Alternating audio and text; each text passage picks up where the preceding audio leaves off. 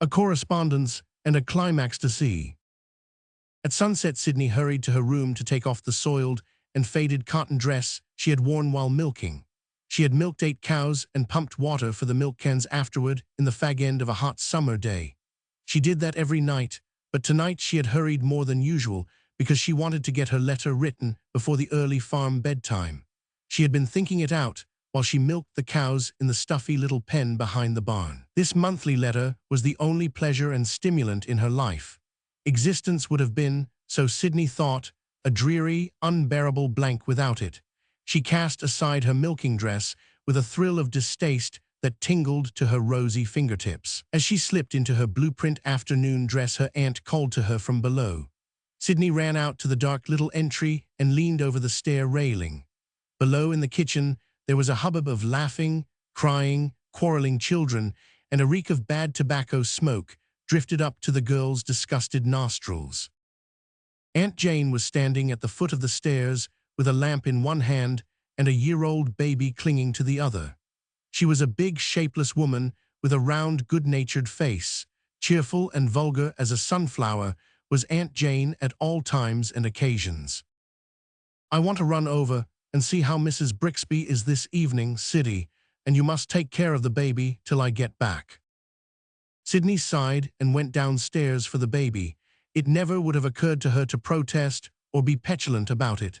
She had all her aunt's sweetness of disposition if she resembled her in nothing else. She had not grumbled because she had to rise at 4 that morning, get breakfast, milk the cows, bake bread, prepare 7 children for school, get dinner, preserve 20 quarts of strawberries, get tea, and milk the cows again. All her days were alike as far as hard work and dullness went, but she accepted them cheerfully and uncomplainingly. But she did resent having to look after the baby when she wanted to write her letter. She carried the baby to her room, spread a quilt on the floor for him to sit on, and gave him a box of empty spools to play with.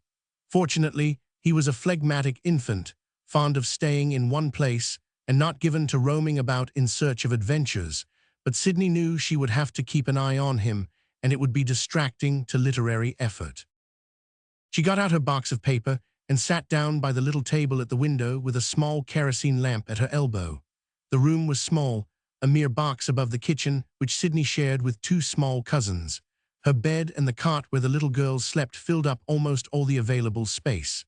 The furniture was poor, but everything was neat. It was the only neat room in the house, indeed, for tidiness was no besetting virtue of Aunt Jane's.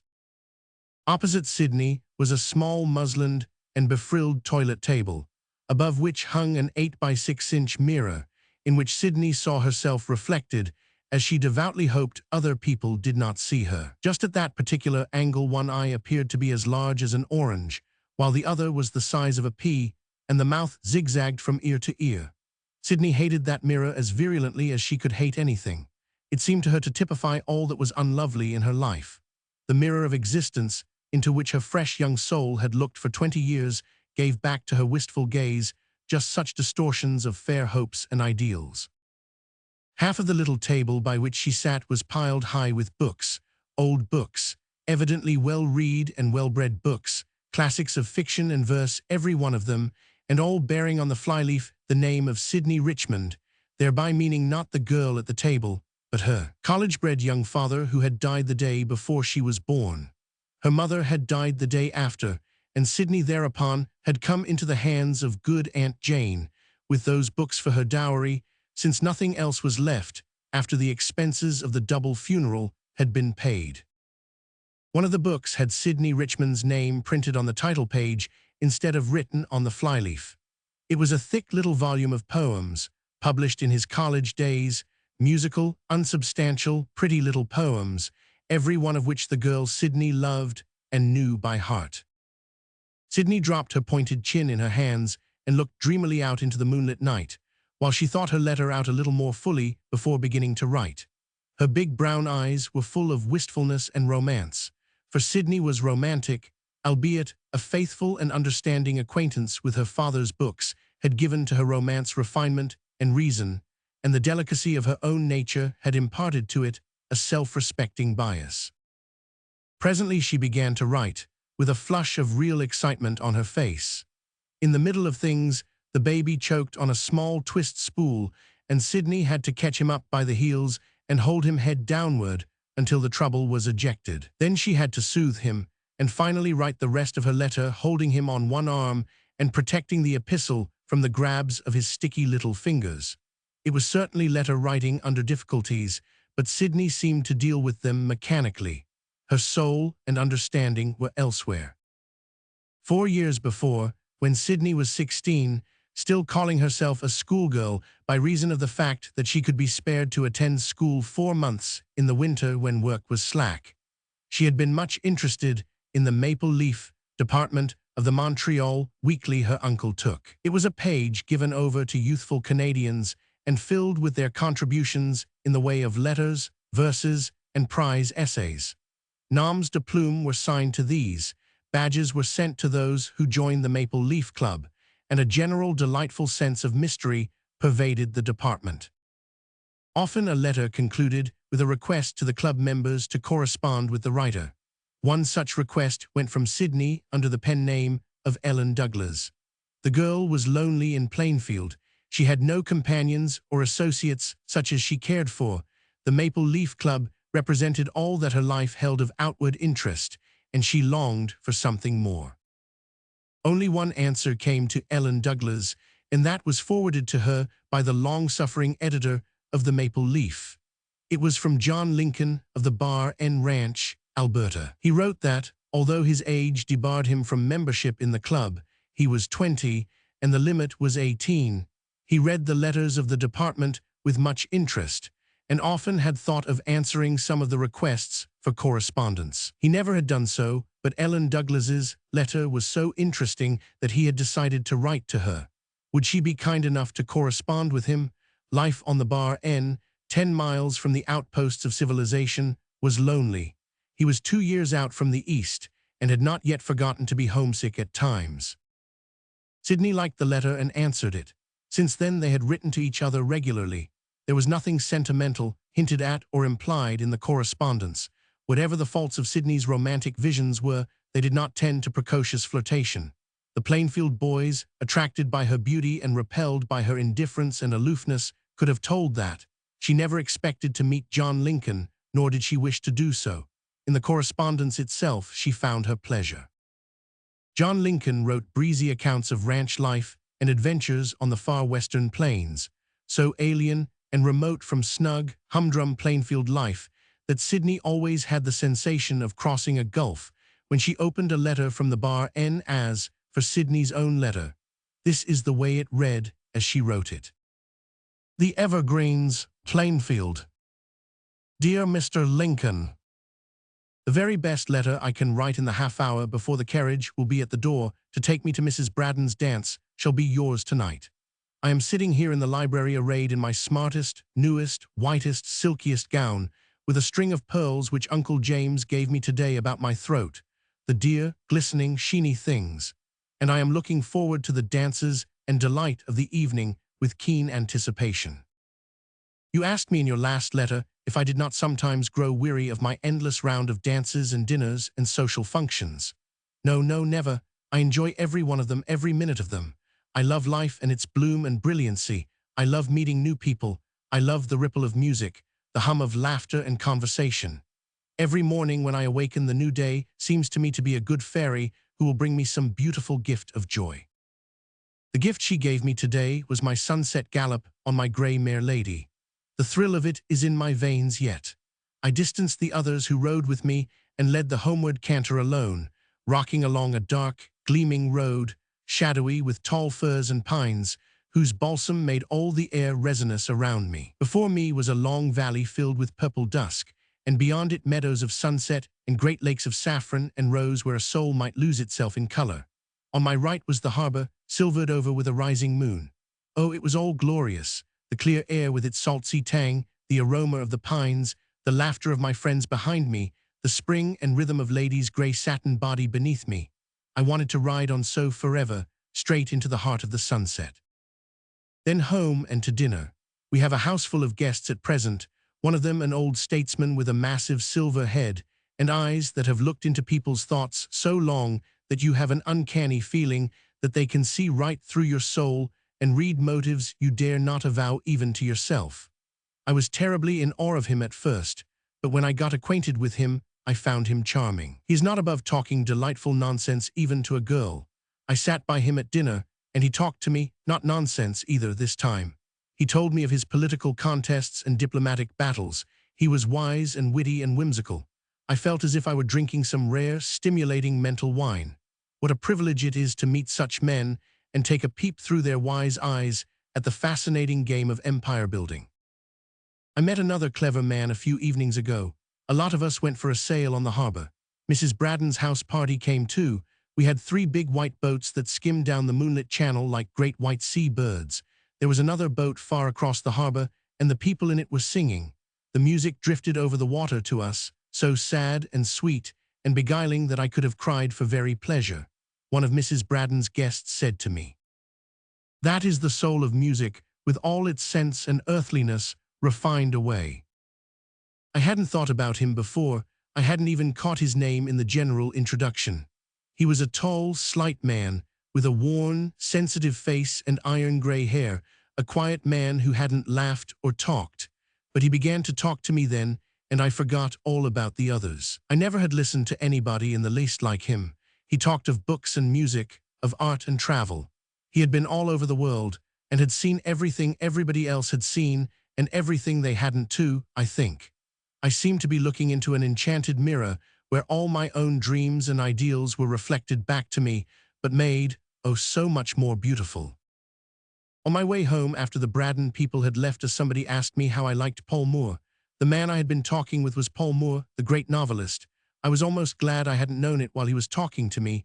I should have been too awed and reverential to have really enjoyed his conversation.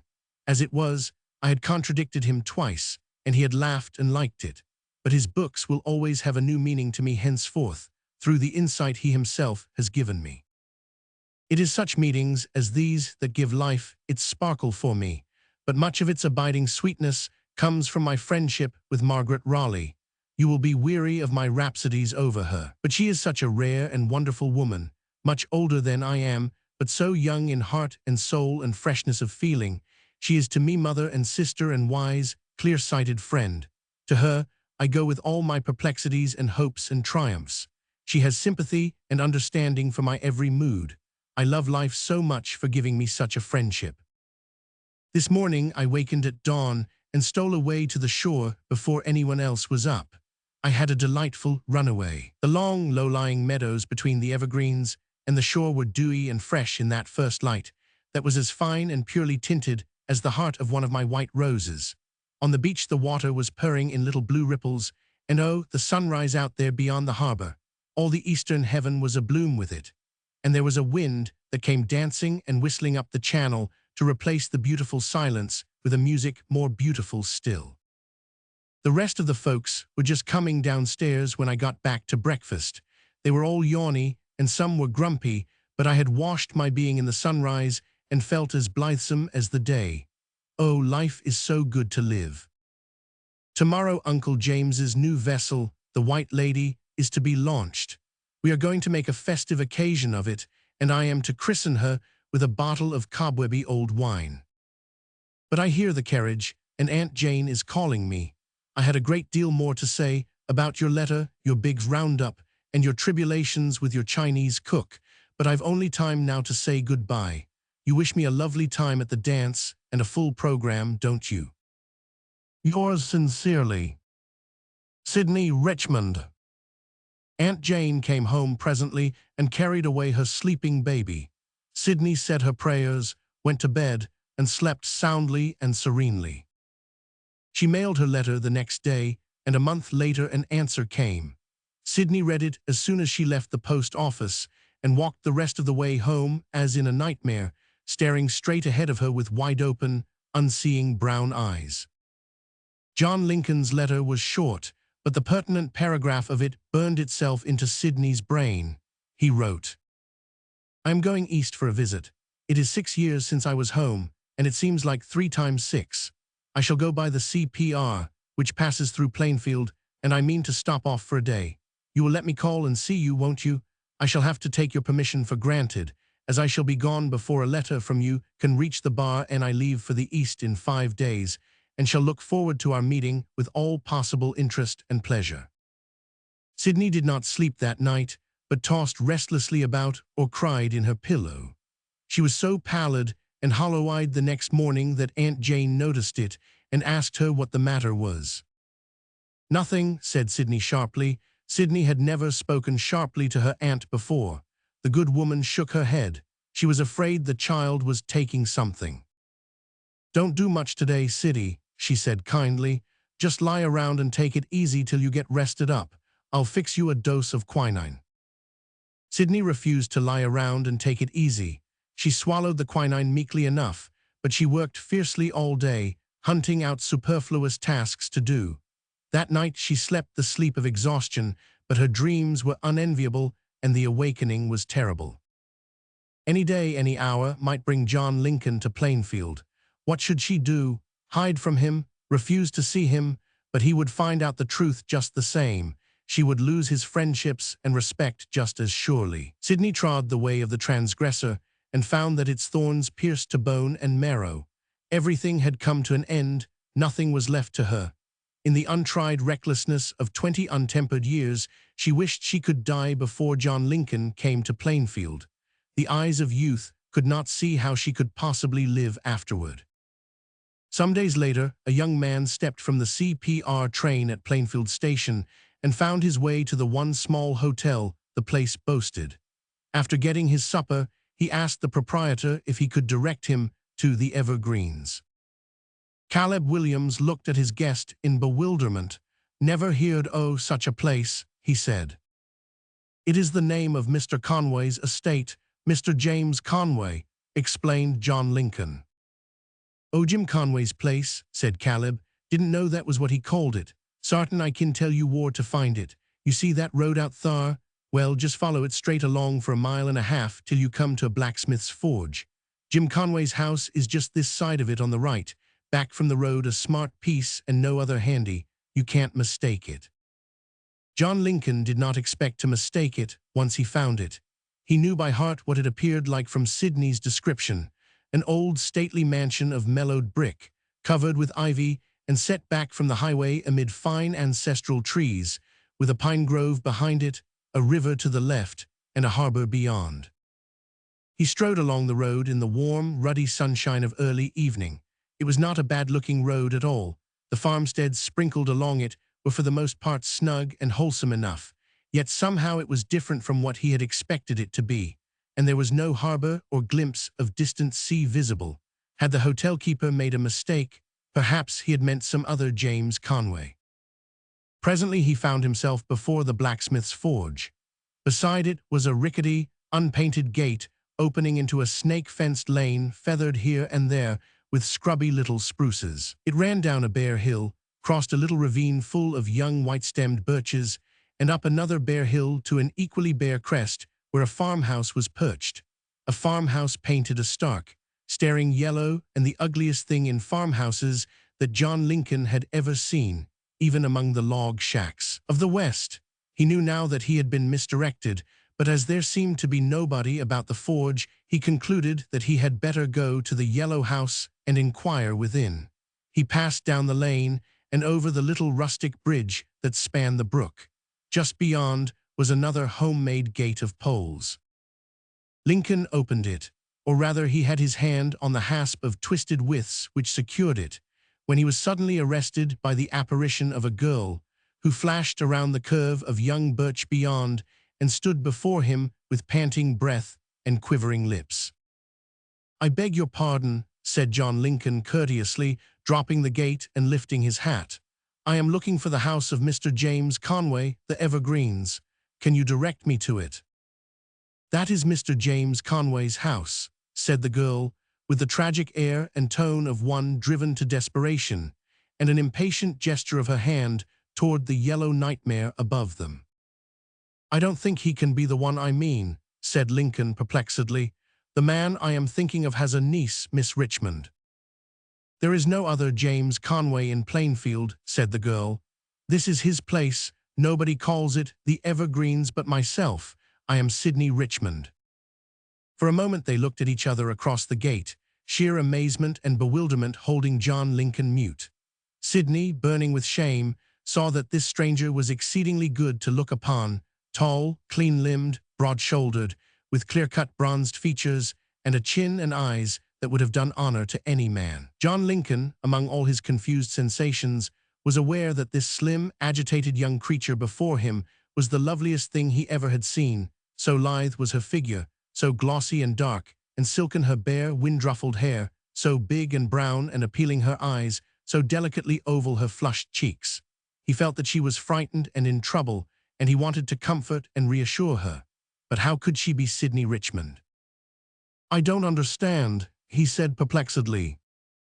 "Oh," Sidney threw out her hands in a burst of passionate protest. "No, and you never will understand. I can't make you understand." "I don't understand," said John Lincoln again. "Can you be Sidney Richmond, the Sidney Richmond who has written to me for 4 years?" "I am."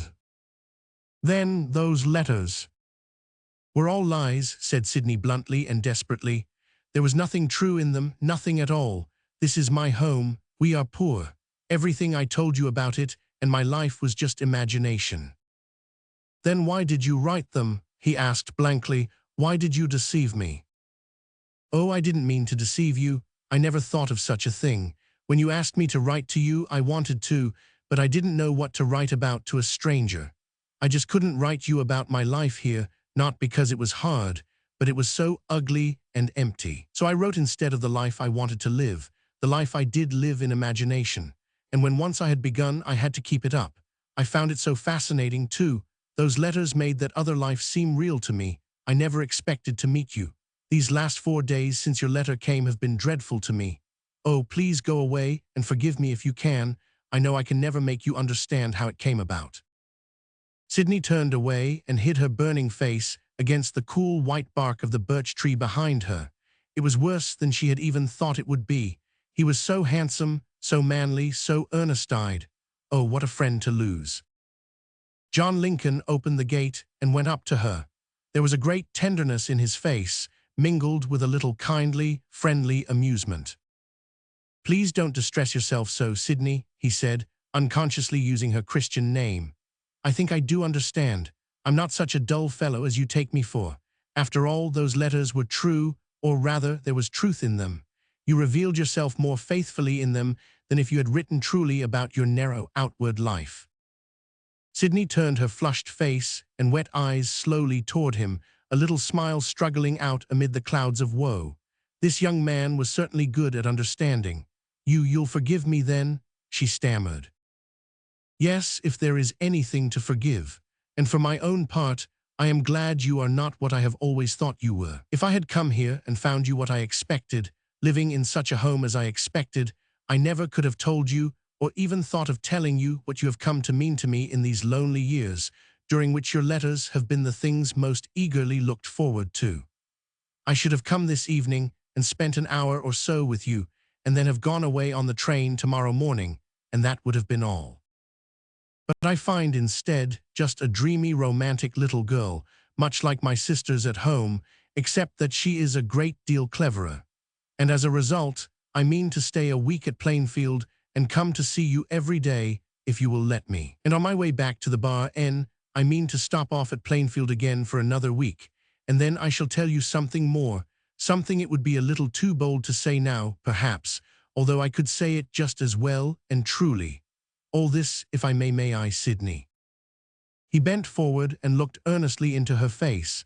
Sidney felt a new, curious, inexplicable thrill at her heart.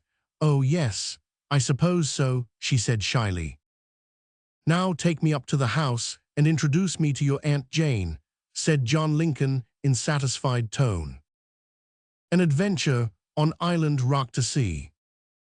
"Who was the man I saw talking to you in the hayfield?" asked Aunt Kate as Uncle Richard came to dinner. "Bob Marks," said Uncle Richard briefly. "I've sold Laddie to him." Ernest Hughes, the 12-year-old orphan boy whom Uncle boarded and kept for the chores he did, suddenly stopped eating. "Oh, Mr. Lawson, you're not going to sell Laddie," he cried chokily. Uncle Richard stared at him. Never before, in the 5 years that Ernest had lived with him, had the quiet little fellow spoken without being spoken to, much less ventured to protest against anything Uncle Richard might do. "Certainly I am," answered the latter curtly. "Bob offered me $20 for the dog, and he's coming after him next week." "Oh, Mr. Lawson," said Ernest, rising to his feet, his small, freckled face crimson. "Oh, don't sell Laddie. Please, Mr. Lawson, don't sell him." "What nonsense is this?" said Uncle Richard sharply. He was a man who brooked no opposition from anybody and who never changed his mind when it was once made up. "Don't sell Laddie," pleaded Ernest miserably. "He is the only friend I've got. I can't live if Laddie goes away. Oh, don't sell him, Mr. Lawson." "Sit down and hold your tongue," said Uncle Richard sternly. "The dog is mine, and I shall do with him as I think fit. He is sold, and that is all there is about it. Go on with your dinner." But Ernest, for the first time, did not obey. He snatched his cap from the back of his chair, dashed it down over his eyes, and ran from the kitchen with a sob choking his breath. Uncle Richard looked angry, but Aunt Kate hastened to soothe him. "Don't be vexed with the boy, Richard," she said. "You know he is very fond of Laddie. He's had to do with him ever since he was a pup, and no doubt he feels badly at the thought of losing him. I'm rather sorry myself that you have sold the dog." "Well, he is sold, and there's an end of it. I don't say but that the dog is a good dog, but he is of no use to us, and $20 will come in mighty handy just now. He's worth that to Bob, for he is a good watchdog, so we've both made a fair bargain." Nothing more was said about Ernest or Laddie. I had taken no part in the discussion, for I felt no great interest in the matter. Laddie was a nice dog. Ernest was a quiet, inoffensive little fellow, 5 years younger than myself. That was all I thought about either of them. I was spending my vacation at Uncle Richard's farm on the Nova Scotian Bay of Fundy Shore. I was a great favorite with Uncle Richard, partly because he had been much attached to my mother, his only sister, partly because of my strong resemblance to his only son, who had died several years before. Uncle Richard was a stern, undemonstrative man, but I knew that he entertained a deep and real affection for me, and I always enjoyed my vacation sojourns at his place. "What are you going to do this afternoon, Ned?" he asked, after the disturbance caused by Ernest's outbreak had quieted down. "I think I'll row out to Island Rock," I replied. "I want to take some views of the shore from it." Uncle Richard nodded. He was much interested in my new camera. "If you're on it about 4 o'clock, you'll get a fine view of the hole in the wall when the sun begins to shine on the water through it," he said. "I've often thought it would make a handsome picture." "After I've finished taking the pictures, I think I'll go down shore to Uncle Adam's and stay all night," I said. "Jim's dark room is more convenient than mine, and he has some pictures he is going to develop tonight, too." I started for the shore about 2 o'clock. Ernest was sitting on the woodpile as I passed through the yard, with his arms about Laddie's neck and his face buried in Laddie's curly hair. Laddie was a handsome and intelligent black and white Newfoundland with a magnificent coat. He and Ernest were great chums. I felt sorry for the boy who was to lose his pet. "Don't take it so hard, Ern," I said, trying to comfort him. "Uncle will likely get another pup." "I don't want any other pup," Ernest blurted out. "Oh, Ned, won't you try and coax your uncle not to sell him? Perhaps he'd listen to you." I shook my head. I knew Uncle Richard too well to hope that. "Not in this case, Ern," I said. "He would say it did not concern me, and you know nothing moves him when he determines on a thing. You'll have to reconcile yourself to losing Laddie, I'm afraid." Ernest's tow-colored head went down on Laddie's neck again, and I, deciding that there was no use in saying anything more, proceeded towards the shore, which was about a mile from Uncle Richard's house. The beach along his farm, and for several farms along shore, was a lonely, untenanted one, for the fisherfolk all lived 2 miles further down, at Rowley's Cove. About 300 yards from the shore was the peculiar formation known as Island Rock. This was a large rock that stood abruptly up out of the water. Below, about the usual waterline, it was seamed and fissured, but its summit rose up in a narrow, flat-topped peak. At low tide, 20 feet of it was above water, but at high tide it was 6 feet and often more underwater. I pushed Uncle Richard's small flat down the rough path and rowed out to Island Rock. Arriving there, I thrust the painter deep into a narrow cleft. This was the usual way of mooring it, and no doubt of its safety occurred to me. I scrambled up the rock and around to the eastern end, where there was a broader space for standing and from which some capital views could be obtained. The sea about the rock was calm, but there was quite a swell on, and an offshore breeze was blowing. There were no boats visible. The tide was low, leaving bare the curious caves and headlands along shore, and I secured a number of excellent snapshots.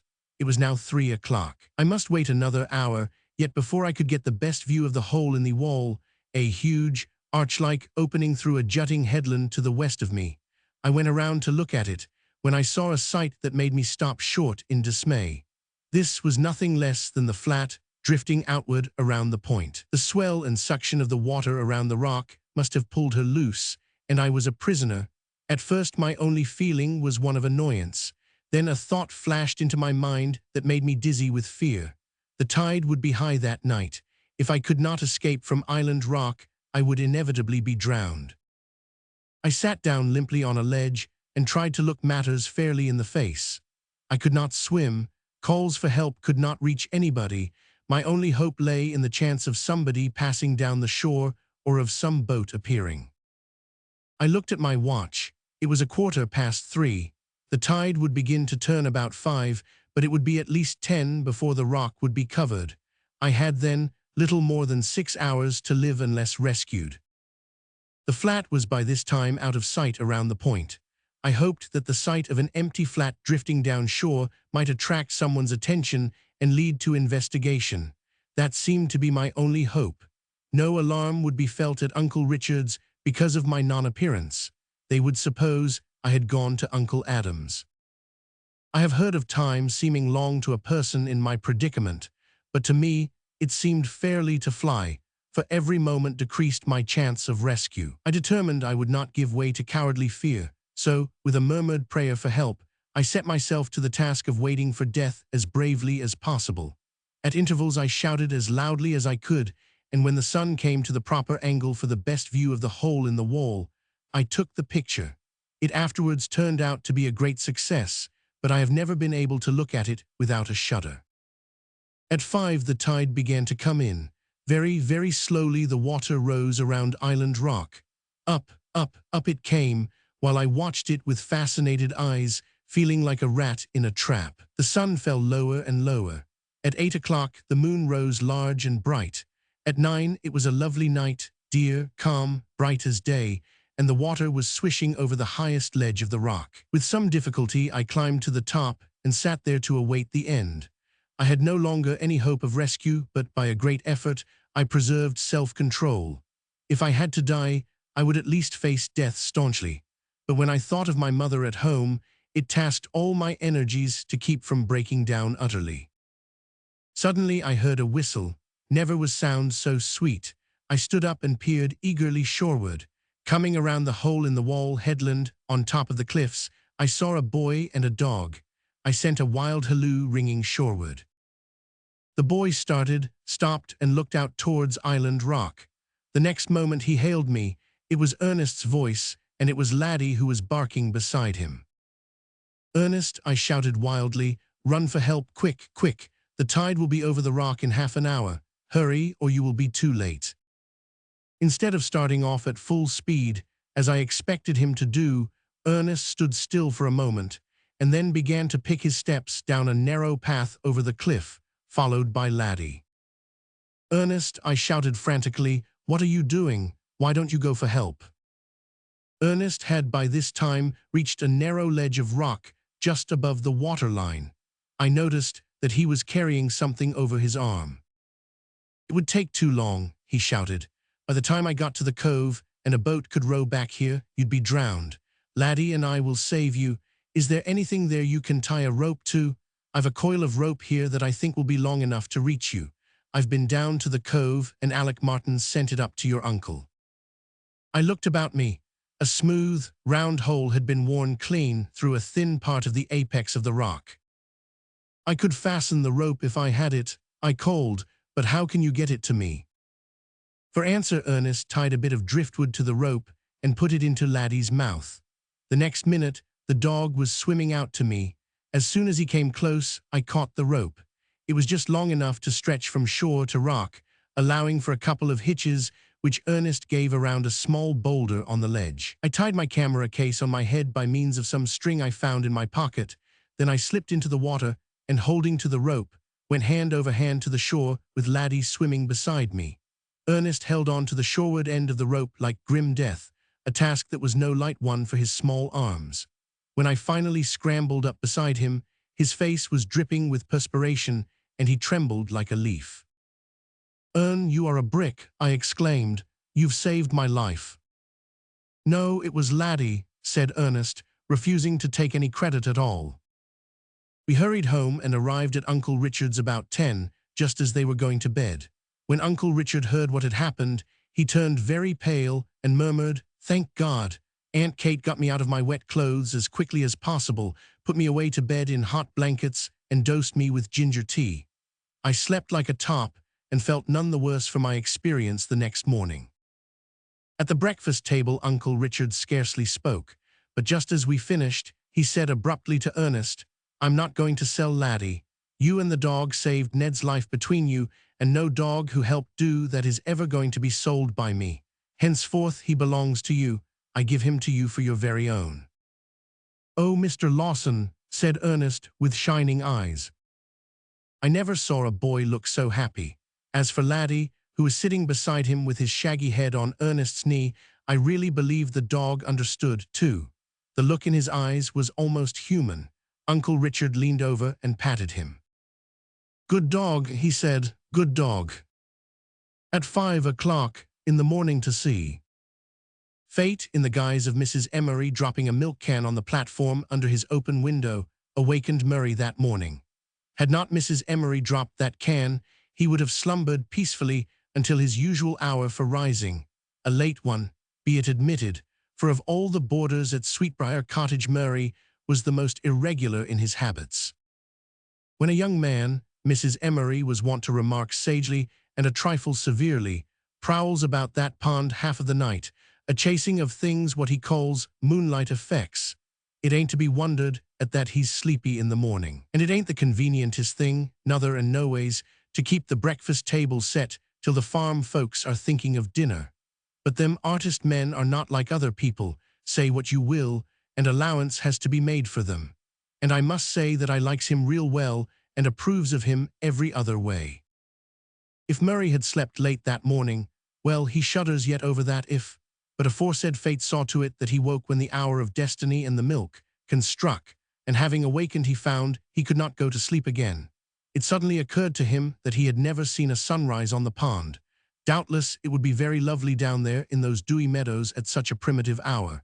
He decided to get up and see what the world looked like in the young daylight.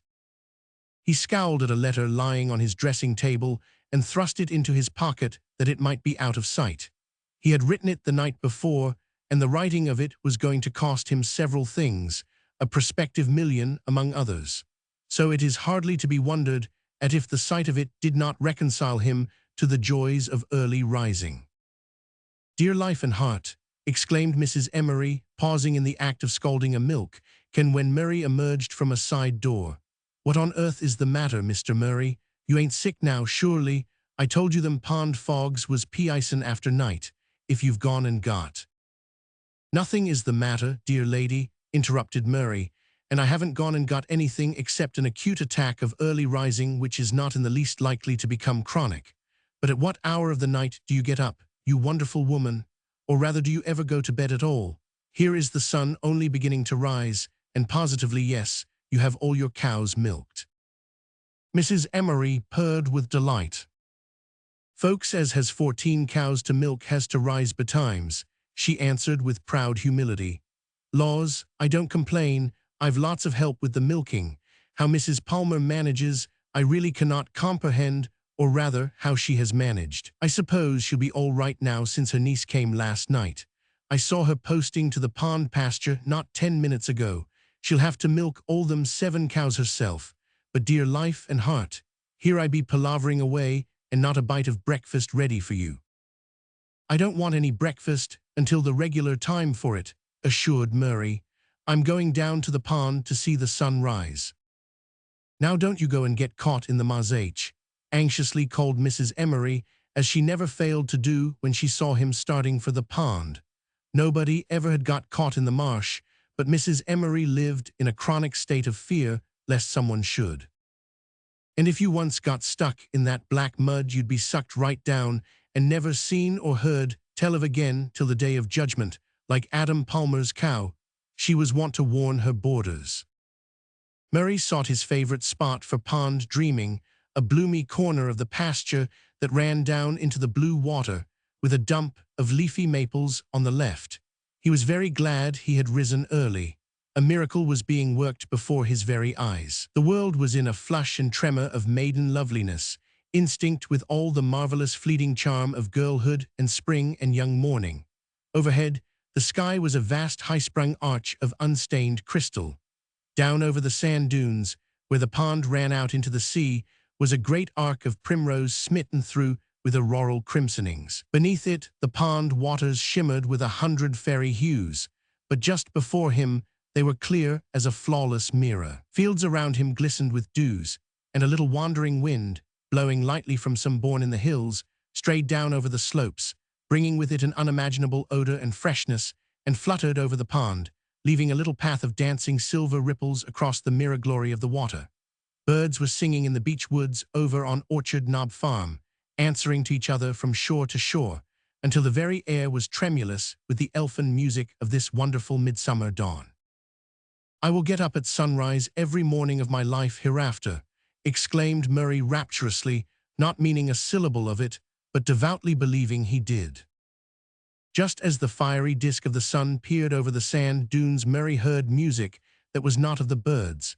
It was a girl's voice singing beyond the maples to his left, a clear, sweet voice, blithely trilling out the old-fashioned song, 5 o'clock in the morning. "Mrs. Palmer's niece." Murray sprang to his feet and tiptoed cautiously through the maples. He had heard so much from Mrs. Palmer about her niece that he felt reasonably well acquainted with her. Moreover, Mrs. Palmer had assured him that Molly was a very pretty girl.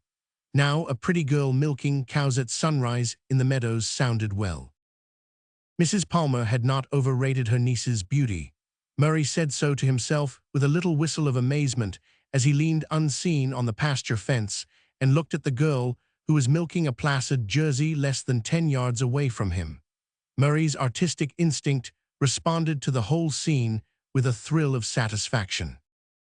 He could see only her profile, but that was perfect, and the coloring of the oval cheek and the beautiful curve of the chin were something to adore.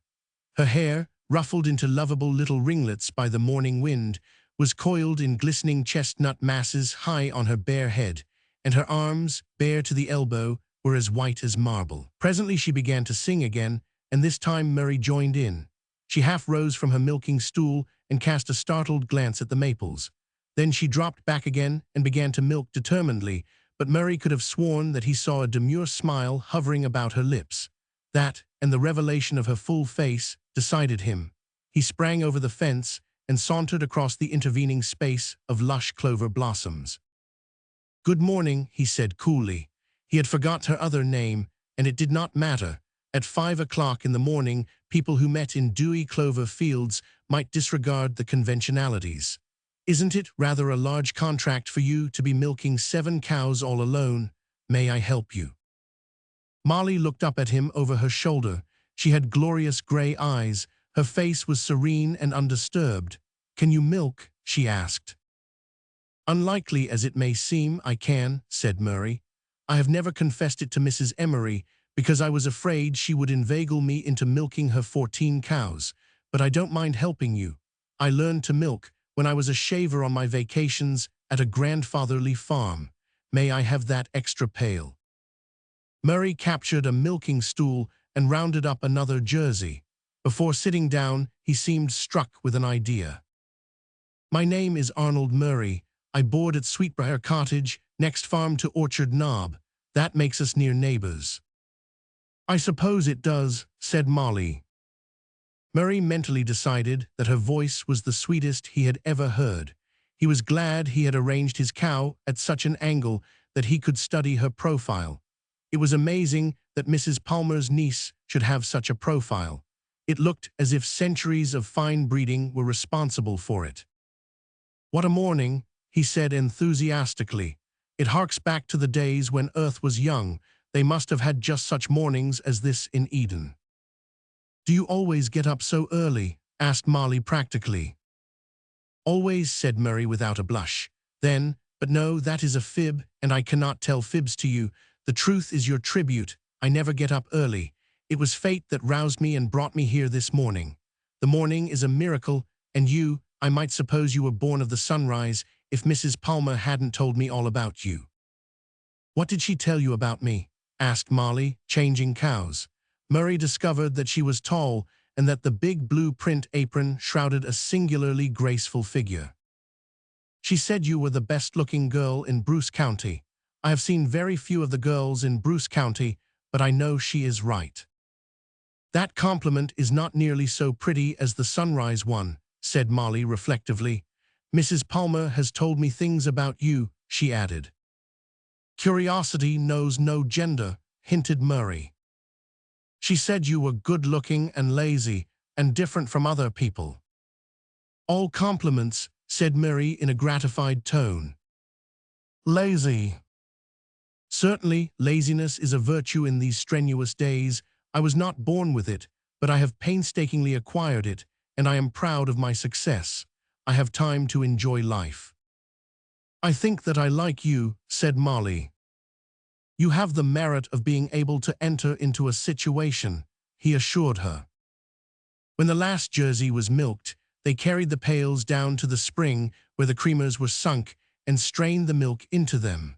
Murray washed the pails, and Molly wiped them and set them in a gleaming row on the shelf under a big maple. "Thank you," she said.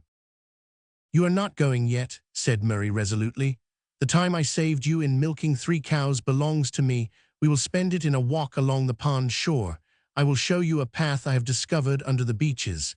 It is just wide enough for 2. Come." He took her hand and drew her through the copse into a green lane, where the ferns grew thickly on either side and the pond waters plashed dreamily below them. He kept her hand in his as they went down the path, and she did not try to withdraw it. About them was the great, pure silence of the morning, faintly threaded with caressing sounds, croon of birds, gurgle of waters, sough of wind. The spirit of youth and love hovered over them, and they spoke no word.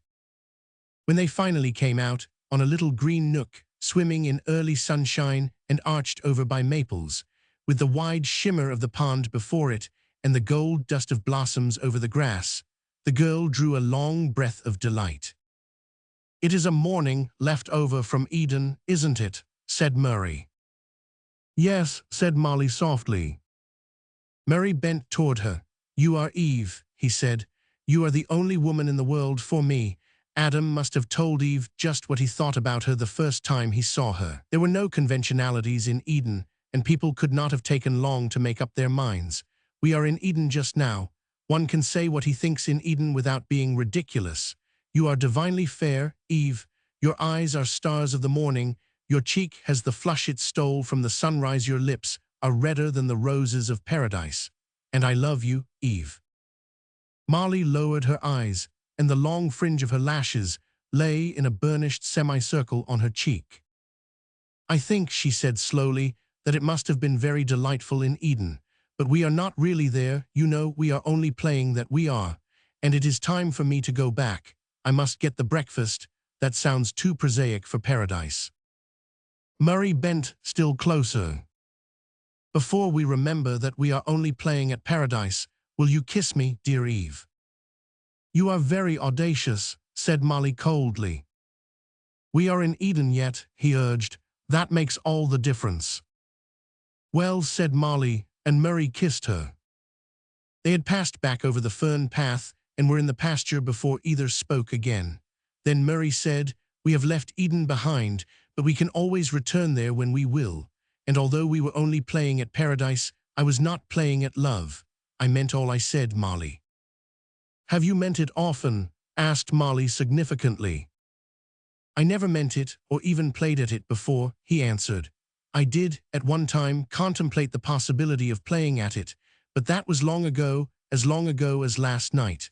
I am glad to the core of my soul that I decided against it before I met you, dear Eve. I have the letter of decision in my coat pocket this moment. I mean to mail it this afternoon. Curiosity knows no gender, quoted Molly.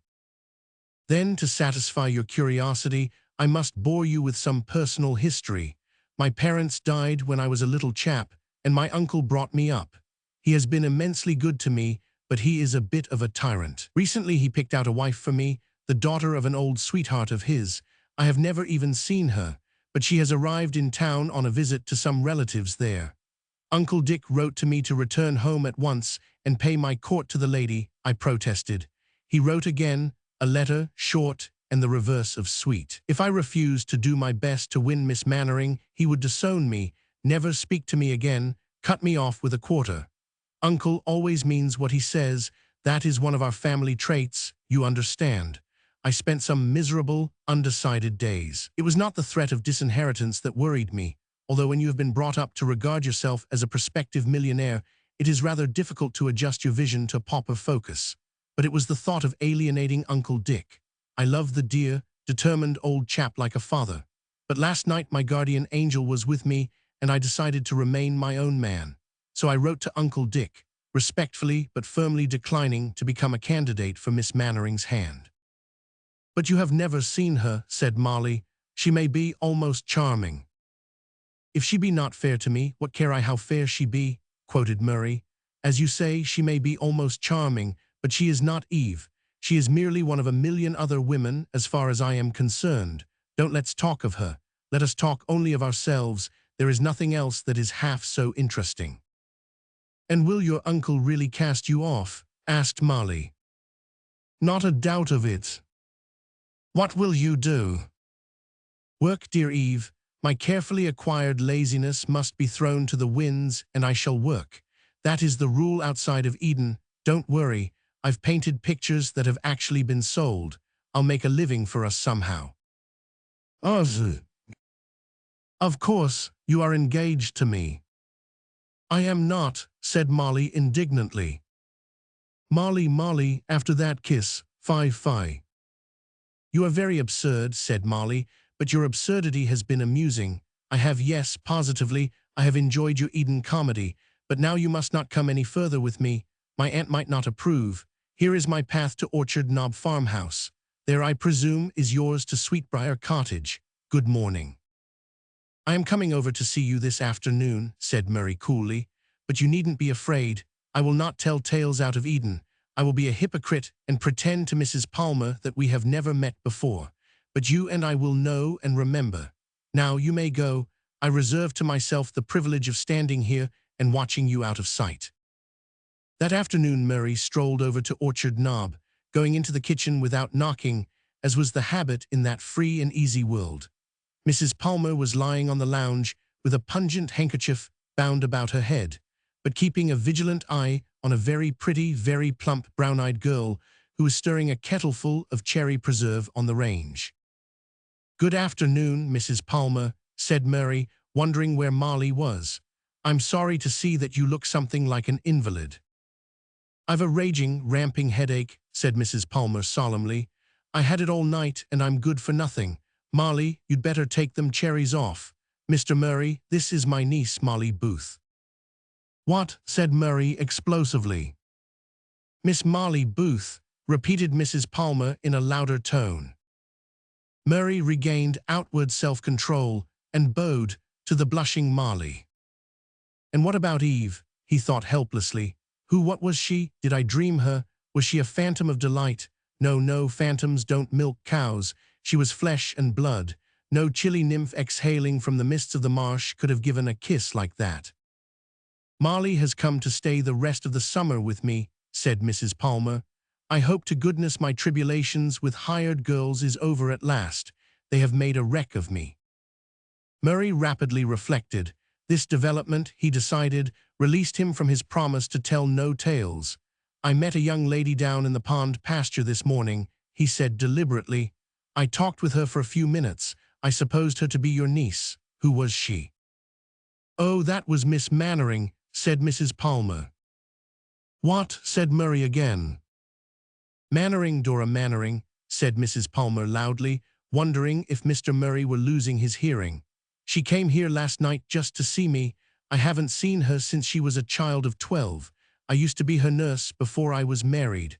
I was that proud to think she thought it worth her while to look me up. And mind you, this morning, when she found me crippled with headache and not able to do a hand's turn, that girl, Mr. Murray, went and milked 7 cows. "Only 4, murmured Murray, but Mrs. Palmer did not hear him. For me, couldn't prevent her. She said she had learned to milk for fun one summer when she was in the country, and she did it. And then she got breakfast for the men. Molly didn't come till the 10 o'clock train. Miss Mannering is as capable as if she had been Riz on a farm." "Where is she now?" demanded Murray. "Oh, she's gone." "What?" "Gone," shouted Mrs. Palmer, "gone. She left on the train. Molly, come on. Gracious me, has the man gone crazy? He hasn't seemed like himself at all this afternoon." Murray had bolted madly out of the house and was striding down the lane. Blind fool, unspeakable idiot that he had been, to take her for Mrs. Palmer's niece, that peerless creature with the calm acceptance of any situation, which marked the woman of the world, with the fine appreciation and quickness of repartee that spoke of generations of culture, to imagine that she could be Molly Booth. He had been blind, besottedly blind, and now he had lost her. She would never forgive him. She had gone without a word or sign. As he reached the last curve of the lane, where it looped about the apple trees, a plump figure came flying down the orchard slope. "Mr. Murray, Mr. Murray," Molly Booth called breathlessly, "will you please come here just a minute?" Murray crossed over to the paling rather grumpily. He did not want to talk with Molly Booth just then. Confound it, what did the girl want? Why was she looking so mysterious? Molly produced a little square gray envelope from some feminine hiding place and handed it over the paling.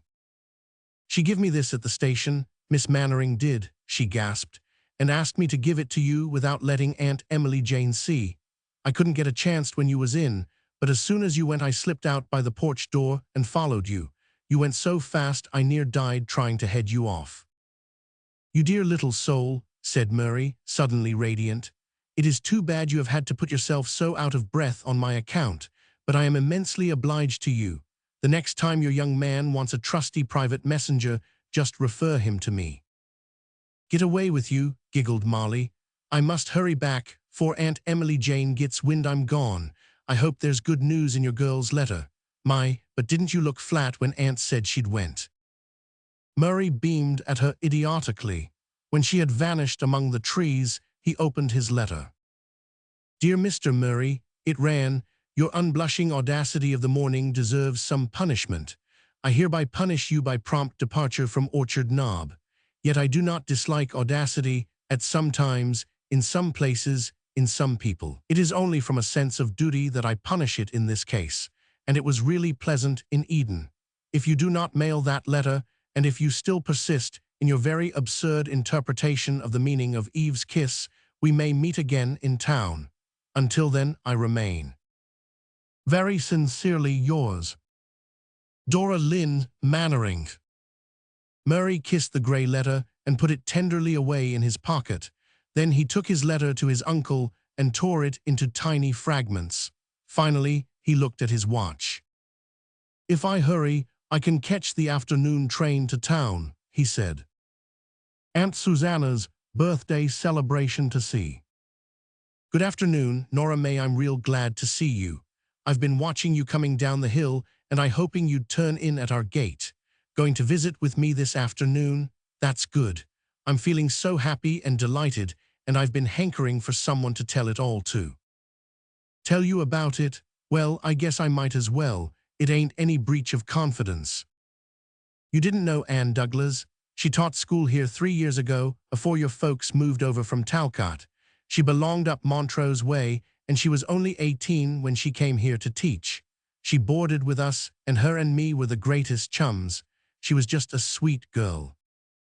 She was the prettiest teacher we ever had, and that's saying a good deal, For Springdale has always been noted for getting good-looking schoolmarms, just as Miller's Road is noted for its homely ones. Anne had yards of brown wavy hair and big, dark blue eyes. Her face was kind-o pale, but when she smiled, you would have to smile too if you'd been chief mourner at your own funeral. She was a wellspring of joy in the house, and we all loved her. Gilbert Martin began to drive her the very first week she was here. Gilbert is my sister Julia's son, and a fine young fellow he is. It ain't good manners to brag of your own relations, but I'm always forgetting and doing it. Gil was a great pet of mine. He was so bright and nice-mannered everybody liked him. Him and Anne were a fine-looking couple. Nora may not, but what they had their shortcomings. Anne's nose was a mite too long, and Gil had a crooked mouth. Besides, they was both pretty proud and spirited and high-strung. But they thought an awful lot of each other. It made me feel young again to see 'em. Anne wasn't a morsel vain, but nights she expected Gil she'd prink for hours afore her glass, fixing her hair this way and that, and trying on all her good clothes to see which become her most. I used to love her for it, and I used to love to see the way Gil's face would light up when she came into a room or place where he was. Amanda Perkins, she says to me once, Anne Douglas and Gil Martin are most terrible struck on each other. And she said it in a tone that indicated that it was a dreadful, disgraceful, and unbecoming state of affairs. Amanda had a disappointment once, and it soured her. I immediately responded, yes, they are most terrible struck on each other. And I said it in a tone that indicated I thought it a most beautiful and lovely thing that they should be so. And so it was. You're rather too young to be thinking of such things, Nora May, but you'll remember my words when the time comes.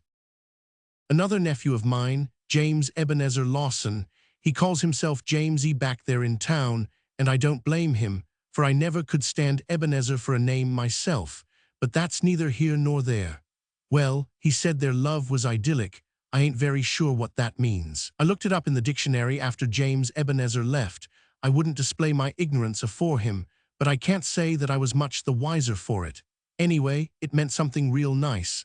I was sure of that by the way James Ebenezer spoke and the wistful look in his eyes. James Ebenezer isn't married. He was to have been, and she died a month afore the wedding day. He was never the same man again. Well, to get back to Gilbert and Anne. When Anne's school year ended in June, she resigned and went home to get ready to be married. The wedding was to be in September, and I promised Anne Faithful I'd go over to Montrose in August for 2 weeks and help her to get her quilts ready. Anne thought that nobody could quilt like me.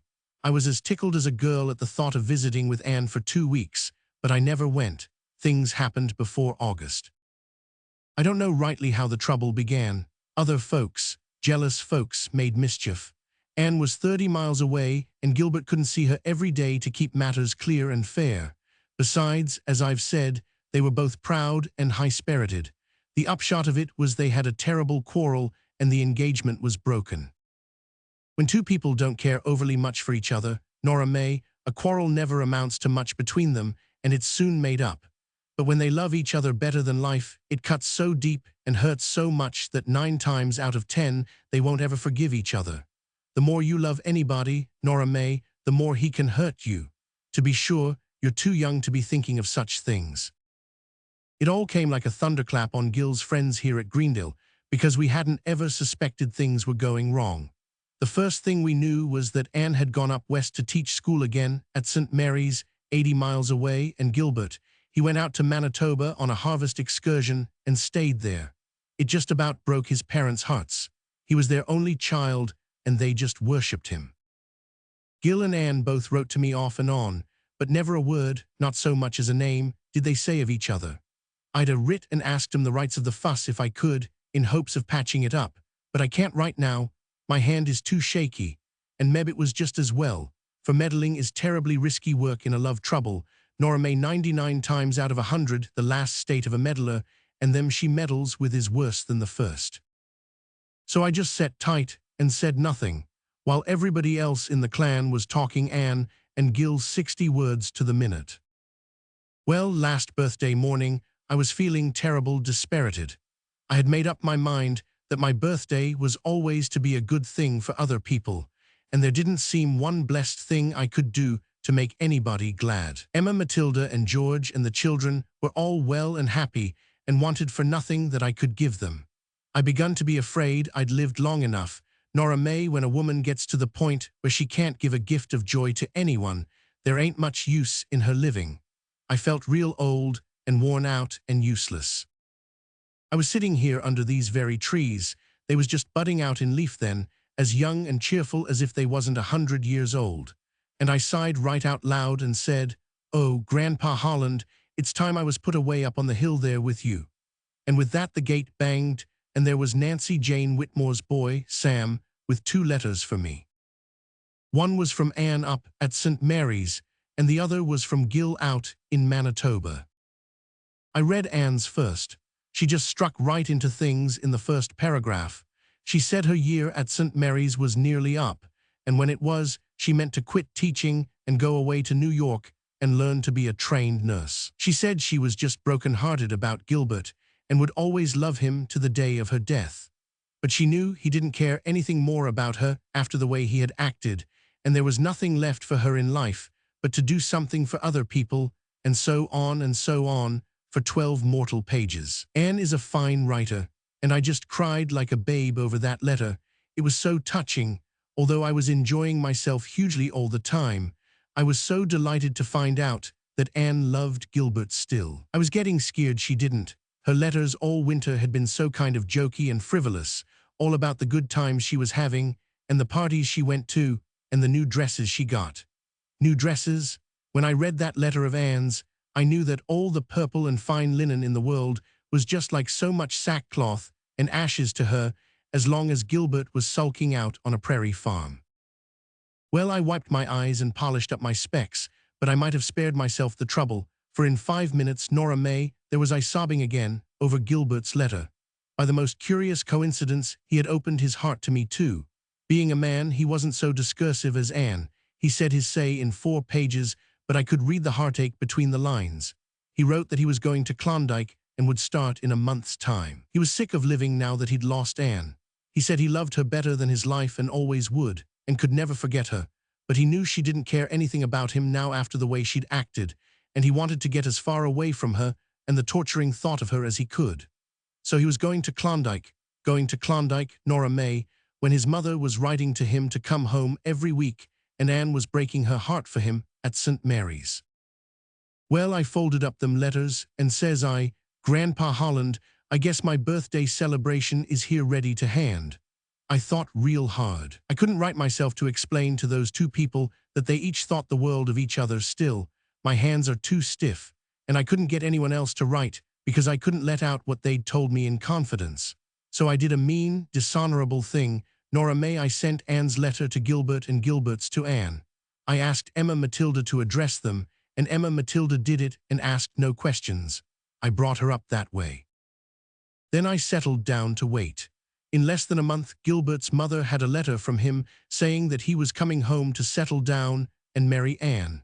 He arrived home yesterday, and last night Anne came to Springdale on her way home from St. Mary's. They came to see me this morning and said things to me I ain't going to repeat because they would sound fearful vain. They were so happy that they made me feel as if it was a good thing to have lived 80 years in a world where folks could be so happy. They said their new joy was my birthday gift to them. The wedding is to be in September, and I'm going to Montrose in August to help Anne with her quilts. I don't think anything will happen to prevent this time, no quarreling anyhow. Those 2 young creatures have learned their lesson. You'd better take it to heart too, Nora May. It's less trouble to learn it at second hand. Don't you ever quarrel with your real beau. It don't matter about the sham ones, of course. Don't take offense at trifles or listen to what other people tell you about him, outsiders, that is, that want to make mischief. What you think about him is of more importance than what they do. To be sure, you're too young yet to be thinking of such things at all, but just mind what old Aunt Susanna told you when your time comes. Bertie's new year to see. He stood on the sagging doorstep and looked out on the snowy world. His hands were clasped behind him, and his thin face wore a thoughtful, puzzled look. The door behind him opened jerkingly, and a scowling woman came out with a pan of dishwater in her hand. "Ain't you gone yet, Bert?" she said sharply, What in the world are you hanging round for? It's early yet, said Bertie cheerfully. I thought maybe George Fraser'd be along and I'd get a lift as far as the store. Well, I never saw such laziness. No wonder old Samson won't keep you longer than the holidays if you're no smarter than that. Goodness, if I don't settle that boy, as the sound of fretful crying came from the kitchen behind her. What is wrong with William John? Asked Bertie. Why, he wants to go out coasting with those Robinson boys, but he can't. He hasn't got any mittens, and he would catch his death of cold again. Her voice seemed to imply that William John had died of cold several times already. Bertie looked soberly down at his old, well-darned mittens. It was very cold, and he would have a great many errands to run. He shivered and looked up at his aunt's hard face as she stood wiping her dishpan with a grim frown which boded no good to the discontented William John. Then he suddenly pulled off his mittens and held them out. Here, he can have mine. I'll get on without them well enough. Nonsense, said Mrs. Ross, but less unkindly. The fingers would freeze off you, don't be a goose. It's all right, persisted Bertie. I don't need them much, and William John doesn't hardly ever get out. He thrust them into her hand and ran quickly down the street, as though he feared that the keen air might make him change his mind in spite of himself. He had to stop a great many times that day to breathe on his purple hands. Still, he did not regret having lent his mittens to William John, poor, pale, sickly little William John, who had so few pleasures. It was sunset when Bertie laid an armful of parcels down on the steps of Dr. Forbes' handsome house.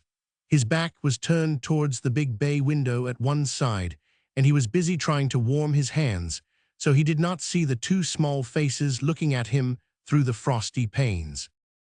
Just look at that poor little boy, Amy, said the taller of the two. He is almost frozen, I believe. Why doesn't Caroline hurry and open the door? There she goes now, said Amy. Eddie, couldn't we coax her to let him come in and get warm? He looks so cold. And she drew her sister out into the hall, where the housekeeper was taking Bertie's parcels. Caroline, whispered Edith timidly, please tell that poor little fellow to come in and get warm. He looks very cold. He's used to the cold, I warrant you, said the housekeeper rather impatiently. It won't hurt him. But it is Christmas week, said Edith gravely. And you know, Caroline, when Mamma was here, she used to say that we ought to be particularly thoughtful of others who were not so happy or well off as we were at this time. Perhaps Edith's reference to her mother softened Caroline, for she turned to Bertie and said cordially enough, come in and warm yourself before you go. It's a cold day. Bertie shyly followed her to the kitchen. Sit up to the fire, said Caroline, placing a chair for him, while Edith and Amy came round to the other side of the stove and watched him with friendly interest. What's your name? Asked Caroline. Robert Ross, ma'am. Oh, you're Mrs. Ross's nephew then, said Caroline, breaking eggs into her cake bowl and whisking them deftly round. And you're Sampson's errand boy just now? My goodness, as the boy spread his blue hands over the fire. Where are your mittens, child? You're never out without mittens a day like this. I lent them to William John. He hadn't any, faltered Bertie. He did not know but that the lady might consider it a grave crime to be mittenless. No mittens, exclaimed Amy in dismay. Why, I have 3 pairs, and who is William John? He is my cousin, said Bertie, and he's awful sickly. He wanted to go out to play, and he hadn't any mittens, so I lent him mine. I didn't miss them much. What kind of a Christmas did you have? We didn't have any. No Christmas, said Amy, quite overcome. Oh, well, I suppose you are going to have a good time on New Year's instead. Bertie shook his head. Nom, I guess not. We never have it different from other times. Amy was silent from sheer amazement. Edith understood better, and she changed the subject. Have you any brothers or sisters, Bertie? Nom, returned Bertie cheerfully. I guess there's enough of us without that. I must be going now. I'm very much obliged to you. Edith slipped from the room as he spoke and met him again at the door. She held out a pair of warm-looking mittens. "These are for William John," she said simply, "so that you can have your own. They are a pair of mine which are too big for me. I know Papa will say it is all right. Goodbye, Bertie." "Goodbye and thank you," stammered Bertie as the door closed. Then he hastened home to William John. That evening, Dr. Forbes noticed a peculiarly thoughtful look on Edith's face as she sat gazing into the glowing coal fire after dinner. He laid his hand on her dark curls inquiringly. "What are you musing over?" "There was a little boy here today," began Edith. "Oh, such a dear little boy," broke in Amy eagerly from the corner where she was playing with her kitten. "His name was Bertie Ross. He brought up the parcels, and we asked him in to get warm. He had no mittens, and his hands were almost frozen. And oh, Papa, just think, he said he never had any Christmas or New Year at all." "Poor little fellow," said the doctor. "I've heard of him. A pretty hard time he has of it, I think." "He was so pretty, Papa," and Eddie gave him her blue mittens for William John. The plot deepens. Who is William John? "Oh, a cousin or something, didn't he say, Eddie? Anyway, he is sick, and he wanted to go coasting, and Bertie gave him his mittens, and I suppose he never had any Christmas either." "There are plenty who haven't," said the doctor, taking up his paper with a sigh. "Well, girlies, you seem interested in this little fellow, so, if you like, you may invite him and his cousin to take dinner with you on New Year's night." "Oh, Papa," said Edith, her eyes shining like stars. The doctor laughed. "Write him a nice little note of invitation. You are the lady of the house, you know, and I'll see that he gets it tomorrow." And this was how it came to pass that Bertie received the next day his first invitation to dine out. He read the little note through 3 times in order fully to take in its contents, and then went around the rest of the day in deep abstraction as though he was trying to decide some very important question. It was with the same expression that he opened the door at home in the evening. His aunt was stirring some oatmeal mush on the stove. "Is that you, Bert?" She spoke sharply. She always spoke sharply, even when not intending it. It had grown to be a habit. "Yes'm," said Bertie meekly, as he hung up his cap. "I suppose you've only got 1 day more at the store," said Mrs. Ross.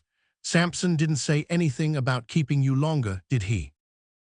"No, he said he couldn't. I asked him." "Well, I didn't expect he would. You'll have a holiday on New Year's anyhow. Whether you'll have anything to eat or not is a different question." "I've an invitation to dinner," said Bertie timidly. "Me and William John. It's from Dr. Forbes' little girls, the ones that gave me the mittens." He handed her the little note, and Mrs. Ross stooped down and read it by the fitful gleam of light which came from the cracked stove. "Well, you can please yourself," she said as she handed it back, "but William John couldn't go if he had 10 invitations. He caught cold coasting yesterday. I told him he would, but he was bound to go, and now he's laid up for a week. Listen to him barking in the bedroom there." "Well then, I won't go either," said Bertie with a sigh. "It might be of relief, or it might be of disappointment. I wouldn't go there all alone." "You're a goose," said his aunt. "They wouldn't eat you. But as I said, please yourself. Anyhow, hold your tongue about it to William John, or you'll have him crying and bawling to go too." The caution came too late. William John had already heard it, and when his mother went in to rub his chest with liniment, she found him with the ragged quilt over his head crying. "Come, William John, I want to rub you." "I don't want to be rubbed, G-way," sobbed William John. "I heard you out there. You needn't think I didn't. Bertie's going to Dr. Forbes to dinner, and I can't go." "Well, you've only yourself to thank for it," returned his mother. "If you hadn't persisted in going out coasting yesterday when I wanted you to stay in, you'd have been able to go to Dr. Forbes. Little boys who won't do as they're told always get into trouble. Stop crying now. I dare say if Bertie goes, they'll send you some candy or something." But William John refused to be comforted. He cried himself to sleep that night, and when Bertie went in to see him next morning, he found him sitting up in bed with his eyes red and swollen, and the faded quilt drawn up around his pinched face. "Well, William John, how are you?" "I ain't any better," replied William John mournfully. I suppose you'll have a great time tomorrow night, Bertie." "Oh, I'm not going since you can't," said Bertie cheerily. He thought this would comfort William John, but it had exactly the opposite effect. William John had cried until he could cry no more, but he turned around and sobbed. "There now," he said in tearless despair. "That's just what I expected. I did suppose if I couldn't go you would, and tell me about it. You're mean as mean can be." "Come now, William John, don't be so cross. I thought you'd rather have me home, but I'll go if you want me to." "Honest now?" "Yes, honest. I'll go anywhere to please you. I must be off to the store now. Goodbye." Thus committed, Bertie took his courage in both hands and went. The next evening at dusk found him standing at Dr. Forbes' door with a very violently beating heart. He was carefully dressed in his well-worn best suit and a neat white collar. The frosty air had crimsoned his cheeks, and his hair was curling round his face. Caroline opened the door and showed him into the parlor, where Edith and Amy were eagerly awaiting him. "Happy New Year, Bertie," cried Amy. But why, where is William John?" "He couldn't come," answered Bertie anxiously. "He was afraid he might not be welcome without William John. He's real sick. He caught cold and has to stay in bed, but he wanted to come awful bad."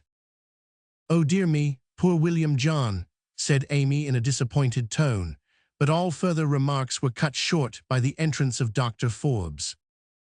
"How do you do?" he said, giving Bertie's hand a hearty shake. "But where is the other little fellow my girls were expecting?" Bertie patiently recounted for William John's non-appearance. "It's a bad time for colds," said the doctor, sitting down and attacking the fire. "I dare say, though you have to run so fast these days that a cold couldn't catch you. I suppose you'll soon be leaving Sampson's. He told me he didn't need you after the holiday season was over. What are you going at next? Have you anything in view?" Bertie shook his head sorrowfully. "No, sir, but," he added more cheerfully, "I guess I'll find something if I hunt around lively. I almost always do." He forgot his shyness. His face flushed hopefully, and he looked straight at the doctor with his bright, earnest eyes. The doctor poked the fire energetically and looked very wise. But just then the girls came up and carried Bertie off to display their holiday gifts, and there was a fur cap and a pair of mittens for him. He wondered whether he was dreaming. "And here's a picture book for William John," said Amy, "and there is a sled out in the kitchen for him. Oh, there's the dinner bell. I'm awfully hungry. Papa says that is my normal condition, but I don't know what that means." As for that dinner, Bertie might sometimes have seen such a repast in delightful dreams, but certainly never out of them. It was a feast to be dated from. When the plum pudding came on, the doctor, who had been notably silent, leaned back in his chair, placed his fingertips together, and looked critically at Bertie. "So Mr. Sampson can't keep you?" Bertie's face sobered at once. He had almost forgotten his responsibilities. "No, sir. He says I'm too small for the heavy work." "Well, you are rather small, but no doubt you will grow. Boys have a queer habit of doing that. I think you know how to make yourself useful. I need a boy here to run errands and look after my horse. If you like, I'll try you. You can live here and go to school. I sometimes hear of places for boys in my rounds, and the first good one that will suit you, I'll bespeak for you. How will that do?" "Oh, sir, you are too good," said Bertie with a choke in his voice. "Well, that is settled," said the doctor genially. "Come on Monday then, and perhaps we can do something for that other little chap, William or John or whatever his name is. Will you have some more pudding, Bertie?" "No, thank you," said Bertie. Pudding, indeed. He could not have eaten another mouthful after such wonderful and unexpected good fortune. After dinner they played games and cracked nuts and roasted apples until the clock struck 9. Then Bertie got up to go. "Off are you," said the doctor, looking up from his paper. "Well, I'll expect you on Monday, remember." "Yes, sir," said Bertie happily. He was not likely to forget.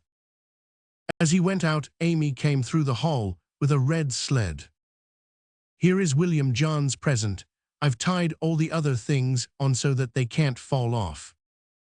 Edith was at the door with a parcel. "Here are some nuts and candies for William John," she said, "and tell him we all wish him a happy new year." "Thank you," said Bertie. "I've had a splendid time. I'll tell William John good night." He stepped out. It was frostier than ever. The snow crackled and snapped. The stars were keen and bright. But to Bertie, running down the street with William John's sled thumping merrily behind him, the world was aglow with rosy hope and promise. He was quite sure he could never forget this wonderful new year. Between the hill and the valley to sea.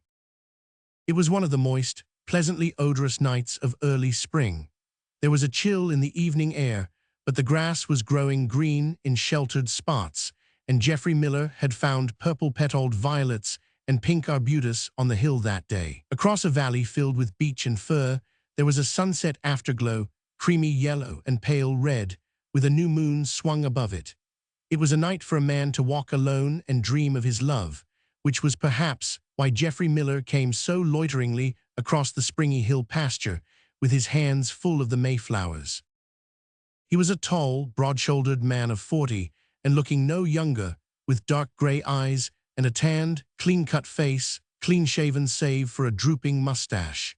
Geoffrey Miller was considered a handsome man, and Bayside people had periodical fits of wondering why he had never married. They pitied him for the lonely life he must lead alone there at the Valley Farm, with only a deaf old housekeeper as a companion, for it did not occur to the Bayside people in general that a couple of shaggy dogs could be called companions, and they did not know that books make very excellent comrades for people who know how to treat them.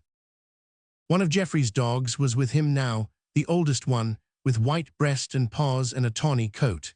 He was so old that he was half-blind and rather deaf, but with one exception, he was the dearest of living creatures to Geoffrey Miller, for Sarah Stewart had given him the sprawly, chubby little pup years ago. They came down the hill together. A group of men were standing on the bridge in the hollow, discussing Colonel Stewart's funeral of the day before. Geoffrey caught Sarah's name and paused on the outskirts of the group to listen. Sometimes he thought that if he were lying dead under 6 feet of turf and Sarah Stewart's name were pronounced above him, his heart would give a bound of life. "Yes, the old Colonel's gone at last," Christopher Jackson was saying. "He took his time dyin', that's sartin. Must be a kind of relief for Sarah. She's had to wait on him, hand and foot, for years, but no doubt she'll feel pretty lonesome. Wonder what she'll do." "Is there any particular reason for her to do anything?" asked Alec Churchill. "Well, she'll have to leave Pinehurst. The estate's entailed and goes to her cousin, Charles Stewart." There were exclamations of surprise from the other men on hearing this. Geoffrey drew nearer, absently patting his dog's head. He had not known it either. "Oh yes," said Christopher, enjoying all the importance of exclusive information. "I thought everybody knew that. Pinehurst goes to the oldest male heir.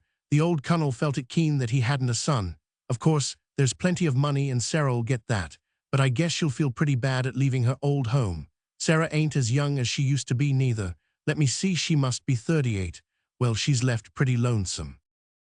"Maybe she'll stay on at Pinehurst," said Job Crow. "It'd only be right for her cousin to give her a home there." Christopher shook his head. "No, I understand they're not on very good terms. Sarah don't like Charles Stewart or his wife, and I don't blame her. She won't stay there, not likely. Probably she'll go and live in town. Strange, she never married. She was reckoned handsome and had plenty of beaux at one time." Geoffrey swung out of the group and started homeward with his dog. To stand by and hear Sarah Stewart discussed after this fashion was more than he could endure. The men idly watched his tall, erect figure as he went along the valley. "Queer chap, Jeff," said Alec Churchill reflectively. "Jeff's all right," said Christopher in a patronizing way. "There ain't a better man or neighbor alive. I've lived next farm to him for 30 years, so I ought to know. But he's queer certainly, not like other people, kind of unsociable. He don't care for a thing, 'cept dogs and reading and mooning round woods and fields. That ain't natural, you know, but I must say he's a good farmer. He's got the best farm in Bayside, and that's a real nice house he put up on it. Ain't it an odd thing he never married? Never seemed to have no notion of it. I can't recollect of Jeff Miller's ever courting anybody, That's another unnatural thing about him. I've always thought that Jeff thought himself a cut or two above the rest of us, said Tom Scoville with a sneer. Maybe he thinks the Bayside girls ain't good enough for him. There ain't no such dirty pride about Jeff, pronounced Christopher conclusively. And the Millers are the best family hereabouts, leaving the Connells out. And Jeff's well off, nobody knows how well, I reckon, but I can guess, being his land neighbor. Jeff ain't no fool nor loafer if he is a bit queer. Meanwhile, the object of these remarks was striding homeward and thinking, not of the men behind him, but of Sarah Stuart. He must go to her at once. He had not intruded on her since her father's death, thinking her sorrow too great for him to meddle with. But this was different. Perhaps she needed the advice or assistance only he could give. To whom else in Bayside could she turn for it but to him, her old friend? Was it possible that she must leave Pinehurst? The thought struck cold dismay to his soul. How could he bear his life if she went away? He had loved Sarah Stuart from childhood. He remembered vividly the day he had first seen her, a spring day, much like this one had been. He, a boy of 8, had gone with his father to the big, sunshiny hill field, and he had searched for birds' nests in the little fir copses along the crest while his father plowed. He had so come upon her, sitting on the fence under the pines at the back of Pinehurst, a child of 6 in a dress of purple cloth. Her long, light brown curls fell over her shoulders and rippled sleekly back from her calm little brow. Her eyes were large and grayish-blue, straight-gazing and steadfast. To the end of his life, the boy was to carry in his heart the picture she made there under the pines. "Little boy," she had said, with a friendly smile, "will you show me where the mayflowers grow?" Shyly enough he had assented, and they set out together for the barrens beyond the field, where the arbutus trailed its stars of sweetness under the dusty dead grasses and withered leaves of the old year. The boy was thrilled with delight. She was a fairy queen who thus graciously smiled on him and chattered blithely as they searched for mayflowers in the fresh spring sunshine. He thought it a wonderful thing that it had so chanced. It overjoyed him to give the choicest dusters he found into her slim, waxen little fingers and watch her eyes grow round with pleasure in them. When the sun began to lower over the beaches, she had gone home with her arms full of arbutus, but she had turned at the edge of the pineland and waved her hand at him. That night, when he told his mother of the little girl he had met on the hill, she had hoped anxiously that he had been very polite, for the little girl was a daughter of Colonel Stuart, newly come to Pinehurst. Geoffrey, reflecting, had not been certain that he had been polite, but "I am sure she liked me," he said gravely. A few days later, a message came from Mrs. Stuart on the hill to Mrs. Miller in the valley. Would she let her little boy go up now and then to play with Sarah? Sarah was very lonely because she had no playmates. So Jeff, overjoyed, had gone to his divinity's very home, where the two children played together many a day. All through their childhood, they had been fast friends. Sarah's parents placed no bar to their intimacy. They had soon concluded that little Jeff Miller was a very good playmate for Sarah. He was gentle, well-behaved, and manly. Sarah never went to the district school which Jeff attended. She had her governess at home. With no other boy or girl in Bayside did she form any friendship, but her loyalty to Jeff never wavered. As for Jeff, he worshipped her and would have done anything she commanded. He belonged to her from the day they had hunted arbutus on the hill. When Sarah was 15, she had gone away to school. Jeff had missed her sorely. For 4 years he saw her only in the summers, and each year she had seemed taller, statelier, further from him. When she graduated, her father took her abroad for 2 years. Then she came home, a lovely, high-bred girl, dimpling on the threshold of womanhood. And Geoffrey Miller was face to face with 2 bitter facts. One was that he loved her, not with the boy and girl love of long ago, but with the love of a man for the one woman in the world. And the other was that she was as far beyond his reach as one of those sunset stars of which she had always reminded him in her pure, clear-shining loveliness. He looked these facts unflinchingly in the face until he had grown used to them, and then he laid down his course for himself. He loved Sarah, and he did not wish to conquer his love, even if it had been possible. It were better to love her, whom he could never win, than to love and be loved by any other woman. His great office in life was to be her friend, humble and unexpectant, to be at hand if she should need him for ever so trifling a service, never to presume, always to be faithful. Sarah had not forgotten her old friend, But their former comradeship was now impossible. They could be friends, but never again companions. Sarah's life was full and gay. She had interests in which he had no share. Her social world was utterly apart from his. She was of the hill and its traditions. He was of the valley and its people. The democracy of childhood passed. There was no common ground on which they might meet. Only one thing: Geoffrey had found it impossible to contemplate calmly. Someday Sarah would marry a man who was her equal, who sat at her father's table as a guest. In spite of himself, Geoffrey's heart filled with hot rebellion at the thought. It was like a desecration and a robbery. But as the years went by, this thing he dreaded did not happen. Sarah did not marry, although gossip assigned her many suitors not unworthy of her. She and Geoffrey were always friends, although they met but seldom. Sometimes she sent him a book. It was his custom to search for the earliest Mayflowers and take them to her. Once in a long while they met and talked of many things. Geoffrey's calendar from year to year was red-lettered by these small happenings, of which nobody knew or knowing would have cared. So he and Sarah drifted out of youth, together yet apart. Her mother had died, and Sarah was the gracious, stately mistress of Pinehurst, which grew quieter as the time went on. The lovers ceased to come, and holiday friends grew few. With the old colonel's failing health, the gaieties and lavish entertaining ceased. Geoffrey thought that Sarah must often be lonely, but she never said so. She remained sweet, serene, calm-eyed like the child he had met on the hill. Only now and then, Geoffrey fancied he saw a shadow on her face, a shadow so faint and fleeting that only the eye of an unselfish, abiding love, made clear-sighted by patient years, could have seen it. It hurt him, that shadow. He would have given anything in his power to have banished it. And now this long friendship was to be broken. Sarah was going away. At first he had thought only of her pain, but now his own filled his heart. How could he live without her? How could he dwell in the valley knowing that she had gone from the hill, never to see her light shine down on him through the northern gap in the pines at night, never to feel that perhaps her eyes rested on him now and then as he went about his work in the valley fields, never to stoop with a glad thrill over the first spring flowers because it was his privilege to take them to her? Geoffrey groaned aloud. No, he could not go up to see her that night. He must wait. He must strengthen himself. Then his heart rebuked him. This was selfishness. This was putting his own feelings before hers, a thing he had sworn never to do. Perhaps she needed him.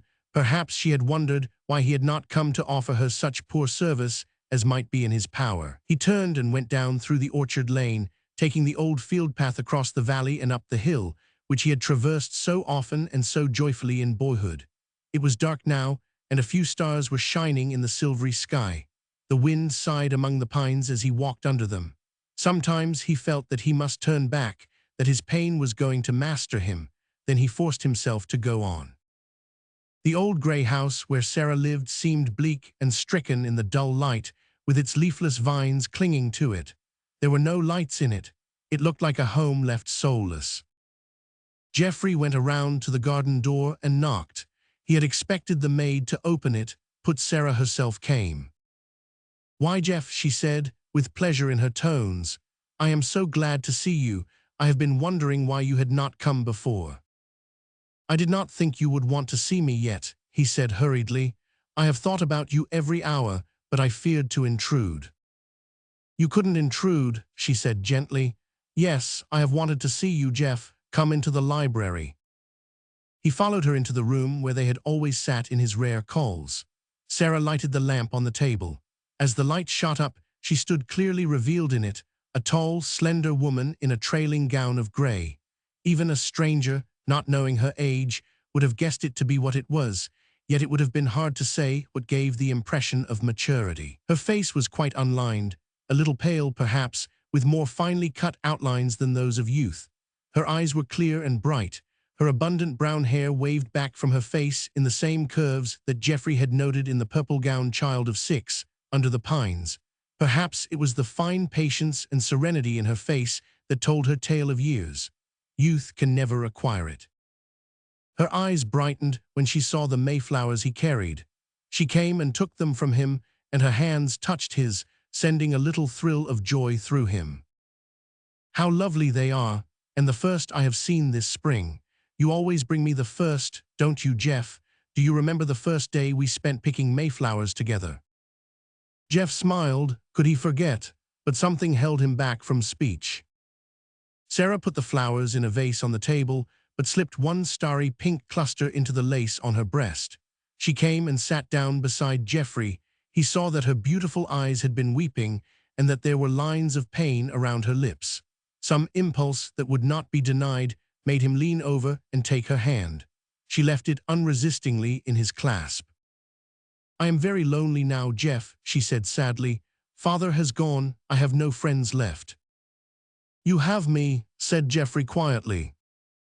"Yes, I shouldn't have said that. You are my friend, I know, Jeff, but I must leave Pinehurst, you know." "I learned that tonight for the first time," he answered. "Did you ever come to a place where everything seemed ended, where it seemed that there was nothing, simply nothing, left, Jeff?" she said wistfully. "But no, it couldn't seem so to a man. Only a woman could fully understand what I mean. That is how I feel now. While I had Father to live for, it wasn't so hard, but now there is nothing, and I must go away."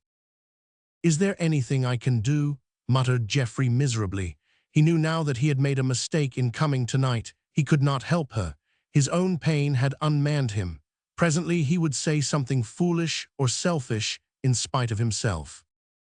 Sarah turned her eyes on him. "There is nothing anybody can do, Jeff," she said piteously. Her eyes, those clear child eyes, filled with tears. "I shall be braver, stronger after a while, but just now I have no strength left. I feel like a lost, helpless child. Oh, Jeff." She put her slender hands over her face and sobbed. Every sob cut Jeffrey to the heart. Don't, Sarah," he said huskily.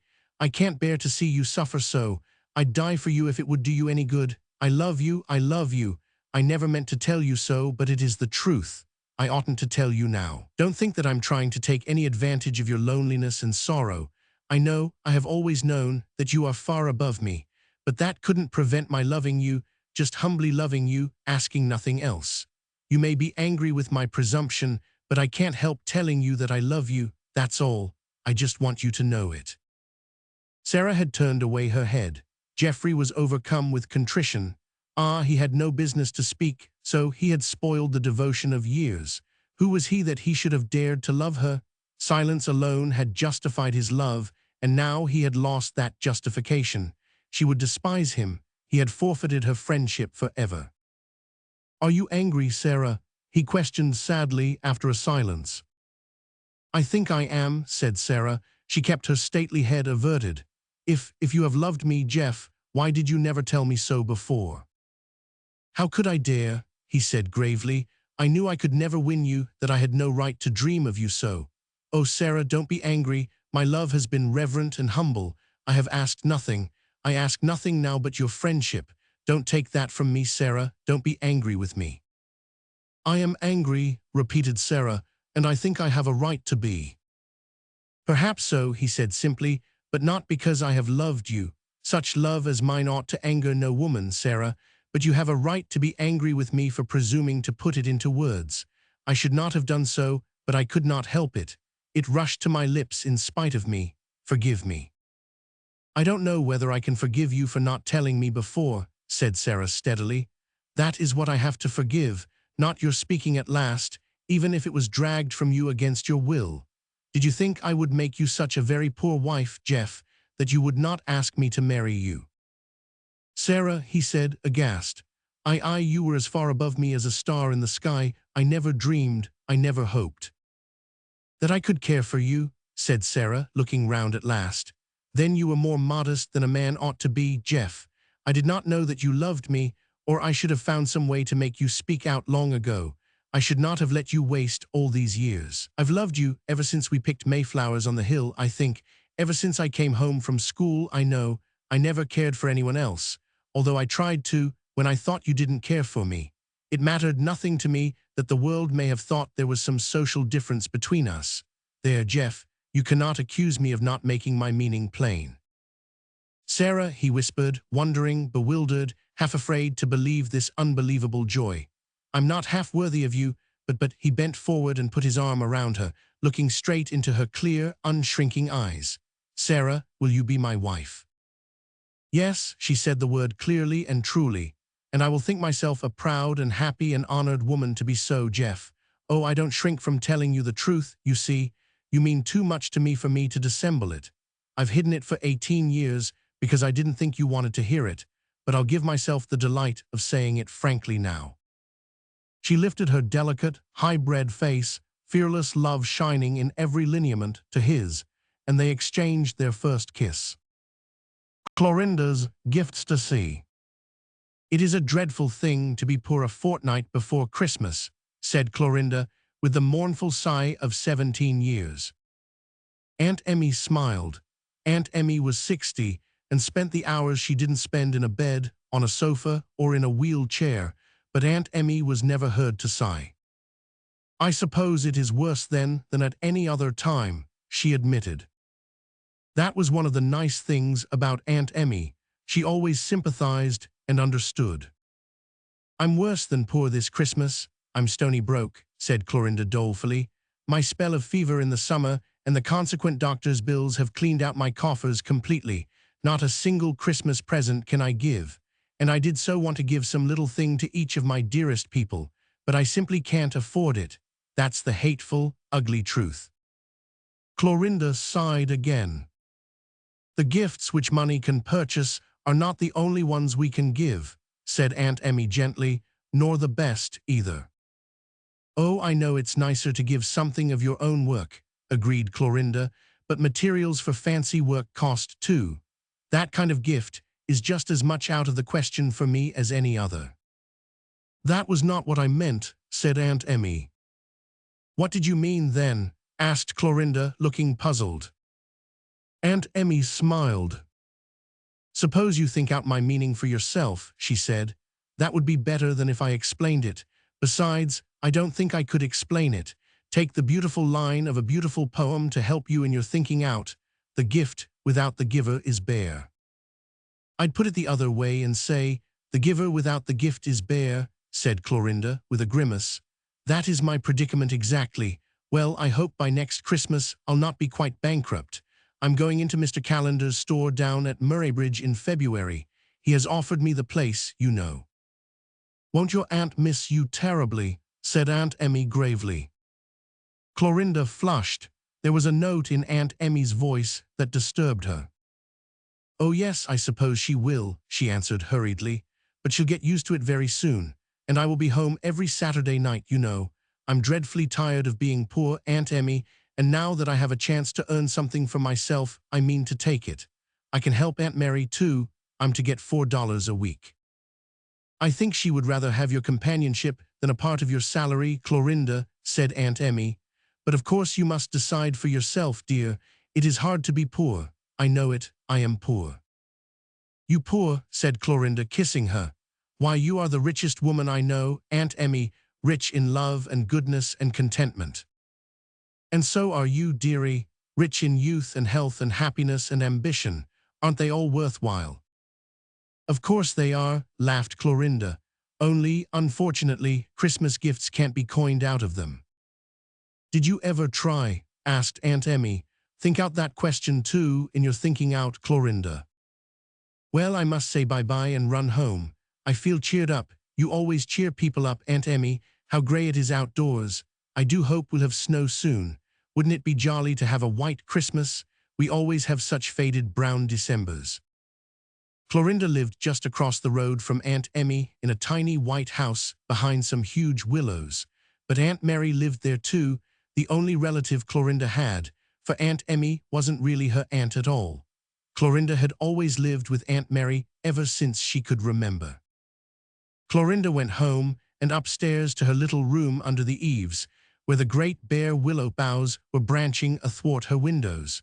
She was thinking over what Aunt Emmy had said about Christmas gifts and giving. "I'm sure I don't know what she could have meant," pondered Clorinda. "I do wish I could find out if it would help me any. I'd love to remember a few of my friends at least. There's Miss Mitchell. She's been so good to me all this year and helped me so much with my studies. And there's Mrs. Martin out in Manitoba. If I could only send her something. She must be so lonely out there. And Aunt Emmy herself, of course, and poor old Aunt Kitty down the lane, and Aunt Mary and, yes, Florence too, although she did treat me so meanly. I shall never feel the same to her again. But she gave me a present last Christmas, and so out of mere politeness I ought to give her something." Clorinda stopped short suddenly. She had just remembered that she would not have liked to say that last sentence to Aunt Emmy. Therefore, there was something wrong about it. Clorinda had long ago learned that there was sure to be something wrong in anything that could not be said to Aunt Emmy, so she stopped to think it over. Clorinda puzzled over Aunt Emmy's meaning for 4 days and part of 3 nights. Then all at once it came to her. Or if it wasn't Aunt Emmy's meaning, it was a very good meaning in itself, and it grew clearer and expanded in meaning during the days that followed, although at first Clorinda shrank a little from some of the conclusions to which it led her. "I've solved the problem of my Christmas giving for this year," she told Aunt Emmy. "I have some things to give after all, some of them quite costly too. That is, they will cost me something, but I know I'll be better off and richer after I've paid the price. That is what Mr. Grierson would call a paradox, isn't it? I'll explain all about it to you on Christmas Day." On Christmas Day, Clorinda went over to Aunt Emmy's. It was a faded brown Christmas after all, for the snow had not come. But Clorinda did not mind. There was such joy in her heart that she thought it the most delightful Christmas Day that ever dawned. She put the queer cornery armful she carried down on the kitchen floor before she went into the sitting room. Aunt Emmy was lying on the sofa before the fire, and Clorinda sat down beside her. "I've come to tell you all about it," she said. Aunt Emmy patted the hand that was in her own. "From your face, dear girl, it will be pleasant hearing and telling," she said. Clorinda nodded. "Aunt Emmy, I thought for days over your meaning, thought until I was dizzy. And then one evening it just came to me without any thinking at all, and I knew that I could give some gifts after all. I thought of something new every day for a week. At first I didn't think I could give some of them, and then I thought how selfish I was. I would have been willing to pay any amount of money for gifts if I had had it, but I wasn't willing to pay what I had. I got over that though, Aunt Emmy. Now I'm going to tell you what I did give. First there was my teacher, Miss Mitchell. I gave her one of Father's books. I have so many of his, you know, so that I wouldn't miss one, but still, it was one I loved very much, and so I felt that that love made it worthwhile.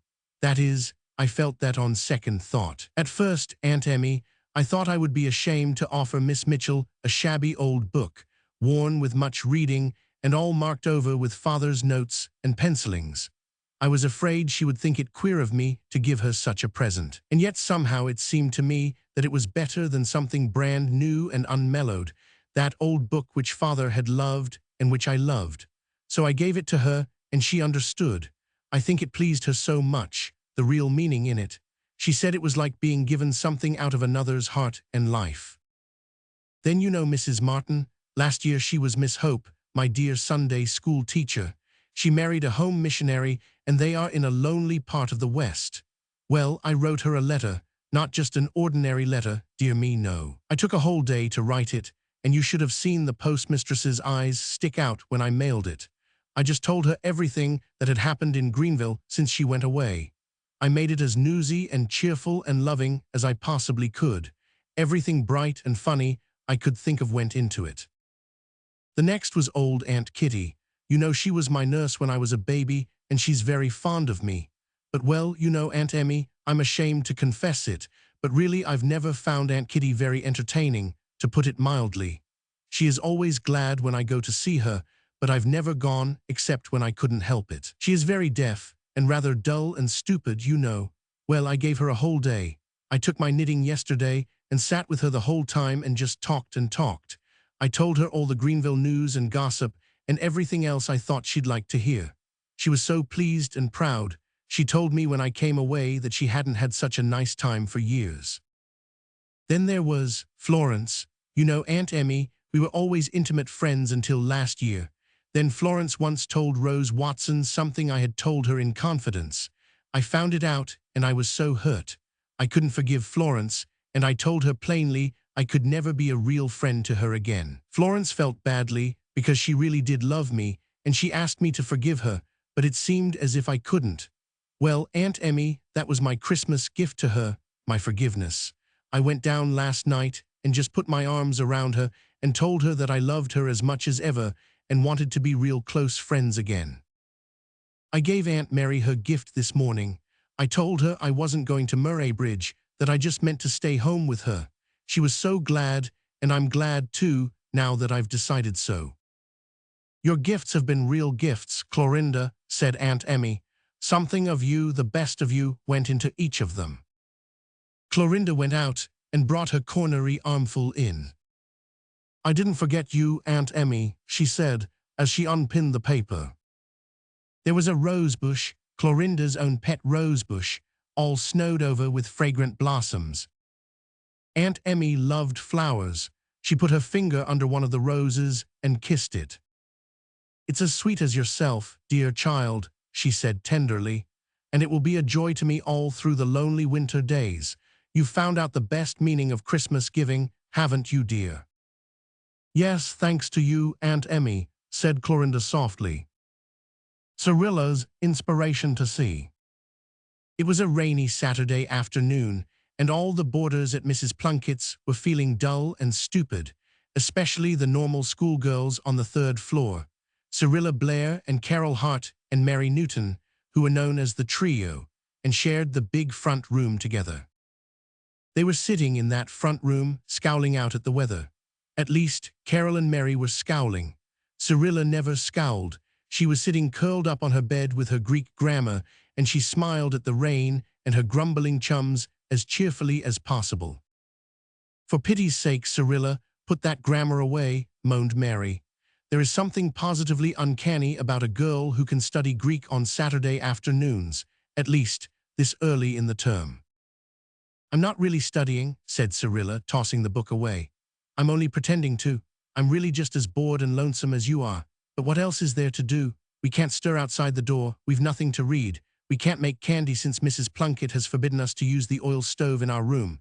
We'll probably quarrel all round if we sit here in idleness. So I've been trying to brush up my Greek verbs by way of keeping out of mischief.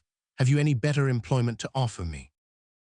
If it were only a mild drizzle, we might go around and see the Patterson girls, sighed Carol. But there is no venturing out in such a downpour. Cyrilla, you are supposed to be the brainiest one of us. Prove your claim to such preeminence by thinking of some brand new amusement, especially suited to rainy afternoons. That will be putting your gray matter to better use than squandering it on Greek verbs out of study limits. If only I'd got a letter from home today, said Mary, who seemed determined to persist in gloom. I wouldn't mind the weather. Letters are such cheery things, especially the letters my sister writes. They're so full of fun and nice little news. The reading of one cheers me up for the day. Cyrilla Blair, what is the matter? You nearly frightened me to death. Cyrilla had bounded from her bed to the center of the floor, waving her Greek grammar wildly in the air. Girls, I have an inspiration, she exclaimed. Good, let's hear it, said Carol. Let's write letters, rainy day letters, to everyone in the house, said Cyrilla. You may depend all the rest of the folks under Mrs. Plunkett's hospitable roof are feeling more or less blue and lonely too, as well as ourselves. Let's write them the jolliest, nicest letters we can compose and get Nora Jane to take them to their rooms. There's that pale little sewing girl. I don't believe she ever gets letters from anybody. And Miss Marshall, I'm sure she doesn't. And poor old Mrs. Johnson, whose only son died last month, and the new music teacher who came yesterday, a letter of welcome to her, and old Mr. Grant, yes, and Mrs. Plunkett too, thanking her for all her kindness to us. You knew she has been awfully nice to us in spite of the oil stove case. That's 6, 2 apiece. Let's do it, girls. Cyrilla's sudden enthusiasm for her plan infected the others. It's a nice idea, said Mary, brightening up. But who's to write to whom? I'm willing to take anybody but Miss Marshall. I couldn't write a line to her to save my life. She'd be horrified at anything funny or jokey, and our letters will have to be mainly nonsense. Nonsense of the best brand, to be sure, but still nonsense. Better leave Miss Marshall out, suggested Carol. You know she disapproves of us anyhow. She'd probably resent a letter of the sort, thinking we were trying to play some kind of joke on her. It would never do to leave her out, said Cyrilla decisively. Of course, she's a bit queer and unamiable, but girls, think of 30 years of boarding house life, even with the best of Plunkett's. Wouldn't that sour anybody? You know it would. You'd be cranky and grumbly and disagreeable too, I dare say. I'm really sorry for Miss Marshall. She's had a very hard life. Mrs. Plunkett told me all about her one day. I don't think we should mind her biting little speeches and sharp looks. And anyway, even if she is really as disagreeable as she sometimes seems to be, why, it must make it all the harder for her, don't you think? So she needs a letter most of all. I'll write to her, since it's my suggestion. We'll draw lots for the others. Besides Miss Marshall, the new music teacher fell to Cyrilla's share. Mary drew Mrs. Plunkett and the dressmaker, and Carol drew Mrs. Johnson and old Mr. Grant. For the next 2 hours, the girls wrote busily, forgetting all about the rainy day and enjoying their epistolary labors to the full. It was dusk when all the letters were finished. "Why hasn't the afternoon gone quickly after all?" exclaimed Carol. "I just let my pen run on and jotted down any good working idea that came into my head. Cyrilla Blair, that big fat letter is never for Miss Marshall. What on earth did you find to write her?" "Wasn't so hard when I got fairly started," said Cyrilla, smiling. "Now, let's hunt up Nora Jane and send the letters around so that everybody can read his or hers before tea time. We should have a choice assortment of smiles at the table instead of all those frowns and sighs we had at dinner." Miss Emily Marshall was at that moment sitting in her little back room, all alone in the dusk, with the rain splashing drearily against the window panes outside. Miss Marshall was feeling as lonely and dreary as she looked, and as she had often felt in her life of 60 years. She told herself bitterly that she hadn't a friend in the world, not even one who cared enough for her to come and see her or write her a letter now and then. She thought her boarding-house acquaintances disliked her, and she resented their dislike, without admitting to herself that her ungracious ways were responsible for it. She smiled sourly when little ripples of laughter came faintly down the hall from the front room where the trio were writing their letters and laughing over the fun they were putting into them. "If they were old and lonesome and friendless, they wouldn't see much in life to laugh at, I guess," said Miss Marshall bitterly, drawing her shawl closer about her sharp shoulders. "They never think of anything but themselves, and if a day passes that they don't have some fun, they think it's a fearful thing to put up with. I'm sick and tired of their giggling and whispering." In the midst of these amiable reflections, Miss Marshall heard a knock at her door. When she opened it, there stood Nora Jane, her broad red face beaming with smiles. "Please, miss, here's a letter for you," she said. "A letter for me?" Miss Marshall shut her door and stared at the fat envelope in amazement. Who could have written it? The postman came only in the morning. Was it some joke, perhaps? Those giggling girls? Miss Marshall's face grew harder as she lighted her lamp and opened the letter suspiciously.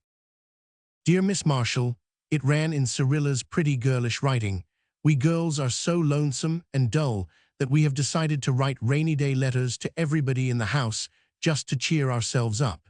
So I'm going to write to you just a letter of friendly nonsense." Pages of nonsense followed, and very delightful nonsense it was, for Cyrilla possessed the happy gift of bright and easy letter writing. She commented wittily on all the amusing episodes of the boarding-house life for the past month.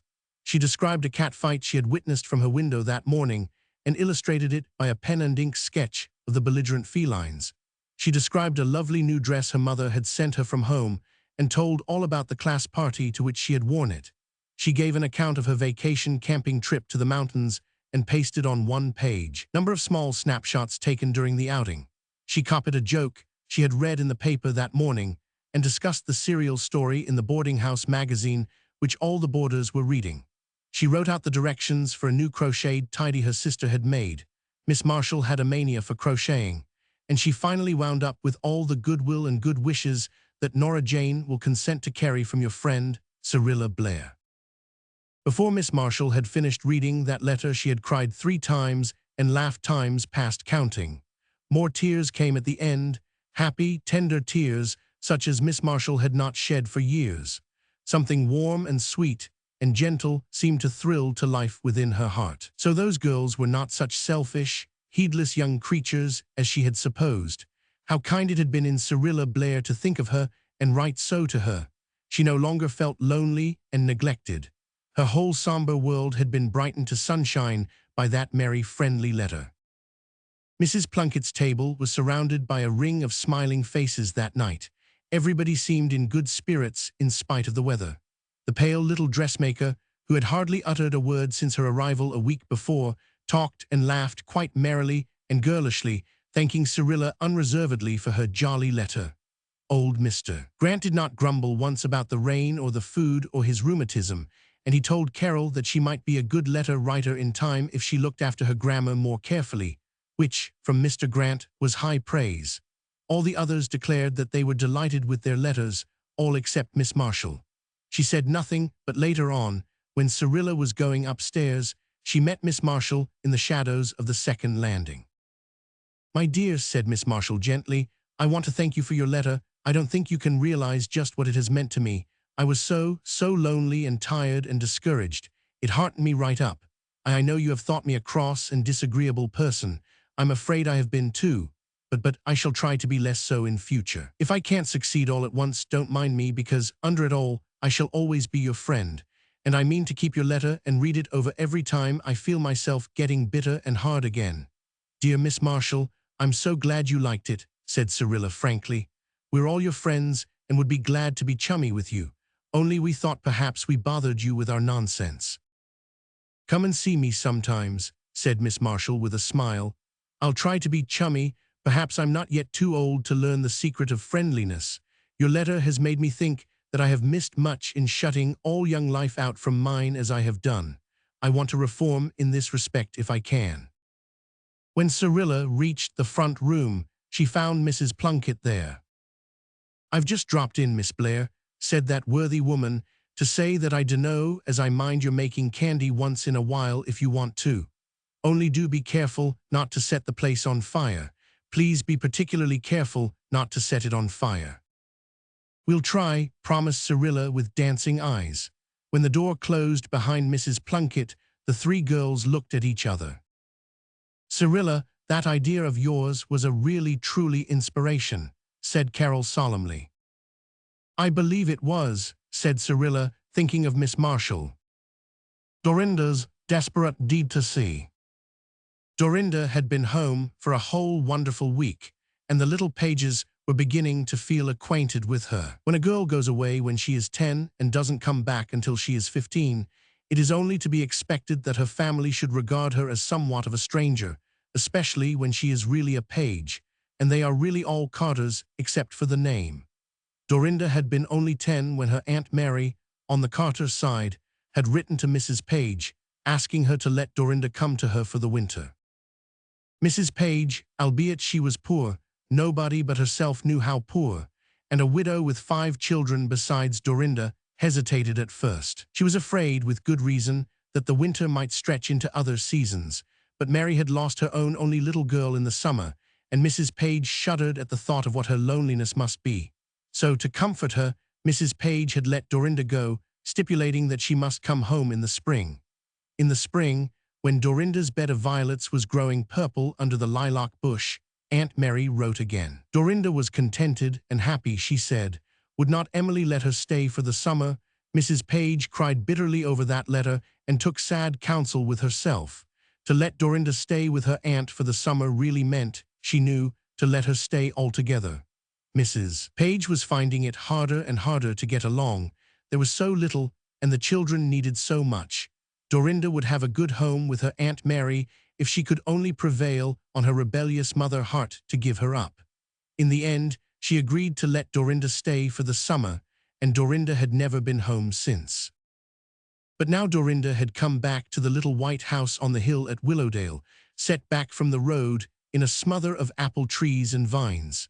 Aunt Mary had died very suddenly, and her only son, Dorinda's cousin, had gone to Japan. There was nothing for Dorinda to do save to come home, to enter again into her old unfilled place in her mother's heart, and win a new place in the hearts of the brothers and sisters who barely remembered her at all. Lester had been 9 and Jean 7 when Dorinda went away. Now they were respectively 14 and 12. At first they were a little shy with this big, practically brand new sister, but this soon wore off. Nobody could be shy long with Dorinda. Nobody could help liking her. She was so brisk and jolly and sympathetic. A real Page, so everybody said, while the brothers and sisters were Carter to their marrow. Carters with fair hair and blue eyes, and small, fine, wistful features, but Dorinda had merry black eyes, plump, dusky red cheeks, and a long braid of glossy dark hair, which was perpetually being twitched from one shoulder to another as Dorinda whisked about the house on domestic duties intent. In a week, Dorinda felt herself one of the family again, with all the cares and responsibilities thereof resting on her strong young shoulders. Dorinda and her mother talked matters out fully one afternoon over their sewing, in the sunny south room where the winds got lost among the vines halfway through the open window. Mrs. Page sighed and said she really did not know what to do. Dorinda did not sigh, she did not know just what to do either, but there must be something that could be done. There is always something that can be done, if one can only find it. Dorinda sewed hard and pursed up her red lips determinedly. "Don't you worry, Mother Page," she said briskly. "We'll be like that glorious old Roman who found a way or made it. I like overcoming difficulties. I've lots of old Admiral Page's fighting blood in me, you know. The first step is to tabulate just exactly what difficulties among our many difficulties must be raveled out first. The capital difficulties, as it were. Most important of all comes." "Lester," said Mrs. Page. Dorinda winked her eyes, as she always did when she was doubtful. "Well, I knew he was one of them, but I wasn't going to put him the very first. However, we will. Lester's case stands thus. He is a pretty smart boy. If he wasn't my brother, I'd say he was a very smart boy. He has gone as far in his studies as Willowdale School can take him, has qualified for entrance into the Blue Hill Academy, wants to go there this fall and begin the beginnings of a college course. Well, of course, Mother Page, we can't send Lester to Blue Hill any more than we can send him to the moon." "No," mourned Mrs. Page, "and the poor boy feels so badly over it. His heart is set on going to college and being a doctor like his father. He believes he could work his way through if he could only get a start. But there isn't any chance, and I can't afford to keep him at school any longer. He's going into Mr. Churchill's store at Willow Center in the fall. Mr. Churchill has very kindly offered him a place. Lester hates the thought of it, I know he does, although he never says so. Next to Lester's college course we want music lessons for Jean." Dorinda winked again. "Are music lessons for Jean really a difficulty?" she said. "That is, one spelled with a capital." "Oh yes, Dorinda dear. At least I'm worried over it. Jean loves music so, and she has never had anything, poor child, not even as much school as she ought to have had. I've had to keep her home so much to help me with the work. She has been such a good, patient little girl too, and her heart is set on music lessons." "Well, she must have them then, after we get Lester's year at the academy for him. That's two. The third is anew." "The roof must be shingled this fall," said Mrs. Page anxiously. "It really must, Dorinda. It is no better than a sieve. We are nearly drowned every time it rains, but I don't know where the money to do it is going to come from." "Shingles for the roof, 3, said Dorinda, as if she were carefully jotting down something in a mental memorandum. "And fourth, now, Mother Page, I will have my say this time, fourthly, biggest capital of all, a nice, new dress and a warm fur coat for Mother Page this winter. Yes, yes, you must have them, dearest. It's absolutely necessary. We can wait a year or so for college courses and music lessons to grow. We can set basins under the leaks and borrow some more if we haven't enough. But a new dress and coat for you we must, shall, and will have, however it is to be brought about. I wouldn't mind if I never got another new stitch, if I could only manage the other things," said Mrs. Page stoutly. "If your Uncle Eugene would only help us a little until Lester got through, he really ought to, but of course he never will." "Have you ever asked him?" said Dorinda. "Oh, my dear, no, of course not," said Mrs. Page in a horrified tone, as if Dorinda had asked if she had ever stolen a neighbor's spoons. "I don't see why you shouldn't," said Dorinda seriously. "Oh, Dorinda, Uncle Eugene hates us all. He is terribly bitter against us. He would never listen to any request for help, even if I could bring myself to make it. Mother, what was the trouble between us and Uncle Eugene? I have never known the rights of it. I was too small to understand when I was home before. All I remember is that Uncle Eugene never came to see us or spoke to us when he met us anywhere, and we were all afraid of him somehow. I used to think of him as an ogre who would come creeping up the back stairs after dark and carry me off bodily if I wasn't good. What made him our enemy, and how did he come to get all of Grandfather Page's property when Father got nothing? Well, you know, Dorinda, that your Grandfather Page was married twice. Eugene was his first wife's son, and your father the second wife's. Eugene was a great deal older than your father. He was 25 when your father was born. He was always an odd man, even in his youth, and he had been much displeased at his father's second marriage. But he was very fond of your father, whose mother, as you know, died at his birth, and they were good friends and comrades until just before your father went to college. They then quarreled. The cause of the quarrel was insignificant. With anyone else than Eugene, a reconciliation would soon have been effected. But Eugene never was friendly with your father from that time. I think he was jealous of old grandfather's affection, thought the old man loved your father best. And then, as I have said, he was very eccentric and stubborn. Well, your father went away to college and graduated, and then we were married. Grandfather Page was very angry with him for marrying me. He wanted him to marry somebody else. He told him he would disinherit him if he married me. I did not know this until we were married. But Grandfather Page kept his word. He sent for a lawyer and had a new will made, leaving everything to Eugene. I think, nay, I am sure, that he would have relented in time, but he died the very next week. They found him dead in his bed one morning, so Eugene got everything, and that is all there is of the story, Dorinda. And Uncle Eugene has been our enemy ever since. Yes, ever since. So you see, Dorinda dear, that I cannot ask any favors of Uncle Eugene. Yes, I see, said Dorinda understandingly. To herself she added, but I don't see why I shouldn't. Dorinda thought hard and long for the next few days about the capital difficulties. She could think of only one thing to do, and despite old Admiral Page's fighting blood, she shrank from doing it. But one night she found Lester with his head down on his books, and no, it couldn't be tears in his eyes, because Lester laughed scornfully at the insinuation. I wouldn't cry over it, Dorinda. I hope I'm more of a man than that, but I do really feel rather cut up because I've no chance of getting to college, and I hate the thought of going into a store, but I know I must for Mother's sake, and I mean to pitch in and like it in spite of myself when the time comes. Only. And then Lester got up and whistled and went to the window and stood with his back to Dorinda. That settles it, said Dorinda out loud as she brushed her hair before the glass that night. I'll do it. Do what? Asked Jean from the bed. A desperate deed, said Dorinda solemnly, and that was all she would say. Next day Mrs. Page and Lester went to town on business.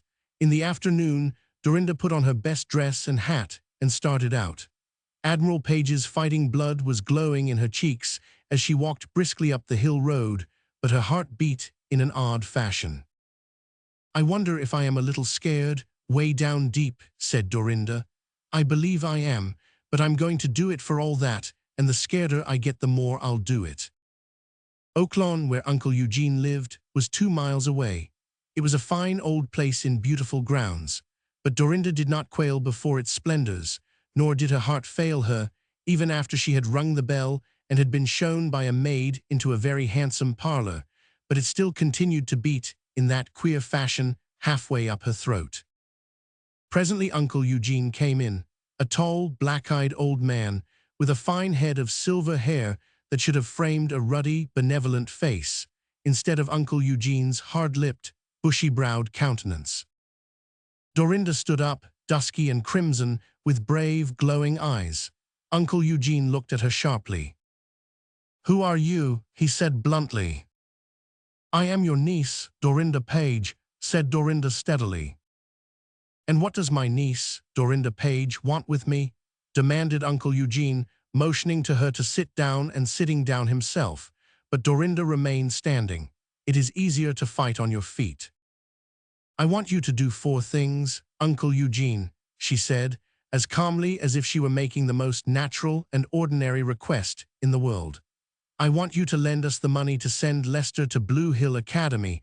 He will pay it back to you when he gets through college. I want you to lend Jean the money for music lessons. She will pay you back when she gets far enough along to give lessons herself. And I want you to lend me the money to shingle our house and get mother a new dress and fur coat for the winter. I'll pay you back sometime for that, because I am going to set up as a dressmaker pretty soon." "Anything more?" said Uncle Eugene when Dorinda stopped. "Nothing more just now, I think," said Dorinda reflectively. "Why don't you ask for something for yourself?" said Uncle Eugene. "I don't want anything for myself," said Dorinda promptly. "Or yes, I do too. I want your friendship, Uncle Eugene." "Be kind enough to sit down," said Uncle Eugene. Dorinda sat. "You are a page," said Uncle Eugene. "I saw that as soon as I came in. I will send Lester to college, and I shall not ask or expect to be paid back.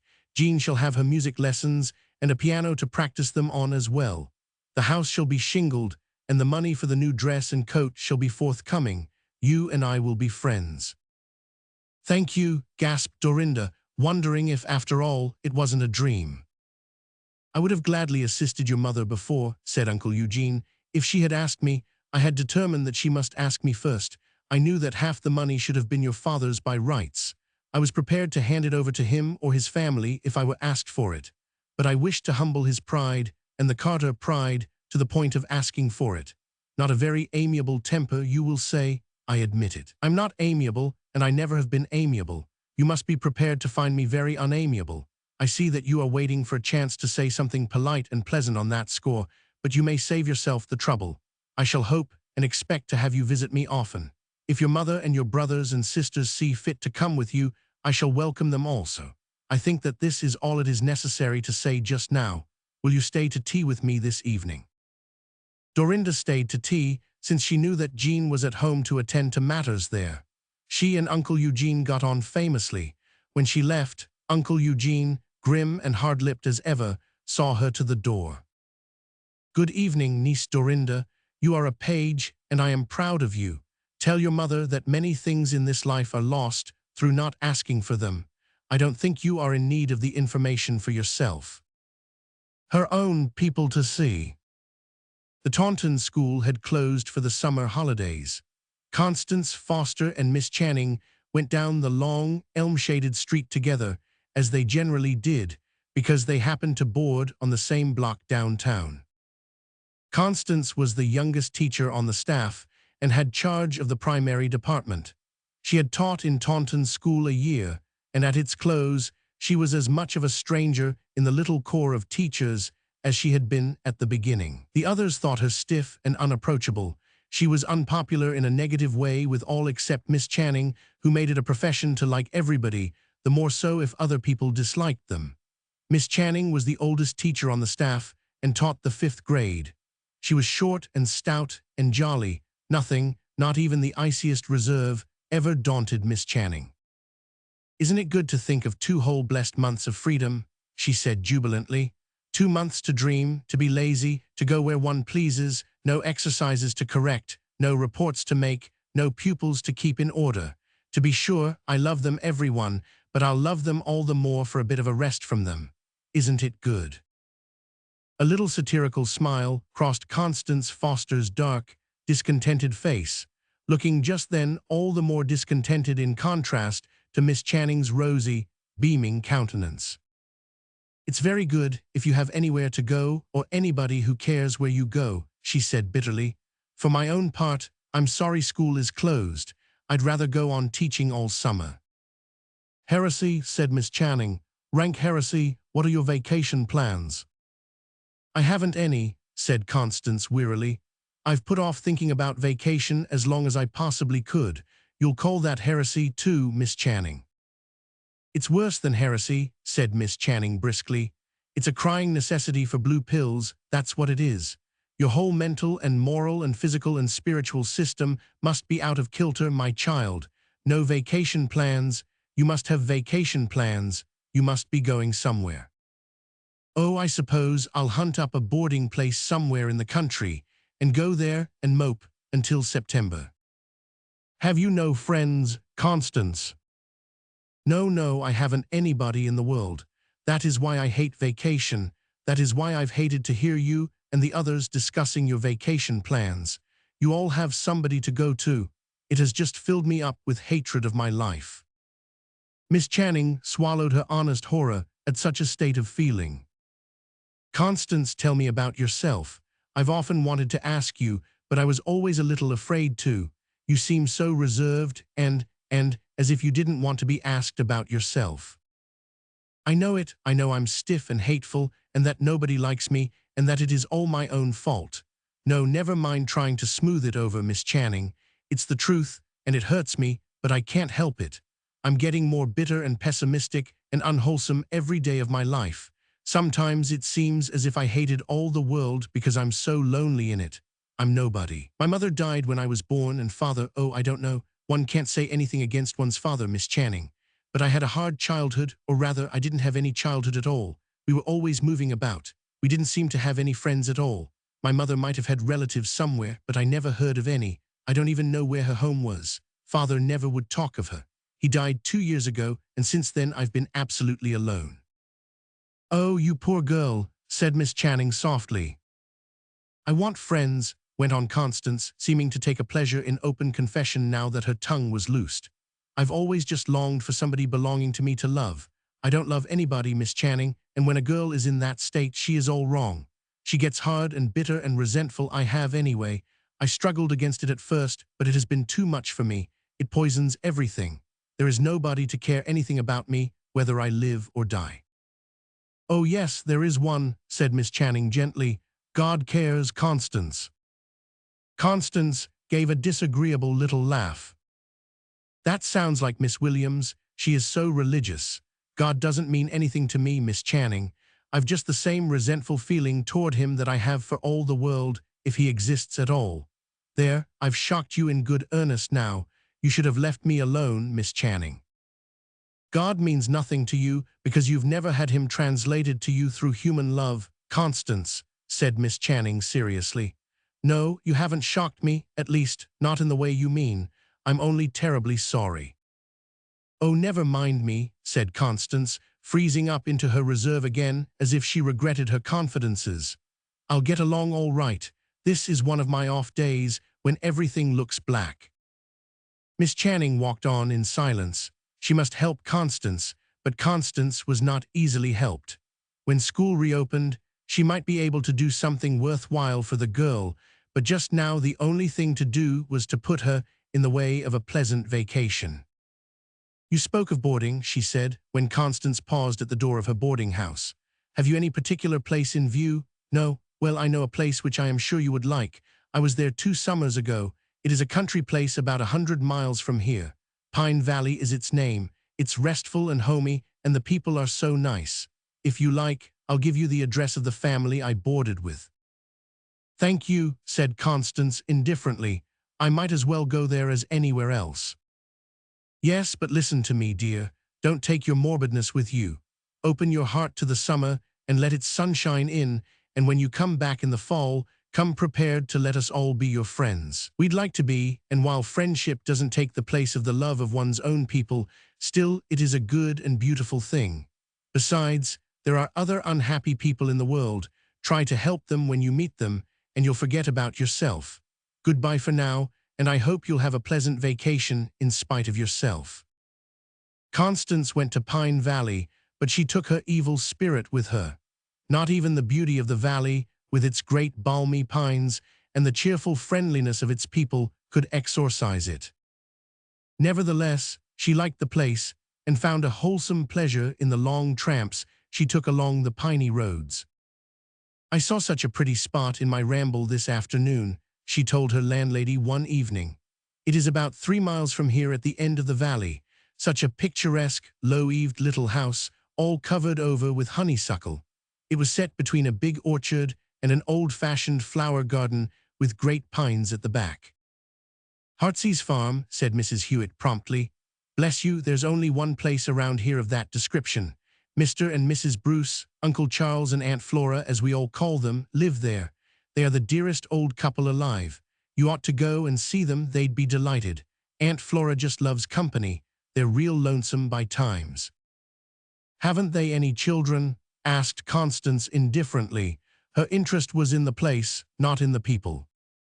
No, they had a niece once, though. They brought her up and they just worshipped her. She ran away with a worthless fellow, I forget his name if I ever knew it. He was handsome and smooth-tongued, but he was a scamp. She died soon after and it just broke their hearts. They don't even know where she was buried, and they never heard anything more about her husband. I've heard that Aunt Flora's hair turned snow white in a month. I'll take you up to see her someday when I find time." Mrs. Hewitt did not find time, but thereafter Constance ordered her rambles that she might frequently pass Heartsease Farm. The quaint old spot had a strange attraction for her. She found herself learning to love it, and so unused was this unfortunate girl to loving anything that she laughed at herself for her foolishness. One evening, a fortnight later, Constance, with her arms full of ferns and wood lilies, came out of the pine woods above Heartsease Farm just as heavy raindrops began to fall. She had prolonged her ramble unseasonably, and it was now nearly night, and very certainly a rainy night at that. She was 3 miles from home and without even an extra wrap. She hurried down the lane, but by the time she reached the main road, the few drops had become a downpour. She must seek shelter somewhere, and Heartsease Farm was the nearest. She pushed open the gate and ran up the slope of the yard between the hedges of sweetbriar. She was spared the trouble of knocking, for as she came to a breathless halt on the big red sandstone doorstep, the door was flung open, and the white-haired, happy-faced little woman standing on the threshold had seized her hand and drawn her in bodily before she could speak a word. "I saw you coming from upstairs," said Aunt Flora gleefully, "and I just ran down as fast as I could. Dear, dear, you're a little wet, but we'll soon dry you. Come right in, I've a bit of a fire in the grate, for the evening is chilly. They laughed at me for loving a fire so, but there's nothing like its snap and sparkle. You're reined in for the night, and I'm as glad as I can be. I know who you are Miss Foster. I'm Aunt Flora, and this is Uncle Charles." Constance let herself be put into a cushiony chair and fussed over with an unaccustomed sense of pleasure. The rain was coming down in torrents, and she certainly was domiciled at Heartsease Farm for the night. Somehow she felt glad of it. Mrs. Hewitt was right in calling Aunt Flora sweet, and Uncle Charles was a big, jolly, ruddy-faced old man with a hearty manner. He shook Constance's hand until it ached, threw more pine knots in the fire, and told her he wished it would rain every night if it rained down a nice little girl like her. She found herself strangely attracted to the old couple. The name of their farm was in perfect keeping with their atmosphere. Constance's frozen soul expanded in it. She chatted merrily and girlishly, feeling as if she had known them all her life. When bedtime came, Aunt Flora took her upstairs to a little gable room. "My spare room is all in disorder just now, dearie. We have been painting its floor, so I'm going to put you here in Jeannie's room. Some way you remind me of her, and you're just about the age she was when she left us. If it wasn't for that, I don't think I could put you in her room, not even if every other floor in the house were being painted. It is so sacred to me. I keep it just as she left it, not a thing is changed. Good night, dearie, and I hope you'll have pleasant dreams." When Constance found herself alone in the room, she looked about her with curiosity. It was a very dainty, old-fashioned little room. The floor was covered with braided mats. The 2 square, small-paned windows were draped with snowy muslin. In one corner was a little white bed with white curtains and daintily ruffled pillows, and in the other a dressing table with a gilt-framed mirror and the various knickknacks of a girlish toilet. There was a little blue rocker and an ottoman with a work basket on it.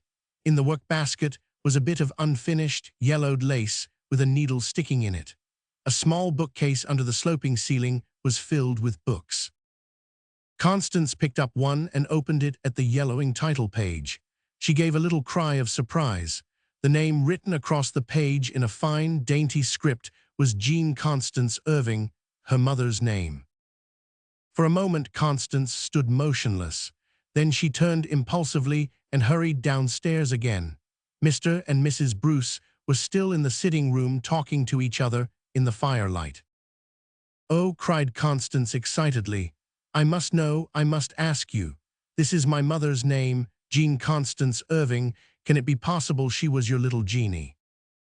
A fortnight later, Miss Channing received a letter from Constance.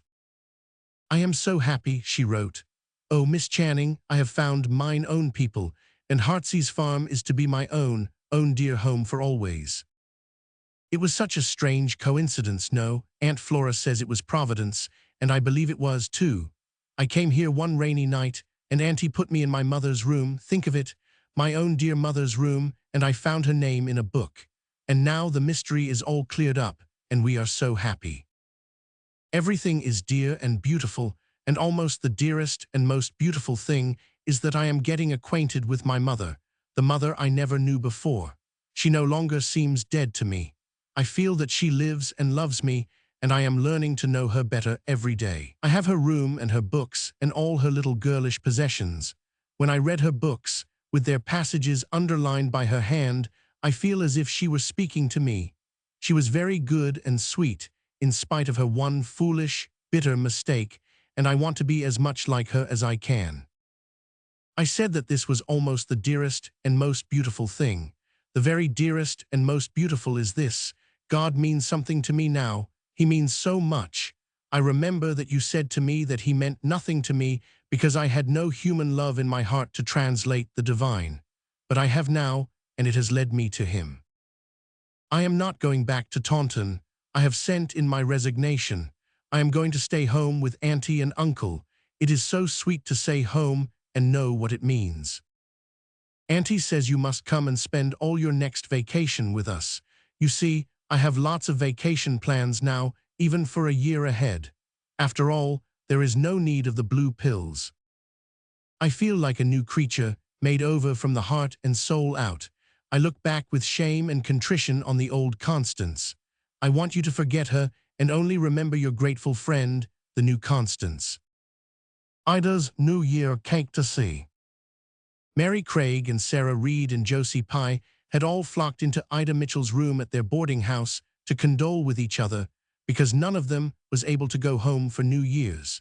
Mary and Josie had been home for Christmas, so they didn't really feel so badly off, but Ida and Sarah hadn't even that consolation.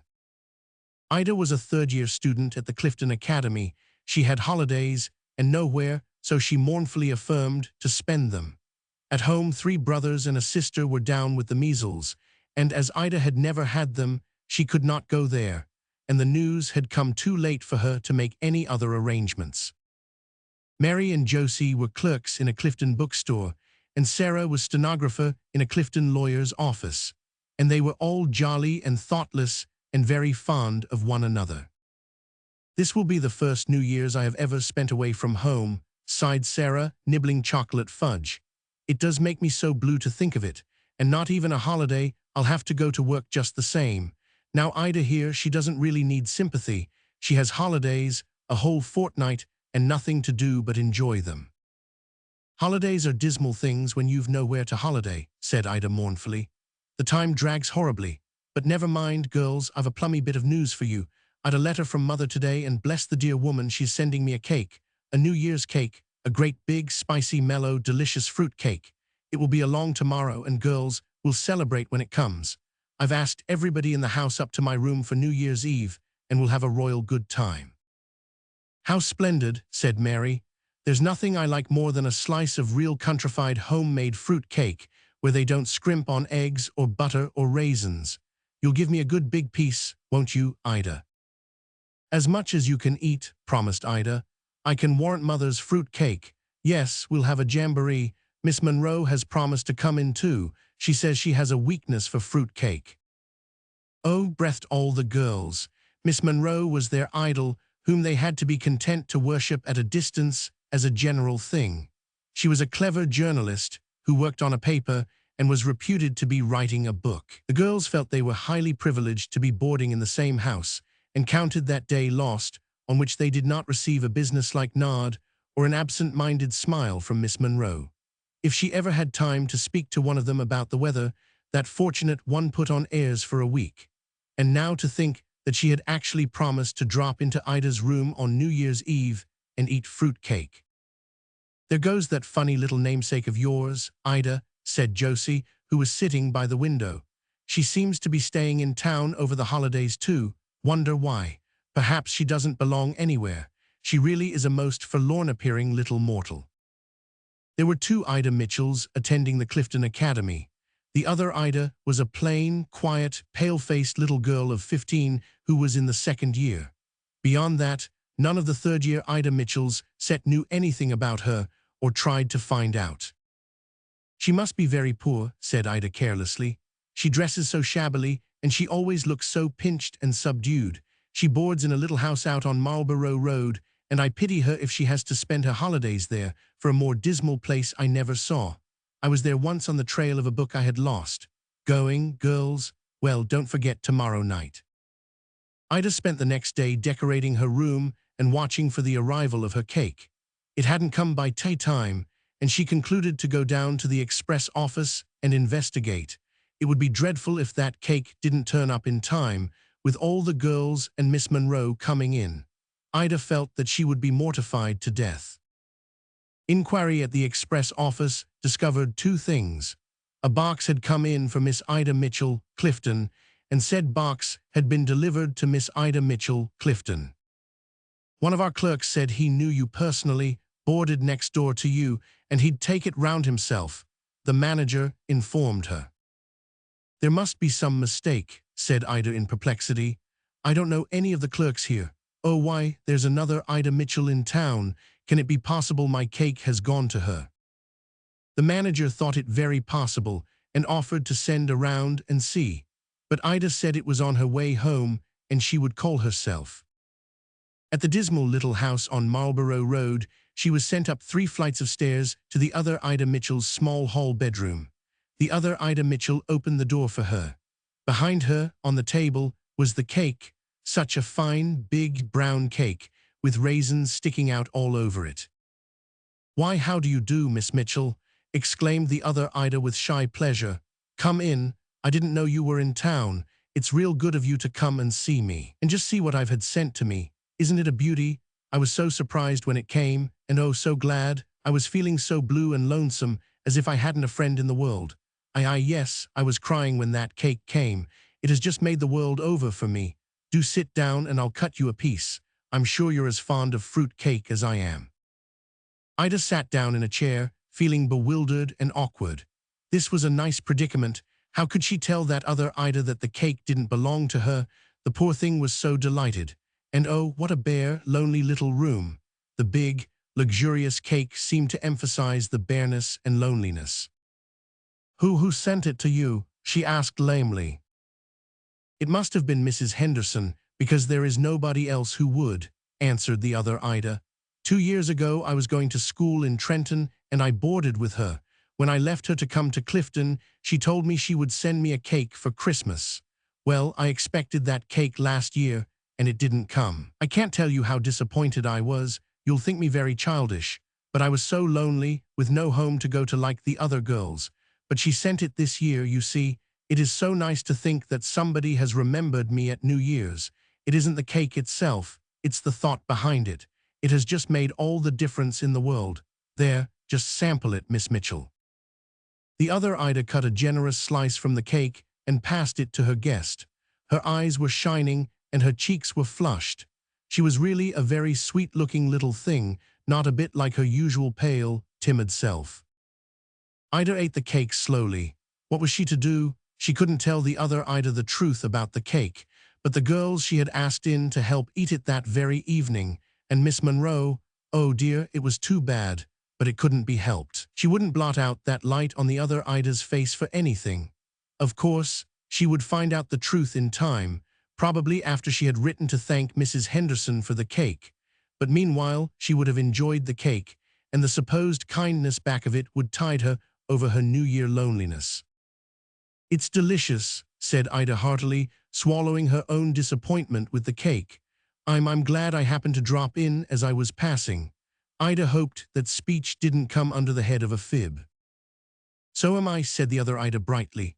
Oh, I've been so lonesome and downhearted this week. I'm so alone, you see, there isn't anybody to care.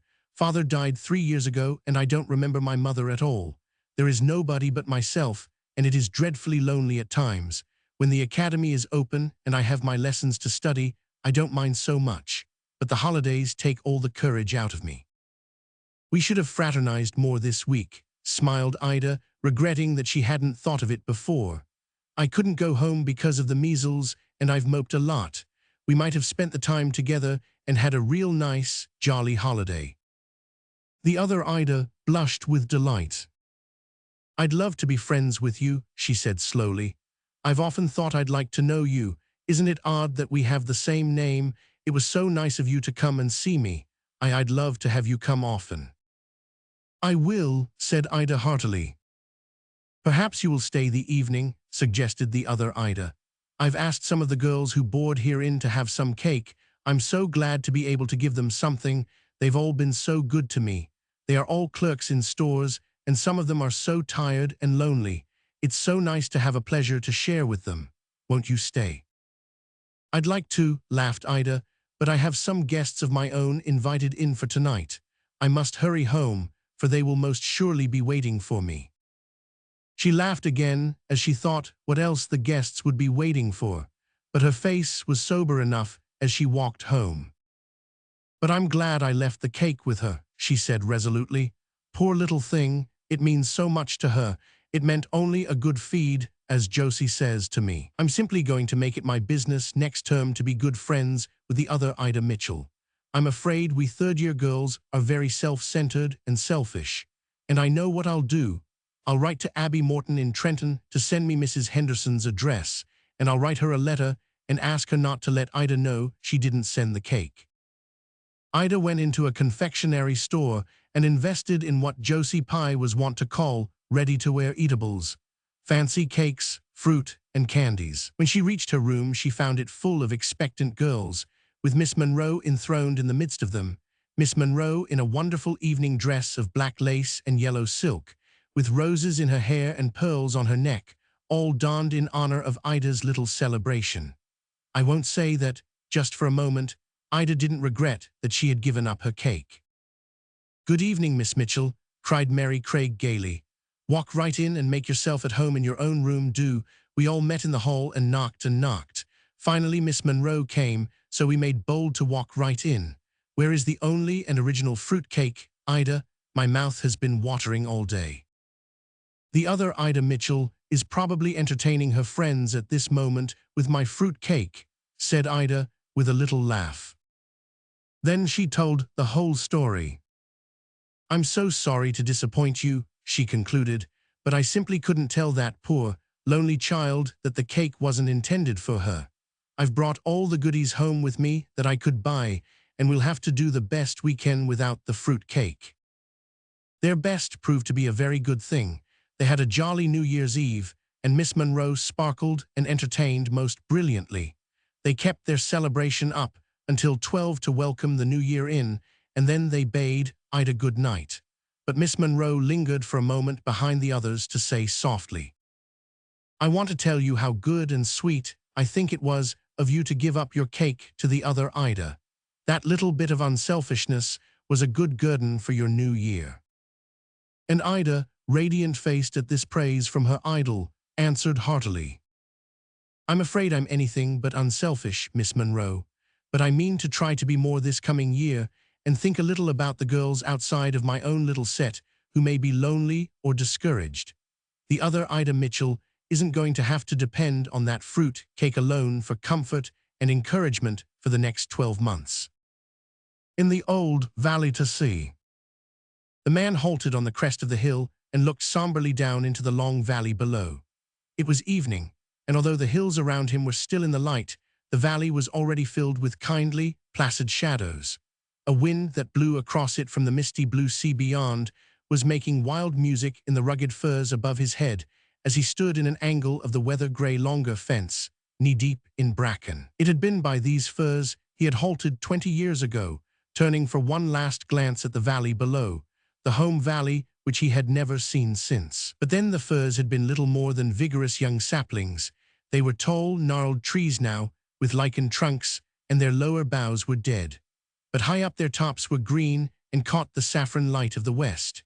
He remembered that when a boy he had thought there was nothing more beautiful than the evening sunshine falling athwart the dark green fir boughs on the hills. As he listened to the swish and murmur of the wind, the earth-old tune with the power to carry the soul back to the dawn of time, the years fell away from him and he forgot much, remembering more. He knew now that there had always been a longing in his heart to hear the wind chant in the firs. He had called that longing by other names, but he knew it now for what it was when, hearing, he was satisfied. He was a tall man with iron-gray hair and the face of a conqueror, strong, pitiless, unswerving. Eagle eyes, quick to discern and unfaltering to pursue, jaw square and intrepid, mouth formed to keep secrets and cajole men to his will, a face that hid much and revealed little. It told of power and intellect, but the soul of the man was a hidden thing. Not in the arena where he had fought and triumphed, giving fierce blow for blow, was it to be shown. But here, looking down on the homeland, with the strength of the hills about him, it rose dominantly and claimed its own. The old bond held. Yonder below him was home, the old house that had sheltered him, the graves of his kin, the wide fields where his boyhood dreams had been dreamed. Should he go down to it? This was the question he asked himself. He had come back to it, heartsick of his idols of the marketplace. For years they had satisfied him, the buying and selling and getting gain, the pitting of strength and craft against strength and craft, the tireless struggle, the exultation of victory. Then suddenly they had failed their worshipper, they ceased to satisfy. The sacrifices he had heaped on their altars availed him nothing in this new need and hunger of his being. His gods mocked him, and he wearied of their service. Were there not better things than these, things he had once known and loved and forgotten? Where were the ideals of his youth, the lofty aspirations that had upborne him then? Where was the eagerness and zest of new dawns, the earnestness of well-filled, purposeful hours of labor, the satisfaction of a good day worthily lived, at eventide the unbroken rest of long, starry nights? Where might he find them again? Were they yet to be had for the seeking in the old valley? With the thought came a great yearning for home. He had had many habitations, but he realized now that he had never thought of any of these places as home. That name had all unconsciously been kept sacred to the long, green, seaward-looking glen where he had been born. So he had come back to it, drawn by a longing not to be resisted, but at the last he felt afraid. There had been many changes, of that he felt sure. Would it still be home? And if not, would not the loss be most irreparable and bitter? Would it not be better to go away, having looked at it from the hill, and having heard the saga of the firs, keeping his memory of it unblurred, than risk the probable disillusion of a return to the places that had forgotten him and friends whom the varying years must certainly have changed as he had changed himself? No, he would not go down. It had been a foolish whim to come at all, foolish, because the object of his quest was not to be found there or elsewhere. He could not enter again into the heritage of boyhood and the heart of youth. He could not find there the old dreams and hopes that had made life sweet. He understood that he could not bring back to the old valley what he had taken from it. He had lost that intangible, all-real wealth of faith and idealism and zest. He had bartered it away for the hard, yellow gold of the marketplace, and he realized at last how much poorer he was than when he had left that home valley. His was a name that stood for millions, but he was beggared of hope and purpose. No, he would not go down. There was no one left there, unchanged and unchanging, to welcome him. He would be a stranger there, even among his kin. He would stay a while on the hill until the night came down over it, and then he would go back to his own place. Down below him, on the crest of a little upland, he saw his old home, a weather-gray house, almost hidden among white birch and apple trees, with a thick fir grove to the north of it. He had been born in that old house. His earliest memory was of standing on its threshold and looking afar up to the long green hills. "What is over the hills?" he had asked of his mother. With a smile she had made answer. "Many things, laddie. Wonderful things, beautiful things, heartbreaking things. Some day I shall go over the hills and find them all, mother," he had said stoutly. She had laughed and sighed and caught him to her heart. He had no recollection of his father, who had died soon after his son's birth, but how well he remembered his mother, his little, brown-eyed, girlish-faced mother. He had lived on the homestead until he was 20. He had tilled the broad fields and gone in and out among the people, and their life had been his life. But his heart was not in his work. He wanted to go beyond the hills and seek what he knew must be there. The valley was too narrow, too placid. He longed for conflict and accomplishment. He felt power and desire and the lust of endeavor stirring in him. Oh, to go over the hills to a world where men lived. Such had been the goal of all his dreams. When his mother died, he sold the farm to his cousin, Stephen Marshall. He supposed it still belonged to him. Stephen had been a good sort of a fellow, a bit slow and plodding, perhaps, bovinely content to dwell within the hills, never hearkening or responding to the lure of the beyond. Yet it might be he had chosen the better part, to dwell thus on the land of his fathers, with a wife won in youth, and children to grow up around him. The childless, wifeless man looking down from the hill wondered if it might have been so with him had he been content to stay in the valley. Perhaps so. There had been Joyce. He wondered where Joyce was now and whom she had married, for of course she had married. Did she too live somewhere down there in the valley, the matronly, contented mother of lads and lasses? He could see her old home also, not so far from his own, just across a green meadow by way of a footpath and stile, and through the firs beyond it. How often he had traversed that path in the old days, knowing that Joyce would be waiting at the end of it among the firs. Joyce, the playmate of childhood, the sweet confidant and companion of youth. They had never been avowed lovers, but he had loved her then, as a boy loves, although he had never said a word of love to her. Joyce alone knew of his longings and his ambitions and his dreams. He had told them all to her freely, sure of the understanding and sympathy no other soul in the valley could give him. How true and strong and womanly and gentle she had always been. When he left home, he had meant to go back to her someday. They had parted without pledge or kiss, yet he knew she loved him and that he loved her. At first they corresponded, then the letters began to grow fewer. It was his fault. He had gradually forgotten. The new, fierce, burning interests that came into his life crowded the old ones out. Boyhood's love was scorched up in that hot flame of ambition and contest. He had not heard from or of Joyce for many years. Now again, he remembered as he looked down on the homeland fields. The old places had changed little, whatever he might fear of the people who lived in them.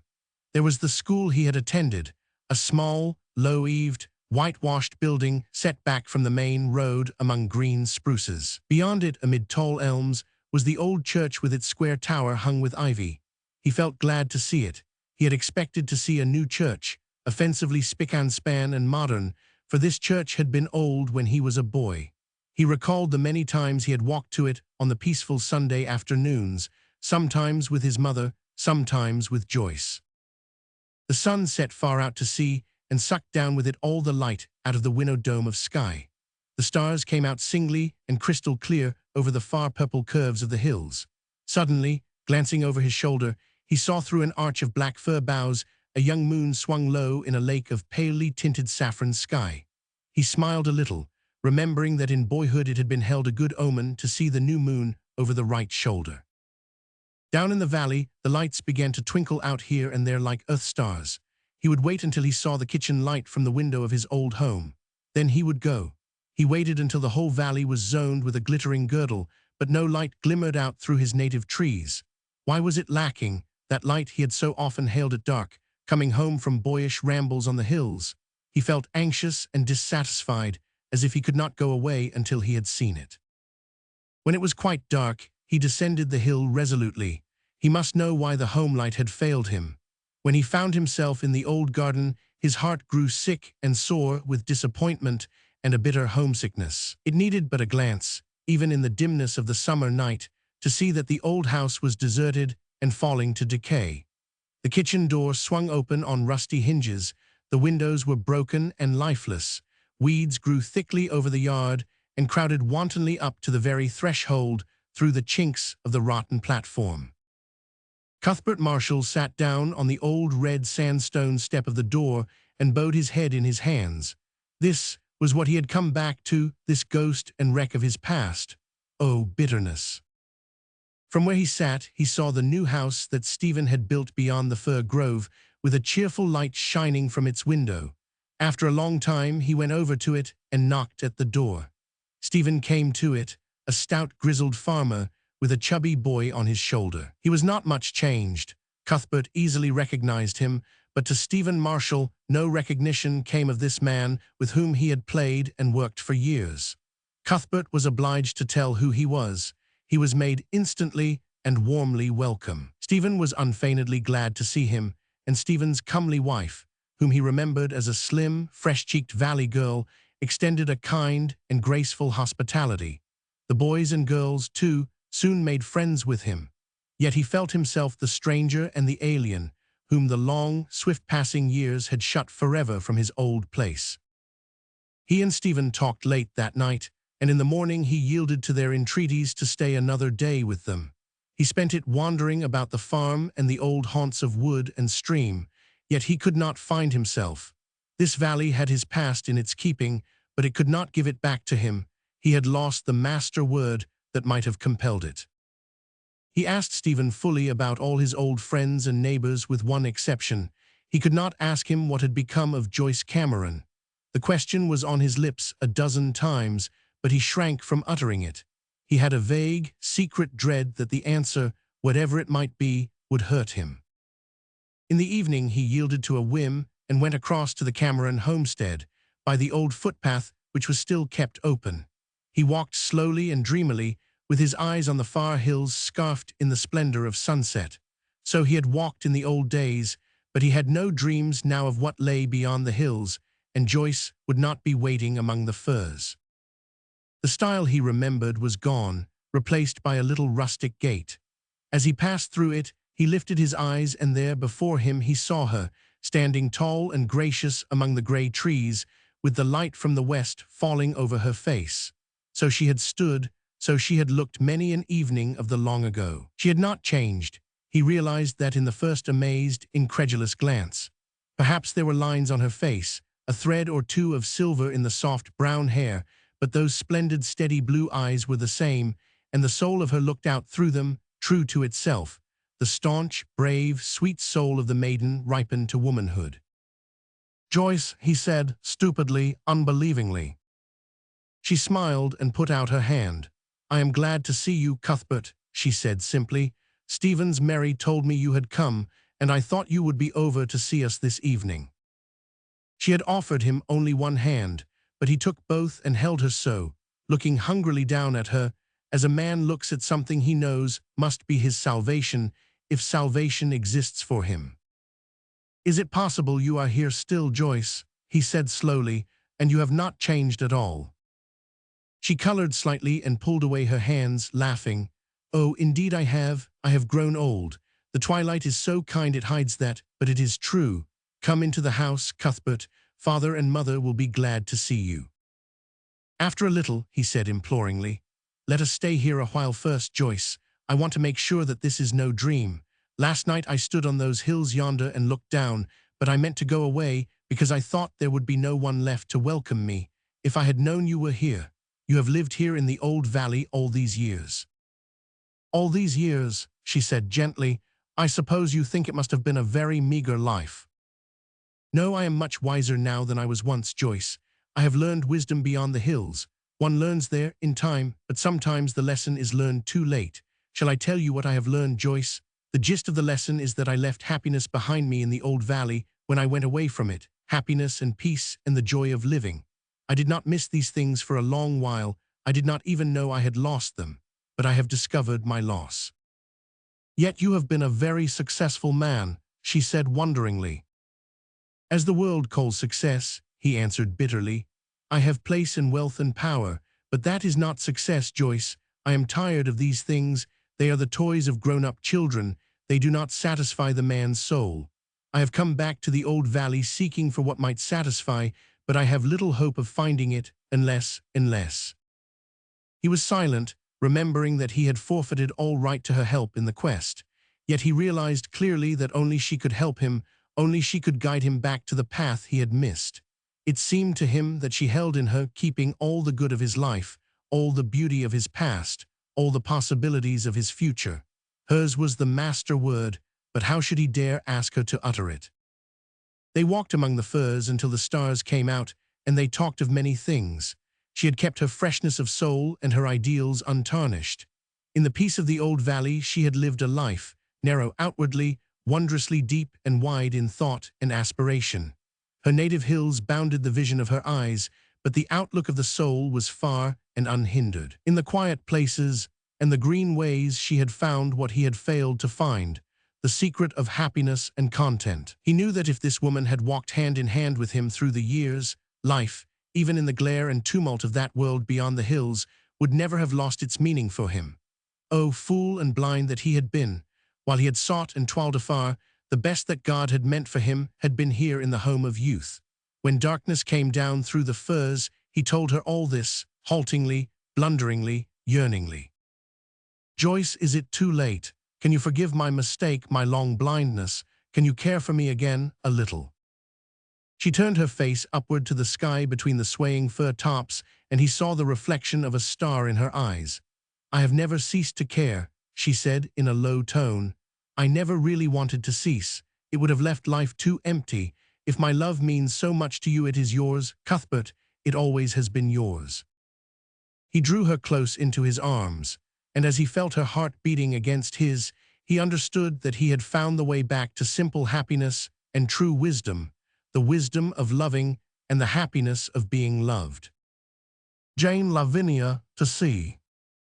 Jane Lavinia put her precious portfolio down on the table in her room, carefully, as if its contents were fine gold, and proceeded to unpin and take off her second-best hat. When she had gone over to the Whittaker place that afternoon, she had wanted to wear her best hat, but Aunt Rebecca had vetoed that uncompromisingly. Next thing you'll be wanting to wear your best muslin to go for the cows, said Aunt Rebecca sarcastically. You go right back upstairs and take off that chiffon hat. If I was fool enough to be coaxed into buying it for you, I ain't going to have you spoil it by traipsing hither and yon with it in the dust and sun. Your last summer's sailor is plenty good enough to go to the Whittakers Inn, Jane Lavinia. But Mr. Stevens and his wife are from New York, pleaded Jane Lavinia, and she's so stylish. Well, it's likely they're used to seeing chiffon hats, Aunt Rebecca responded, more sarcastically than ever. It isn't probable that yours would make much of a sensation. Mr. Stevens didn't send for you to show him your chiffon hat, did he? If he did, I don't see what you're lugging that big portfolio along with you for. Go and put on your sailor hat, Jane Lavinia. Jane Lavinia obeyed. She always obeyed Aunt Rebecca, but she took off the chiffon hat and pinned on the sailor with bitterness of heart. She had always hated that sailor. Anything ugly hurt Jane Lavinia with an intensity that Aunt Rebecca could never understand, and the sailor hat was ugly, with its stiff little black bows and impossible blue roses. It jarred on Jane Lavinia's artistic instincts. Besides, it was very unbecoming. I look horrid in it, Jane Lavinia had thought sorrowfully, and then she had gone out and down the velvet green springtime valley and over the sunny birch hill beyond with a lagging step and a rebellious heart. But Jane Lavinia came home walking as if on the clear air of the crystal afternoon, her small, delicate face aglow, and every fiber of her body and spirit thrilling with excitement and delight. She forgot to fling the sailor hat into its box with her usual energy of dislike. Just then Jane Lavinia had a soul above hats. She looked at herself in the glass and nodded with friendliness. You'll do something yet, she said. Mr. Stevens said you would. Oh, I like you, Jane Lavinia, you dear thing. Sometimes I haven't liked you because you're nothing to look at, and I didn't suppose you could really do anything worthwhile. But I do like you now after what Mr. Stevens said about your drawings. Jane Lavinia smiled radiantly into the little cracked glass. Just then she was pretty, with the glow on her cheeks and the sparkle in her eyes. Her uncertainly tinted hair and an all-too-certain little tilt of her nose no longer troubled her. Such things did not matter. Nobody would mind them in a successful artist, and Mr. Stevens had said that she had talent enough to win success. Jane Lavinia sat down by her window, which looked west into a grove of firs. They grew thickly, close up to the house, and she could touch their wide, fan-like branches with her hand. Jane Lavinia loved those fir trees, with their whispers and sighs and beckonings, and she also loved her little shadowy, low-ceilinged room, despite its plainness, because it was gorgeous for her with visions and peopled with rainbow fancies. The stained walls were covered with Jane Lavinia's pictures, most of them pen-and-ink sketches, with a few flights into watercolor. Aunt Rebecca sniffed at them and deplored the driving of tacks into the plaster. Aunt Rebecca thought Jane Lavinia's artistic labors a flat waste of time, which would have been much better put into rugs and crochet tidies and afghans. All the other girls in Chestercote made rugs and tidies and afghans. Why must Jane Lavinia keep messing with ink and crayons and watercolors? Jane Lavinia only knew that she must. She could not help it. There was something in her that demanded expression thus. When Mr. Stevens, who was a well-known artist and magazine illustrator, came to Chestercote because his wife's father, Nathan Whitaker, was ill, Jane Lavinia's heart had bounded with a shy hope. She indulged in some harmless maneuvering which, with the aid of good-natured Mrs. Whitaker, was crowned with success. One day, when Mr. Whitaker was getting better, Mr. Stevens had asked her to show him some of her work. Jane Lavinia, wearing the despised sailor hat, had gone over to the Whitaker place with some of her best sketches. She came home again feeling as if all the world and herself were transfigured. She looked out from the window of her little room with great dreamy brown eyes, seeing through the fir boughs the golden western sky beyond, serving as a canvas whereon her fancy painted glittering visions of her future. She would go to New York and study and work, oh so hard, and go abroad and work harder and win success, and be great and admired and famous, if only Aunt Rebecca, if only Aunt Rebecca, Jane Lavinia sighed. There was spring in the world and spring in Jane Lavinia's heart, but a chill came with the thought of Aunt Rebecca, who considered tidies and Afghans nicer than her pictures. "But I'm going anyway," said Jane Lavinia decidedly. "If Aunt Rebecca won't give me the money, I'll find some other way. I'm not afraid of any amount of work. After what Mr. Stevens said, I believe I could work 20 hours out of the 24. I'd be content to live on a crust and sleep in a garret, yes, and wear sailor hats with stiff bows and blue roses the year round." Jane Lavinia sighed in luxurious renunciation. Oh, it was good to be alive, to be a girl of 17, with wonderful ambitions and all the world before her. The years of the future sparkled and gleamed alluringly. Jane Lavinia, with her head on the window-sill, looked out into the sunset splendor and dreamed. Athwart her dreams, rending in twain their frail, rose-tinted fabric, came Aunt Rebecca's voice from the kitchen below. Jane Lavinia, ain't you going for the cows tonight?" Jane Lavinia started up guiltily. She had forgotten all about the cows. She slipped off her muslin dress and hurried into her print, but with all her haste it took time, and Aunt Rebecca was grimmer than ever when Jane Lavinia ran downstairs. "It'll be dark before we get the cows milked. I suppose you've been daydreaming again up there. I do wish, Jane Lavinia, that you had more sense." Jane Lavinia made no response. At any other time she would have gone out with a lump in her throat, but now, after what Mr. Stevens had said, Aunt Rebecca's words had no power to hurt her. "After milking I'll ask her about it," she said to herself, as she went blithely down the sloping yard, across the little mossy bridge over the brook, and up the lane on the hill beyond, where the ferns grew thickly and the grass was beset with tiny blue eyes like purple stars. The air was moist and sweet. At the top of the lane, a wild plum tree hung out its branches of feathery bloom against the crimson sky. Jane Lavinia lingered, in spite of Aunt Rebecca's hurry, to look at it. It satisfied her artistic instinct and made her glad to be alive in the world where wild plums blossomed against springtime skies. The pleasure of it went with her through the pasture and back to the milking yard, and stayed with her while she helped Aunt Rebecca milk the cows. When the milk was strained into the creamers down at the spring, and the pails washed and set in a shining row on their bench, Jane Lavinia tried to summon up her courage to speak to Aunt Rebecca. They were out on the back veranda. The spring twilight was purpling down over the woods and fields. Down in the swamp, the frogs were singing a silvery, haunting chorus. A little baby moon was floating in the clear sky above the white blossoming orchard on the slope. Jane Lavinia tried to speak and couldn't. For a wonder, Aunt Rebecca spared her the trouble. "Well, what did Mr. Stevens think of your pictures?" she asked shortly. Oh, everything that Jane Lavinia wanted to say came rushing at once, and together, to her tongue's end. "Oh, Aunt Rebecca, he was delighted with them, and he said I had remarkable talent, and he wants me to go to New York and study in an art school there. He says Mrs. Stevens finds it hard to get good help, and if I'd be willing to work for her in the mornings, I could live with them and have my afternoons off, so it won't cost much. And he said he would help me, and oh, Aunt Rebecca, can't I go?" Jane Lavinia's breath gave out with a gasp of suspense. Aunt Rebecca was silent for so long a space that Jane Lavinia had time to pass through the phases of hope and fear and despair and resignation before she said, more grimly than ever, "If your mind is set on going, go you will, I suppose. It doesn't seem to me that I have anything to say in the matter, Jane Lavinia." "But oh, Aunt Rebecca," said Jane Lavinia tremulously, "I can't go unless you'll help me. I'll have to pay for my lessons at the art school, you know." "So that's it, is it?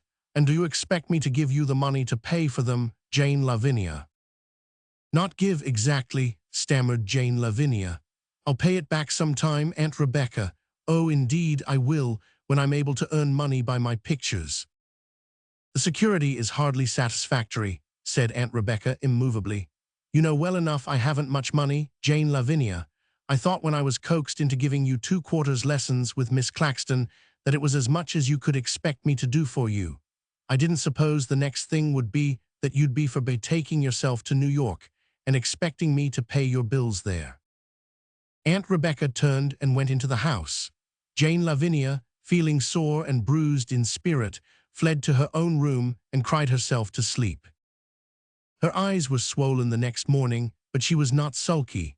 Jane Lavinia never sulked. She did her morning's work faithfully, although there was no spring in her step. That afternoon, when she was out in the orchard trying to patch up her tattered dreams, Aunt Rebecca came down the blossomy avenue, a tall, gaunt figure with an uncompromising face. "You'd better go down to the store and get 10 yards of white cotton, Jane Lavinia," she said. "If you're going to New York, you'll have to get a supply of underclothing made." Jane Lavinia opened her eyes. "Oh, Aunt Rebecca, am I going?" "You can go if you want to. I'll give you all the money I can spare. It ain't much, but perhaps it'll be enough for a start." "Oh, Aunt Rebecca, thank you," exclaimed Jane Lavinia, crimson with conflicting feelings. "But perhaps I oughtn't to take it. Perhaps I oughtn't to leave you alone."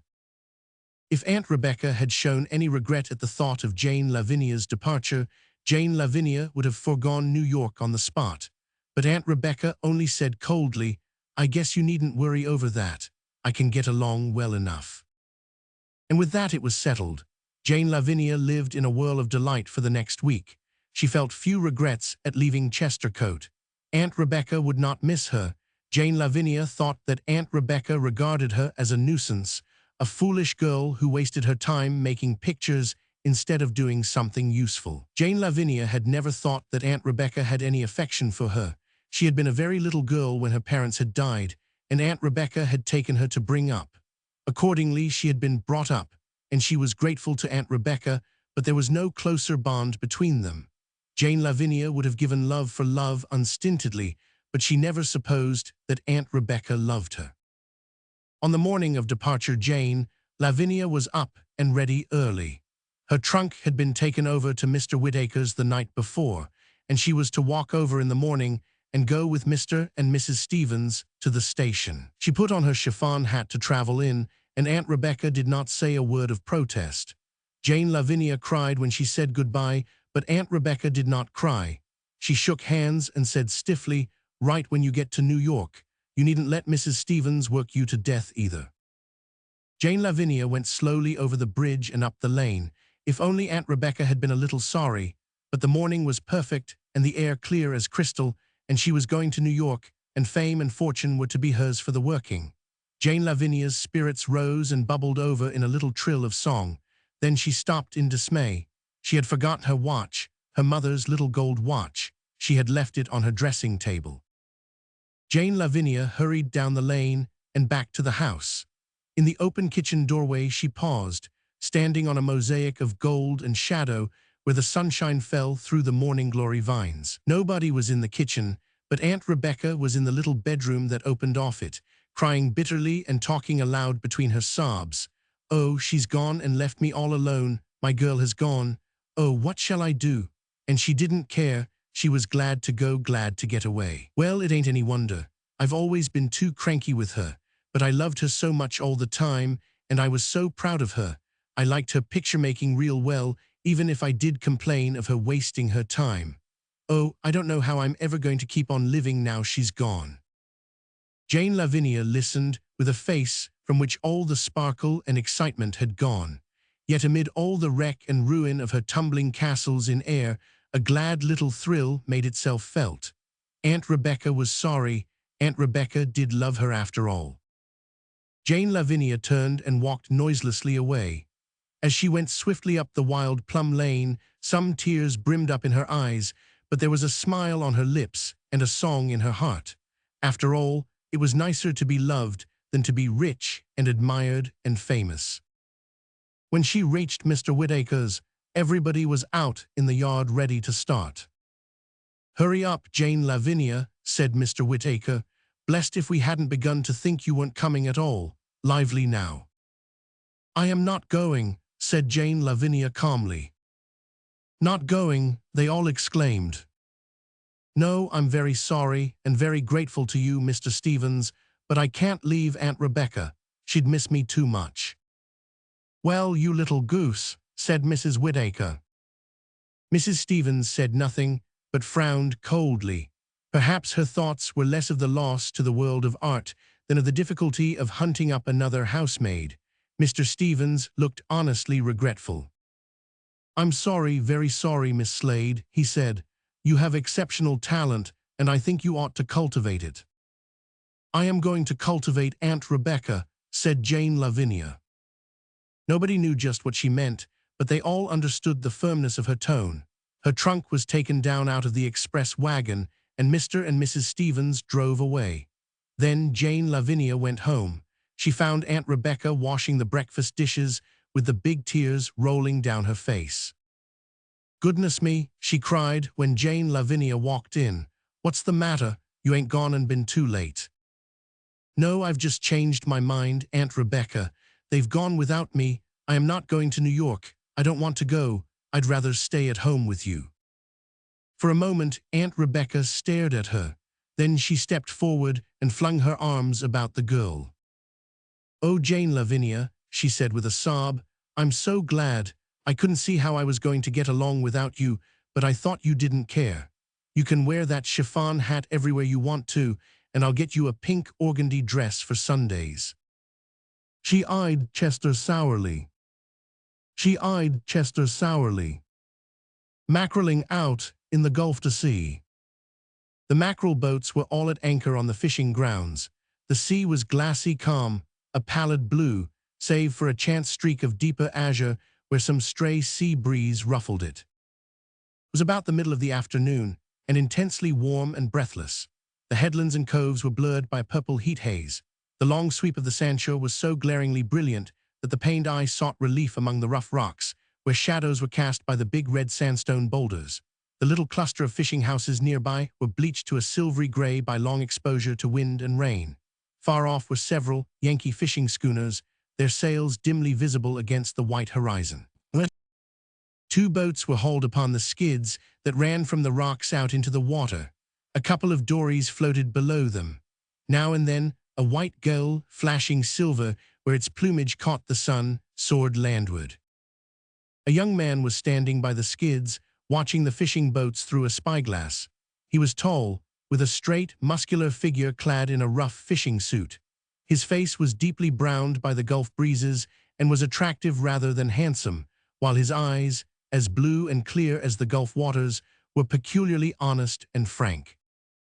2 wiry, dark-faced French-Canadian boys were perched on one of the boats, watching the fishing fleet with lazy interest in their inky black eyes, and wondering if the Yanks had sent many mackerel that day. Presently 3 people came down the steep path from the fish houses. One of them, a girl, ran lightly forward and touched Benjamin Selby's arm. He lowered his glass with a start and looked around. A flash of undisguised delight transfigured his face. "Why, Mary Stella, I didn't expect you'd be down this hot day. You haven't been much at the shore lately," he added reproachfully.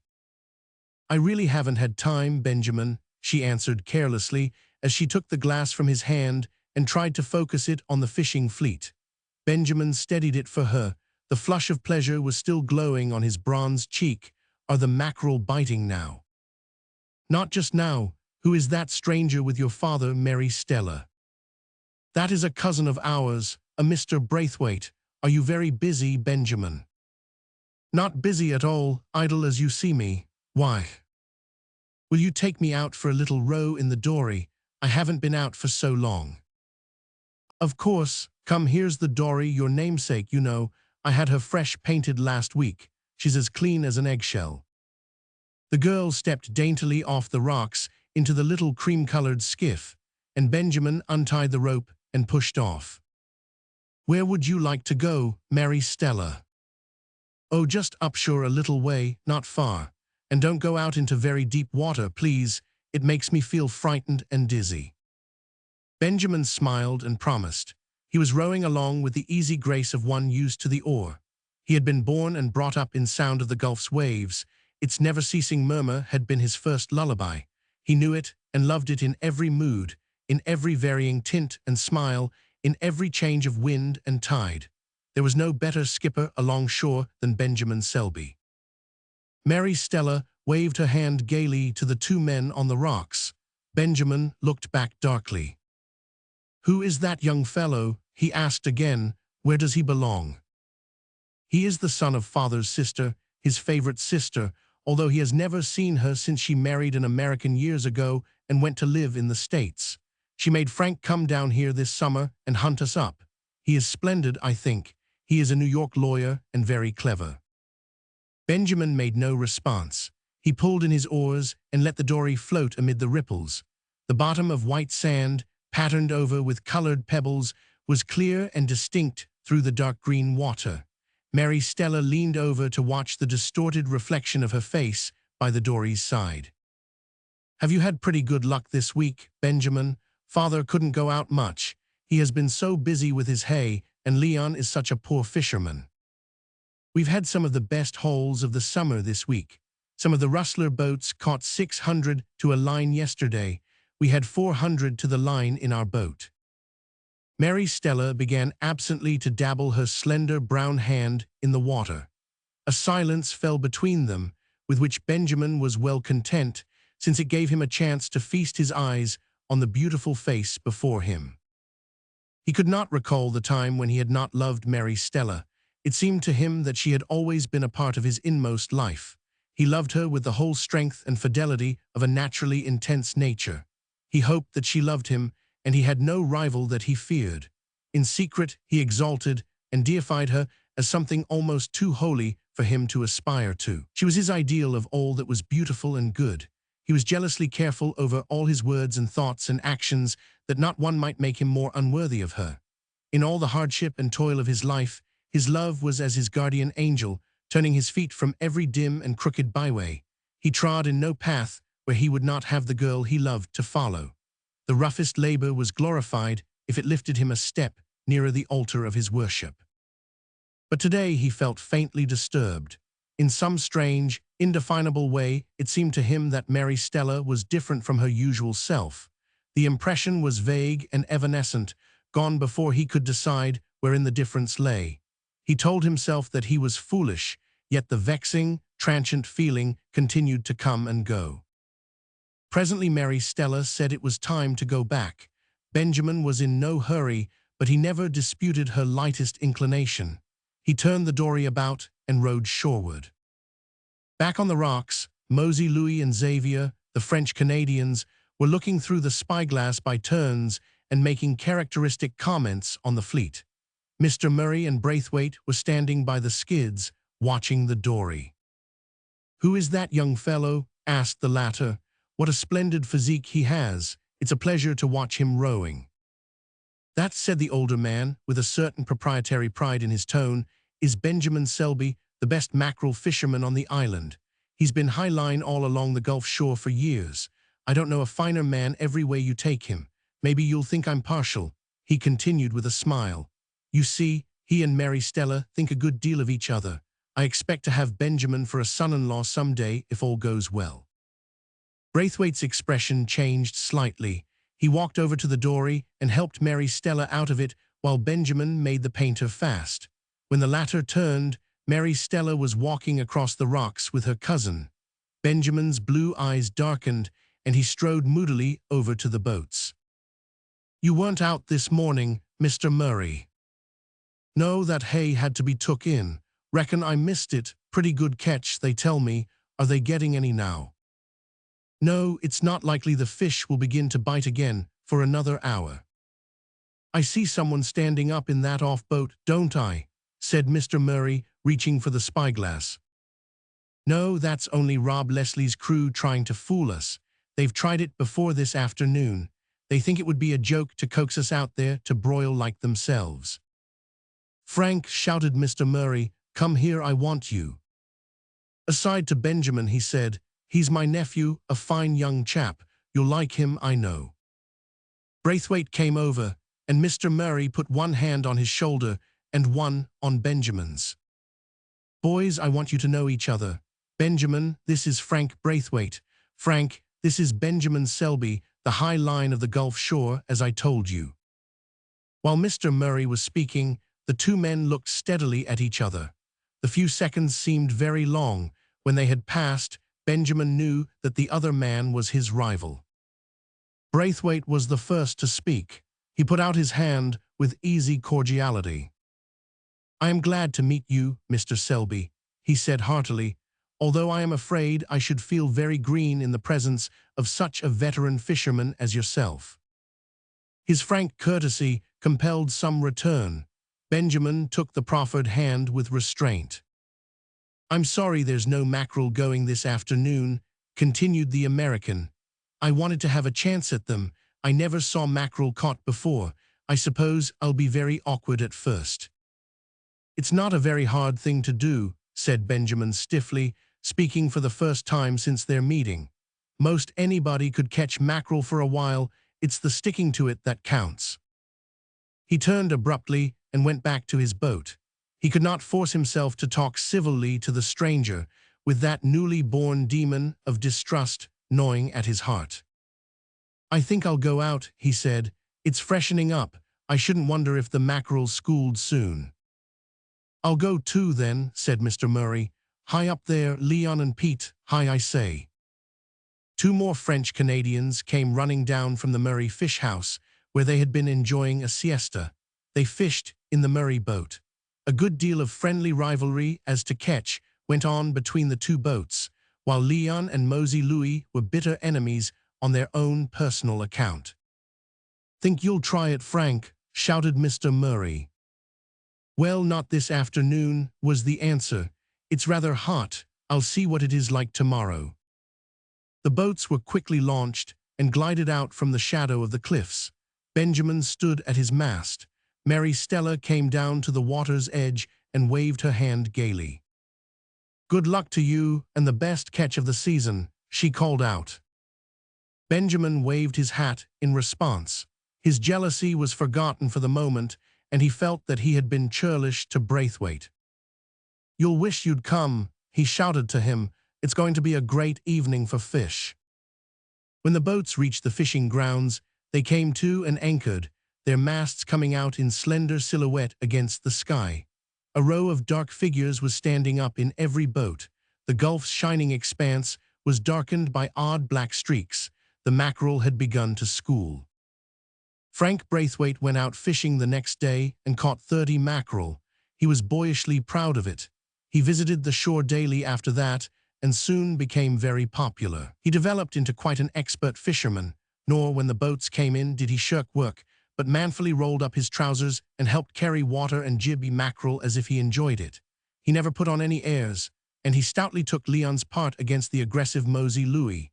Even the French Canadians, those merciless critics, admitted that the Yankee was a good fellow. Benjamin Selby alone held stubbornly aloof. One evening, the loaded boats came in at sunset. Benjamin sprang from his as it bumped against the skids and ran up the path. At the corner of his fish house, he stopped and stood quite still, looking at Braithwaite and Mary Stella, who were standing by the rough picket fence of the pasture land. Braithwaite's back was to Benjamin. He held the girl's hand in his and was talking earnestly. Mary Stella was looking up at him, her delicate face thrown back a little. There was a look in her eyes that Benjamin had never seen there before, but he knew what it meant. His face grew pale and rigid. He clenched his hands, and a whirlpool of agony and bitterness surged up in his heart. All the great blossoms of the hope that had shed beauty and fragrance over his rough life seemed suddenly to shrivel up into black unsightliness. He turned and went swiftly and noiselessly down the road to his boat. The murmur of the sea sounded very far off. Mosey Louis was busy counting out the mackerel. Xavier was dipping up buckets of water and pouring it over the silvery fish. The sun was setting in a bank of purple cloud, and the long black headland to the west cut the golden seas like a wedge of ebony. It was all real and yet unreal. Benjamin went to work mechanically. Presently Mary Stella came down to her father's boat. Braithwaite followed slowly, pausing a moment to exchange some banter with saucy Mosey Louis. Benjamin bent lower over his table. Now and then he caught the dear tones of Mary Stella's voice or her laughter at some sally of Pete or Leon. He knew when she went up the road with Braithwaite. He caught the last glimpse of her light dress as she passed out of sight on the cliffs above, but he worked steadily on and gave no sign. It was late when they finished. The tired French Canadians went quickly off to their beds in the fish-house loft. Benjamin stood by the skids until all was quiet. Then he walked down the cove to a rocky point that jutted out into the water. He leaned against a huge boulder and laid his head on his arm, looking up into the dark sky. The stars shone calmly down on his misery. The throbbing sea stretched out before him. Its low, murmuring moan seemed to be the inarticulate voice of his pain.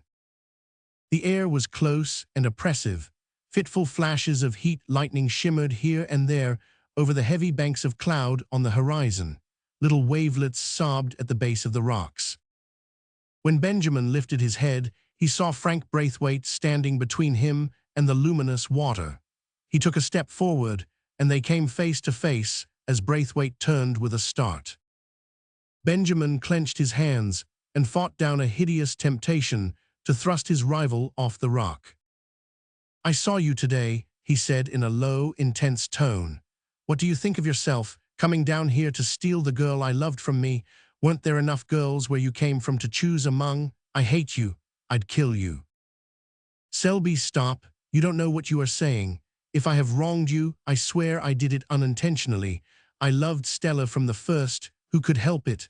But I thought she was virtually bound to you, and I did not try to win her away. You don't know what it cost me to remain passive. I know that you have always distrusted me, but hitherto you have had no reason to. But today I found that she was free, that she did not care for you, and I found, or thought I found, that there was a chance for me. I took it. I forgot everything else then." "So she loves you," said Benjamin dully. "Yes," said Braithwaite softly. Benjamin turned on him with sudden passion. "I hate you, and I am the most miserable wretch alive, but if she is happy, it is no matter about me. You've won easily what I've slaved and toiled all my life for. You won't value it as I'd have done, but if you make her happy, nothing else matters. I've only one favor to ask of you. Don't let her come to the shore after this. I can't stand it." August throbbed and burned itself out. Affairs along shore continued as usual. Benjamin shut his sorrow up in himself and gave no outward sign of suffering. As if to mock him, the season was one of phenomenal prosperity. It was a mackerel year to be dated from. He worked hard and unceasingly, sparing himself in no way. Braithwaite seldom came to the shore now. Mary Stella never. Mr. Murray had tried to speak of the matter, but Benjamin would not let him. "It's best that nothing be said," he told him with simple dignity.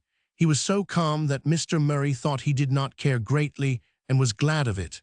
The older man regretted the turn of affairs. Braithwaite would take his daughter far away from him, as his sister had been taken, and he loved Benjamin as his own son.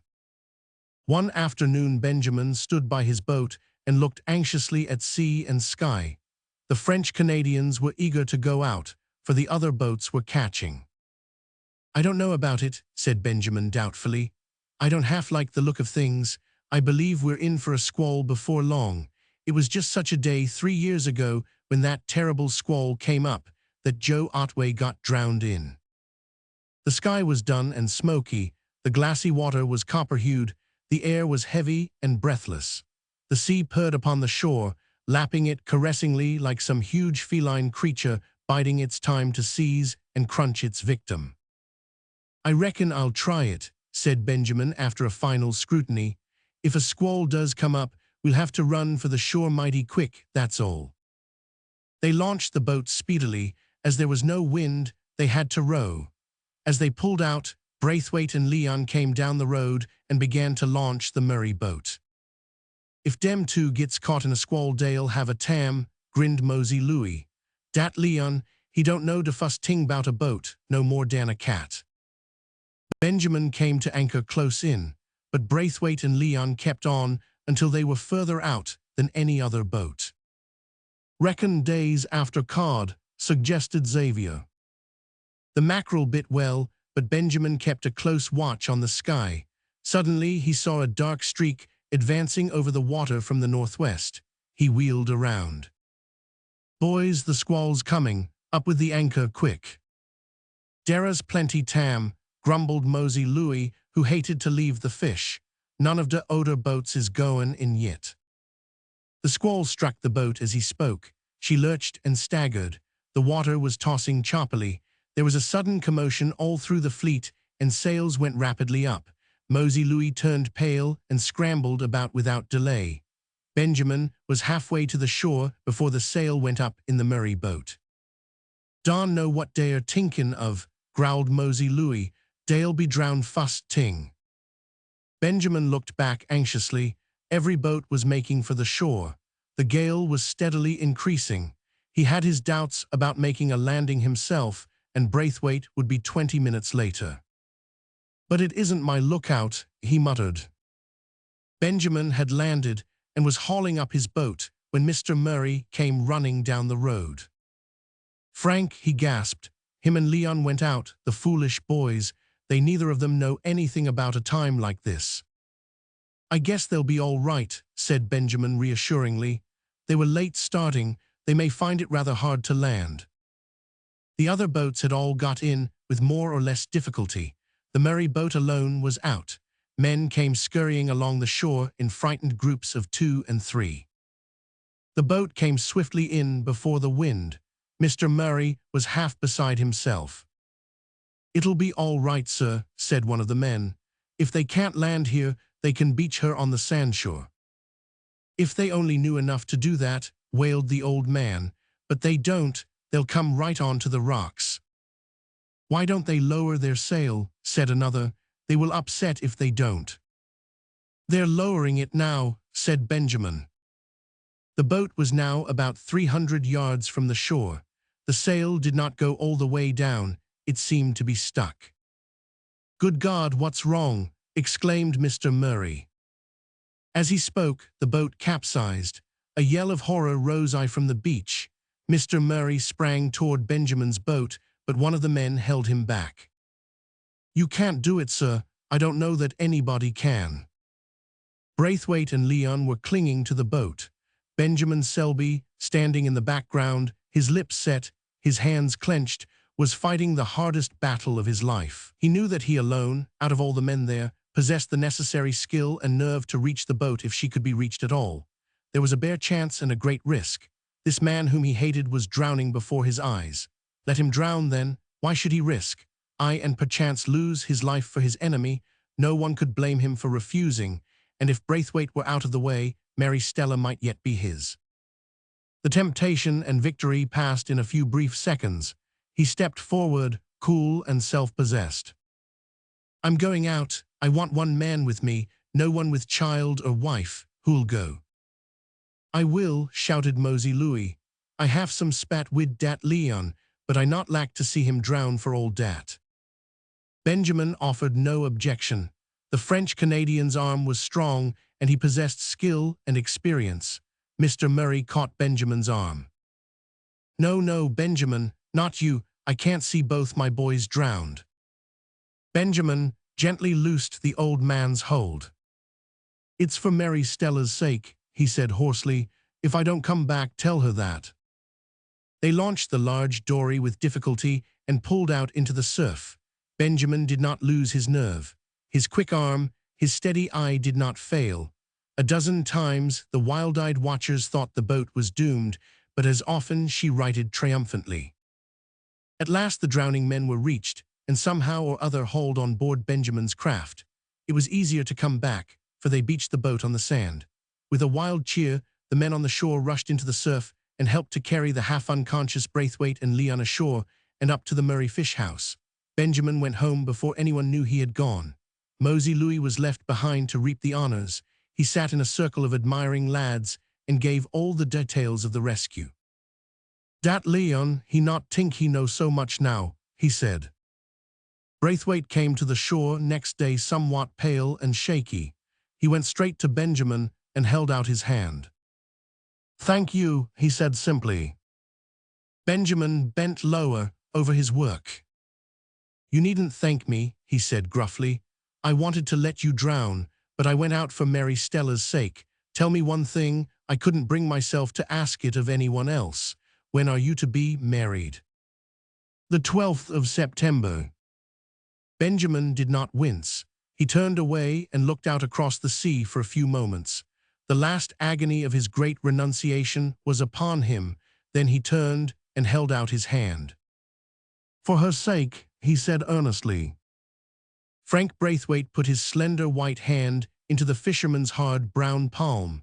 There were tears in both men's eyes. They parted in silence. On the morning of the 12th of September, Benjamin Selby went out to the fishing grounds as usual. The catch was good, although the season was almost over. In the afternoon, the French Canadians went to sleep. Benjamin intended to row down the shore for salt. He stood by his dory, ready to start, but he seemed to be waiting for something. At last it came. A faint train whistle blew. A puff of white smoke floated across a distant gap in the sandhills. Mary Stella was gone at last, gone forever from his life. The honest blue eyes looking out over the sea did not falter. Bravely, he faced his desolate future.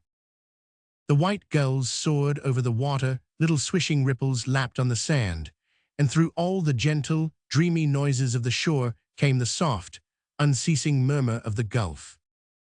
"Millicent's double to see." "Nonsense," said Millicent. "Nonsense," said Millicent, pointing to their reflected faces. When Millicent Moore and Worth Gordon met each other on the first day of the term in the entrance hall of the Kinglake High School, both girls stopped short, startled. Millicent Moore had never seen Worth Gordon before, but Worth Gordon's face she had seen every day of her life, looking at her out of her own mirror. They were total strangers, but when two girls look enough alike to be twins, it is not necessary to stand on ceremony. After the first blank stare of amazement, both laughed outright. Millicent held out her hand. "We ought to know each other right away," she said frankly. "My name is Millicent Moore, and yours is." "Worth Gordon," responded Worth, taking the proffered hand with dancing eyes. "You actually frightened me when you came around that corner. For a moment, I had an uncanny feeling that I was a disembodied spirit looking at my own outward shape. I know now what it feels like to have a twin." "Isn't it odd that we should look so much alike?" said Millicent. "Do you suppose we can be any relation? I never heard of any relations named Gordon." Worth shook her head. "I'm quite sure we're not," she said. "I haven't any relatives except my father's stepsister, with whom I've lived ever since the death of my parents when I was a baby." "Well, you'll really have to count me as a relative after this," laughed Millicent. "I'm sure a girl who looks as much like you as I do must be at least as much relation as a step-aunt." From that moment, they were firm friends, and their friendship was still further cemented by the fact that Worth found it necessary to change her boarding house and became Millicent's roommate. Their odd likeness was the wonder of the school and occasioned no end of amusing mistakes, for all the students found it hard to distinguish between them. Seen apart, it was impossible to tell which was which except by their clothes and style of hairdressing. Seen together, there were, of course, many minor differences which served to distinguish them. Both girls were slight, with dark brown hair, blue eyes, and fair complexions, but Millicent had more color than Worth. Even in repose, Millicent's face expressed mirth and fun. When Worth was not laughing or talking, her face was rather serious.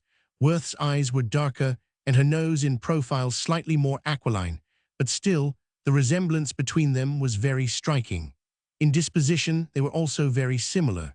Both were merry, fun-loving girls, fond of larks and jokes. Millicent was the more heedless, but both were impulsive and too apt to do or say anything that came into their heads without counting the cost. One late October evening Millicent came in, her cheeks crimson after her walk in the keen autumn air, and tossed 2 letters on the study table. "It's a perfect evening, Worth. We had the jolliest tramp. You should have come with us instead of staying in moping over your books." Worth smiled ruefully. "I simply had to prepare those problems for tomorrow," she said. "You see, Millie dear, there is a big difference between us in some things at least. I'm poor. I simply have to pass my exams and get a teacher's license, so I can't afford to take any chances. You're just attending high school for the sake of education alone, so you don't really have to grind as I do." "I'd like to do pretty well in the exams, though, for Dad's sake," answered Millicent, throwing aside her wraps. "But I don't mean to kill myself studying just the same. Time enough for that when exams draw nigh. They're comfortably far off yet. But I'm in a bit of a predicament, Worth, and I don't know what to do. Here are 2 invitations for Saturday afternoon, and I simply must accept them both. Now, how can I do it? You're a marvel at mathematics, so work out that problem for me. See, here's a note from Mrs. Kirby inviting me to tea at Beechwood. She called on me soon after the term opened and invited me to tea the next week. But I had another engagement for that afternoon, so couldn't go. Mr. Kirby is a business friend of Dad's, and they are very nice people. The other invitation is to the annual autumn picnic of the Alpha Gammas. Now, Worth Gordon, I simply must go to that. I wouldn't miss it for anything. But I don't want to offend Mrs. Kirby, and I'm afraid I shall if I plead another engagement a second time. Mother will be fearfully annoyed at me in that case. Dear me, I wish there were 2 of me, one to go to the Alpha Gammas and one to Beechwood, Worth Gordon." "What's the matter?" "There are 2 of me. What's the use of a double if not for a quandary like this? Worth, you must go to tea at Beechwood Saturday afternoon in my place. They'll think you are my very self. They'll never know the difference. Go and keep my place warm for me, there's a dear." "Impossible," cried Worth. "I'd never dare. They'd know there was something wrong." "They wouldn't, they couldn't. None of the Kirbys have ever seen me except Mrs. Kirby, and she only for a few minutes one evening at dusk. They don't know I have a double, and they can't possibly suspect.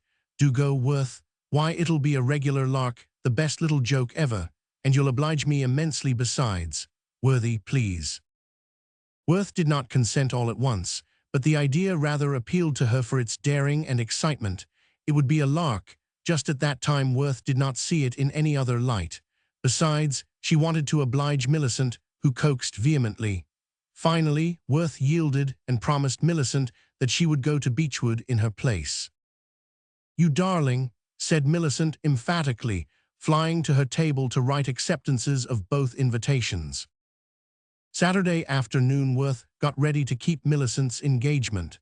"Suppose I am found out and expelled from Beechwood in disgrace," she suggested laughingly as she arranged her lace Bertha before the glass. "Nonsense," said Millicent, pointing to their reflected faces. "The Kirbys can never suspect. Why, if it weren't for the hair and the dresses, I'd hardly know myself which of those reflections belonged to which. What if they begin asking me about the welfare of the various members of your family? They won't ask any but the most superficial questions. We're not intimate enough for anything else. I've coached you pretty thoroughly, and I think you'll get on all right." Worth's courage carried her successfully through the ordeal of arriving at Beechwood and meeting Mrs. Kirby. She was unsuspectingly accepted as Millicent Moore, and found her impersonation of that young lady not at all difficult. No dangerous subject of conversation was introduced, and nothing personal was said until Mr. Kirby came in. He looked so scrutinizingly at Worth as he shook hands with her that the latter felt her heart beating very fast. Did he suspect? "Upon my word, Miss Moore," he said genially, "you gave me quite a start at first. You are very like what a half-sister of mine used to be when a girl long ago. Of course, the resemblance must be quite accidental." "Of course," said Worth, without any very clear sense of what she was saying. Her face was uncomfortably flushed, and she was glad when tea was announced. As nothing more of an embarrassing nature was said, Worth soon recovered her self-possession and was able to enter into the conversation. She liked the Kirbys. Still, under her enjoyment, she was conscious of a strange, disagreeable feeling that deepened as the evening wore on. It was not fear. She was not at all afraid of betraying herself now. It had even been easier than she had expected. Then what was it? Suddenly Worth flushed again. She knew now it was shame. She was a guest in that house as an impostor. What she had done seemed no longer a mere joke. What would her host and hostess say if they knew? That they would never know made no difference. She herself could not forget it, and her realization of the baseness of the deception grew stronger under Mrs. Kirby's cordial kindness. Worth never forgot that evening. She compelled herself to chat as brightly as possible, but under it all was that miserable consciousness of falsehood, deepening every instant. She was thankful when the time came to leave. "You must come up often, Miss Moore," said Mrs. Kirby kindly. "Look upon Beechwood as a second home while you are in Kinglake. We have no daughter of our own, so we make a hobby of cultivating other people's." When Millicent returned home from the Alpha Gamma outing, she found Worth in their room, looking soberly at the mirror. Something in her chum's expression alarmed her. "Worth, what is it? Did they suspect?" "No," said Worth slowly. "They never suspected. They think I am what I pretended to be, Millicent Moore. But I wish I'd never gone to Beechwood, Millie. It wasn't right. It was mean and wrong. It was acting a lie. I can't tell you how ashamed I felt when I realized that." "Nonsense," said Millicent, looking rather sober nevertheless. "No harm was done. It's only a good joke, Worth." "Yes, harm has been done. I've done harm to myself for one thing. I've lost my self-respect. I don't blame you, Millie. It's all my own fault. I've done a dishonorable thing, dishonorable." Millicent sighed. "The Alpha Gamma picnic was horribly slow," she said. "I didn't enjoy myself a bit. I wish I had gone to Beechwood. I didn't think about its being a practical falsehood before. I suppose it was. And I've always prided myself on my strict truthfulness. It wasn't your fault, Worth. It was mine. But it can't be undone now." "No, it can't be undone," said Worth slowly. "But it might be confessed. We might tell Mrs. Kirby the truth and ask her to forgive us." "I couldn't do such a thing," cried Millicent. "It isn't to be thought of." Nevertheless, Millicent did think of it several times that night and all through the following Sunday. She couldn't help thinking of it. A dishonorable trick. That thought stung Millicent. Monday evening, Millicent flung down the book from which she was vainly trying to study. "Worthy, it's no use. You were right. There's nothing to do but go and fess up to Mrs. Kirby. I can't respect Millicent Moore again until I do. I'm going right up now." "I'll go with you," said Worth quietly. "I was equally to blame, and I must take my share of the humiliation." When the girls reached Beechwood, they were shown into the library where the family were sitting.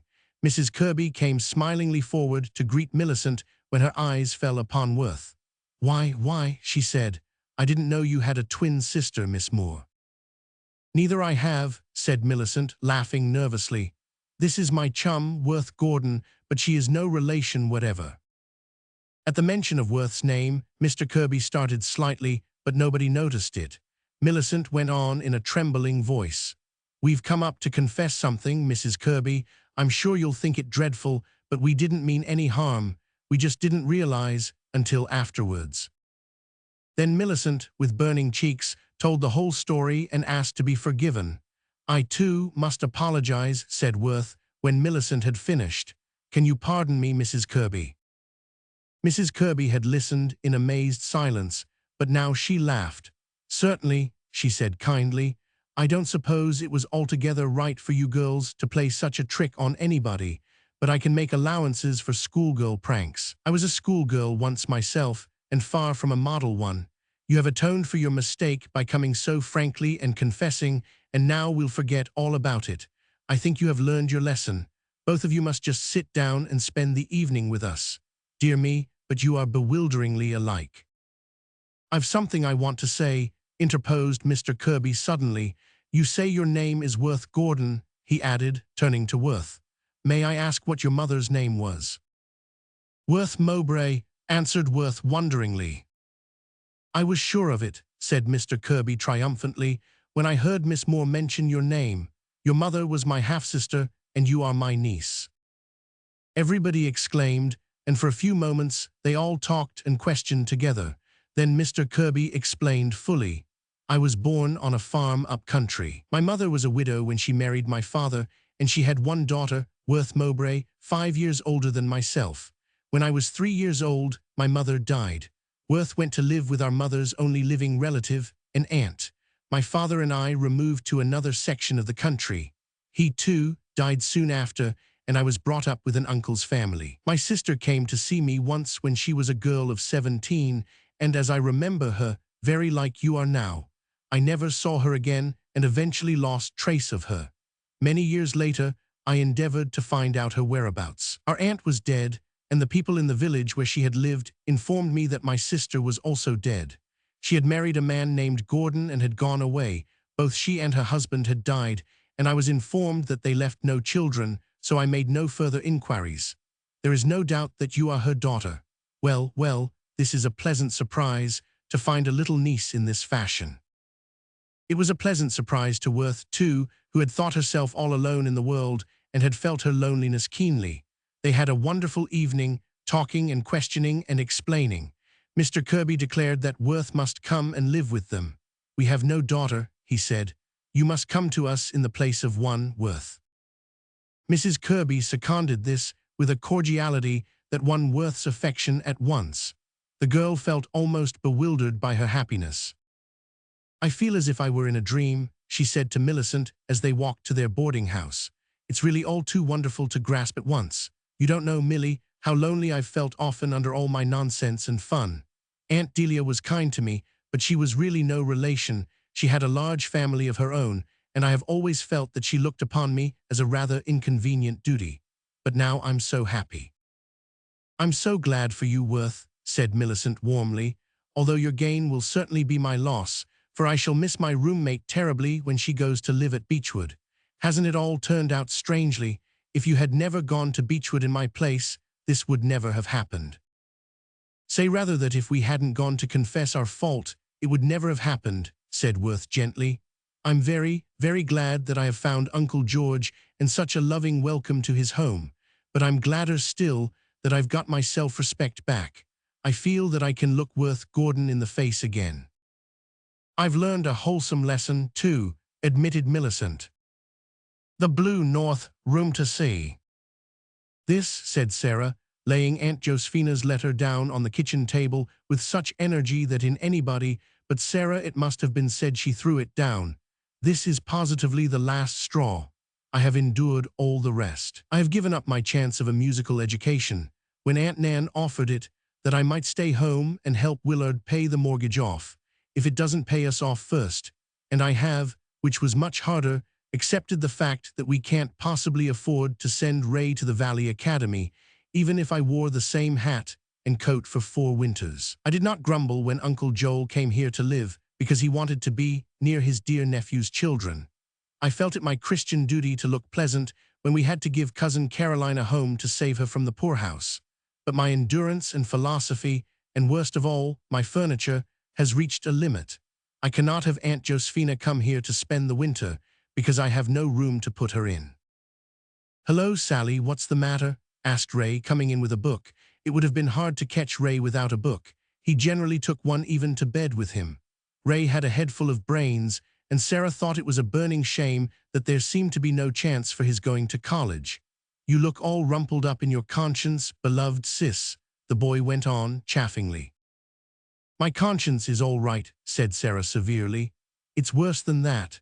If you please, here's a letter from Aunt Josephina. She writes that she is very lonesome. Her son has gone to South America and won't be back until spring, and she wants to come and spend the winter with us." "Well, why not?" asked Ray serenely. Nothing ever bothered Ray, the more the merrier.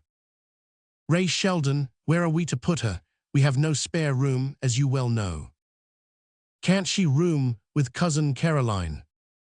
"Cousin Caroline's room is too small for 2. It's full to overflowing with her belongings now, and Aunt Josephina will bring 2 trunks at least. Try again, bright boy." "What's the matter with the Blue North Room?" "There is nothing the matter with it. Oh, nothing at all. We could put Aunt Josephina there, but where will she sleep? Where will she wash her face? Will it not seem slightly inhospitable to invite her to sit on a bare floor? Have you forgotten that there isn't a stick of furniture in the Blue North Room, and worse still, that we haven't a spare cent to buy any, not even the cheapest kind?" "I'll give it up," said Ray. "I might have a try at squaring the circle if you asked me, but the solution of the Aunt Josephina problem is beyond me." The solution is simply that we must write to Aunt Josephina, politely but firmly, that we can't have her come, owing to lack of accommodation. You must write the letter, Ray.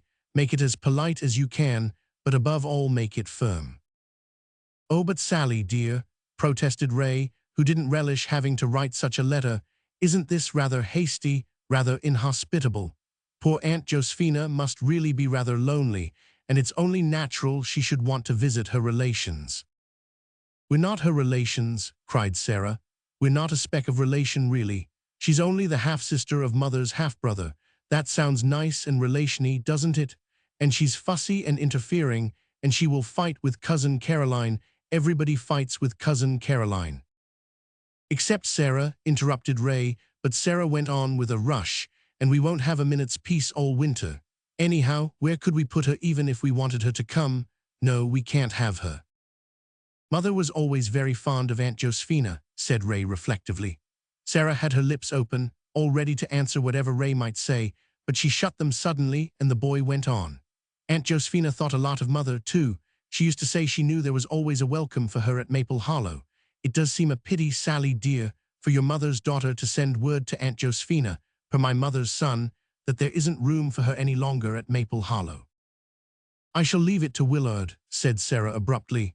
If he says to let her come, come she shall, even if Dorothy and I have to camp in the barn. I'm going to have a prowl around the garret, said Ray, apropos of nothing. And I shall get the tea ready, answered Sarah briskly. Dorothy will be home from school very soon, and I hear Uncle Joel stirring. Willard won't be back till dark, so there is no use waiting for him. At twilight, Sarah decided to walk up the lane and meet Willard. She always liked to meet him thus, when he had been away for a whole day.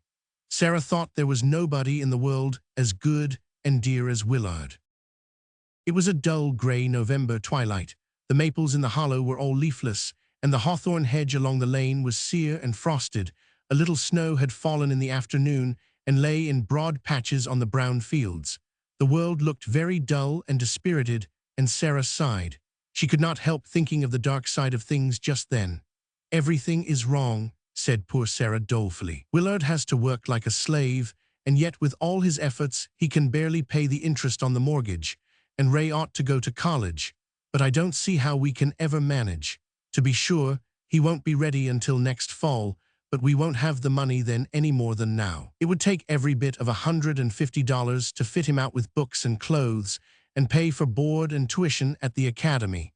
If he could just have a year there, he could teach and earn his own way through college. But we might as well hope for the moon as $150. Sarah sighed again. She was only 18, but she felt very old. Willard was 19, and Willard had never had a chance to be young. His father had died when he was 12, and he had run the farm since then, he and Sarah together indeed, for Sarah was a capital planner and manager and worker. The little mother had died 2 years ago, and the household cares had all fallen on Sarah's shoulders since. Sometimes, as now, they pressed very heavily, but a talk with Willard always heartened her up. Willard had his blue spells too, but Sarah thought it a special providence that their blue turns never came together. When one got downhearted, the other was always ready to do the cheering up. Sarah was glad to hear Willard whistling when he drove into the lane. It was a sign he was in good spirits. He pulled up, and Sarah climbed into the wagon. "Things go all right today, Sally?" he asked cheerfully.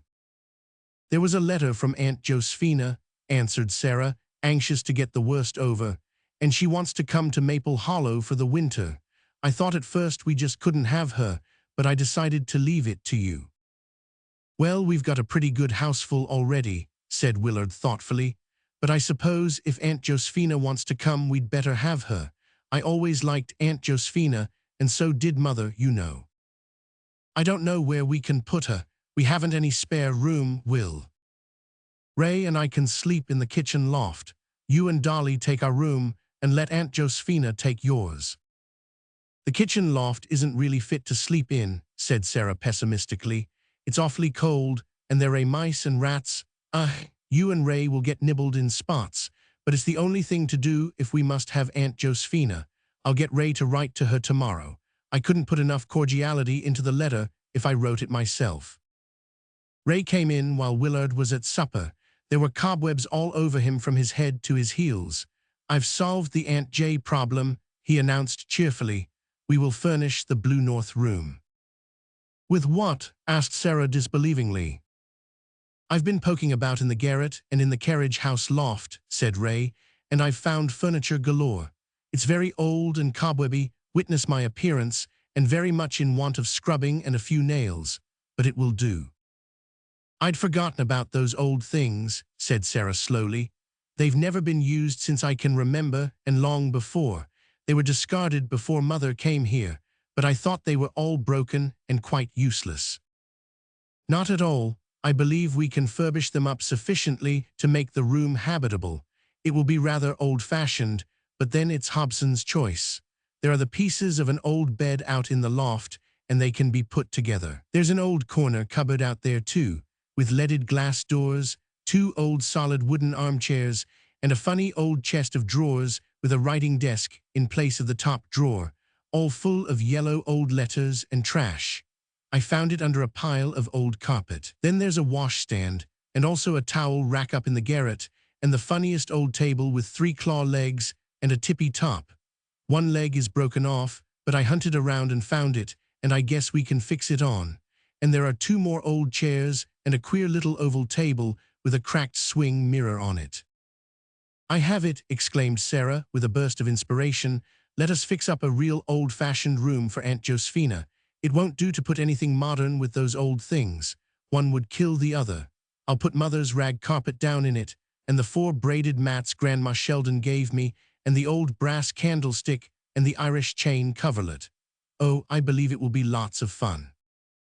It was. For a week the Sheldons hammered and glued and washed and consulted. The north room was already papered with a blue paper of an old-fashioned stripe and diamond pattern.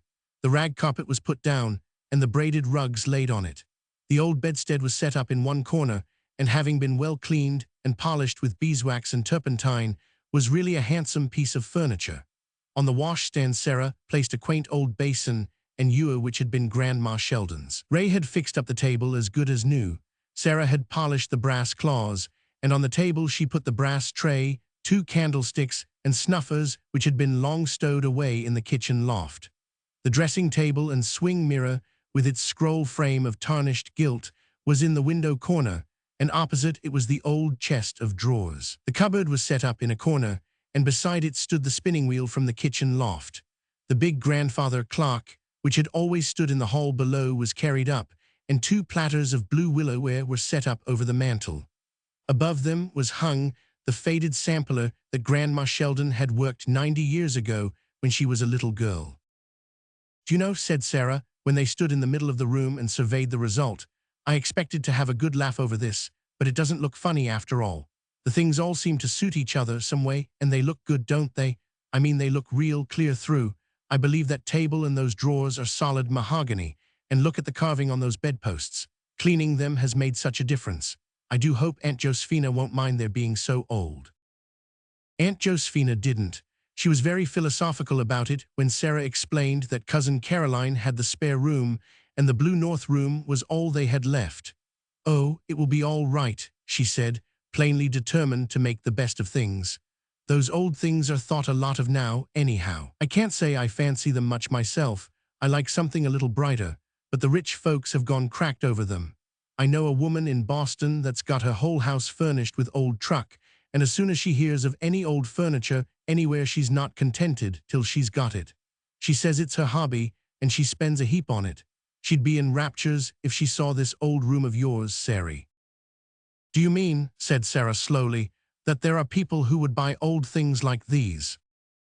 "Yes, and pay more for them than would buy a real nice set with a marble-topped bureau. You may well say there's lots of fools in the world, Sari." Sarah was not saying or thinking any such thing. It was a new idea to her that any value was attached to old furniture, for Sarah lived very much out of the world of fads and collectors, but she did not forget what Aunt Josephina had said. The winter passed away. Aunt Josephina plainly enjoyed her visit, whatever the Sheldons felt about it. In March her son returned, and Aunt Josephina went home to him. Before she left, Sarah asked her for the address of the woman whose hobby was old furniture, and the very afternoon after Aunt Josephina had gone, Sarah wrote and mailed a letter. For a week she looked so mysterious that Willard and Ray could not guess what she was plotting. At the end of that time, Mrs. Stanton came. Mrs. Stanton always declared afterwards that the mere sight of that blue north room gave her raptures. Such a find, such a discovery, a bedstead with carved posts, a claw-footed table, real old willow-ware plates with the birds' bills meeting. Here was luck, if you like. When Willard and Ray came home to tea, Sarah was sitting on the stairs, counting her wealth. "Sally, where did you discover all that long-lost treasure?" demanded Ray. "Mrs. Stanton of Boston was here today," said Sarah, enjoying the moment of revelation hugely. "She makes a hobby of collecting old furniture. I sold her every blessed thing in the blue north room except Mother's carpet and Grandma's mats and sampler. She wanted those too, but I couldn't part with them. She bought everything else," and Sarah lifted her hands, full of bills, dramatically. "Here are $250 to take you to the Valley Academy next fall, Ray." "Wouldn't be fair to take it for that," said Ray, flushing. "You and Will and I say you must take it," said Sarah. "Don't we, Will? There is nothing we want so much as to give you a college start. It is an enormous burden off my mind to think it is so nicely provided for. Besides, most of those old things were yours by the right of rediscovery, and you voted first of all to have Aunt Josephina come." "You must take it, of course, Ray," said Willard. "Nothing else would give Sarah and me so much pleasure, a blessing on Aunt Josephina." "Amen," said Sarah and Ray. The Christmas surprise at Enderley Road to see. "Phil, I'm getting fearfully hungry. When are we going to strike civilization?" The speaker was my chum, Frank Ward. We were home from our academy for the Christmas holidays and had been amusing ourselves on this sunshiny December afternoon by a tramp through the backlands, as the barrens that swept away south behind the village were called. They were grown over with scrub maple and spruce, and were quite pathless save for meandering sheep tracks that crossed and recrossed, but led apparently nowhere. Frank and I did not know exactly where we were, but the backlands were not so extensive but that we would come out somewhere if we kept on. It was getting late, and we wished to go home. "I have an idea that we ought to strike civilization somewhere up the Enderley Road pretty soon," I answered. "Do you call that civilization?" said Frank with a laugh. No Blackburn Hill boy was ever known to miss an opportunity of flinging a slur at Enderley Road, even if no Enderley Roader were by to feel the sting.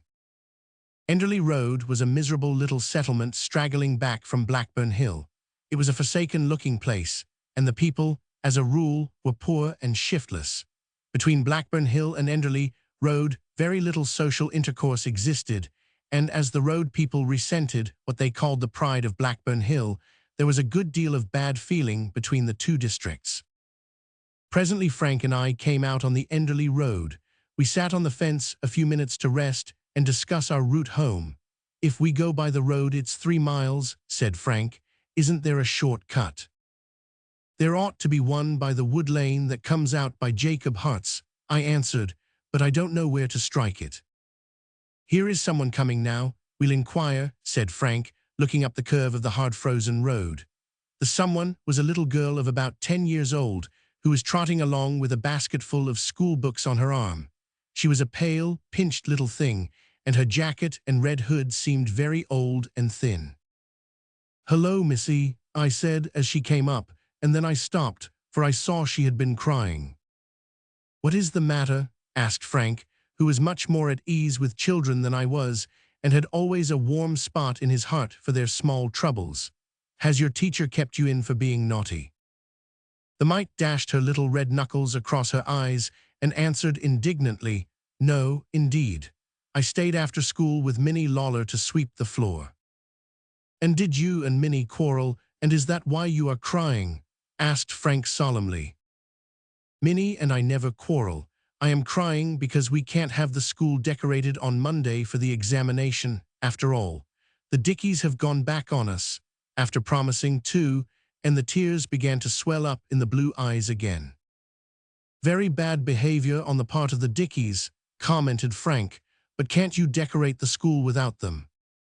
"Why, of course not. They are the only big boys in the school. They said they would cut the boughs and bring a ladder tomorrow and help us nail the wreaths up, and now they won't, and everything is spoiled, and Miss Davis will be so disappointed."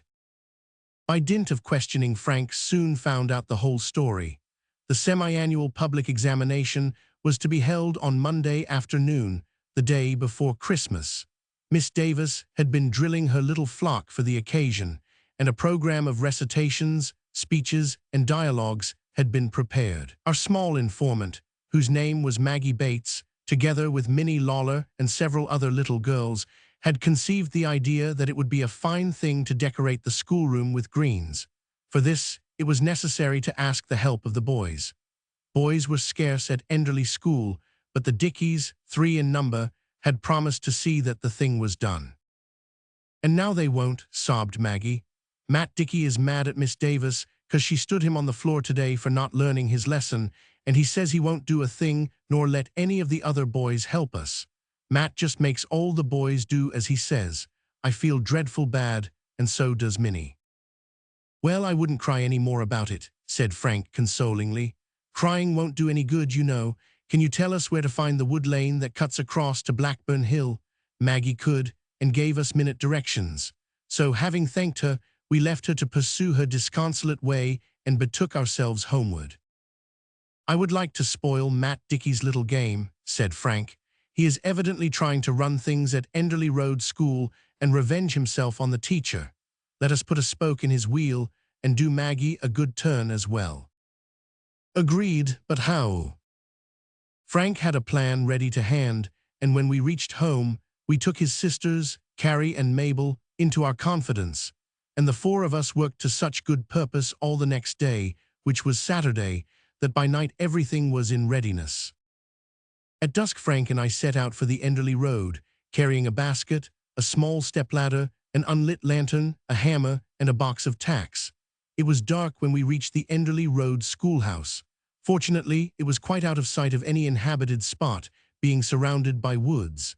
Hence, mysterious lights in it at strange hours would not be likely to attract attention. The door was locked, but we easily got in by a window, lighted our lantern, and went to work. The schoolroom was small, and the old-fashioned furniture bore marks of hard usage, but everything was very snug, and the carefully swept floor and dusted desks bore testimony to the neatness of our small friend Maggie and her chum Minnie. Our basket was full of mottos made from letters cut out of cardboard and covered with lissom sprays of fur. They were, moreover, adorned with gorgeous pink and red tissue roses, which Carrie and Mabel had contributed. We had considerable trouble in getting them tacked up properly, but when we had succeeded, and had furthermore surmounted doors, windows, and blackboard with wreaths of green, the little Enderley Road schoolroom was quite transformed. "It looks nice," said Frank in a tone of satisfaction. "Hope Maggie will like it." We swept up the litter we had made, and then scrambled out of the window. "I'd like to see Matt Dickey's face when he comes Monday morning," I laughed as we struck into the back lands. "I'd like to see that midget of a Maggie's," said Frank. "See here, Phil, let's attend the examination Monday afternoon. I'd like to see our decorations in daylight." We decided to do so, and also thought of something else. Snow fell all day Sunday, so that, on Monday morning, sleighs had to be brought out. Frank and I drove down to the store and invested a considerable share of our spare cash in a varied assortment of knickknacks. After dinner, we drove through to the Enderley Road schoolhouse, tied our horse in a quiet spot, and went in. Our arrival created quite a sensation for, as a rule, Blackburn Hillites did not patronize Enderley Road functions. Miss Davis, the pale, tired-looking little teacher, was evidently pleased, and we were given seats of honor next to the minister on the platform. Our decorations really looked very well, and were further enhanced by 2 large red geraniums in full bloom which, it appeared, Maggie had brought from home to adorn the teacher's desk. The side benches were lined with Enderley Road parents, and all the pupils were in their best attire. Our friend Maggie was there, of course, and she smiled and nodded towards the wreaths when she caught our eyes. The examination was a decided success, and the program which followed was very creditable indeed. Maggie and Minnie, in particular, covered themselves with glory both in class and on the platform. At its close, while the minister was making his speech, Frank slipped out. When the minister sat down, the door opened, and Santa Claus himself, with big fur coat, ruddy mask, and long white beard, strode into the room with a huge basket on his arm, amid a chorus of surprised ohs from old and young. Wonderful things came out of that basket. There was some little present for every child there: tops, knives and whistles for the boys, dolls and ribbons for the girls, and a prize box of candy for everybody, all of which Santa Claus presented with appropriate remarks. It was an exciting time, and it would have been hard to decide which were the most pleased, parents, pupils, or teacher. In the confusion, Santa Claus discreetly disappeared, and school was dismissed. Frank, having tucked his toggery away in the sleigh, was waiting for us outside, and we were promptly pounced upon by Maggie and Minnie, whose long braids were already adorned with the pink silk ribbons which had been their gifts. "You decorated the school," cried Maggie excitedly. "I know you did. I told Minnie it was you the minute I saw it." "You're dreaming, child," said Frank. "Oh no, I'm not," retorted Maggie shrewdly. "And wasn't Matt Dickey mad this morning? Oh, it was such fun. I think you are two real nice boys, and so does Minnie, don't you, Minnie?" Minnie nodded gravely. Evidently, Maggie did the talking in their partnership. "This has been a splendid examination," said Maggie, drawing a long breath. "Real Christmassy, you know. We never had such a good time before." "Well, it has paid, don't you think?" asked Frank as we drove home. "Rather," I answered. It did pay in other ways than the mere pleasure of it. There was always a better feeling between the Roaders and the Hillites thereafter. The big brothers of the little girls, to whom our Christmas surprise had been such a treat, thought it worthwhile to bury the hatchet, and quarrels between the two villages became things of the past. The dissipation of Miss Ponsonby to see. We hadn't been very long in Glenborough before we managed to get acquainted with Miss Ponsonby.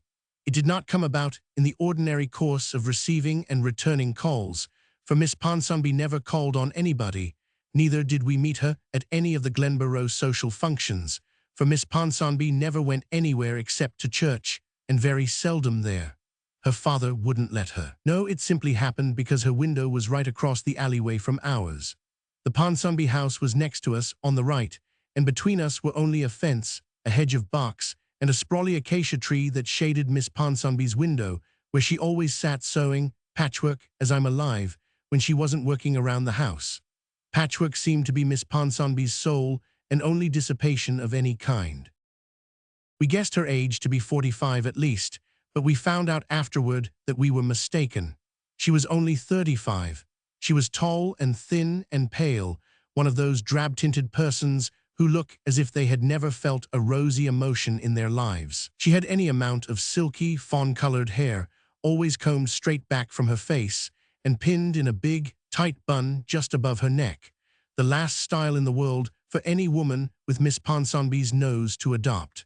But then I doubt if Miss Ponsonby had any idea what her nose was really like. I don't believe she ever looked at herself critically in a mirror in her life. Her features were rather nice, and her expression tamely sweet. Her eyes were big, timid, china blue orbs that looked as if she had been badly scared when she was little and had never got over it.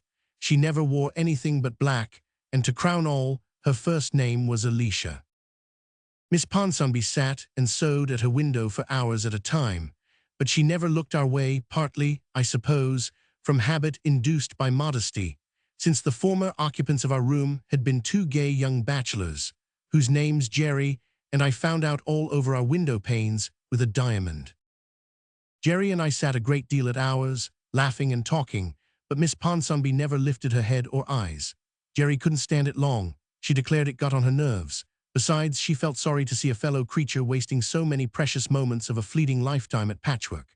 So one afternoon she hailed Miss Ponsonby with a cheerful hello, and Miss Ponsonby actually looked over and said "Good afternoon," as prim as an 1840 fashion plate. Then Jerry, whose name is Geraldine only in the family Bible, talked to her about the weather. Jerry can talk interestingly about anything. In 5 minutes she had performed a miracle. She had made Miss Ponsonby laugh.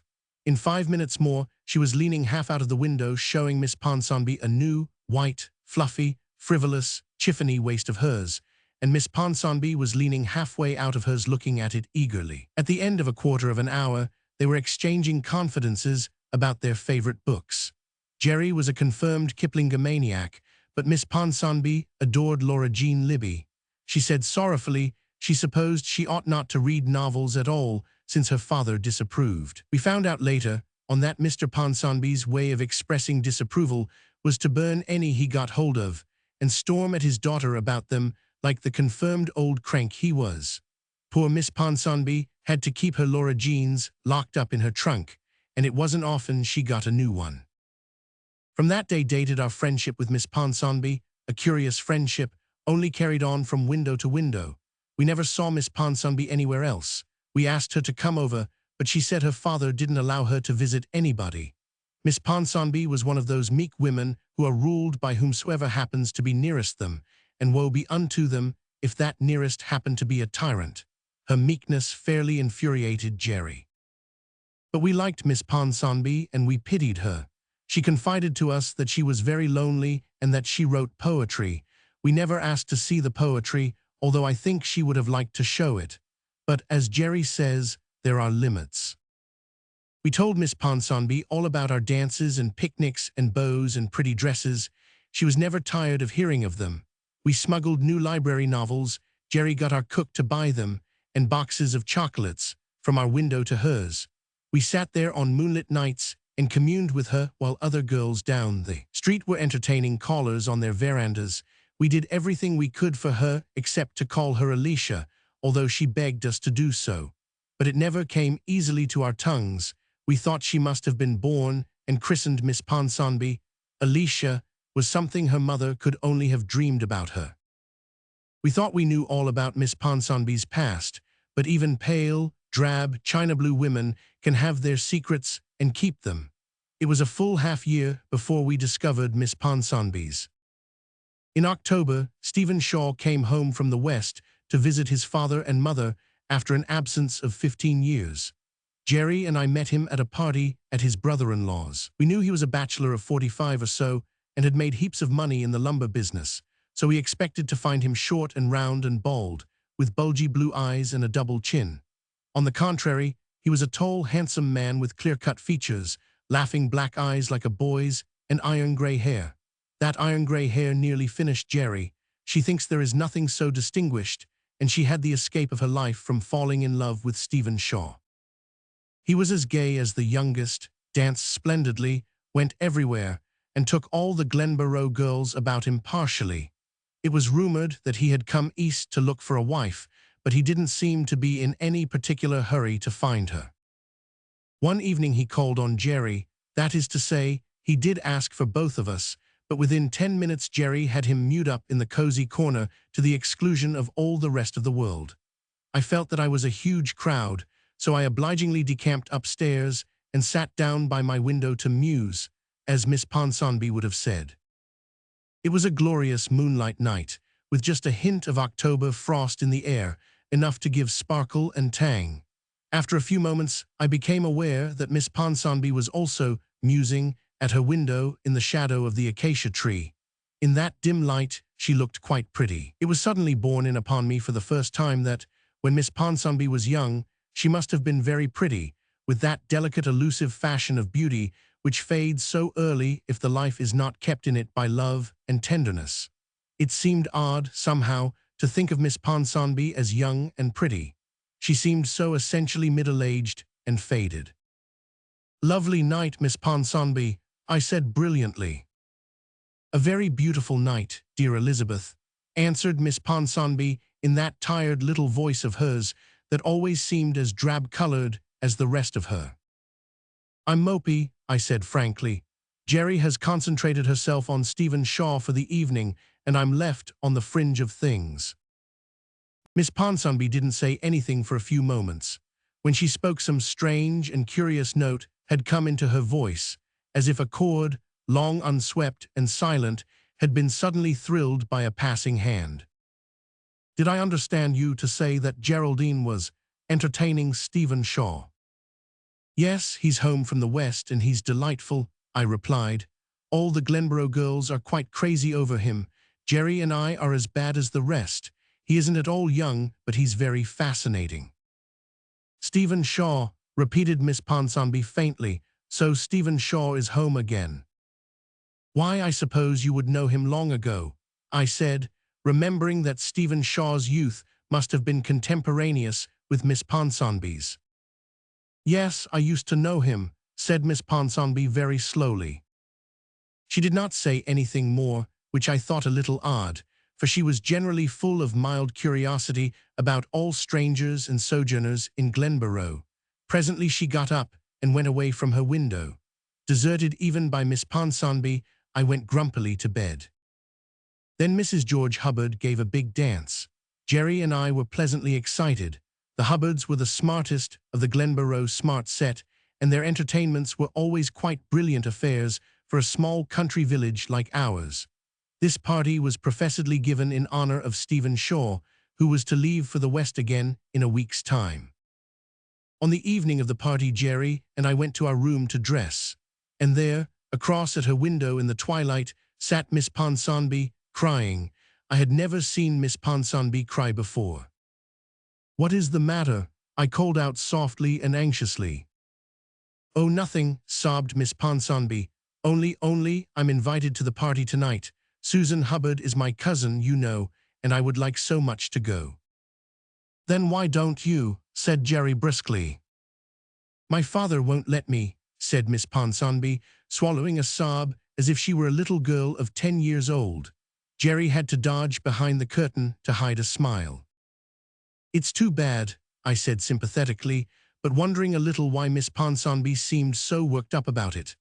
I knew she had sometimes been invited out before and had not been allowed to go, but she had never cared apparently. "Well, what is to be done?" I whispered to Jerry.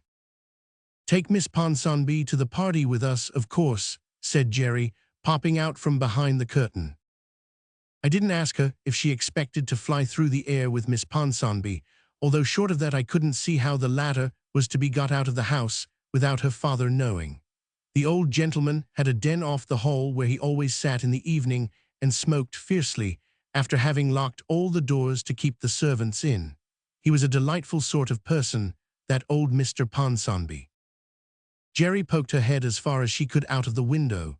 "Miss Ponsonby, you are going to the dance," she said in a cautious undertone, "so don't cry any more or your eyes will be dreadfully red." "It is impossible," said Miss Ponsonby resignedly. "Nothing is impossible when I make up my mind," said Jerry firmly. "You must get dressed, climb down that acacia tree, and join us in our yard. It will be pitch dark in a few minutes, and your father will never know."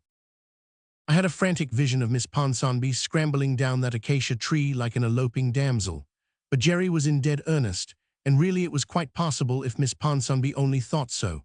I did not believe she would think so, but I was mistaken. Her thorough course in Libby heroines and their marvelous escapades had quite prepared her to contemplate such an adventure calmly, in the abstract at least. But another obstacle presented itself. "It's impossible," she said again, after her first flash hope. "I haven't a fit dress to wear, I've nothing at all but my black cashmere, and it is 3 years old." But the more hindrances in Jerry's way, when she sets out to accomplish something, the more determined and enthusiastic she becomes. I listened to her with amazement. "I have a dress I'll lend you," she said resolutely, "and I'll go over and fix you up as soon as it's a little darker. Go now and bathe your eyes and just trust to me." Miss Ponsonby's long habit of obedience to whatever she was told stood her in good stead now. She obeyed Jerry without another word. Jerry seized me by the waist and waltzed me around the room in an ecstasy. "Jerry Elliott, how are you going to carry this thing through?" I demanded sternly. "Easily enough," responded Jerry. "You know that black lace dress of mine, the one with the apricot slip.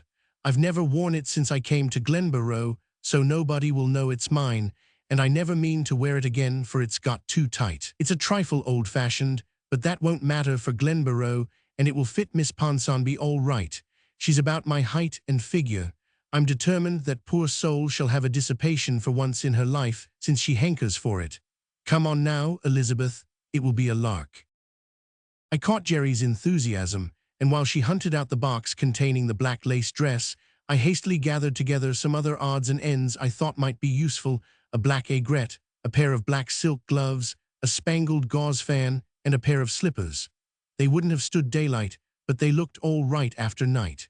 As we left the room, I caught up some pale pink roses on my table.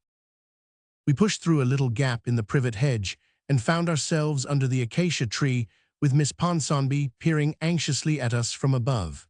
I wanted to shriek with laughter. The whole thing seemed so funny and unreal. Jerry, although she hasn't climbed trees since she was 12, went up that acacia as nimbly as a pussycat, took the box and things from me, passed them to Miss Ponsonby, and got in at the window while I went back to my own room to dress, hoping old Mr. Ponsonby wouldn't be running out to ring the fire alarm. In a very short time, I heard Miss Ponsonby and Jerry at the opposite window, and I rushed to mine to see the sight.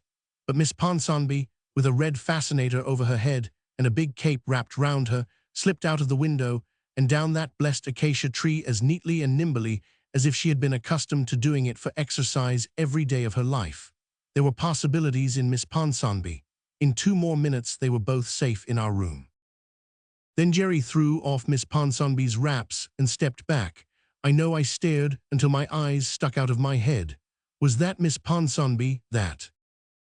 The black lace dress, with the pinkish sheen of its slip beneath, suited her slim shape to perfection and clung around her in lovely, filmy curves that made her look willowy and girlish. It was high-necked, just cut away slightly at the throat, and had great, loose, hanging frilly sleeves of lace. Jerry had shaken out her hair and piled it high on her head in satiny twists and loops, with a pompadour such as Miss Ponsonby could never have thought about. It suited her tremendously and seemed to alter the whole character of her face, giving verve and piquancy to her delicate little features. The excitement had flushed her cheeks into positive pinkness, and her eyes were starry. The roses were pinned on her shoulder. Miss Ponsonby, as she stood there, was a pretty woman, with 15 apparent birthdays the less. "Oh, Alicia, you look just lovely," I gasped. The name slipped out quite naturally. I never thought about it at all. "My dear Elizabeth," she said, "it's like a dream of lost youth." We got Jerry ready, and then we started for the Hubbards, out by our back door and through our neighbor on the left's lane to avoid all observation. Miss Ponsonby was breathless with terror.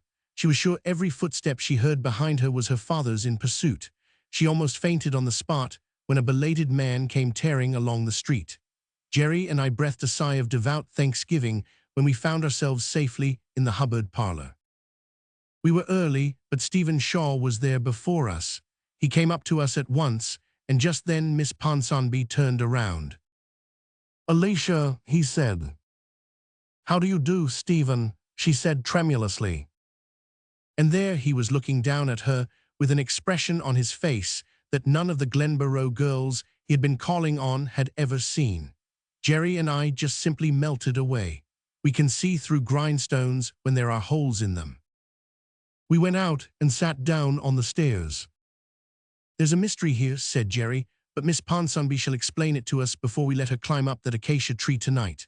Now that I come to think of it, the first night he called he asked me about her, wanted to know if her father were the same old blustering tyrant he always was, and if we knew her at all. I'm afraid I made a little mild fun of her, and he didn't say anything more. Well, I'm awfully glad now that I didn't fall in love with him. I could have, but I wouldn't." Miss Ponsonby's appearance at the Hubbards' party was the biggest sensation Glenborough had had for years, and in her way, she was a positive belle. She didn't dance, but all the middle-aged men, widowers, wedded and bachelors, who had known her in her girlhood crowded around her, and she laughed and chatted as I hadn't even imagined Miss Ponsonby could laugh and chat. Jerry and I reveled in her triumph, for did we not feel that it was due to us? At last Miss Ponsonby disappeared. Shortly after, Jerry and I blundered into the library to fix some obstreperous hairpins, and there we found her and Stephen Shaw in the cozy corner. There were no explanations on the road home, for Miss Ponsonby walked behind us with Stephen Shaw in the pale, late-risen October moonshine. But when we had sneaked through the neighbor to the left's lane and reached our side veranda, we waited for her, and as soon as Stephen Shaw had gone, we laid violent hands on Miss Ponsonby and made her fess up there on the dark, chilly veranda at 1 o'clock in the morning. Miss Ponsonby, said Jerry, before we assist you in returning to those ancestral halls of yours, you've simply got to tell us what all this means. Miss Ponsonby gave a little shy, nervous laugh. Stephen Shaw and I were engaged to be married long ago, she said simply, but father disapproved. Stephen was poor then, and so I sent him away. What else could I do? For Jerry had snorted, father had to be obeyed. But it broke my heart. Stephen went away, he was very angry, and I have never seen him since. When Susan Hubbard invited me to the party, I felt as if I must go, I must see Stephen once more. I never thought for a minute that he remembered me or cared still. But he does, said Jerry breathlessly. Jerry never scruples to ask anything right out that she wants to know. Yes, said Miss Ponsonby softly. Isn't it wonderful? I could hardly believe it, I am so changed. But he said tonight he had never thought of any other woman. He came home to see me. But when I never went anywhere, even when I must know he was home, he thought I didn't want to see him. If I hadn't gone tonight, oh, I owe it all to you two dear girls. When are you to be married? Demanded that terrible Jerry. As soon as possible, said Miss Ponsonby. Stephen was going away next week, but he says he will wait until I can get ready. Do you think your father will object this time? I queried. No, I don't think so. Stephen is a rich man now, you know. That wouldn't make any difference with me, but father is very practical. Stephen is going to see him tomorrow. But what if he does object? I persisted anxiously. The acacia tree will still be there, said Miss Ponsonby firmly. The Falsomes' Christmas dinner to see.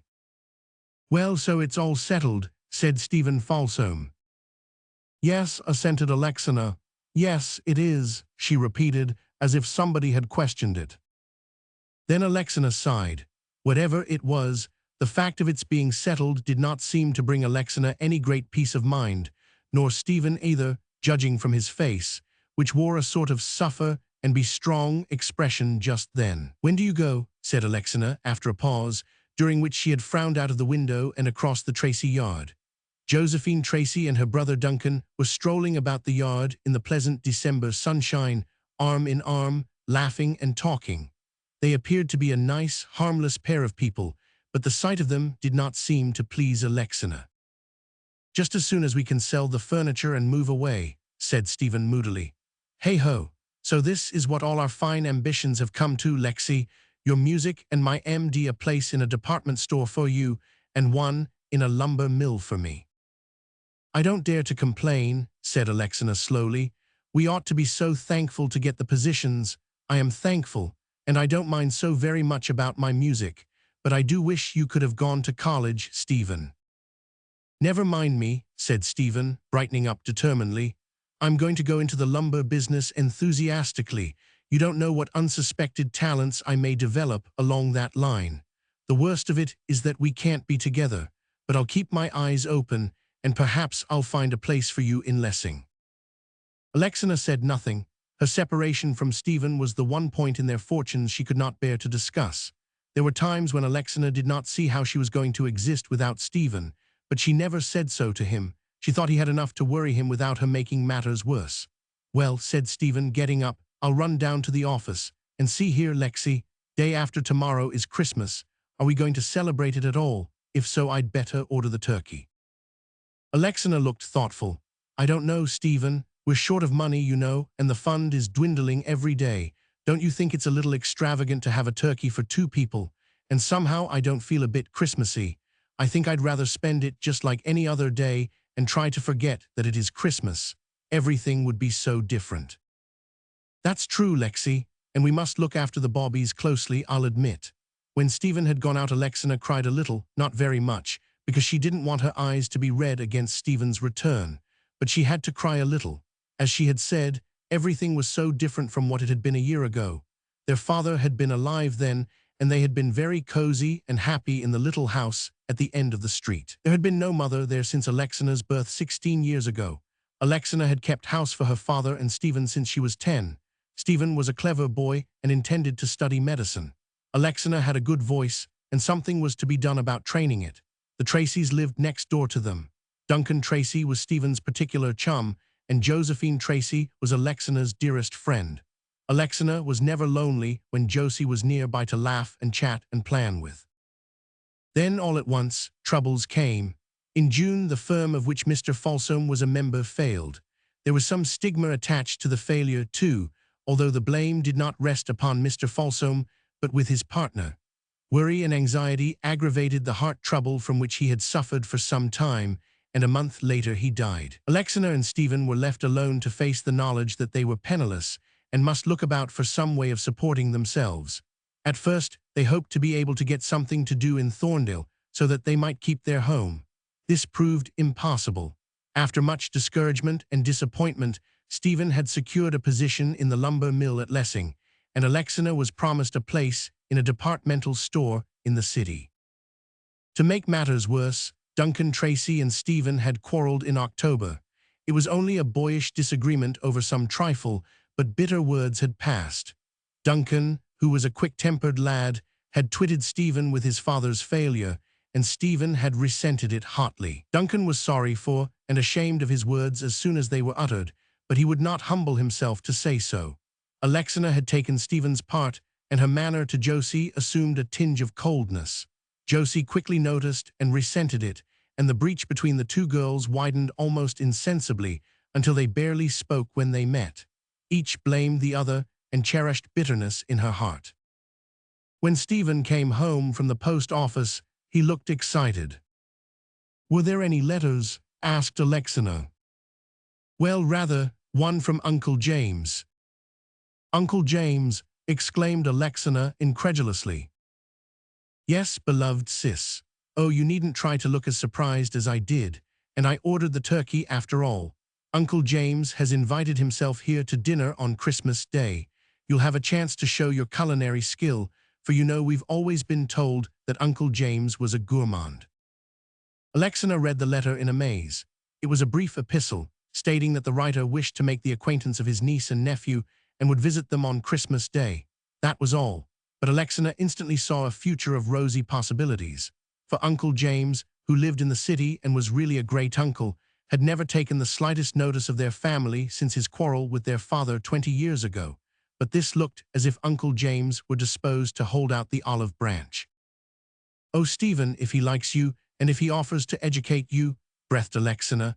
"Perhaps he will if he is favorably impressed, but we'll have to be so careful. He is so whimsical and odd, at least everybody has always said so. A little thing may turn the scale either way. Anyway, we must have a good dinner for him. I'll have plum pudding and mince pie." For the next 36 hours, Alexina lived in a whirl. There was so much to do. The little house was put in apple pie order from top to bottom, and Stephen was set to stoning raisins and chopping meat and beating eggs. Alexina was perfectly reckless. No matter how big a hole it made in their finances, Uncle James must have a proper Christmas dinner. A favorable impression must be made. Stephen's whole future, Alexina did not think about her own at all just then, might depend on it. Christmas morning came, fine and bright and warm. It was more like a morning in early spring than in December, for there was no snow or frost, and the air was moist and balmy. Alexina was up at daybreak, cleaning and decorating at a furious rate. By 11 o'clock, everything was finished or going forward briskly. The plum pudding was bubbling in the pot. The turkey, Burton's plumpest, was sizzling in the oven. The shelf in the pantry bore 2 mince pies upon which Alexina was willing to stake her culinary reputation. And Stephen had gone to the train to meet Uncle James. From her kitchen window, Alexina could see brisk preparations going on in the Tracy kitchen. She knew Josie and Duncan were all alone. Their parents had gone to spend Christmas with friends in Lessing. In spite of her hurry and excitement, Alexina found time to sigh. Last Christmas, Josie and Duncan had come over and eaten their dinner with them, but now last Christmas seemed very far away, and Josie had behaved horridly. Alexina was quite clear on that point. Then Stephen came with Uncle James.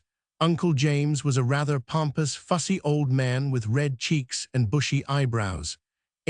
Smells nice in here," was his salutation to Alexina. "I hope it will taste as good as it smells. I'm hungry."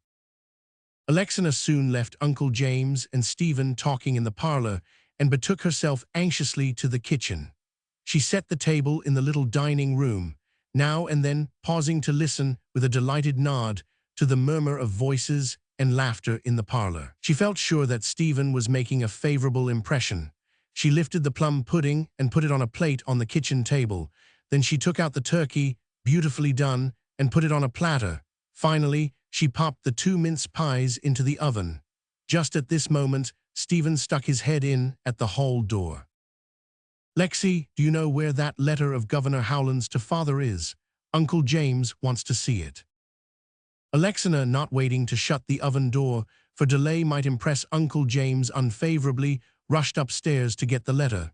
She was 10 minutes finding it. Then, remembering her pies, she flew back to the kitchen. In the middle of the floor she stopped as if transfixed, staring at the table. The turkey was gone, and the plum pudding was gone, and the mince pies were gone. Nothing was left but the platters. For a moment Alexina refused to believe her eyes. Then she saw a trail of greasy drops on the floor to the open door, out over the doorstep, and along the boards of the walk to the back fence. Alexina did not make a fuss. Even at that horrible moment, she remembered the importance of making a favorable impression, but she could not quite keep the alarm and excitement out of her voice as she called Stephen, and Stephen knew that something had gone wrong as he came quickly through the hall. "Is the turkey burned, Lexi?" he cried. "Burned? No, it's 10 times worse," gasped Alexina. "It's gone, Stephen, and the pudding and the mince pies too. Oh, what shall we do? Who can have taken them?" It may be stated right here, and now that the Falsomes never really knew anything more about the disappearance of their Christmas dinner than they did at that moment. But the only reasonable explanation of the mystery was that a tramp had entered the kitchen and made off with the good things. The Falsome house was right at the end of the street. The narrow backyard opened on a lonely road. Across the road was a stretch of pine woods. There was no house very near except the Tracy one. Stephen reached this conclusion with a bound. He ran out to the yard gate, followed by the distracted Alexina. The only person visible was a man some distance down the road. Stephen leaped over the gate and tore down the road in pursuit of him. Alexina went back to the doorstep, sat down upon it, and began to cry. She couldn't help it. Her hopes were all in ruins around her. There was no dinner for Uncle James. Josephine Tracy saw her crying. Now Josie honestly thought that she had a grievance against Alexina, but an Alexina walking unconcernedly by with a cool little nod and her head held high was a very different person from an Alexina sitting on a back doorstep on Christmas morning, crying. For a moment Josie hesitated. Then she slowly went out and across the yard to the fence. "What is the trouble?" she asked.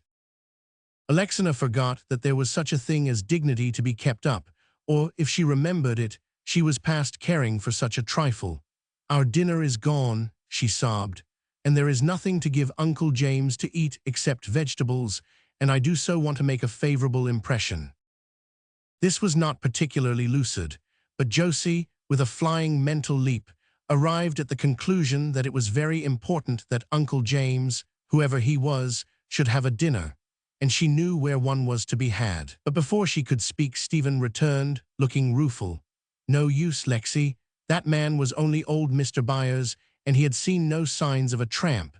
There is a trail of grease right across the road. The tramp must have taken directly to the woods. We'll simply have to do without our Christmas dinner."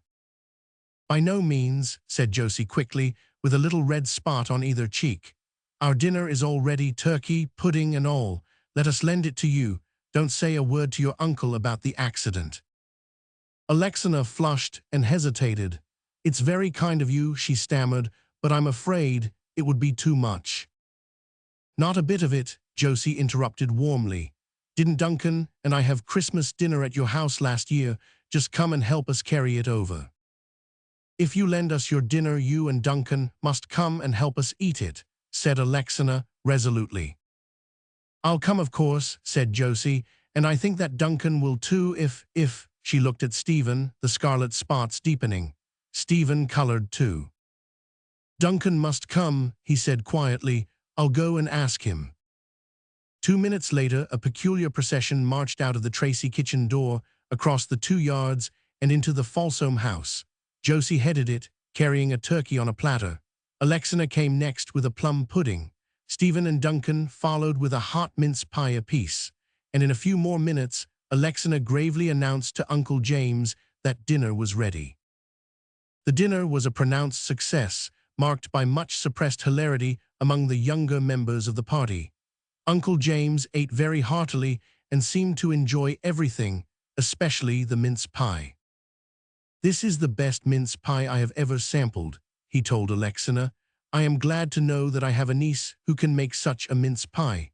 Alexina cast an agonized look at Josie and was on the point of explaining that she wasn't the maker of the pie, but Josie frowned her into silence. "I felt so guilty to sit there and take the credit, your credit," she told Josie afterwards as they washed up the dishes. "Nonsense," said Josie. "It wasn't as if you couldn't make mince pies. Your mince pies are better than mine, if it comes to that. It might have spoiled everything if you'd said a word. I must go home now. Won't you and Stephen come over after your uncle goes and spend the evening with us? We'll have a candy pull." When Josie and Duncan had gone, Uncle James called his nephew and niece into the parlor and sat down before them with approving eyes. "I want to have a little talk with you too. I'm sorry I've let so many years go by without making your acquaintance, because you seem worth getting acquainted with. Now, what are your plans for the future?" "I'm going into a lumber mill at Lessing, and Alexina is going into the T. Morson store," said Stephen quietly. "Tut, tut, no, you're not, and she's not. You're coming to live with me, both of you. If you have a fancy for cutting and carving people up, young man, you must be trained to cut and carve them scientifically, anyhow. As for you, Alexina, Stephen tells me you can sing. Well, there's a good conservatory of music in town. Wouldn't you rather go there instead of behind a counter?" "Oh, Uncle James," exclaimed Alexina with shining eyes. She jumped up, put her arms about Uncle James' neck and kissed him. Uncle James said, "Tut, tut," again, but he liked it. When Stephen had seen his uncle off on the 6 o'clock train, he returned home and looked at the radiant Alexina. "Well, you made your favorable impression all right, didn't you?" he said gaily. "But we owe it to Josie Tracy. Isn't she a brick? I suppose you're going over this evening." "Yes, I am. I'm so tired that I feel as if I couldn't crawl across the yard, but if I can't, you'll have to carry me. Go I will. I can't begin to tell you how glad I am about everything, but really the fact that you and Duncan and Josie and I are good friends again seems the best of all. I'm glad that tramp stole the dinner, and I hope he enjoyed it. I don't grudge him one single bite." The Fraser Scholarship to See. Elliot Campbell came down the main staircase of Marwood College and found himself caught up with a whoop into a crowd of sophs who were struggling around the bulletin board. He was thumped on the back and shaken hands with amid a hurricane of shouts and congratulations. "Good for you, Campbell. You've won the Fraser. See your little name tacked up there at the top of the list, bracketed off all by itself for the winner. Elliot H. Campbell, 92%. A class yell for Campbell boys." While the yell was being given with a heartiness that might have endangered the roof, Elliot, with flushed face and sparkling eyes, pushed nearer to the important typewritten announcement on the bulletin board. Yes, he had won the Fraser Scholarship. His name headed the list of 7 competitors. Roger Brooks, who was at his side, read over the list aloud. "Elliot H. Campbell, 92. I said you'd do it, my boy. Edward Stone, 91. Old Ned ran you close, didn't he? But of course with that name he'd no show.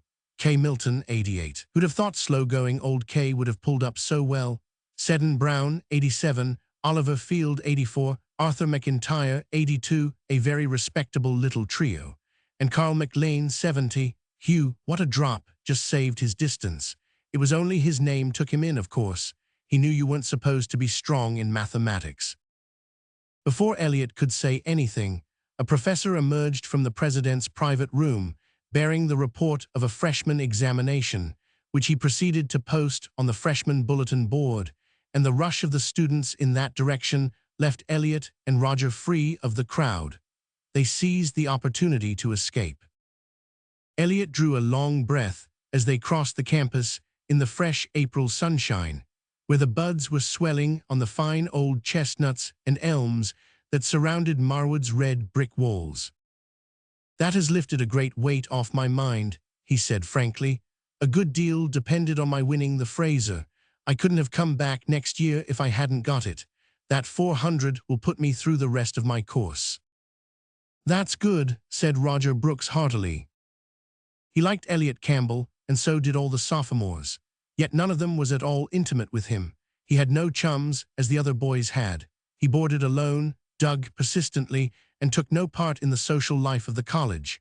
Roger Brooks came nearest to being his friend of any, yet even Roger knew very little about him. Elliot had never before said so much about his personal affairs as in the speech just recorded. "I'm poor, woefully poor," went on Elliot gaily. His success seemed to have thawed his reserve for the time being. "I had just enough money to bring me through the fresh and soft years by dint of careful management.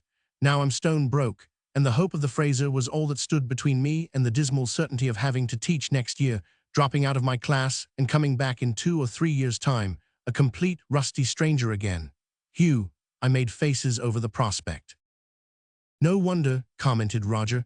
"The class would have been sorry if you had had to drop out, Campbell. We want to keep all our stars with us to make a shining coruscation at the finish. Besides, you know we all like you for yourself.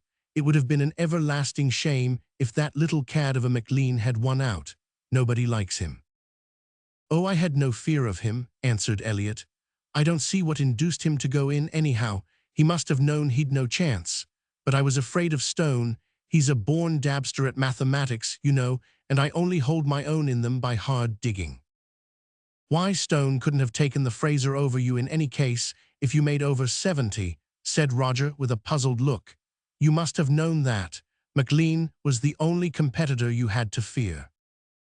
"I don't understand you," said Elliot blankly. "You must know the conditions of the Fraser," exclaimed Roger.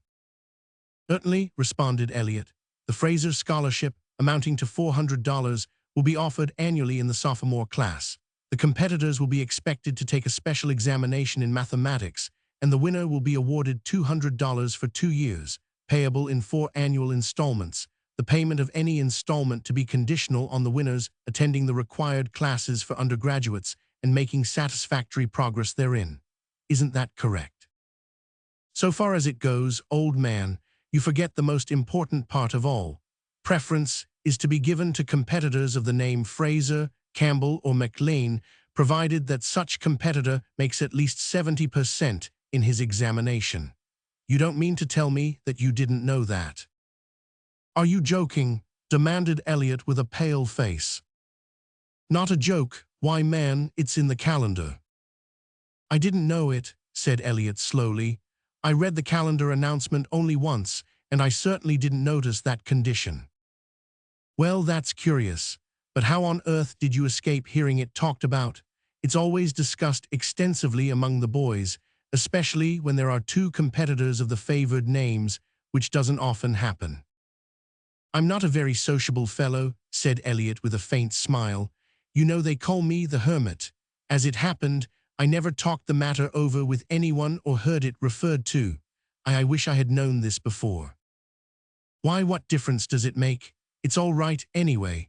But it is odd to think that if your name hadn't been Campbell, the Fraser would have gone to McLean over the heads of Stone and all the rest. Their only hope was that you would both fall below 70. It's an absurd condition, but there it is in old Professor Fraser's will. He was rich and had no family, so he left a number of bequests to the college on ordinary conditions. I suppose he thought he might humor his whim in one. His widow is a dear old soul, and always makes a special pet of the boy who wins the Fraser. Well, here's my street. So long, Campbell." Elliot responded almost curtly and walked onward to his boarding house with a face from which all the light had gone. When he reached his room, he took down the Marwood calendar and whirled over the leaves until he came to the announcement of bursaries and scholarships. The Fraser announcement, as far as he had read it, ended at the foot of the page. He turned the leaf, and sure enough, at the top of the next page, in a paragraph by itself, was the condition: "Preference shall be given to candidates of the name Fraser, Campbell, or McLean, provided that said competitor makes at least 70% in his examination." Elliot flung himself into a chair by his table and bowed his head on his hands. He had no right to the Fraser Scholarship. His name was not Campbell, although perhaps nobody in the world knew it save himself, and he remembered it only by an effort of memory. He had been born in a rough mining camp in British Columbia, and when he was a month old his father, John Hanselpacker, had been killed in a mine explosion, leaving his wife and child quite penniless and almost friendless. One of the miners, an honest, kindly Scotchman named Alexander Campbell, had befriended Mrs. Hanselpacker and her little son in many ways, and 2 years later she had married him. They returned to their native province of Nova Scotia and settled in a small country village. Here Elliot had grown up, bearing the name of the man who was a kind and loving father to him and whom he loved as a father. His mother had died when he was 10 years old and his stepfather when he was 15. On his deathbed, he asked Elliot to retain his name. "I've cared for you and loved you since the time you were born, lad," he said. "You seem like my own son, and I've a fancy to leave you my name. It's all I can leave you, for I'm a poor man, but it's an honest name, lad, and I've kept it free from stain. See that you do likewise, and you'll have your mother's blessing and mine." Elliot fought a hard battle that spring evening. "Hold your tongue and keep the Fraser," whispered the tempter. "Campbell is your name, you've borne it all your life, and the condition itself is a ridiculous one, no fairness about it. You made the highest marks and you ought to be the winner. It isn't as if you were wronging Stone or any of the others who worked hard and made good marks. If you throw away what you've won by your own hard labor, the Fraser goes to McLean, who made only 70. Besides, you need the money and he doesn't. His father is a rich man." "But I'll be a cheat and a cad if I keep it," Elliot muttered miserably. "Campbell isn't my legal name, and I'd never again feel as if I had even the right of love to it if I stained it by a dishonest act, for it would be stained even though nobody but myself knew it. Father said it was a clean name when he left it, and I cannot soil it." The tempter was not silenced so easily as that. Elliot passed a sleepless night of indecision, but next day he went to Marwood and asked for a private interview with the president. As a result, an official announcement was posted that afternoon on the bulletin board to the effect that, owing to a misunderstanding, the Fraser Scholarship had been wrongly awarded. Carl McLean was posted as winner. The story soon got around the campus, and Elliot found himself rather overwhelmed with sympathy, but he did not feel as if he were very much in need of it after all. It was good to have done the right thing and be able to look your conscience in the face. He was young and strong and could work his own way through Marwood in time. "No condolences, please," he said to Roger Brooks with a smile. "I'm sorry I lost the Fraser, of course, but I've my hands and brains left. I'm going straight to my boarding house to dig with double vim, for I've got to take an examination next week for a provincial school certificate. Next winter, I'll be a flourishing pedagogue in some up-country district." He was not, however. The next afternoon he received a summons to the president's office. The president was there, and with him was a plump, motherly-looking woman of about 60. "Mrs. Fraser, this is Elliot Hanselpacker, or Campbell, as I understand he prefers to be called. Elliot, I told your story to Mrs. Fraser last evening, and she was greatly interested when she heard your rather peculiar name. She will tell you why herself." "I had a young half-sister once," said Mrs. Fraser eagerly. "She married a man named John Hanselpacker and went west, and somehow I lost all trace of her. There was, I regret to say, a coolness between us over her marriage. I disapproved of it because she married a very poor man. When I heard your name, it struck me that you might be her son, or at least know something about her. Her name was Mary Helen Rodney, and I loved her very dearly in spite of our foolish quarrel." There was a tremor in Mrs. Fraser's voice, and an answering one in Elliot's as he replied, "Mary Helen Rodney was my dear mother's name, and my father was John Hanselpacker." "Then you are my nephew," exclaimed Mrs. Fraser. "I am your Aunt Alice. My boy, you don't know how much it means to a lonely old woman to have found you. I'm the happiest person in the world." She slipped her arm through Elliot's and turned to the sympathetic president with shining eyes. "He is my boy forever, if he will be. Blessings on the Fraser Scholarship." "Blessings rather on the manly boy who wouldn't keep it under false colors," said the president with a smile. "I think you are fortunate in your nephew, Mrs. Fraser." So Elliot Hanselpacker Campbell came back to Marwood the next year after all. The girl at the gate to see. Something very strange happened the night old Mr. Lawrence died. I have never been able to explain it, and I have never spoken of it except to one person, and she said that I dreamed it. I did not dream it. I saw and heard waking. We had not expected Mr. Lawrence to die then. He did not seem very ill, not nearly so ill as he had been during his previous attack. When we heard of his illness, I went over to Woodlands to see him, for I had always been a great favorite with him. The big house was quiet, the servants going about their work as usual, without any appearance of excitement. I was told that I could not see Mr. Lawrence for a little while, as the doctor was with him. Mrs. Yeats, the housekeeper, said the attack was not serious and asked me to wait in the blue parlor, but I preferred to sit down on the steps of the big, arched front door. It was an evening in June. Woodlands was very lovely. To my right was the garden, and before me was a little valley abrim with the sunset.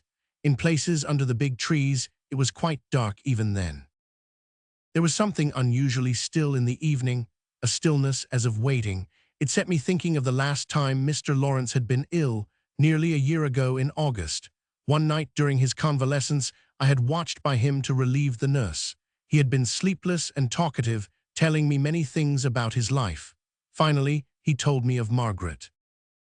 I knew a little about her, that she had been his sweetheart and had died very young. Mr. Lawrence had remained true to her memory ever since, but I had never heard him speak of her before.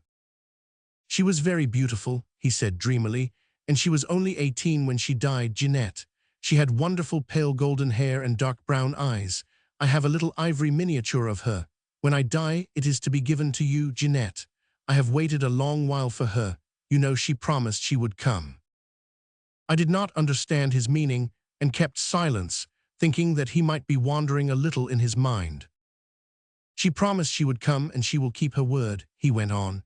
I was with her when she died.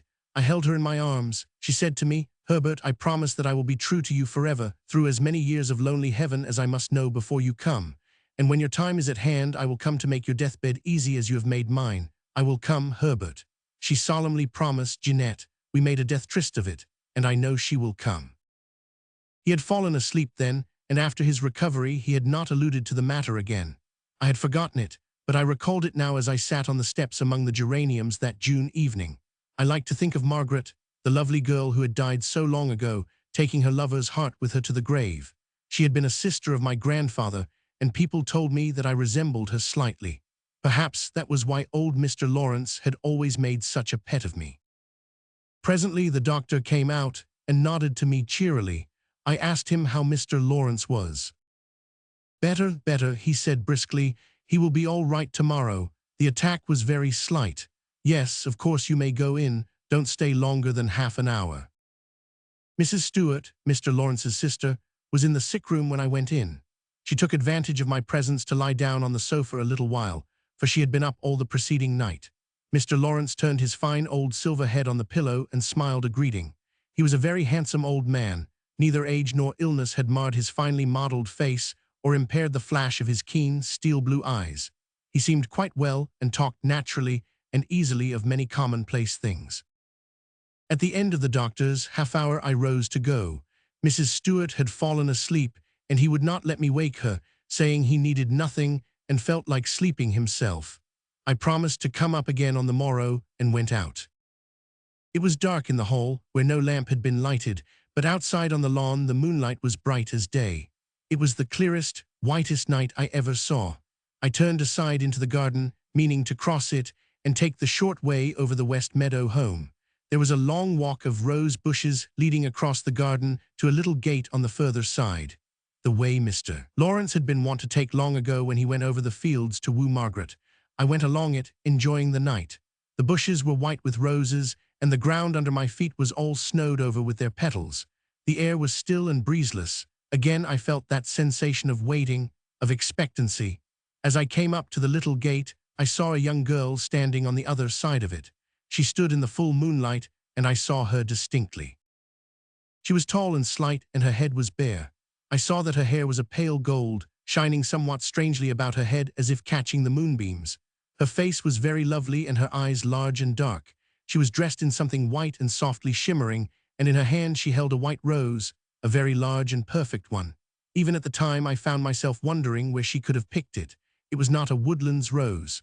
All the woodlands roses were smaller and less double. She was a stranger to me, yet I felt that I had seen her or someone very like her before. Possibly she was one of Mr. Lawrence's many nieces who might have come up to Woodlands upon hearing of his illness. As I opened the gate, I felt an odd chill of positive fear. Then she smiled as if I had spoken my thought. "Do not be frightened," she said. "There is no reason you should be frightened.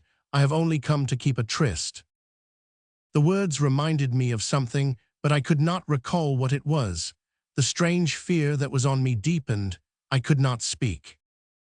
She came through the gateway and stood for a moment at my side. "It is strange that you should have seen me," she said, "but now behold how strong and beautiful a thing is faithful love, strong enough to conquer death. We who have loved truly love always, and this makes our heaven." She walked on after she had spoken, down the long rose path. I watched her until she reached the house and went up the steps. In truth, I thought the girl was someone not quite in her right mind. When I reached home, I did not speak of the matter to anyone, not even to inquire who the girl might possibly be. There seemed to be something in that strange meeting that demanded my silence. The next morning word came that old Mr. Lawrence was dead. When I hurried down to Woodlands, I found all in confusion, but Mrs. Yeats took me into the blue parlor and told me what little there was to tell. "He must have died soon after you left him, Miss Jeanette," she sobbed, "for Mrs. Stewart wakened at 10 o'clock and he was gone. He lay there, smiling, with such a strange look on his face, as if he had just seen something that made him wonderfully happy. I never saw such a look on a dead face before." "Who is here besides Mrs. Stewart?" I asked. "Nobody," said Mrs. Yeats. "We have sent word to all his friends, but they have not had time to arrive here yet." "I met a young girl in the garden last night," I said slowly. "She came into the house. I did not know her, but I thought she must be a relative of Mr. Lawrence's." Mrs. Yeats shook her head. "No, it must have been somebody from the village, although I didn't know of anyone calling after you went away." I said nothing more to her about it. After the funeral, Mrs. Stewart gave me Margaret's miniature. I had never seen it or any picture of Margaret before. The face was very lovely, also strangely like my own, although I am not beautiful. It was the face of the young girl I had met at the gate. "The light on the Big Dipper to see. Don't let Nellie run out of doors, Mary Margaret, and be careful of the fire, Mary Margaret. I expect we'll be back pretty soon after dark, so don't be lonesome, Mary Margaret." Mary Margaret laughed and switched her long, thick braid of black hair from one shoulder to the other. "No fear of my being lonesome, Mother Campbell. I'll be just as careful as can be, and there are so many things to be done that I'll be as busy and happy as a bee all day long. Nellie and I will have just the nicest kind of a time.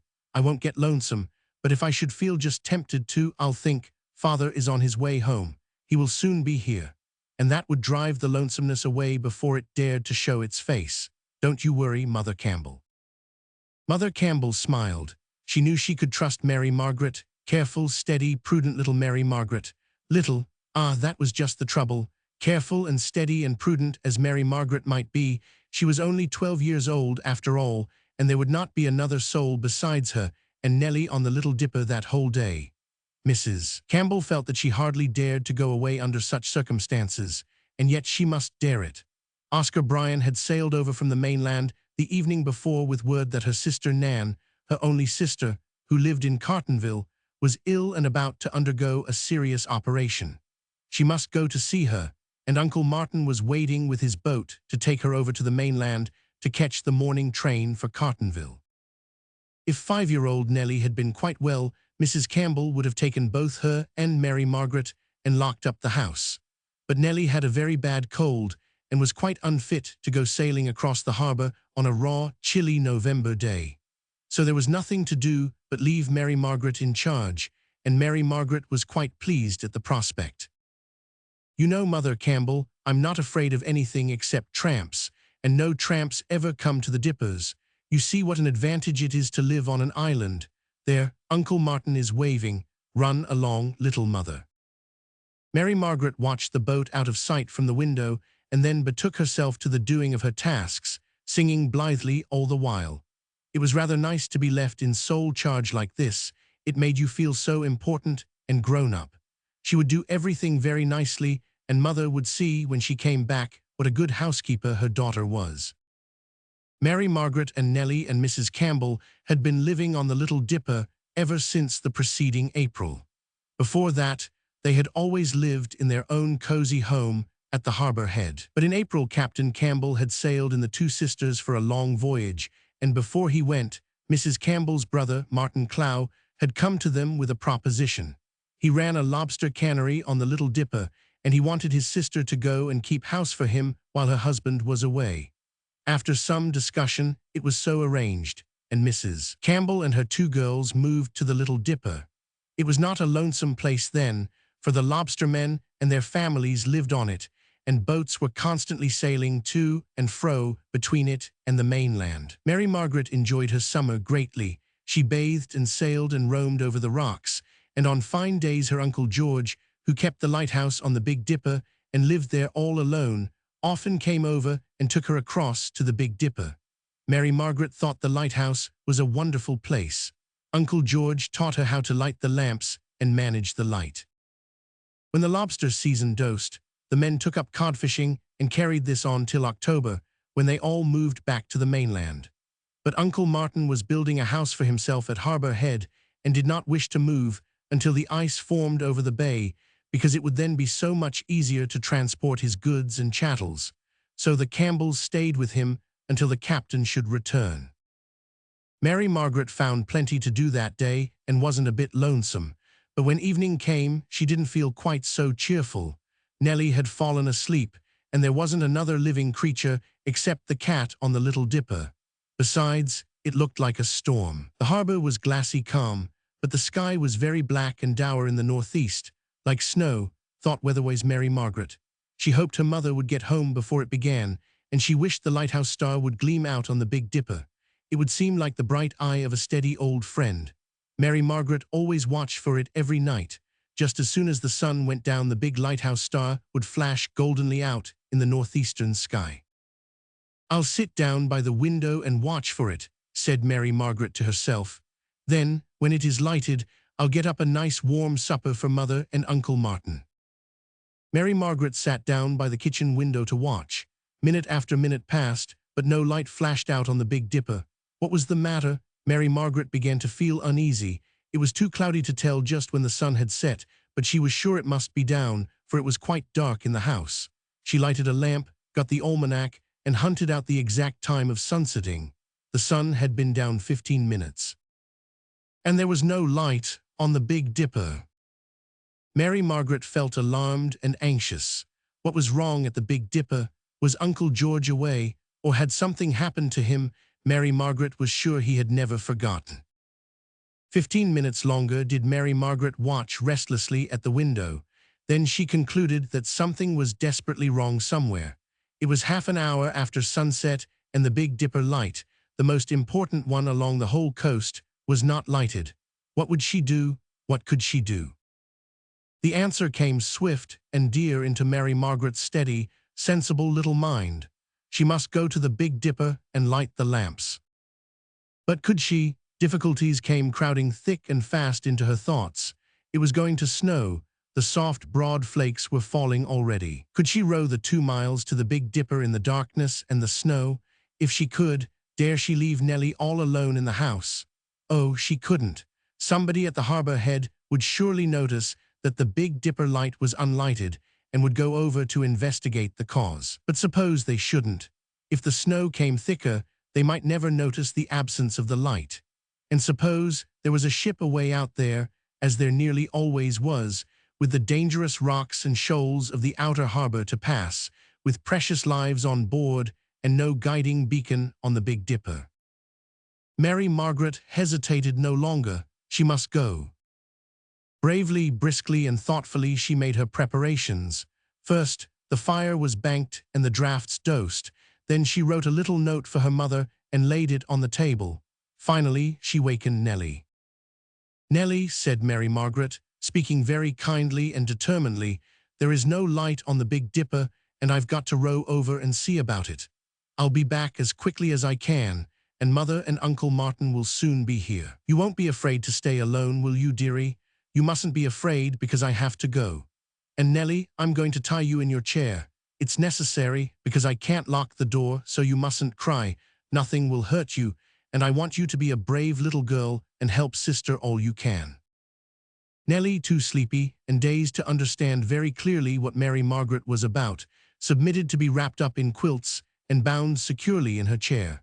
Then Mary Margaret tied the chair fast to the wall so that Nellie couldn't upset it. That's safe, she thought. Nellie can't run out now or fall on the stove or set herself afire. Mary Margaret put on her jacket, hood, and mittens and took Uncle Martin's lantern. As she went out and closed the door, a little wail from Nellie sounded on her ear. For a moment she hesitated, then the blackness of the Big Dipper confirmed her resolution. She must go. Nellie was really quite safe and comfortable. It would not hurt her to cry a little, and it might hurt somebody a great deal if the Big Dipper light failed. Setting her lips firmly, Mary Margaret ran down to the shore. Like all the harbor girls, Mary Margaret could row a boat from the time she was 9 years old. Nevertheless, her heart almost failed her as she got into the little dory and rowed out. The snow was getting thick. Could she pull across those black 2 miles between the dippers before it got so much thicker that she would lose her way? Well, she must risk it. She had set the light in the kitchen window. She must keep it fair behind her, and then she would land on the lighthouse beach. With a murmured prayer for help and guidance, she pulled staunchly away. It was a long, hard row for the little 12-year-old arms. Fortunately, there was no wind, but thicker and thicker came the snow. Finally, the kitchen light was hidden in it. For a moment, Mary Margaret's heart sank in despair. The next, it gave a joyful bound, for turning, she saw the dark tower of the lighthouse directly behind her.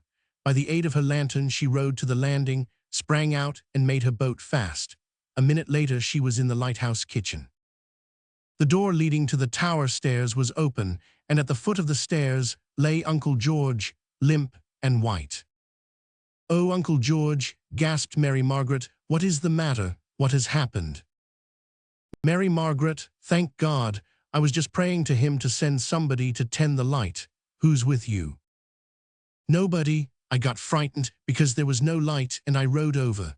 Mother and Uncle Martin are away." "You don't mean to say you rowed yourself over here alone in the dark and snow? Well, you are the pluckiest little girl about this harbor. It's a mercy I've showed you how to manage the light. Run up and start it at once. Don't mind about me. I tumbled down those pesky stairs like the awkward old fool I am, and I've broke my leg and hurt my back so bad I can't crawl an inch. I've been lying here for 3 mortal hours, and they've seemed like 3 years. Hurry with the light, Mary Margaret." Mary Margaret hurried. Soon the Big Dipper light was once more gleaming cheerfully athwart the stormy harbor. Then she ran back to her uncle. There was not much she could do for him beyond covering him warmly with quilts, placing a pillow under his head, and brewing him a hot drink of tea. "I left a note for Mother telling her where I'd gone, Uncle George, so I'm sure Uncle Martin will come right over as soon as they get home. He'll have to hurry. It's blowing up now, hear it, and snowing thick. If your mother and Martin haven't left the harbor head before this, they won't leave it tonight. But anyhow, the light is lit. I don't mind my getting smashed up compared to that. I thought I'd go crazy lying here picturing to myself a vessel out on the reefs." That night was a very long and anxious one. The storm grew rapidly worse, and snow and wind howled around the lighthouse. Uncle George soon grew feverish and delirious, and Mary Margaret, between her anxiety for him and her dismal thoughts of poor Nellie tied in her chair over at the Little Dipper, and the dark possibility of her mother and Uncle Martin being out in the storm, felt almost distracted. But the morning came at last, as mornings blessedly will, be the nights never so long and anxious, and it dawned fine and clear over a white world. Mary Margaret ran to the shore and gazed eagerly across at the Little Dipper. No smoke was visible from Uncle Martin's house. She could not leave Uncle George, who was raving wildly, and yet it was necessary to obtain assistance somehow. Suddenly she remembered the distress signal. She must hoist it. How fortunate that Uncle George had once shown her how. 10 minutes later, there was a commotion over at Harbor Head, where the signal was promptly observed, and very soon, although it seemed long enough to Mary Margaret, a boat came sailing over to the Big Dipper. When the men landed, they were met by a very white-faced little girl who gasped out a rather disjointed story of a light that hadn't been lighted, and an uncle with a broken leg, and a sister tied in her chair, and would they please see to Uncle George at once, for she must go straight over to the other dipper. One of the men rowed her over, but before they were halfway, there another boat went sailing across the harbor, and Mary Margaret saw a woman and two men land from it and hurry up to the house. "That is Mother and Uncle Martin, but who can the other man be?" wondered Mary Margaret. When she reached the cottage, her mother and Uncle Martin were reading her note, and Nellie, just untied from the chair where she had been found fast asleep, was in the arms of a great, big, brown, bewhiskered man. Mary Margaret just gave one look at the man. Then she flew across the room with a cry of delight. "Father!" For 10 minutes not one intelligible word was said, what with laughing and crying and kissing. Mary Margaret was the first to recover herself and say briskly, "Now do explain, somebody. Tell me how it all happened." "Martin and I got back to Harbor Head too late last night to cross over," said her mother. "It would have been madness to try to cross in the storm, although I was nearly wild thinking of you two children. It's well I didn't know the whole truth, or I'd have been simply frantic. We stayed at the head all night, and first thing this morning came your father." "We came in last night," said Captain Campbell, "and it was pitch dark, not a light to be seen, and beginning to snow. We didn't know where we were, and I was terribly worried, when all at once the Big Dipper light I'd been looking for so vainly flashed out, and everything was all right in a moment. But Mary Margaret, if that light hadn't appeared, we'd never have got in past the reefs. You've saved your father's ship and all the lives in her, my brave little girl." Oh, Mary Margaret drew a long breath, and her eyes were starry with tears of happiness. "Oh, I'm so thankful I went over, and I had to tie Nellie in her chair, Mother. There was no other way. Uncle George broke his leg and is very sick this morning, and there's no breakfast ready for anyone and the fire black out. But that doesn't matter when Father is safe. And oh, I'm so tired." And then Mary Margaret sat down just for a moment, intending to get right up and help her mother light the fire, laid her head on her father's shoulder, and fell sound asleep before she ever suspected it. The prodigal brother to see. Miss Hannah was cutting asters in her garden. It was a very small garden, for nothing would grow beyond the shelter of the little grey, low-eaved house, which alone kept the northeast winds from blighting everything with salt spray. But small as it was a miracle of blossoms and a marvel of neatness. The trim brown paths were swept clean of every leaf or fallen petal. Each of the little square beds had its border of big white quahog clamshells, and not even a sweet pea vine would have dared to straggle from its appointed course under Miss Hannah's eye.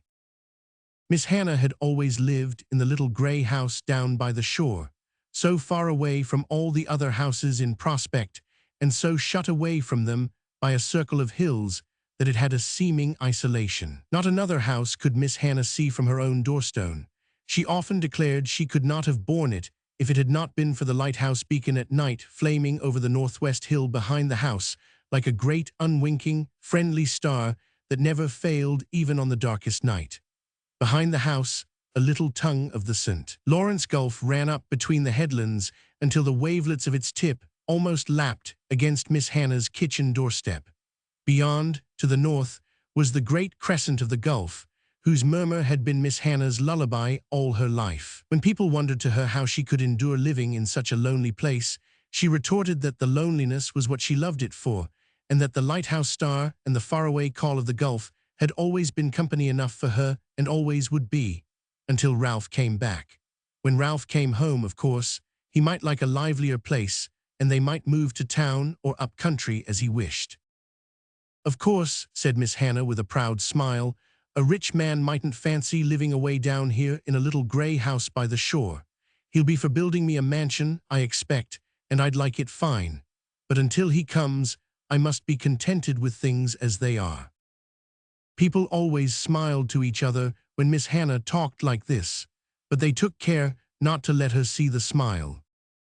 Miss Hannah snipped her white and purple asters off ungrudgingly and sang, as she snipped, an old-fashioned song she had learned long ago in her youth. The day was one of October's rarest, and Miss Hannah loved fine days. The air was clear as golden-hued crystal, and all the slopes around her were mellow and hazy in the autumn sunshine. She knew that beyond those sunny slopes were woods glorying in crimson and gold, and she would have the delight of a walk through them later on when she went to carry the asters to sick Millie Starr at the bridge. Flowers were all Miss Hannah had to give, for she was very poor, but she gave them with a great wealth of friendliness and goodwill. Presently a wagon drove down her lane and pulled up outside of her white garden paling. Jacob Delancey was in it, with a pretty young niece of his who was a visitor from the city, and Miss Hannah, her sheaf of asters in her arms, went over to the paling with a sparkle of interest in her faded blue eyes. She had heard a great deal of the beauty of this strange girl. Prospect people had been talking of nothing else for a week, and Miss Hannah was filled with a harmless curiosity concerning her. She always liked to look at pretty people, she said. They did her as much good as her flowers. "Good afternoon, Miss Hannah," said Jacob Delancey. "Busy with your flowers, as usual, I see." "Oh yes," said Miss Hannah, managing to stare with unobtrusive delight at the girl while she talked. "The frost will soon be coming now, you know, so I want to live among them as much as I can while they're here." "That's right," assented Jacob, who made a profession of cordial agreement with everybody and would have said the same words in the same tone had Miss Hannah announced a predilection for living in the cellar. "Well, Miss Hannah, it's flowers I'm after myself just now. We're having a bit of a party at our house tonight for the young folks, and my wife told me to call and ask you if you could let us have a few for decoration." "Of course," said Miss Hannah, "you can have these. I meant them for Millie, but I can cut the west bed for her." She opened the gate and carried the asters over to the buggy. Miss Delancey took them with a smile that made Miss Hannah remember the date forever. "Lovely day," commented Jacob genially. "Yes," said Miss Hannah dreamily. "It reminds me of the day Ralph went away 20 years ago. It doesn't seem so long. Don't you think he'll be coming back soon, Jacob?" "Oh, sure," said Jacob, who thought the very opposite. "I have a feeling that he's coming very soon," said Miss Hannah brightly. "It will be a great day for me, won't it, Jacob? I've been poor all my life, but when Ralph comes back, everything will be so different. He will be a rich man, and he will give me everything I've always wanted. He said he would. A fine house and a carriage and a silk dress. Oh, and we will travel and see the world. You don't know how I look forward to it all. I've got it all planned out, all I'm going to do and have. And I believe he will be here very soon. A man ought to be able to make a fortune in 20 years, don't you think, Jacob?" "Oh, sure," said Jacob, but he said it a little uncomfortably. He did not like the job of throwing cold water, but it seemed to him that he ought not to encourage Miss Hannah's hopes. "Of course, you shouldn't think too much about it, Miss Hannah. He mightn't ever come back, or he might be poor." "How can you say such things, Jacob?" interrupted Miss Hannah indignantly, with a little crimson spot flaming out in each of her pale cheeks. "You know quite well he will come back. I'm as sure of it as that I'm standing here, and he will be rich too. People are always trying to hint just as you've done to me, but I don't mind them, I know." She turned and went back into her garden with her head held high, but her sudden anger floated away in a whiff of sweet pea perfume that struck her in the face. She waved her hand in farewell to her callers and watched the buggy down the lane with a smile. "Of course Jacob doesn't know, and I shouldn't have snapped him up so quick. It'll be my turn to crow when Ralph does come. My, but isn't that girl pretty? I feel as if I'd been looking at some lovely picture. It just makes a good day of this. Something pleasant happens to me most every day, and that girl is today's pleasant thing. I just feel real happy and thankful that there are such beautiful creatures in the world and that we can look at them." Well, of all the queer delusions, Jacob Delancey was ejaculating as he and his niece drove down the lane. "What is it all about?" asked Miss Delancey curiously. "Well, it's this way, Dorothy. Long ago Miss Hannah had a brother who ran away from home.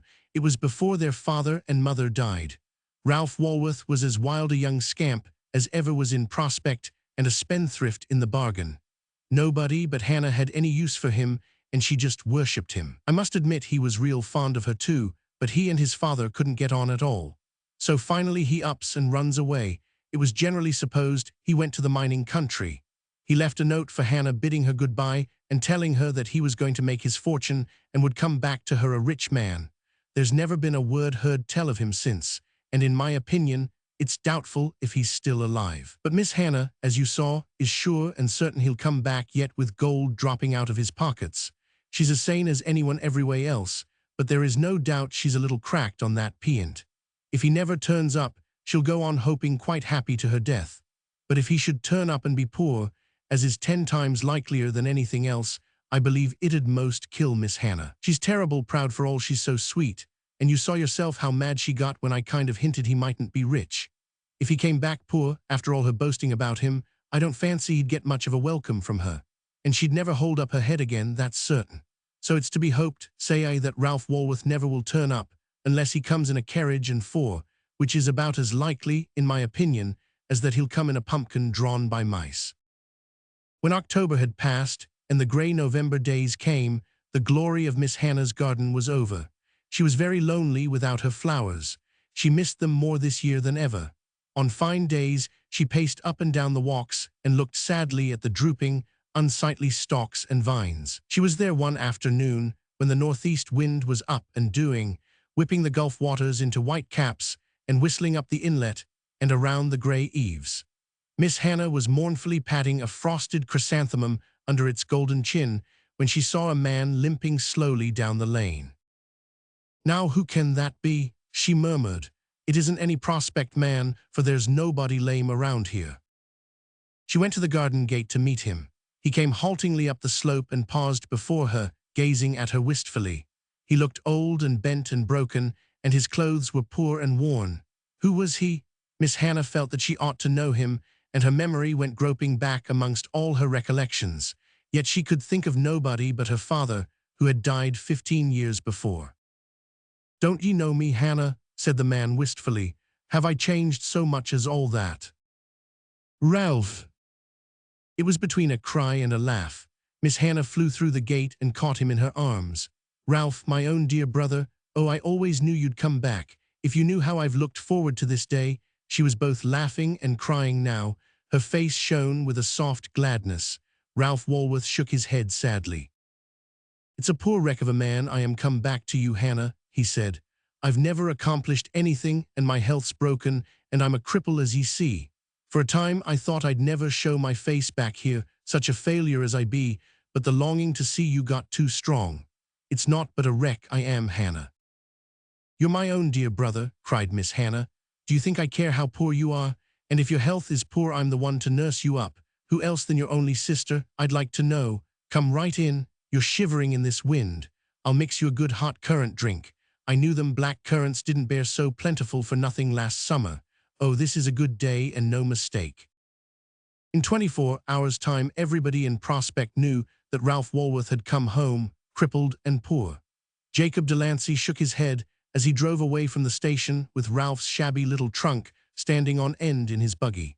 The station master had asked him to take it down to Miss Hannah's, and Jacob did not fancy the errand. He was afraid Miss Hannah would be in a bad way, and he did not know what to say to her. She was in her garden, covering her pansies with seaweed, when he drove up, and she came to the garden gate to meet him, all smiles. "So you've brought Ralph's trunk, Mr. Delancey. Now that was real good of you. He was going over to the station to see about it himself, but he had such a cold I persuaded him to wait till tomorrow. He's lying down asleep now. He's just real tired. He brought this seaweed up from the shore for me this morning and it played him out. He ain't strong, but didn't I tell you he was coming back soon? You only laughed at me, but I knew." "He isn't very rich, though," said Jacob jokingly. He was relieved to find that Miss Hannah did not seem to be worrying over this. "That doesn't matter," cried Miss Hannah. "Why, he's my brother, isn't that enough? I'm rich if he isn't, rich in love and happiness, and I'm better pleased in a way than if he had come back rich. He might have wanted to take me away or build a fine house, and I'm too old to be making changes, and then he wouldn't have needed me. I'd have been of no use to him. As it is, it's just me he needs to look after him and coddle him. Oh, it's fine to have somebody to do things for, somebody that belongs to you. I was just dreading the loneliness of the winter, and now it's going to be such a happy winter. I declare last night Ralph and I sat up till morning talking over everything. He's had a hard life of it. bad luck and illness right along, and last winter in the lumber woods he got his leg broke. But now he's come home, and we're never going to be parted again as long as we live. I could sing for joy, Jacob." "Oh sure," assented Jacob cordially. He felt a little dazed. Miss Hannah's nimble change of bass was hard for him to follow, and he had an injured sense of having wasted a great deal of commiseration on her when she didn't need it at all. "Only I kind of thought, we all thought, you had such plans." "Well, they served their turn," interrupted Miss Hannah briskly. "They amused me and kept me interested till something real would come in their place. If I'd had to carry them out, I dare say they'd have bothered me a lot. Things are more comfortable as they are. I'm happy as a bird, Jacob." "Oh sure," said Jacob. He pondered the business deeply all the way back home, but could make nothing of it. "But I ain't obliged to," he concluded sensibly. "Miss Hannah's satisfied and happy, and it's nobody else's concern. However, I call it a curious thing." The redemption of John Churchill to sea. John Churchill walked slowly, not as a man walks who is tired or content to saunter for the pleasure of it, but as one in no haste to reach his destination through dread of it. The day was well on to late afternoon in mid-spring, and the world was abloom. Before him and behind him wound a road that ran like a red ribbon through fields of lush clovery green. The orchards scattered along it were white and fragrant, giving of their incense to a merry southwest wind. Fence-corner nooks were purple with patches of violets or golden green with the curly heads of young ferns. The roadside was sprinkled over with the gold dust of dandelions and the pale stars of wild strawberry blossoms. It seemed a day through which a man should walk lightly and blithely, looking the world and his fellows frankly in the face, and opening his heart to let the springtime in. But John Churchill walked laggingly, with bent head. When he met other wayfarers or was passed by them, he did not lift his face, but only glanced up under his eyebrows with a furtive look that was replaced by a sort of shamed relief when they had passed on without recognizing him. Some of them he knew for friends of the old time. 10 years had not changed them as he had been changed. They had spent those 10 years in freedom and good repute, under God's blue sky, in his glad air and sunshine. He, John Churchill, had spent them behind the walls of a prison. His close-clipped hair was grey. His figure, encased in an ill-fitting suit of coarse cloth, was stooped and shrunken. His face was deeply lined, yet he was not an old man in years. He was only 40. He was 30 when he had been convicted of embezzling the bank funds for purposes of speculation and had been sent to prison, leaving behind a wife and father who were broken-hearted and a sister whose pride had suffered more than her heart. He had never seen them since, but he knew what had happened in his absence. His wife had died 2 months later, leaving behind her a baby boy. His father had died within the year. He had killed them. He, John Churchill, who loved them, had killed them as surely as though his hand had struck them down in cold blood. His sister had taken the baby, his little son whom he had never seen, but for whom he had prepared such a birthright of dishonor. She had never forgiven her brother, and she never wrote to him. He knew that she would have brought the boy up either in ignorance of his father's crime or in utter detestation of it. When he came back to the world after his imprisonment, there was not a single friendly hand to clasp his and help him struggle up again. The best his friends had been able to do for him was to forget him. He was filled with bitterness and despair and a gnawing hatred of the world of brightness around him. He had no place in it. He was an ugly blot on it. He was a friendless, wifeless, homeless man who could not so much as look his fellow men in the face, who must henceforth consort with outcasts. In his extremity, he hated God and man, burning with futile resentment against both.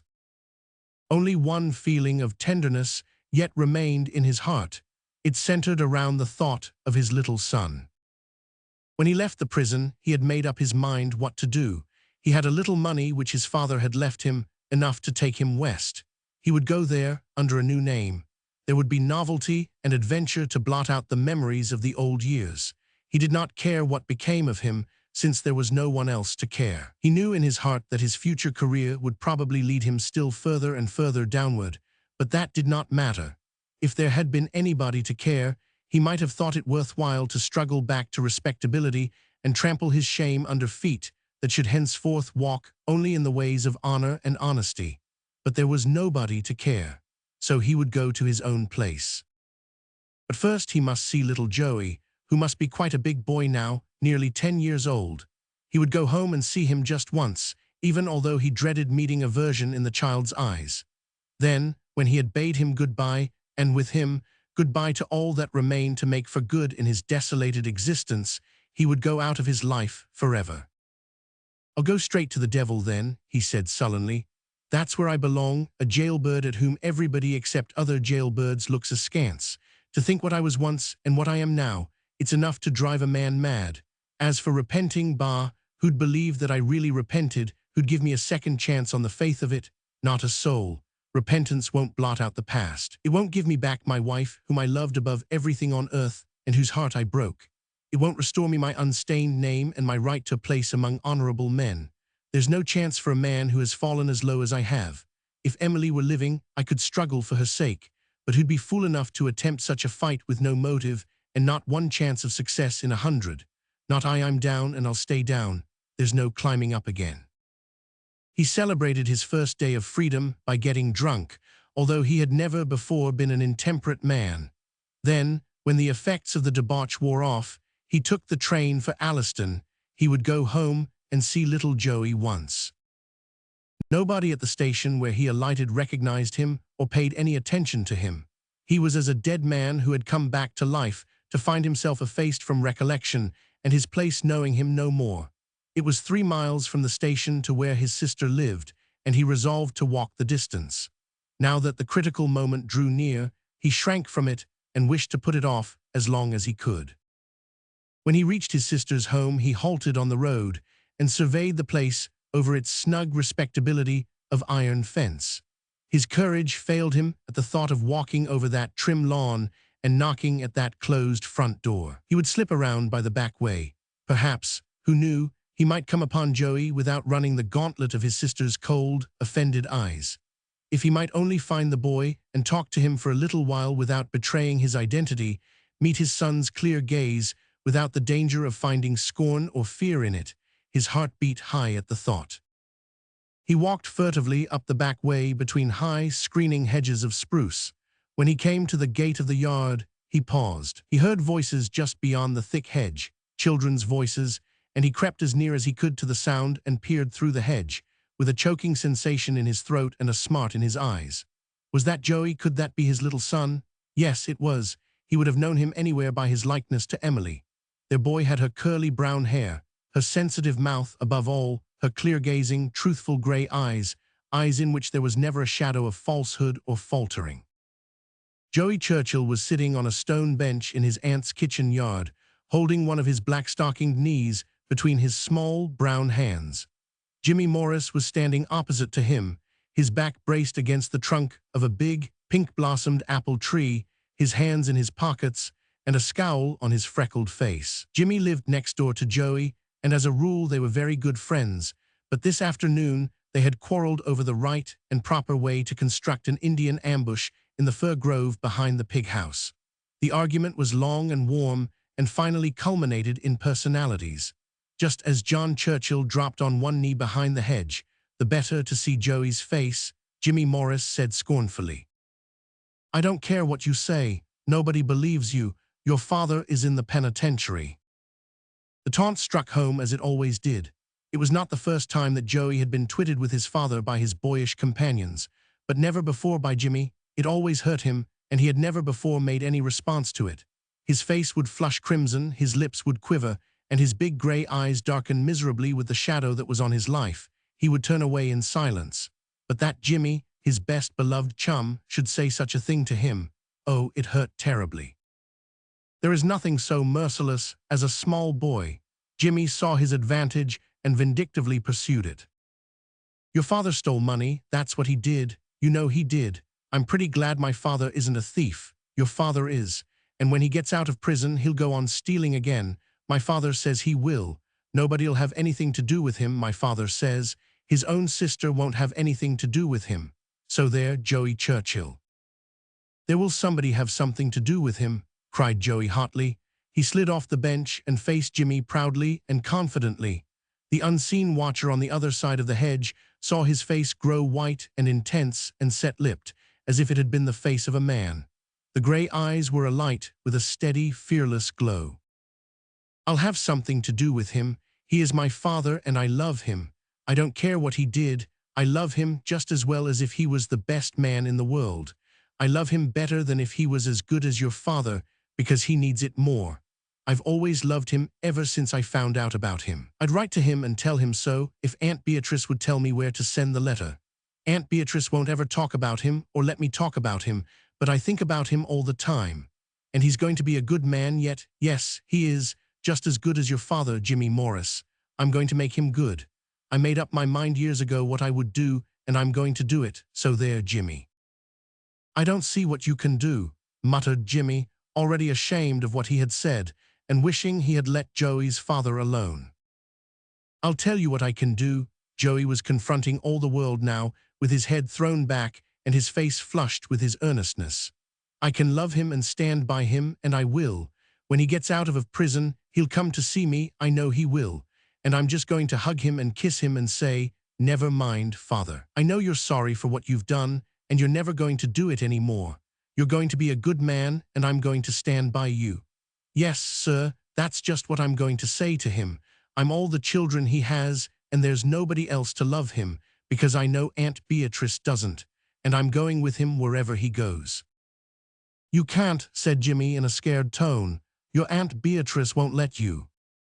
"Yes, she will. She'll have to. I belong to my father, and I think he'll be coming pretty soon some way. I'm pretty sure the time must be most up. I wish he would come. I want to see him as much as can be, 'cause I know he'll need me. And I'll be proud of him yet, Jimmy Morris. Yes, I'll be just as proud as you are of your father. When I get bigger, nobody will call my father names, I can tell you. I'll fight them if they do. Yes, sir, I will. My father and I are going to stand by each other like bricks. Aunt Beatrice has lots of children of her own, and I don't believe she'll be a bit sorry when I go away. She's ashamed of my father 'cause he did a bad thing. But I'm not, no, sir. I'm going to love him so much that I'll make up to him for everything else. And you can just go home, Jimmy Morris, so there." Jimmy Morris went home, and when he had gone, Joey flung himself face downward in the grass and fallen apple blossoms and lay very still. On the other side of the spruce hedge knelt John Churchill with bowed head. The tears were running freely down his face, but there was a new, tender light in his eyes. The bitterness and despair had fallen out of his heart, leaving a great peace and a dawning hope in their place. Bless that loyal little soul. There was something to live for after all. There was a motive to make the struggle worthwhile. He must justify his son's faith in him. He must strive to make himself worthy of this sweet, pure, unselfish love that was offered to him, as a divine draught is offered to the parched lips of a man perishing from thirst. And, God helping him, he would redeem the past. He would go west, but under his own name. His little son should go with him. He would work hard. He would pay back the money he had embezzled, as much of it as he could, if it took the rest of his life to do so. For his boy's sake, he must cleanse his name from the dishonor he had brought on it. Oh, thank God, there was somebody to care, somebody to love him, somebody to believe him when he said humbly, "I repent." Under his breath he said, looking heavenward, "God be merciful to me, a sinner." Then he stood up erectly, went through the gate and over the grass to the motionless little figure with its face buried in its arms. "Joey boy," he said huskily, "Joey boy."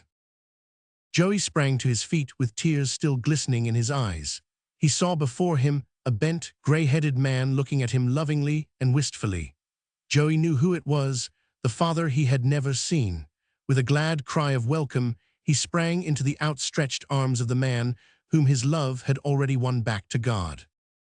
The schoolmaster's letters to see. At sunset, the schoolmaster went up to his room to write a letter to her. He always wrote to her at the same time, when the red wave of the sunset, flaming over the sea, surged in at the little curtainless window and flowed over the pages he wrote on. The light was rose-red and imperial and spiritual, like his love for her, and seemed almost to dye the words of the letters in its own splendid hues. The letters to her which she never was to see, whose words her eyes never were to read, and whose love and golden fancy and rainbow dreams never were to be so much as known by her. And it was because she never was to see them that he dared to write them, straight out of his full heart, taking the exquisite pleasure of telling her what he never could permit himself to tell her face to face. Every evening he wrote thus to her, and the hours so spent glorified the entire day. The rest of the hours, all the other hours of the commonplace day, he was merely a poor schoolmaster with a long struggle before him, one who might not lift his eyes to gaze on a star. But at this hour he was her equal, meeting her soul to soul, telling out as a man might all his great love for her, and wearing the jewel of it on his brow. What wonder indeed that the precious hour which made him a king, crowned with a mighty and unselfish passion, was above all things sacred to him, and doubly sacred when, as tonight, it followed upon an hour spent with her. Its mingled delight and pain were almost more than he could bear. He went through the kitchen and the hall, and up the narrow staircase, with a glory in his eyes that thus were held from seeing his sordid surroundings. Link Houseman, sprawled out on the platform before the kitchen door, saw him pass with that rapt face, and chuckled. Link was ill enough to look at any time, with his sharp, freckled features and foxy eyes. When he chuckled, his face was that of an unholy imp. But the schoolmaster took no heed of him. Neither did he heed the girl whom he met in the hall. Her handsome, sullen face flushed crimson under the sting of his utter disregard, and her black eyes followed him up the stairs with a look that was not good to see. "Sis," whispered Link piercingly, "come out here. I've got a joke to tell you, something about the master and his girl. You ain't to let on to him, you know, though. I found it out last night when he was off to the shore. That old key of Uncle Jim's was just the thing. He's a softy and no mistake." Upstairs in his little room, the schoolmaster was writing his letter.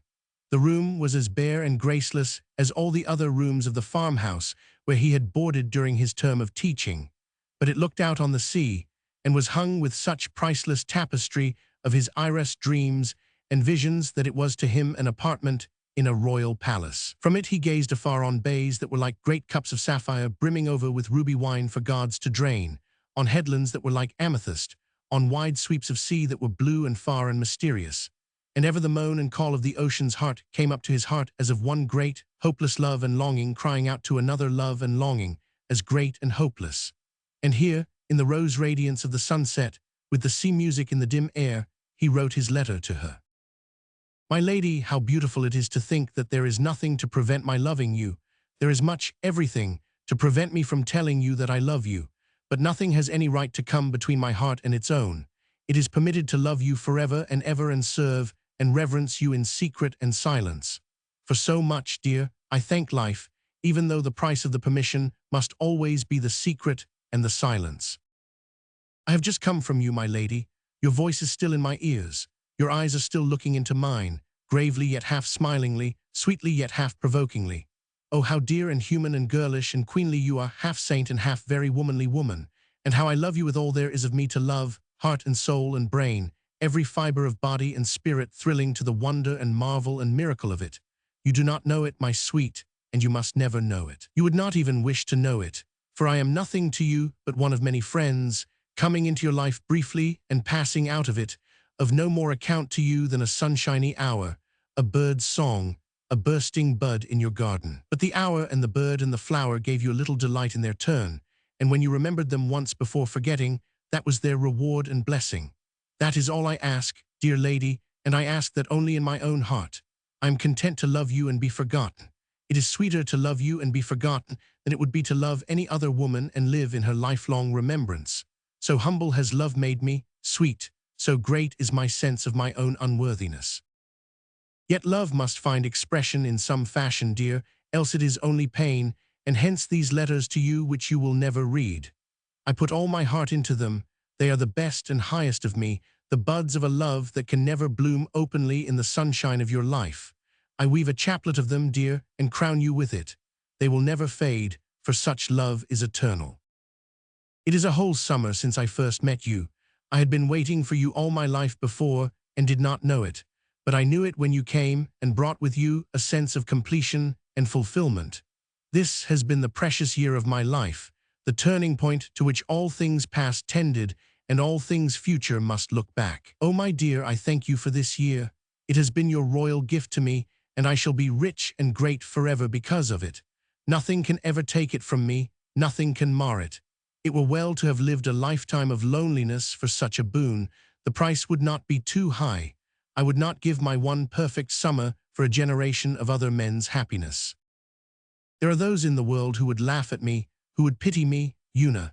They would say that the love I have poured out in secret at your feet has been wasted, that I am a poor weak fool to squander all my treasure of affection on a woman who does not care for me and who is as far above me as that great white star that is shining over the sea. Oh, my dear, they do not know, they cannot understand. The love I have given you has not left me poorer. It has enriched my life unspeakably. It has opened my eyes and given me the gift of clear vision for those things that matter. It has been a lamp held before my stumbling feet, whereby I have avoided snares and pitfalls of baser passions and unworthy dreams. For all this I thank you, dear, and for all this surely the utmost that I can give of love and reverence and service is not too much. I could not have helped loving you, but if I could have helped it, knowing with just what measure of pain and joy it would brim my cup, I would have chosen to love you, Una. There are those who strive to forget a hopeless love. To me, the greatest misfortune that life could bring would be that I should forget you. I want to remember you always and love you and long for you. That would be unspeakably better than any happiness that could come to me through forgetting. Dear lady, good night. The sun has set. There is now but one fiery dimple on the horizon, as if a golden finger had dented it. Now it is gone. The mists are coming up over the sea. A kiss on each of your white hands, dear. Tonight I am too humble to lift my thoughts to your lips. The schoolmaster folded up his letter and held it against his cheek for a little space, while he gazed out on the silver-shining sea with his dark eyes full of dreams. Then he took from his shabby trunk a little inlaid box and unlocked it with a twisted silver key. It was full of letters, his letters to Una. The first had been written months ago in the early promise of a northern spring. They linked together the golden weeks of the summer. Now, in the purple autumn, the box was full, and the schoolmaster's term was nearly ended. He took out the letters reverently and looked over them, now and then murmuring below his breath some passages scattered through the written pages. He had laid bare his heart in those letters, writing out what he never could have told her, even if his love had been known and returned. For dead and gone generations of stern and repressed forefathers laid their unyielding fingers of reserve on his lips, and the shyness of dreamy, book-bred youth stemmed the language of eye and tone. I will love you forever and ever, and even though you know it not, surely such love will hover around you all your life, like an invisible benediction, not understood, but dimly felt, guarding you from ill and keeping far from you all things and thoughts of harm and evil. Sometimes I let myself dream, and in those dreams you love me, and we go out to meet life together. I have dreamed that you kissed me, dreamed it so reverently that the dream did your womanhood no wrong. I have dreamed that you put your hands in mine and said, I love you. Oh, the rapture of it. We may give all we will if we do not ask for a return. There should be no barter in love. If by reason of the greatness of my love for you, I were to ask your love in return, I should be a base creature.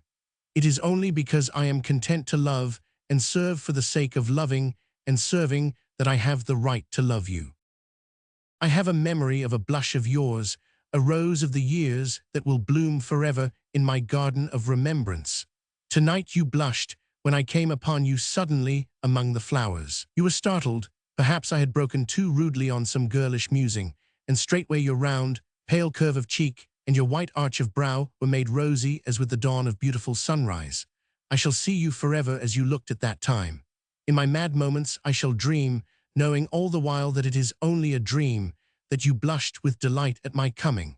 I shall be able to picture forevermore how you would look at one you loved. Tonight the moon was low in the west. It hung over the sea like a shallop of ruddy gold moored to a star in the harbor of the night. I lingered long and watched it, for I knew that you, too, were watching it from your window that looks on the sea.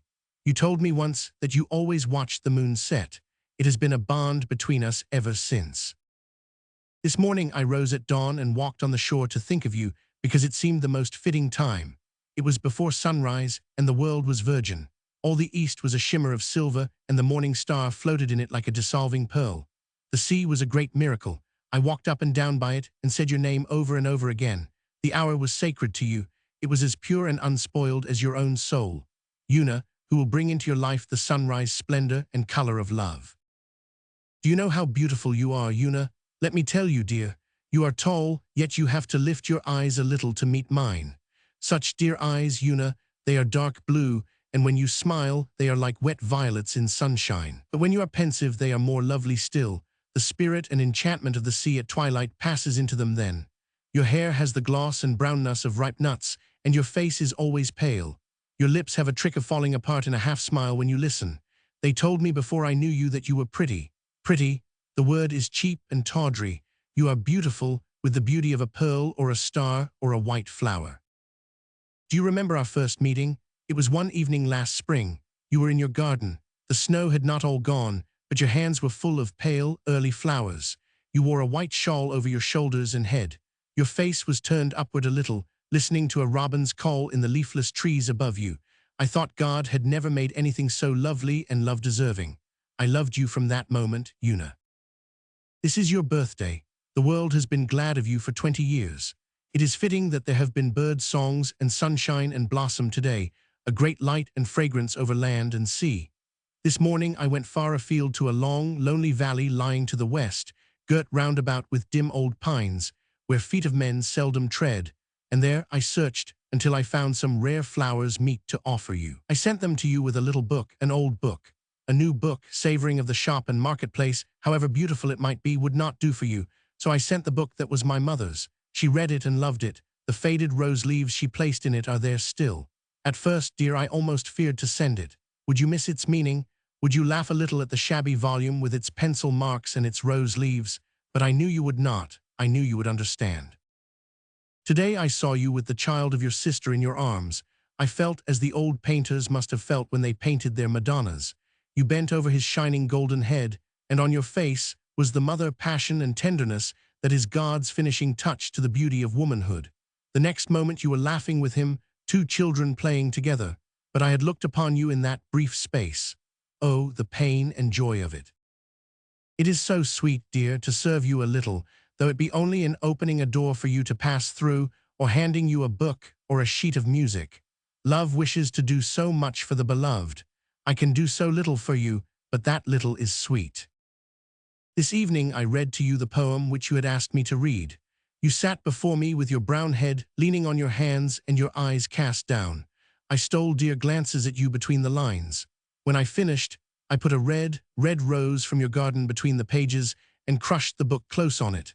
That poem will always be dear to me, stained with the lifeblood of a rose-like hour. I do not know which is the sweeter, your laughter or your sadness. When you laugh, you make me glad, but when you are sad, I want to share in your sadness and soothe it. I think I am nearer to you in your sorrowful moods.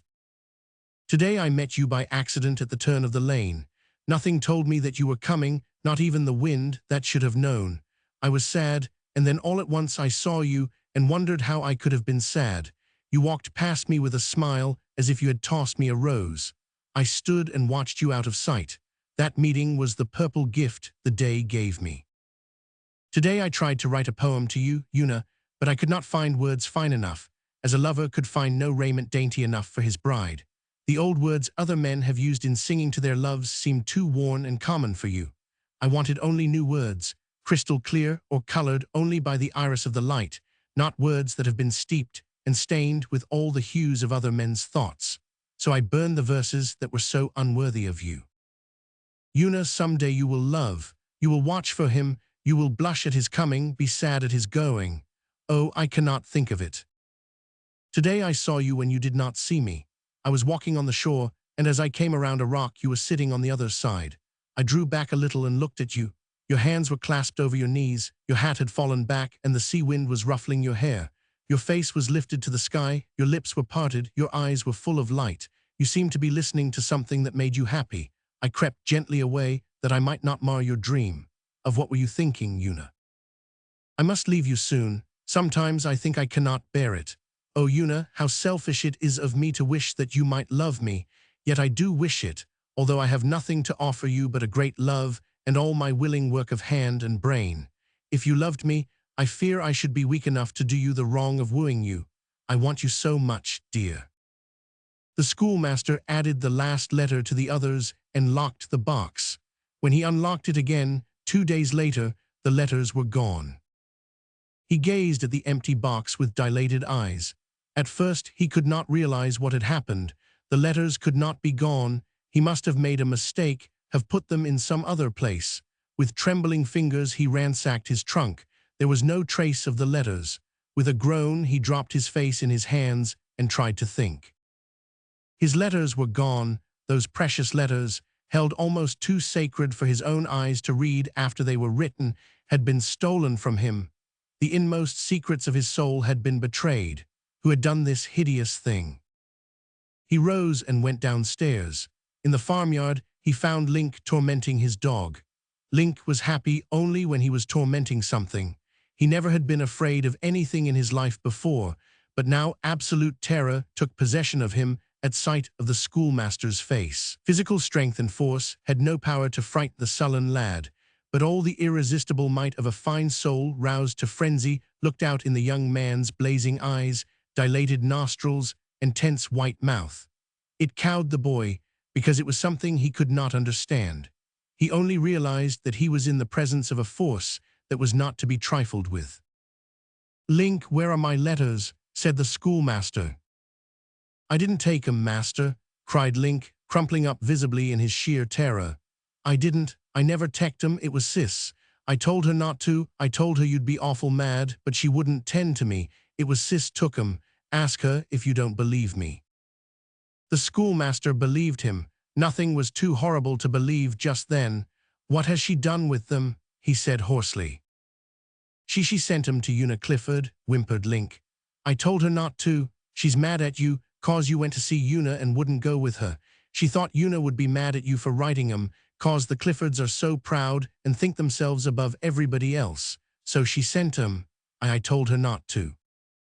The schoolmaster said not another word. He turned his back on the whining boy and went to his room. He felt sick with shame.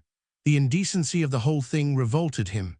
It was as if his naked heart had been torn from his breast and held up to the jeers of a vulgar world by the merciless hand of a scorned and jealous woman.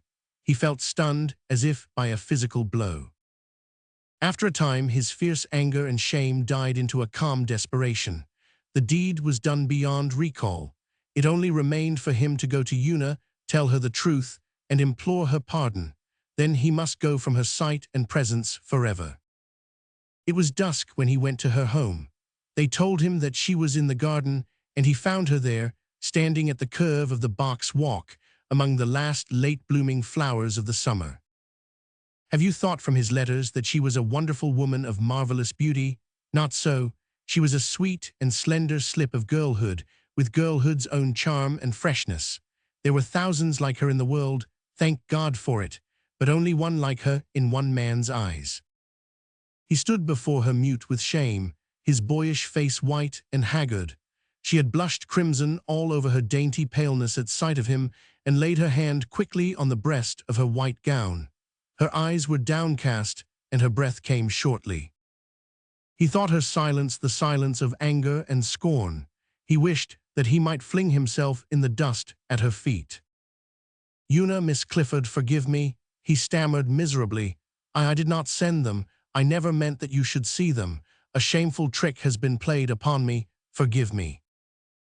"For what am I to forgive you?" she asked gravely. She did not look up, but her lips parted in the little half-smile he loved. The blush was still on her face. "For my presumption," he whispered. I could not help loving you, Una. If you have read the letters, you know all the rest." "I have read the letters, every word," she answered, pressing her hand a little more closely to her breast.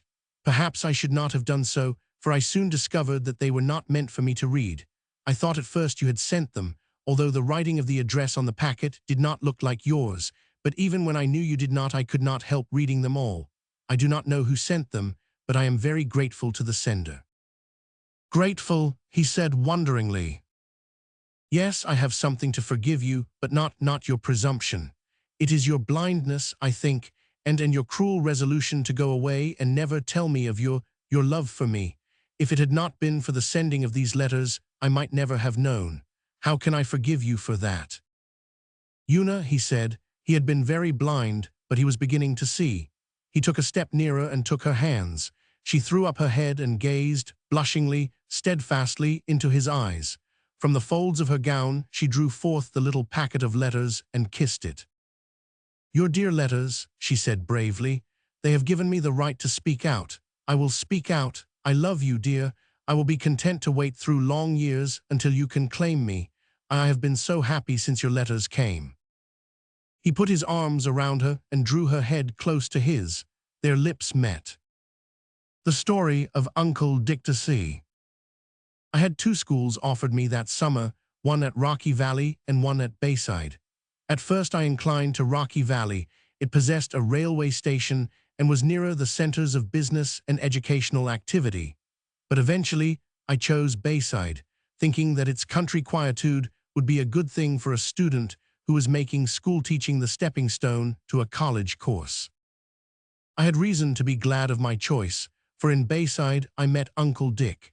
Ever since, it has seemed to me that not to have known Uncle Dick would have been to miss a great sweetness and inspiration from my life. He was one of those rare souls whose friendship is at once a pleasure and a benediction, showering light from their own crystal clearness into all the dark corners in the souls of others until, for the time being at least, they reflected his own simplicity and purity.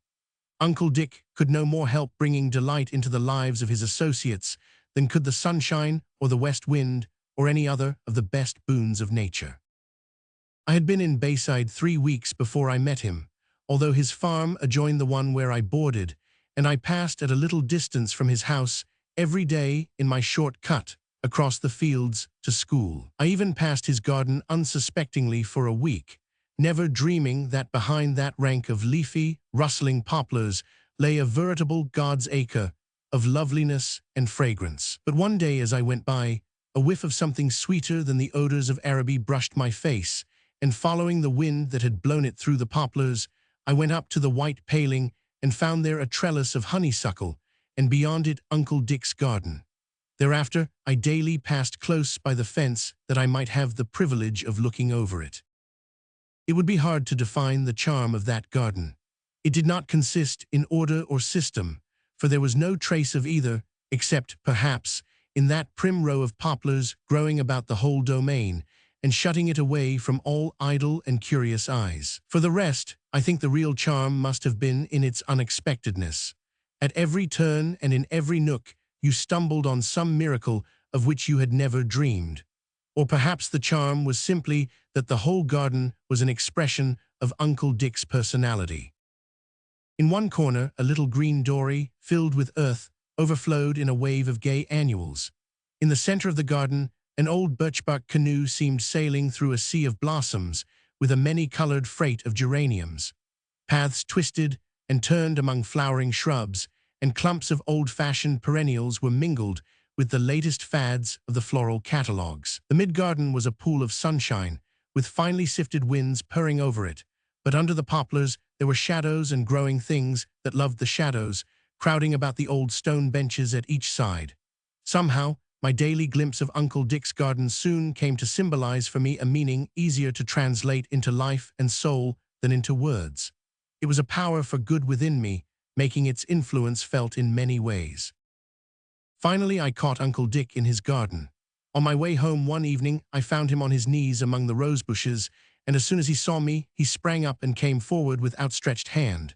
He was a tall man of about 50, with grizzled hair, but not a thread of silver yet showed itself in the ripples of his long brown beard. Later, I discovered that his splendid beard was Uncle Dick's only vanity. So fine and silky was it that it did not hide the candid, sensitive curves of his mouth, around which a mellow smile, tinged with kindly, quizzical humor, always lingered. His face was tanned even more deeply than is usual among farmers, for he had an inveterate habit of going about hatless in the most merciless sunshine, but the line of forehead under his hair was white as milk, and his eyes were darkly blue and as tender as a woman's. "How do you do, master?" he said heartily. The Bayside pedagogue was invariably addressed as master by young and old. "I'm glad to see you.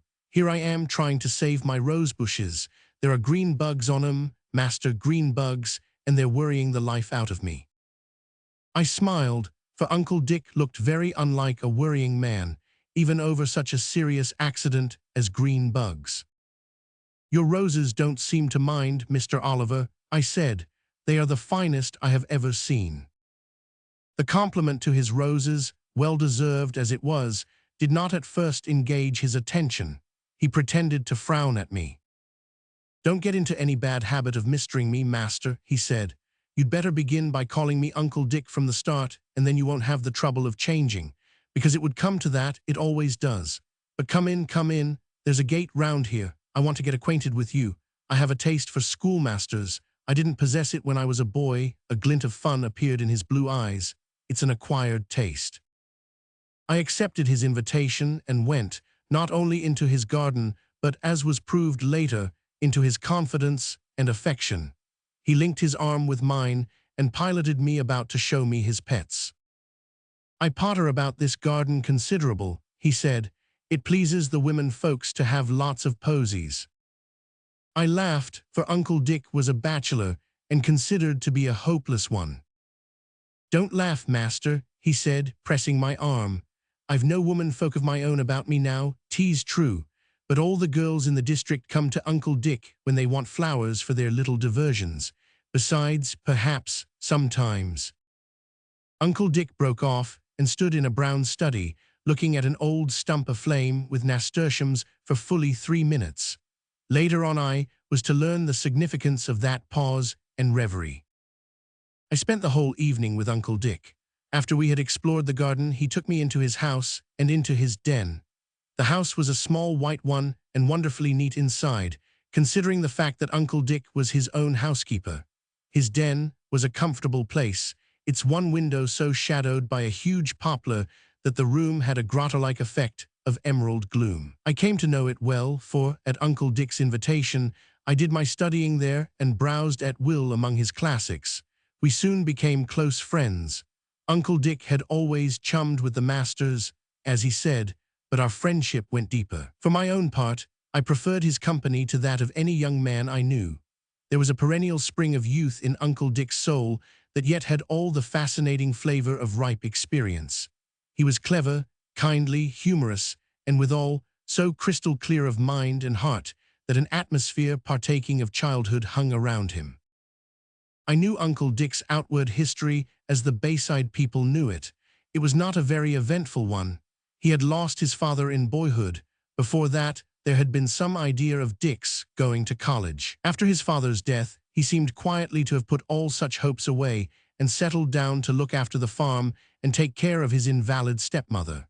This woman, as I learned from others, but never from Uncle Dick, had been a peevish, fretful, exacting creature, and for nearly 30 years Uncle Dick had been a very slave to her whims and caprices. Nobody knows what he had to put up with, for he never complained. Mrs. Lindsay, my landlady, told me.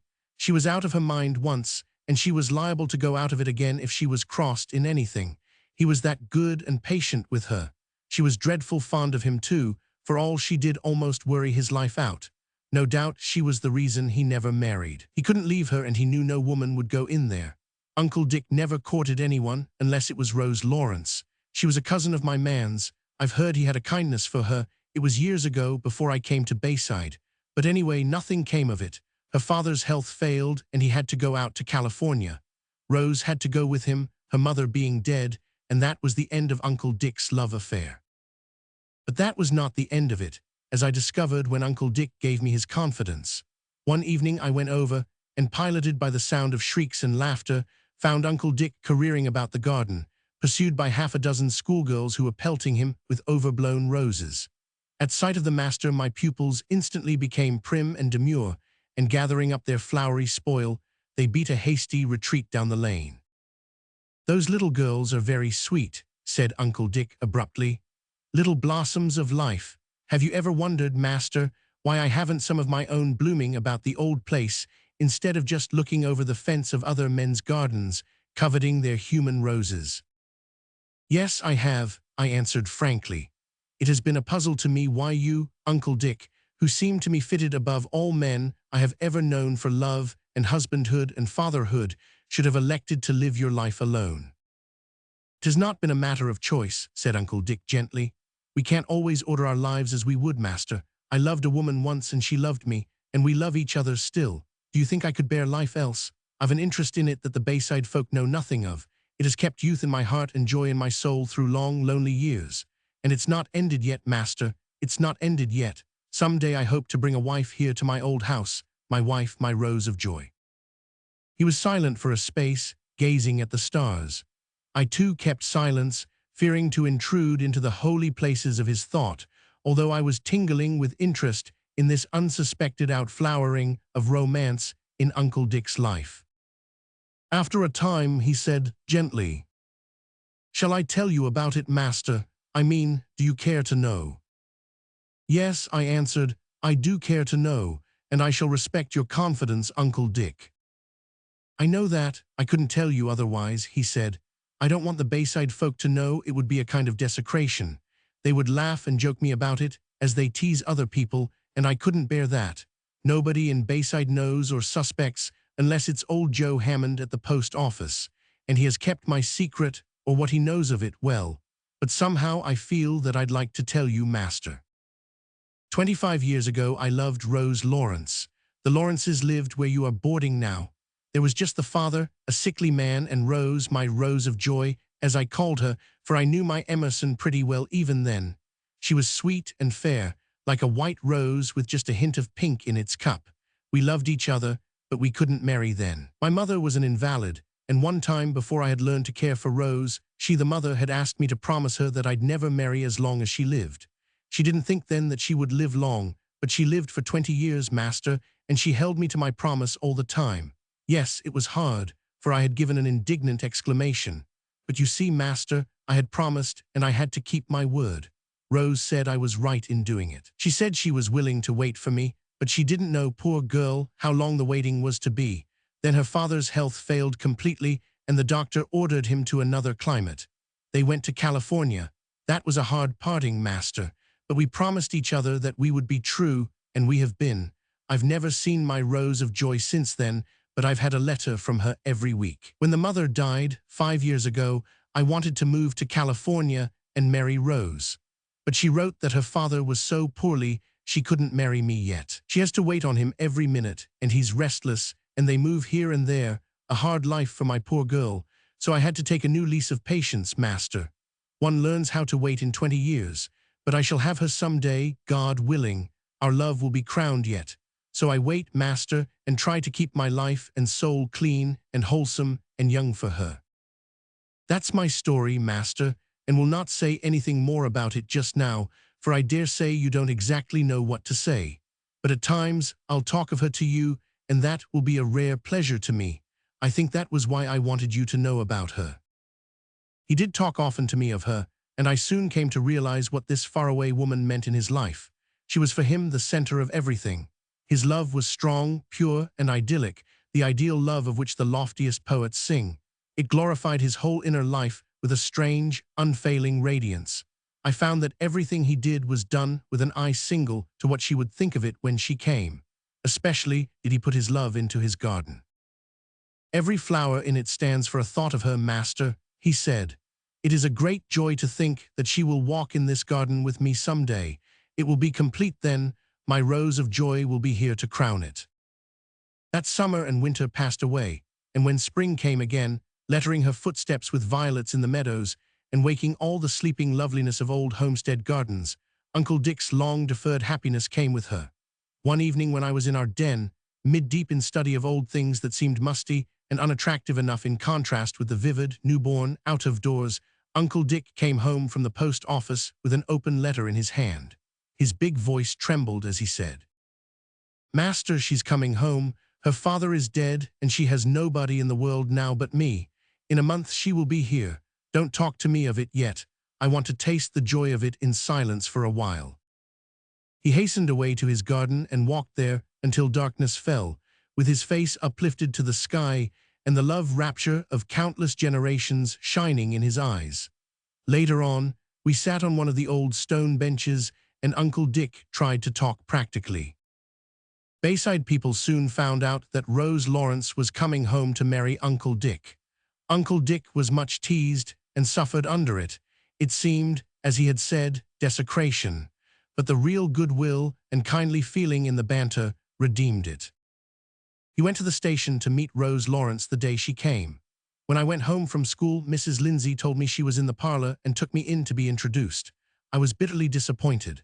Somehow I had expected to meet, not indeed a young girl palpitating with youthful bloom, but a woman of ripe maturity, dowered with the beauty of harmonious middle age, the feminine counterpart of Uncle Dick. Instead, I found in Rose Lawrence a small, faded woman of 45, gowned in shabby black. She had evidently been very pretty once, but bloom and grace were gone. Her face had a sweet and gentle expression, but was tired and worn, and her fair hair was plentifully streaked with gray. Alas, I thought compassionately, for Uncle Dick's dreams, what a shock the change to her must have given him. Could this be the woman on whom he had lavished such a life wealth of love and reverence? I tried to talk to her, but I found her shy and timid. She seemed to me uninteresting and commonplace. And this was Uncle Dick's rose of joy. I was so sorry for Uncle Dick that I shrank from meeting him. Nevertheless, I went over after tea, fearing that he might misunderstand, nay, rather, understand my absence. He was in the garden, and he came down the path where the buds were just showing. There was a smile on his face, and the glory in his eyes was quite undimmed. "Master, she's come, and she's not a bit changed.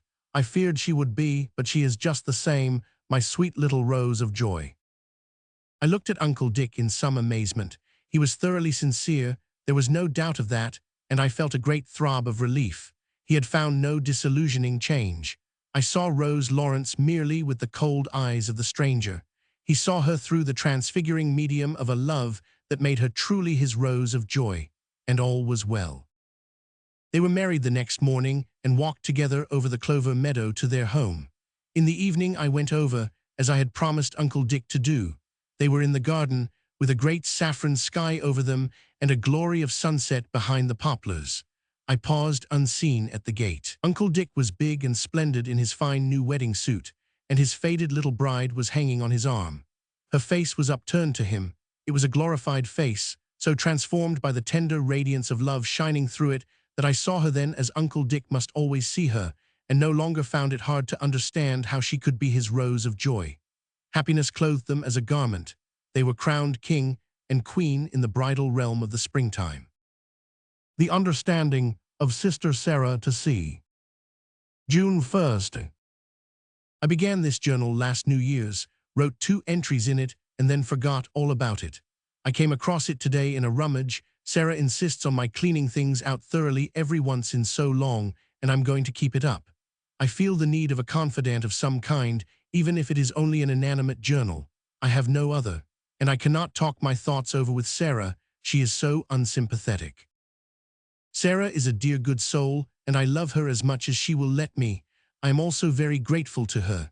She brought me up when our mother died. No doubt she had a hard time of it, poor dear, for I never was easily brought up, perversely preferring to come up in my own way. But Sarah did her duty unflinchingly, and well, it's not for me to say that the result does her credit, but it really does, considering the material she had to work with. I'm a bundle of faults as it is, but I tremble to think what I would have been if there had been no Sarah. Yes, I love Sarah, and I'm grateful to her, but she doesn't understand me in the least. Perhaps it is because she is so much older than I am, but it doesn't seem to me that Sarah could really ever have been young. She laughs at things I consider the most sacred and calls me a romantic girl in a tone of humorous toleration. I am chilled and thrown back on myself, and the dreams and confidences I am bubbling over with have no outlet. Sarah couldn't understand, she is so practical. When I go to her with some beautiful thought I have found in a book or poem, she is quite likely to say, "Yes, yes, but I noticed this morning that the braid was loose on your skirt, Beatrice. Better go and sew it on before you forget again. A stitch in time saves 9." When I come home from a concert or lecture, yearning to talk over the divine music or the wonderful new ideas with her, she will say, "Yes, yes, but are you sure you didn't get your feet damp? Better go and change your stockings, my dear. An ounce of prevention is worth a pound of cure." So I have given up trying to talk things over with Sarah. This old journal will be better. Last night Sarah and I went to Mrs. Trent's musicale. I had to sing, and I had the loveliest new gown for the occasion. At first Sarah thought my old blue dress would do. She said we must economize this summer and told me I was entirely too extravagant in the matter of clothes. I cried about it after I went to bed. Sarah looked at me very sharply the next morning without saying anything. In the afternoon, she went uptown and bought some lovely pale yellow silk organdy. She made it up herself. Sarah is a genius at dressmaking, and it was the prettiest gown at the musicale. Sarah wore her old gray silk made over. Sarah doesn't care anything about dress, but then she is 40. Walter Shirley was at the Trents. The Shirleys are a new family here. They moved to Atwater 2 months ago. Walter is the oldest son and has been at college in Marlborough all winter so that nobody here knew him until he came home a fortnight ago. He is very handsome and distinguished looking, and everybody says he is so clever. He plays the violin just beautifully and has such a melting, sympathetic voice and the loveliest deep, dark, inscrutable eyes.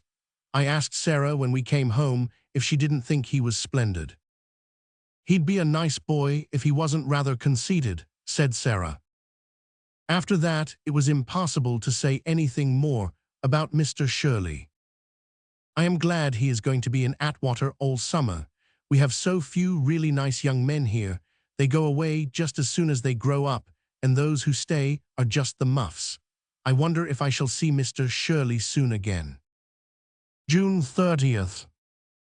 It does not seem possible that it is only a month since my last entry.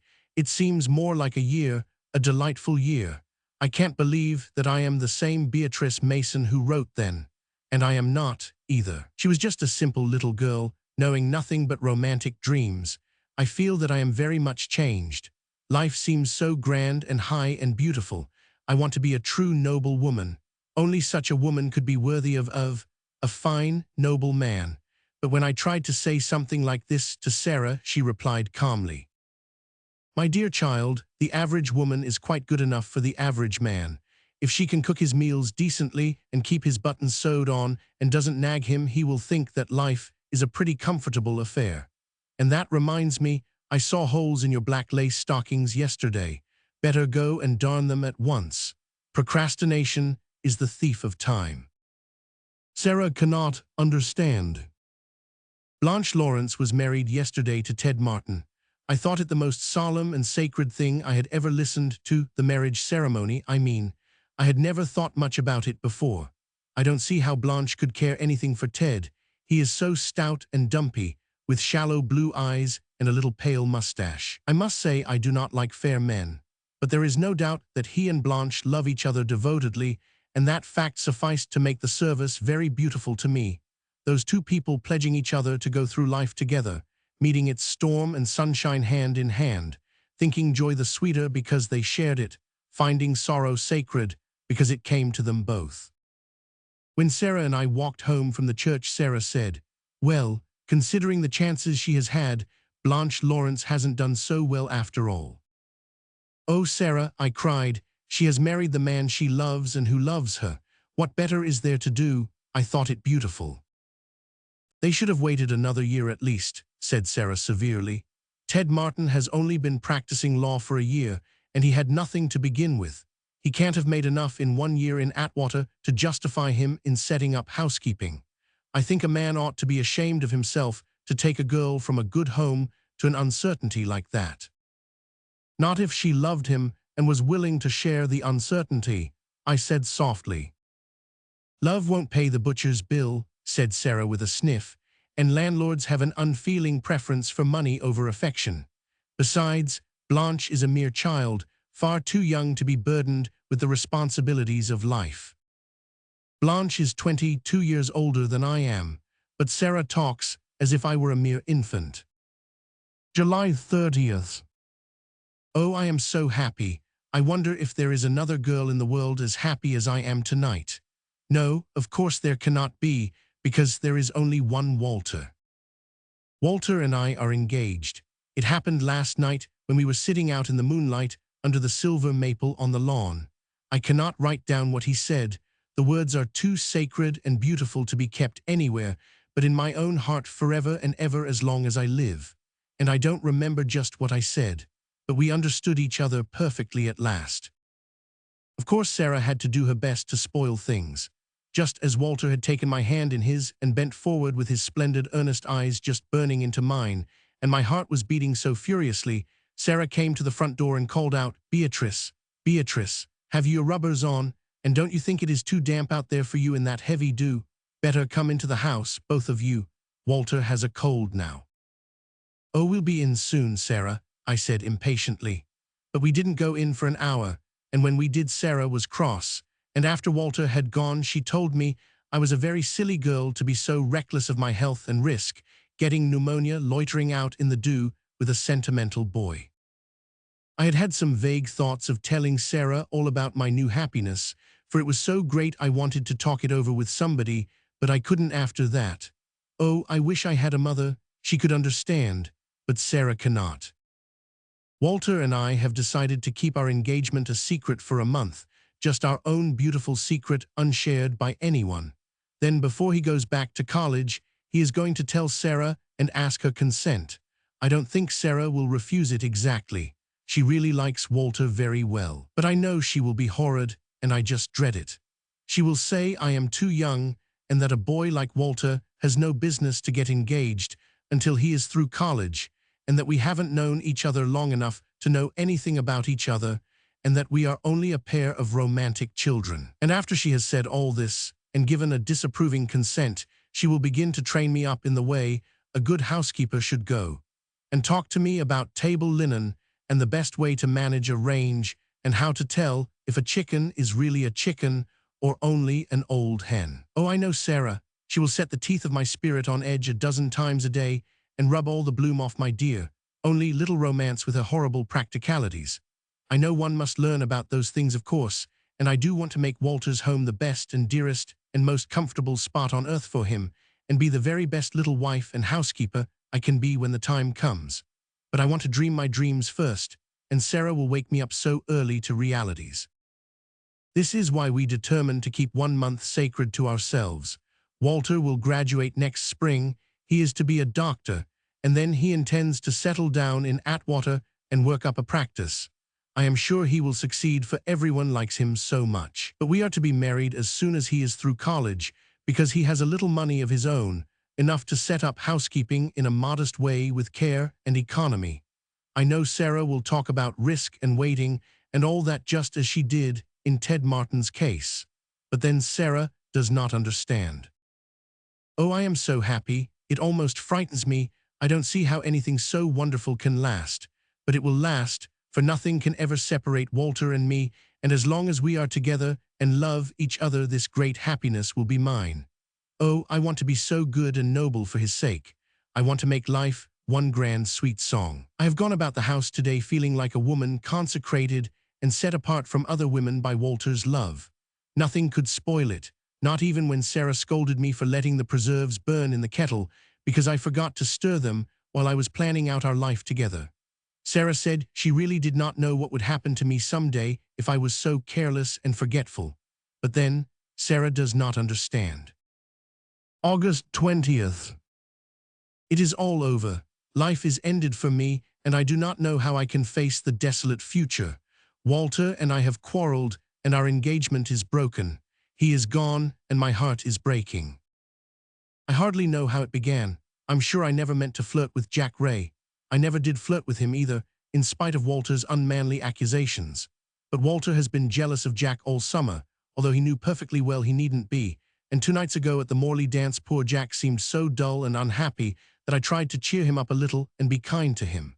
I danced with him 3 times and sat out another dance just to talk with him in a real sisterly fashion. But Walter was furious, and last night, when he came up, he said horrid things, things no girl of any spirit could endure, and things he could never have said to me if he had really cared one bit for me. We had a frightful quarrel, and when I saw plainly that Walter no longer loved me, I told him that he was free and that I never wanted to see him again and that I hated him. He glared at me and said that I should have my wish. I never should see him again, and he hoped he would never again meet such a faithless, fickle girl. Then he went away and slammed the front door. I cried all night, but today I went about the house singing. I would not for the world let other people know how Walter has treated me. I will hide my broken heart under a smiling face bravely, But oh, I am so miserable. Just as soon as I am old enough, I mean to go away and be a trained nurse. There is nothing else left in life for me. Sarah does not suspect that anything is wrong, and I am so thankful she does not. She would not understand. September 6th. Today I read this journal over and thought I would burn it. It is so silly. But on second thought, I concluded to keep it as a reminder of how blind and selfish I was and how good Sarah is. For I am happy again, and everything is all right, thanks to Sarah. The very day after our quarrel, Walter left Atwater. He did not have to return to college for 3 weeks, but he went to visit some friends down in Charlottesville, and I heard. Molly Roach told me. Molly Roach was always wild about Walter herself, that he was not coming back again, but would go right on to Marlborough from Charlottesville. I smiled squarely at Molly, as if I didn't care a particle, but I can't describe how I felt. I knew then that I had really been hoping that something would happen in 3 weeks to make our quarrel up. In a small place like Atwater, people in the same set can't help meeting. But Walter had gone, and I should never see him again, and what was worse, I knew he didn't care, or he wouldn't have gone. I bore it in silence for 3 weeks, but I will shudder to the end of my life when I remember those 3 weeks. Night before last, Sarah came up to my room where I was lying on my bed with my face in the pillow. I wasn't crying, I couldn't cry. There was just a dreadful dull ache in everything. Sarah sat down on the rocker in front of the window, and the sunset light came in behind her and made a sort of nimbus round her head, like a motherly saint's in a cathedral. "Beatrice," she said gently, "I want to know what the trouble is. You can't hide it from me that something is wrong. I've noticed it for some time. You don't eat anything and you cry all night.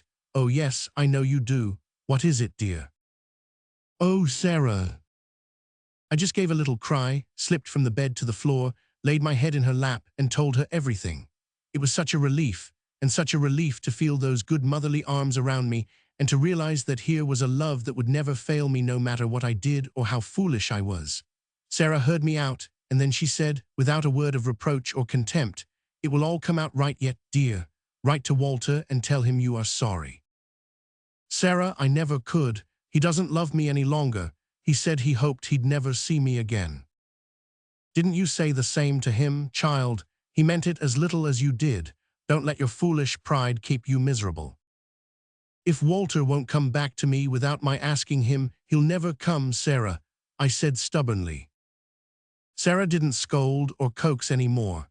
She patted my head and kissed me and made me bathe my face and go to bed. Then she tucked me in just as she used to do when I was a little girl. "Now don't cry, dear," she said. "It will come right yet." Somehow I began to hope it would when Sarah thought so, and anyhow it was such a comfort to have talked it all over with her.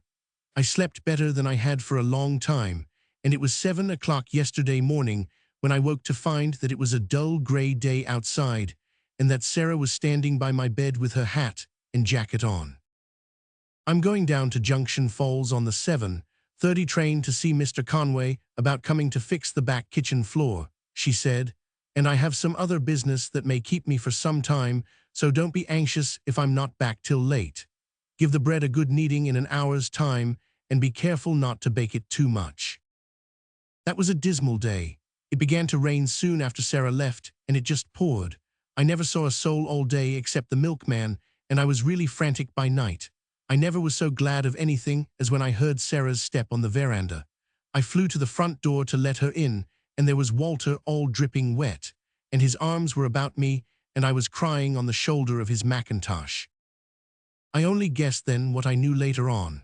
Sarah had heard from Mrs. Shirley that Walter was going to Marlborough that day without coming back to Atwater. Sarah knew that he must change trains at Junction Falls, and she went there to meet him. She didn't know what train he would come on, so she went to meet the earliest and had to wait till the last, hanging around the dirty little station at the falls all day while it poured rain, and she hadn't a thing to eat except some fancy biscuits she had bought on the train. But Walter came at last on the 7:50 train, and there was Sarah to pounce on him. He told me afterwards that no angel could have been so beautiful a vision to him as Sarah was, standing there on the wet platform with her tweed skirt held up and a streaming umbrella over her head, telling him he must come back to Atwater because Beatrice wanted him to. But just at the moment of his coming, I didn't care how he had come or who had brought him. I just realized that he was there and that was enough.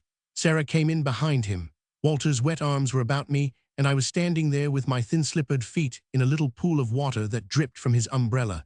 But Sarah never said a word about colds and dampness. She just smiled, went on into the sitting room, and shut the door. Sarah understood. The unforgotten one to see. It was Christmas Eve, but there was no frost or snow or sparkle. It was a green Christmas, and the night was mild and dim, with hazy starlight.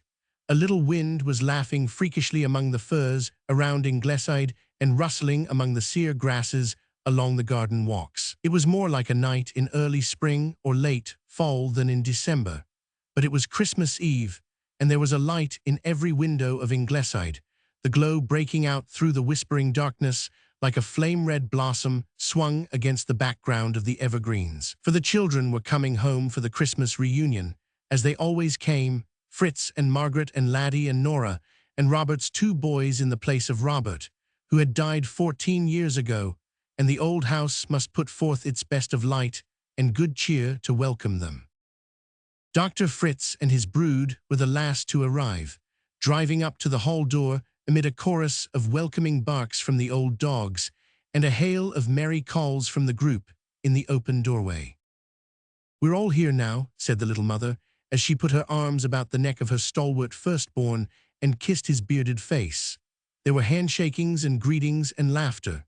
Only Nanny, far back in the shadows of the firelit hall, swallowed a resentful sob and wiped two bitter tears from her eyes with her little red hand. "We're not all here," she murmured under her breath. "Miss Avies isn't here. Oh, how can they be so glad? How can they have forgotten?" But nobody heard or heeded Nanny. She was only the little orphan help girl at Ingleside.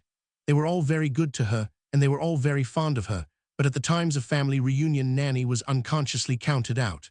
There was no bond of blood to unite her to them, and she was left on the fringe of things. Nanny never resented this. It was all a matter of course to her. But on this Christmas Eve her heart was broken because she thought that nobody remembered Miss Avies. After supper they all gathered around the open fireplace of the hall, hung with its berries and evergreens in honor of the morrow. It was their unwritten law to form a fireside circle on Christmas Eve and tell each other what the year had brought them of good and ill, sorrow and joy. The circle was smaller by one than it had been the year before, but none spoke of that. There was a smile on every face and happiness in every voice. The father and mother sat in the center, gray-haired and placid, their fine old faces written over with the history of gracious lives. Beside the mother, Dr. Fritz sat like a boy, on the floor, with his massive head, gray as his father's, on her lap, and one of his smooth, muscular hands that were as tender as a woman's at the operating table, clasped in hers. Next to him sat sweet Nora, the 20-year-old baby, who taught in a city school. The rosy firelight gleamed lovingly over her girlish beauty of burnished brown hair, dreamy blue eyes, and soft, virginal curves of cheek and throat. Dr. Fritz's spare arm was about her, but Nora's own hands were clasped over her knee, and on one of them sparkled a diamond that had not been there at the last Christmas reunion. Laddie, who figured as Archibald only in the family Bible, sat close to the inglenook, a handsome young fellow with a daring brow and rollicking eyes. On the other side sat Margaret, hand in hand with her father, a woman whose gracious sweetness of nature enveloped her as a garment, and Robert's two laughing boys filled up the circle, looking so much alike that it was hard to say which was Cecil and which was Sid. Margaret's husband and Fritz's wife were playing games with the children in the parlor, whence shrieks of merriment drifted out into the hall. Nanny might have been with them had she chosen, but she preferred to sit alone in the darkest corner of the hall and gaze with jealous, unhappy eyes at the mirthful group about the fire, listening to their story and jest and laughter with unavailing protest in her heart. Oh, how could they have forgotten so soon? It was not yet a full year since Miss Avies had gone. Last Christmas Eve she had sat there, a sweet and saintly presence in the inglenook, more, so it had almost seemed, the center of the home circle than the father and mother. And now the December stars were shining over her grave, and not one of that heedless group remembered her. Not once was her name spoken. Even her old dog had forgotten her. He sat with his nose in Margaret's lap, blinking with drowsy, aged contentment at the fire. "Oh, I can't bear it," whispered Nanny, under cover of the hearty laughter which greeted a story Dr. Fritz had been telling. She slipped out into the kitchen, put on her hood and cloak, and took from a box under the table a little wreath of holly. She had made it out of the bits left over from the decorations. Miss Avies had loved holly. Miss Avies had loved every green, growing thing. As Nanny opened the kitchen door, something cold touched her hand, and there stood the old dog, wagging his tail and looking up at her with wistful eyes, mutely pleading to be taken too. "So you do remember her, Jippy," said Nanny, patting his head. "Come along then, we'll go together." They slipped out into the night. It was quite dark, but it was not far to the graveyard, just out through the evergreens and along a field by-path and across the road. The old church was there, with its square tower and the white stones gleaming all around it. Nanny went straight to a shadowy corner and knelt on the sere grasses while she placed her holly wreath on Miss Avies' grave. The tears in her eyes brimmed over. "Oh, Miss Avies," she sobbed. "I miss you so, I miss you so. It can't ever seem like Christmas to me without you. You were always so sweet and kind to me. There ain't a day passes but I think of you and all the things you used to say to me, and I try to be good like you'd want me to be. But I hate them for forgetting you. Yes, I do. I'll never forget you, darling Miss Avies. I'd rather be here alone with you in the dark than back there with them." Nanny sat down by the grave. The old dog lay down by her side with his forepaws on the turf and his eyes fixed on the tall white marble shaft. It was too dark for Nanny to read the inscription, but she knew every word of it. "In loving remembrance of Avies Maywood, died January 20, 1902, age," and underneath the lines of her own choosing. "Say not good night, but in some brighter clime. Bid me good morning." But they had forgotten her. Oh, they had forgotten her already. When half an hour had passed, Nanny was startled by approaching footsteps. Not wishing to be seen, she crept softly behind the headstones into the shadow of the willow on the farther side, and the old dog followed. Dr. Fritz, coming to the grave, thought himself alone with the dead. He knelt down by the headstone and pressed his face against it. "Avies," he said gently, "dear Avies, I have come to visit your grave tonight because you seem nearer to me here than elsewhere. And I want to talk to you, Avies, as I have always talked to you every Christmastide since we were children together. I have missed you so tonight, dear friend and sympathizer. No words can tell how I have missed you, your welcoming handclasp, and your sweet face in the firelight shadows. I could not bear to speak your name. The aching sense of loss was so bitter. Amid all the Christmas mirth and good fellowship, I felt the sorrow of your vacant chair. Avies, I wanted to tell you what the year had brought to me. My theory has been proved. It has made me a famous man. Last Christmas, Avies, I told you of it, and you listened and understood and believed in it. Dear Avies, once again I thank you for all you have been to me, all you are yet. I have brought you your roses. They are as white and pure and fragrant as your life." Other footsteps came so quickly on Dr. Fritz, retreating ones that Nanny could not rise. It was Laddie this time, gay, careless, thoughtless Laddie. "Roses, so Fritz has been here. I have brought you lilies, Avies. Oh, Avies, I miss you so. You were so jolly and good, you understood a fellow so well. I had to come here tonight to tell you how much I miss you. It doesn't seem half home without you. Avies, I'm trying to be a better chap, more the sort of man you'd have me be. I've given the old set the go-by. I'm trying to live up to your standard. It would be easier if you were here to help me. When I was a kid, it was always easier to be good for a while after I'd talked things over with you. I've got the best mother a fellow ever had, but you and I were such chums, weren't we, Avies? I thought I'd just break down in there tonight and put a damper on everything by crying like a baby. If anybody had spoken about you, I should have. Hello." Laddie wheeled around with a start, but it was only Robert's two boys, who came shyly up to the grave, half hanging back to find anyone else there. "Hello, boys," said Laddie huskily. "So you've come to see her grave too?" "Yes," said Cecil solemnly. We just had to. We couldn't go to bed without coming. Oh, isn't it lonesome without Cousin Avies?" "She was always so good to us," said Sid.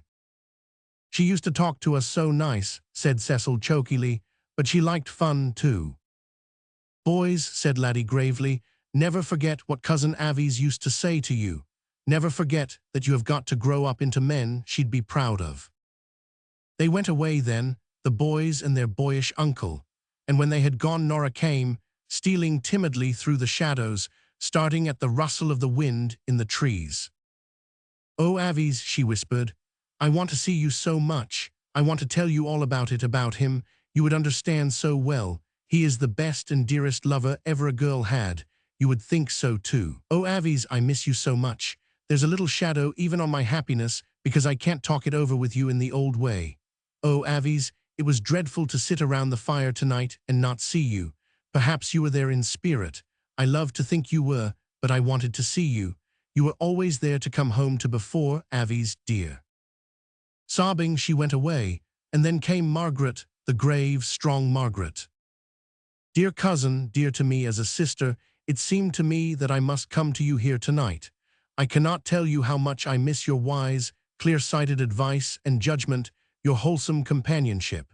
A little son was born to me this past year, Avies. How glad you would have been, for you knew, as none other did, the bitterness of my childless heart. How we would have delighted to talk over my baby together and teach him wisely between us. Avies, Avies, your going made a blank that can never be filled for me." Margaret was still standing there when the old people came. "Father, Mother, isn't it too late and chilly for you to be here?" "No, Margaret, no," said the mother. "I couldn't go to my bed without coming to see Avies' grave. I brought her up from a baby. Her dying mother gave her to me. She was as much my own child as any of you. And oh, I miss her so. You only miss her when you come home, but I miss her all the time, every day." "We all miss her, Mother," said the old father tremulously. "She was a good girl. Avies was a good girl. Good night, Avies." "Say not good night, but in some brighter clime bid her good morning," quoted Margaret softly. "That was her own wish, you know. Let us go back now. It is getting late." When they had gone, Nanny crept out from the shadows. It had not occurred to her that perhaps she should not have listened. She had been too shy to make her presence known to those who came to Avies' grave, but her heart was full of joy. "Oh, Miss Avies, I'm so glad, I'm so glad. They haven't forgotten you after all, Miss Avies, dear, not one of them. I'm sorry I was so cross at them, and I'm so glad they haven't forgotten you. I love them for it." Then the old dog and Nanny went home together. The wooing of Bessie to see. When Lawrence Eastman began going to see Bessie Houghton, the Linfield people shrugged their shoulders and said he might have picked out somebody a little younger and prettier. But then, of course, Bessie was well off. A 200-acre farm and a substantial bank account were worth going in for. Trust an Eastman for knowing upon which side his bread was buttered. Lawrence was only 20 and looked even younger, owing to his smooth, boyish face, curly hair, and half-girlish bloom. Bessie Houghton was in reality no more than 25, but Linfield people had the impression that she was past 30. She had always been older than her years, a quiet, reserved girl who dressed plainly and never went about with other young people. Her mother had died when Bessie was very young, and she had always kept house for her father. The responsibility made her grave and mature. When she was 20, her father died, and Bessie was his sole heir. She kept the farm and took the reins of government in her own capable hands. She made a success of it too, which was more than many a man in Linfield had done. Bessie had never had a lover. She had never seemed like other girls, and passed for an old maid when her contemporaries were in the flush of social success and bloom. Mrs. Eastman, Lawrence's mother, was a widow with 2 sons. George, the older, was the mother's favorite, and the property had been willed to him by his father. To Lawrence had been left the few hundreds in the bank. He stayed at home and hired himself to George, thereby adding slowly to his small hoard. He had his eye on a farm in Linfield, but he was as yet a mere boy, and his plans for the future were very vague until he fell in love with Bessie Houghton. In reality, nobody was more surprised over this than Lawrence himself. It had certainly been the last thing in his thoughts on the dark, damp night when he had overtaken Bessie walking home alone from prayer meeting and had offered to drive her the rest of the way. Bessie assented and got into his buggy. At first she was very silent, and Lawrence, who was a bashful lad at the best of times, felt tongue-tied and uncomfortable. But presently Bessie, pitying his evident embarrassment, began to talk to him. She could talk well, and Lawrence found himself entering easily into the spirit of her piquant speeches. He had an odd feeling that he had never known Bessie Houghton before. He had certainly never guessed that she could be such good company. She was very different from the other girls he knew, but he decided that he liked the difference. "Are you going to the party at Bailey's tomorrow night?" he asked as he helped her to alight at her door. "I don't know," she answered. "I'm invited, but I'm all alone, and parties have never been very much in my line." There was a wistful note in her voice, and Lawrence, detecting it, said hurriedly, not giving himself time to get frightened, "Oh, you'd better go to this one, and if you like, I'll call around and take you." He wondered if she would think him very presumptuous. He thought her voice sounded colder as she said, "I am afraid that it would be too much trouble for you." "It wouldn't be any trouble at all," he stammered. "I'll be very pleased to take you."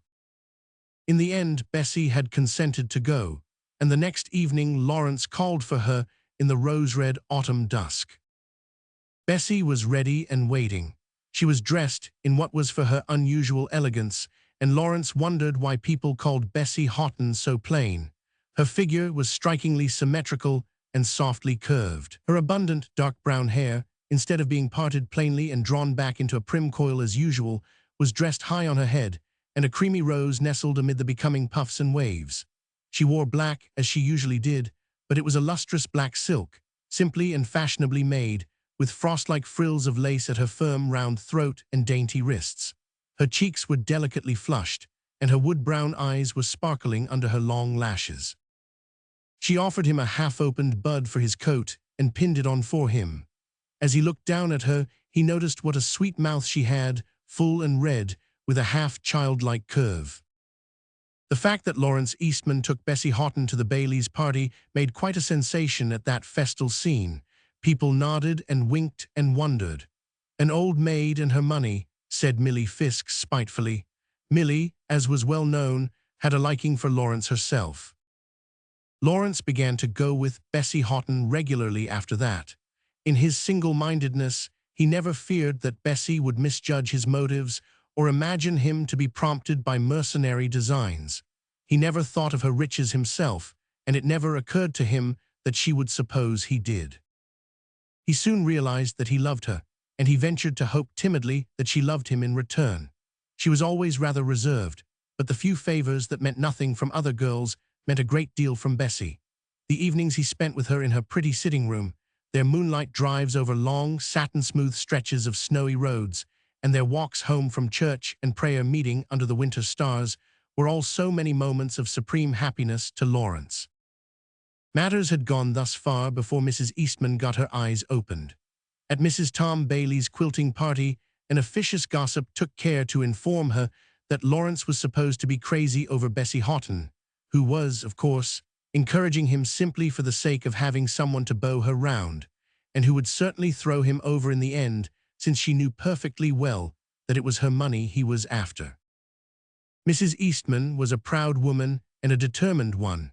She had always disliked Bessie Houghton, and she went home from the quilting resolved to put an instant stop to all such nonsense on her son's part. "Where is Laurie?" she asked abruptly, as she entered the small kitchen where George Eastman was lounging by the fire. "Out in the stable grooming up Lady Grey," responded her older son sulkily. "I suppose he's gadding off to see Bessie Houghton again, the young fool that he is. Why don't you put a stop to it?" "I am going to put a stop to it," said Mrs. Eastman grimly. "I'd have done it before if I'd known. You should have told me of it if you knew. I'm going out to see Lawrence right now." George Eastman muttered something inaudible as the door closed behind her. He was a short, thick-set man, not in the least like Lawrence, who was 10 years his junior. 2 years previously, he had made a furtive attempt to pay court to Bessie Houghton for the sake of her wealth, and her decided repulse of his advances was a remembrance that made him grit his teeth yet. He had hated her bitterly ever since. Lawrence was brushing his pet mare's coat until it shone like satin, and whistling Annie Laurie until the rafters rang. Bessie had sung it for him the night before. He could see her plainly still as she had looked then, in her gown of vivid red, a color peculiarly becoming to her, with her favorite laces at wrist and throat, and a white rose in her hair, which was dressed in the high, becoming knot she had always worn since the night he had shyly told her he liked it so.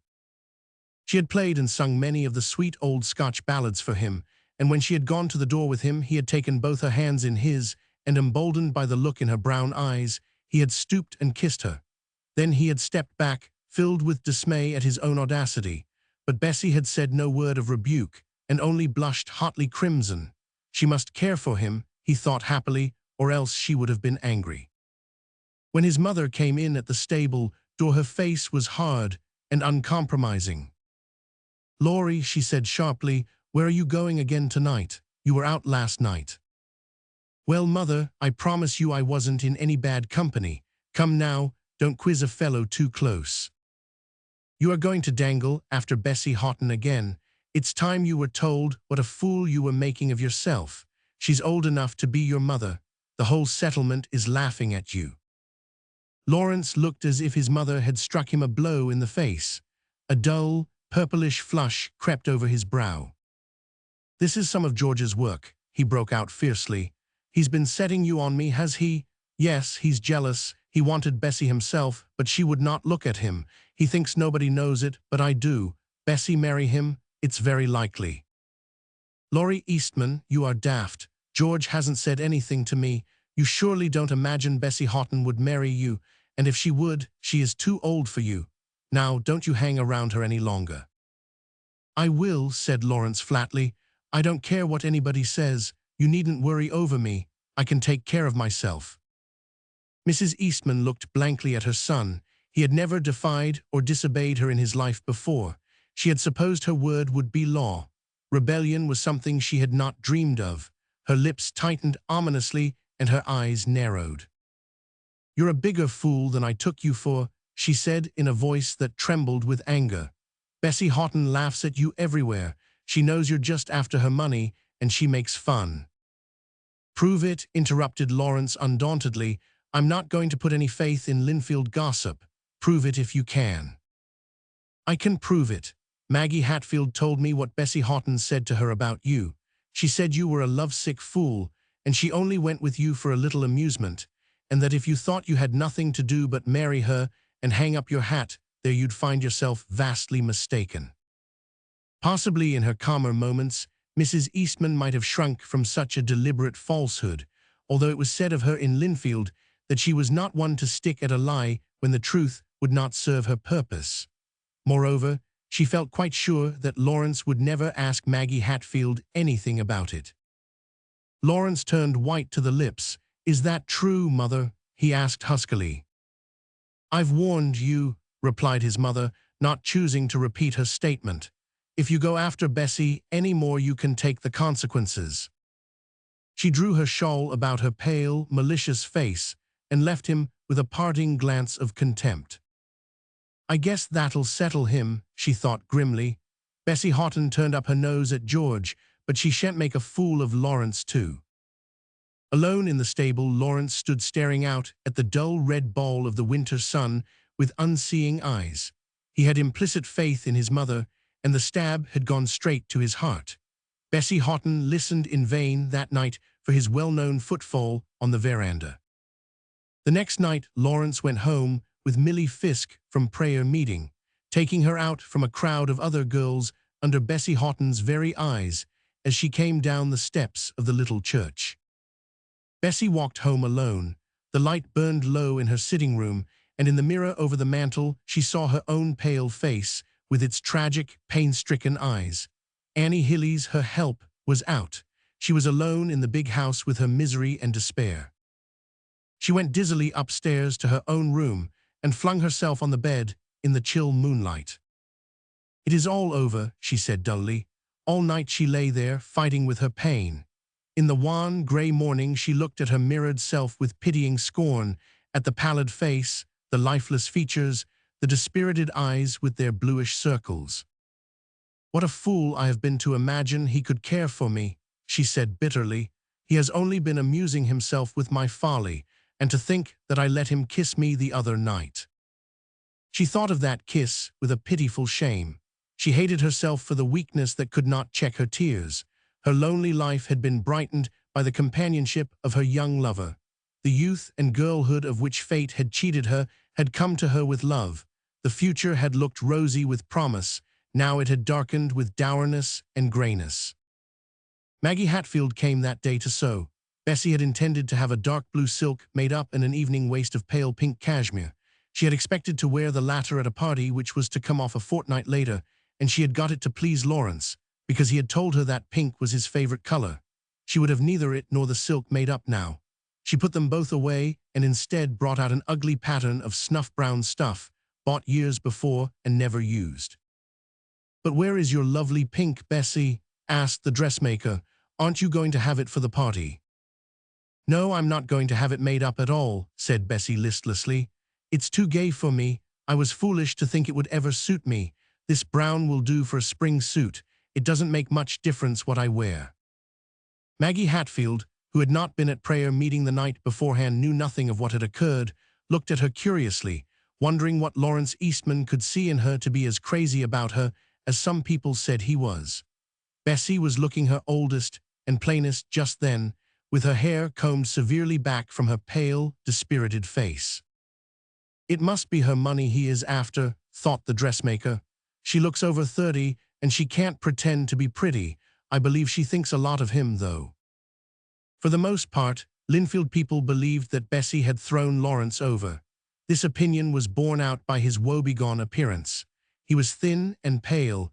His face had lost its youthful curves and looked hard and mature.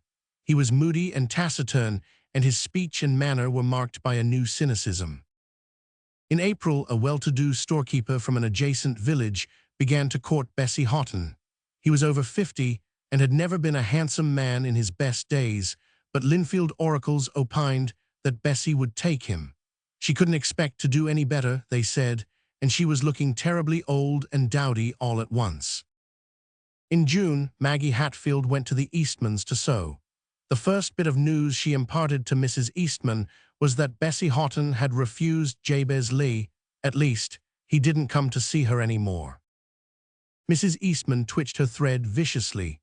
"Bessie Houghton was born an old maid," she said sharply. "She thinks nobody is good enough for her. That is what's the matter. Lawrence got some silly boy notion into his head last winter, but I soon put a stop to that." "I always had an idea that Bessie thought a good deal of Lawrence," said Maggie. "She has never been the same since he left off going with her. I was up there the morning after that prayer meeting night people talked so much of, and she looked positively dreadful, as if she hadn't slept a wink the whole night." "Nonsense," said Mrs. Eastman decisively. "She would never think of taking a boy like him when she'd turned up her nose at better men, and I didn't want her for a daughter-in-law anyhow. I can't bear her, so I put my foot down in time. Lawrence sulked for a spell, of course, boy fashion, and he's been as fractious as a spoiled baby ever since."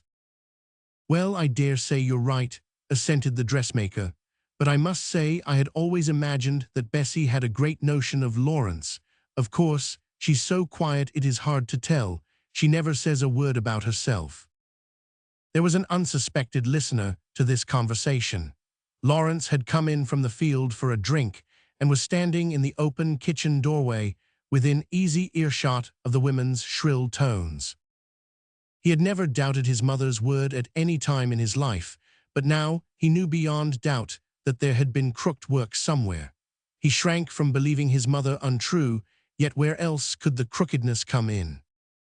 When Mrs. Eastman had gone to the kitchen to prepare dinner, Maggie Hatfield was startled by the appearance of Lawrence at the low open window of the sitting room. "Mercy me, how you scared me," she exclaimed nervously. "Maggie," said Lawrence seriously, "I want to ask you a question. Did Bessie Houghton ever say anything to you about me, or did you ever say that she did? Give me a straight answer." The dressmaker peered at him curiously. "No, Bessie never so much as mentioned your name to me," she said, "and I never heard that she did to anyone else. Why?" "Thank you, that was all I wanted to know," said Lawrence, ignoring her question and disappearing as suddenly as he had come. That evening at moonrise, he passed through the kitchen dressed in his Sunday best. His mother met him at the door. "Where are you going?" she asked querulously. Lawrence looked her squarely in the face with accusing eyes, before which her own quailed. "I'm going to see Bessie Houghton, Mother," he said sternly, "and to ask her pardon for believing the lie that has kept us apart so long." Mrs. Eastman flushed crimson and opened her lips to speak, but something in Lawrence's grave, white face silenced her. She turned away without a word, knowing in her secret soul that her youngest born was lost to her forever.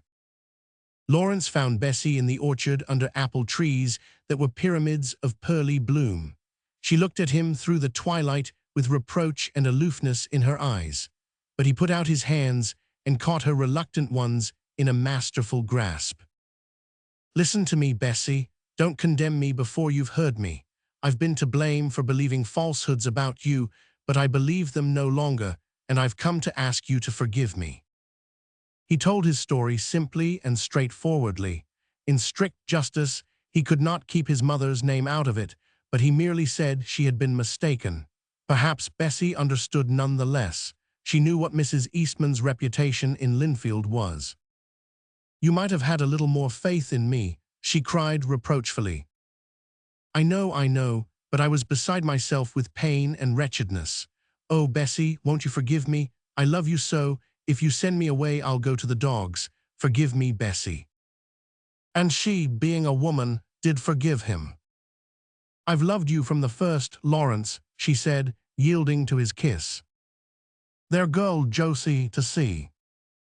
When Paul Morgan, a rising young lawyer with justifiable political aspirations, married Elinor Ashton, leading woman at the Green Square Theatre, his old schoolmates and neighbors back in Spring Valley held up their hands in horror, and his father and mother up in the weather-gray Morgan homestead were crushed in the depths of humiliation. They had been too proud of Paul, their only son and such a clever fellow, and this was their punishment. He had married an actress, to Cyrus and Deborah Morgan, brought up and nourished all their lives on the strictest and straightest of old-fashioned beliefs, both as regards this world and that which is to come. This was a tragedy. They could not be brought to see it in any other light.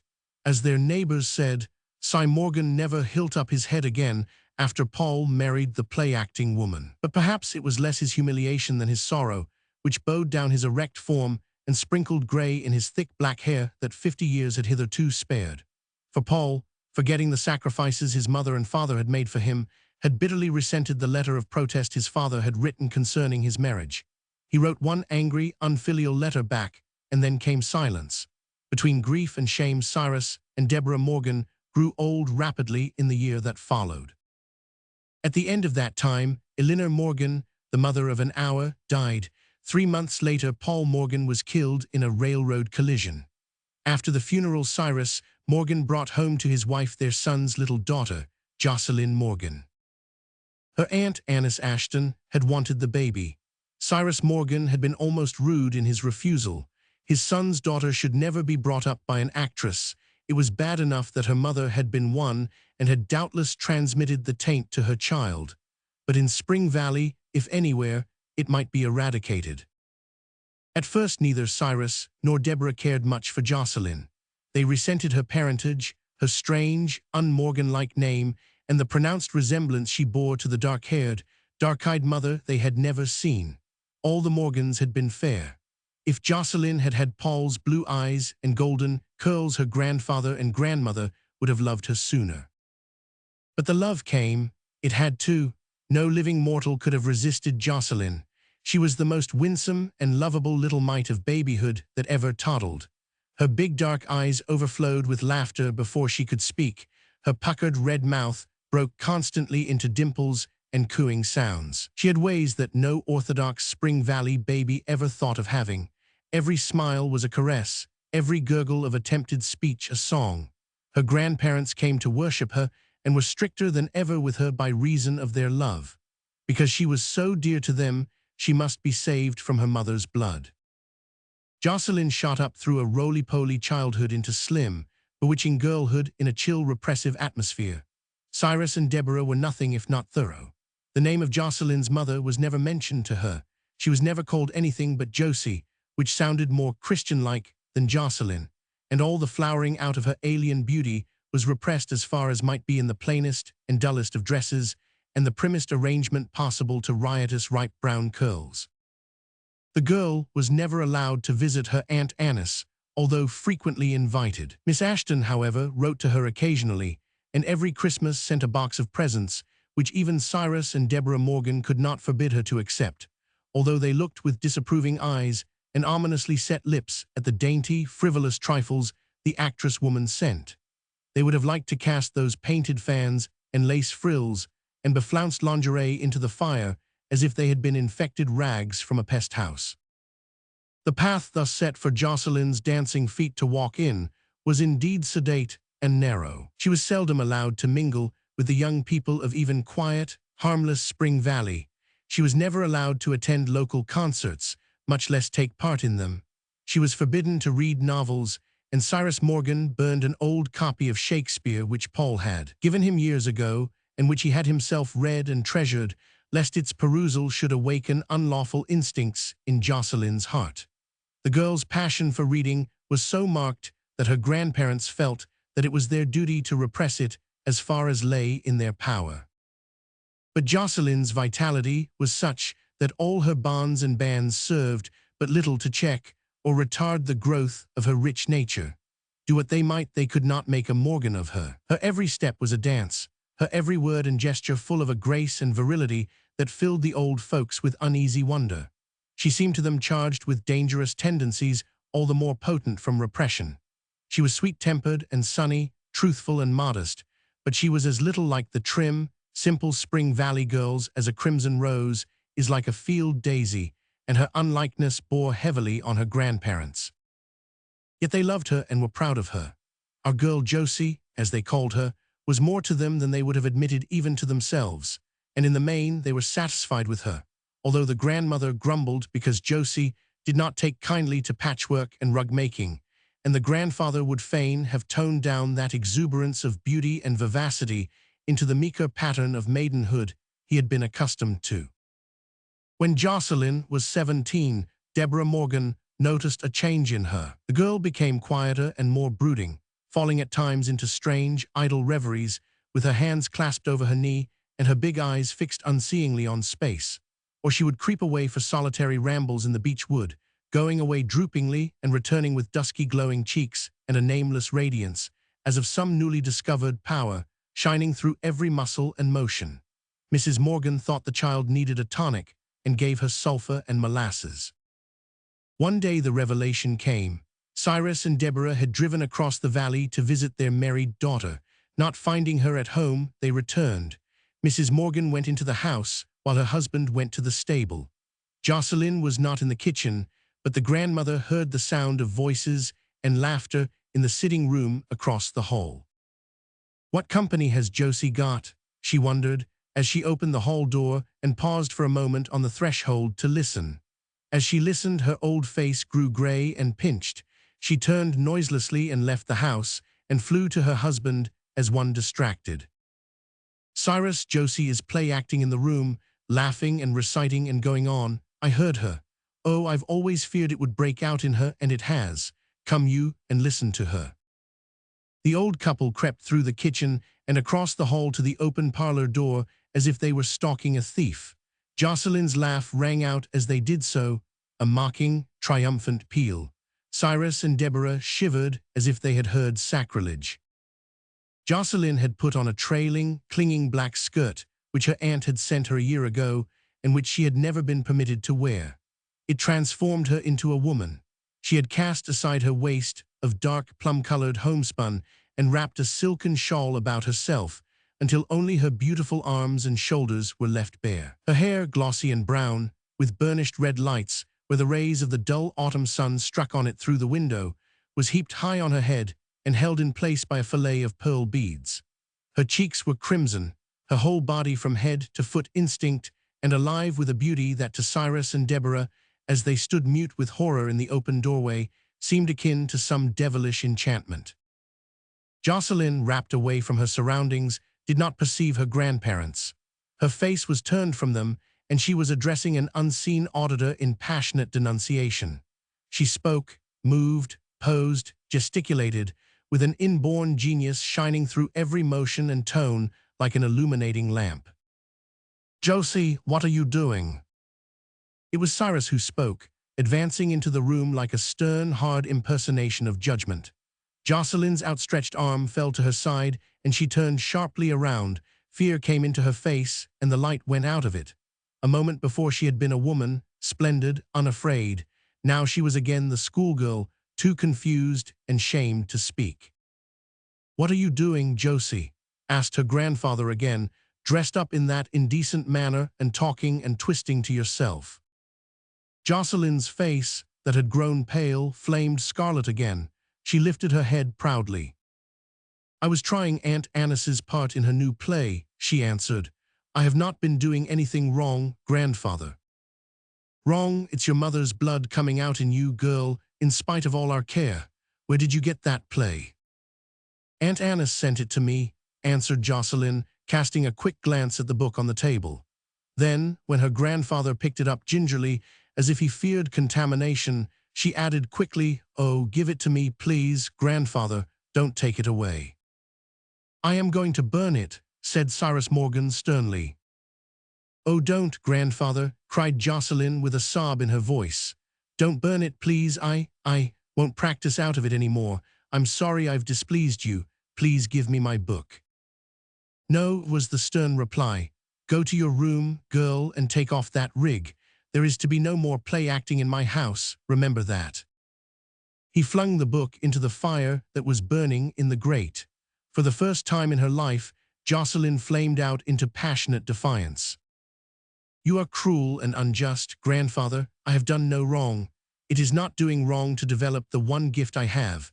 It's the only thing I can do, and I am going to do it. My mother was an actress and a good woman, so is Aunt Annis, so I mean to be." "Oh, Josie, Josie," said her grandmother in a scared voice.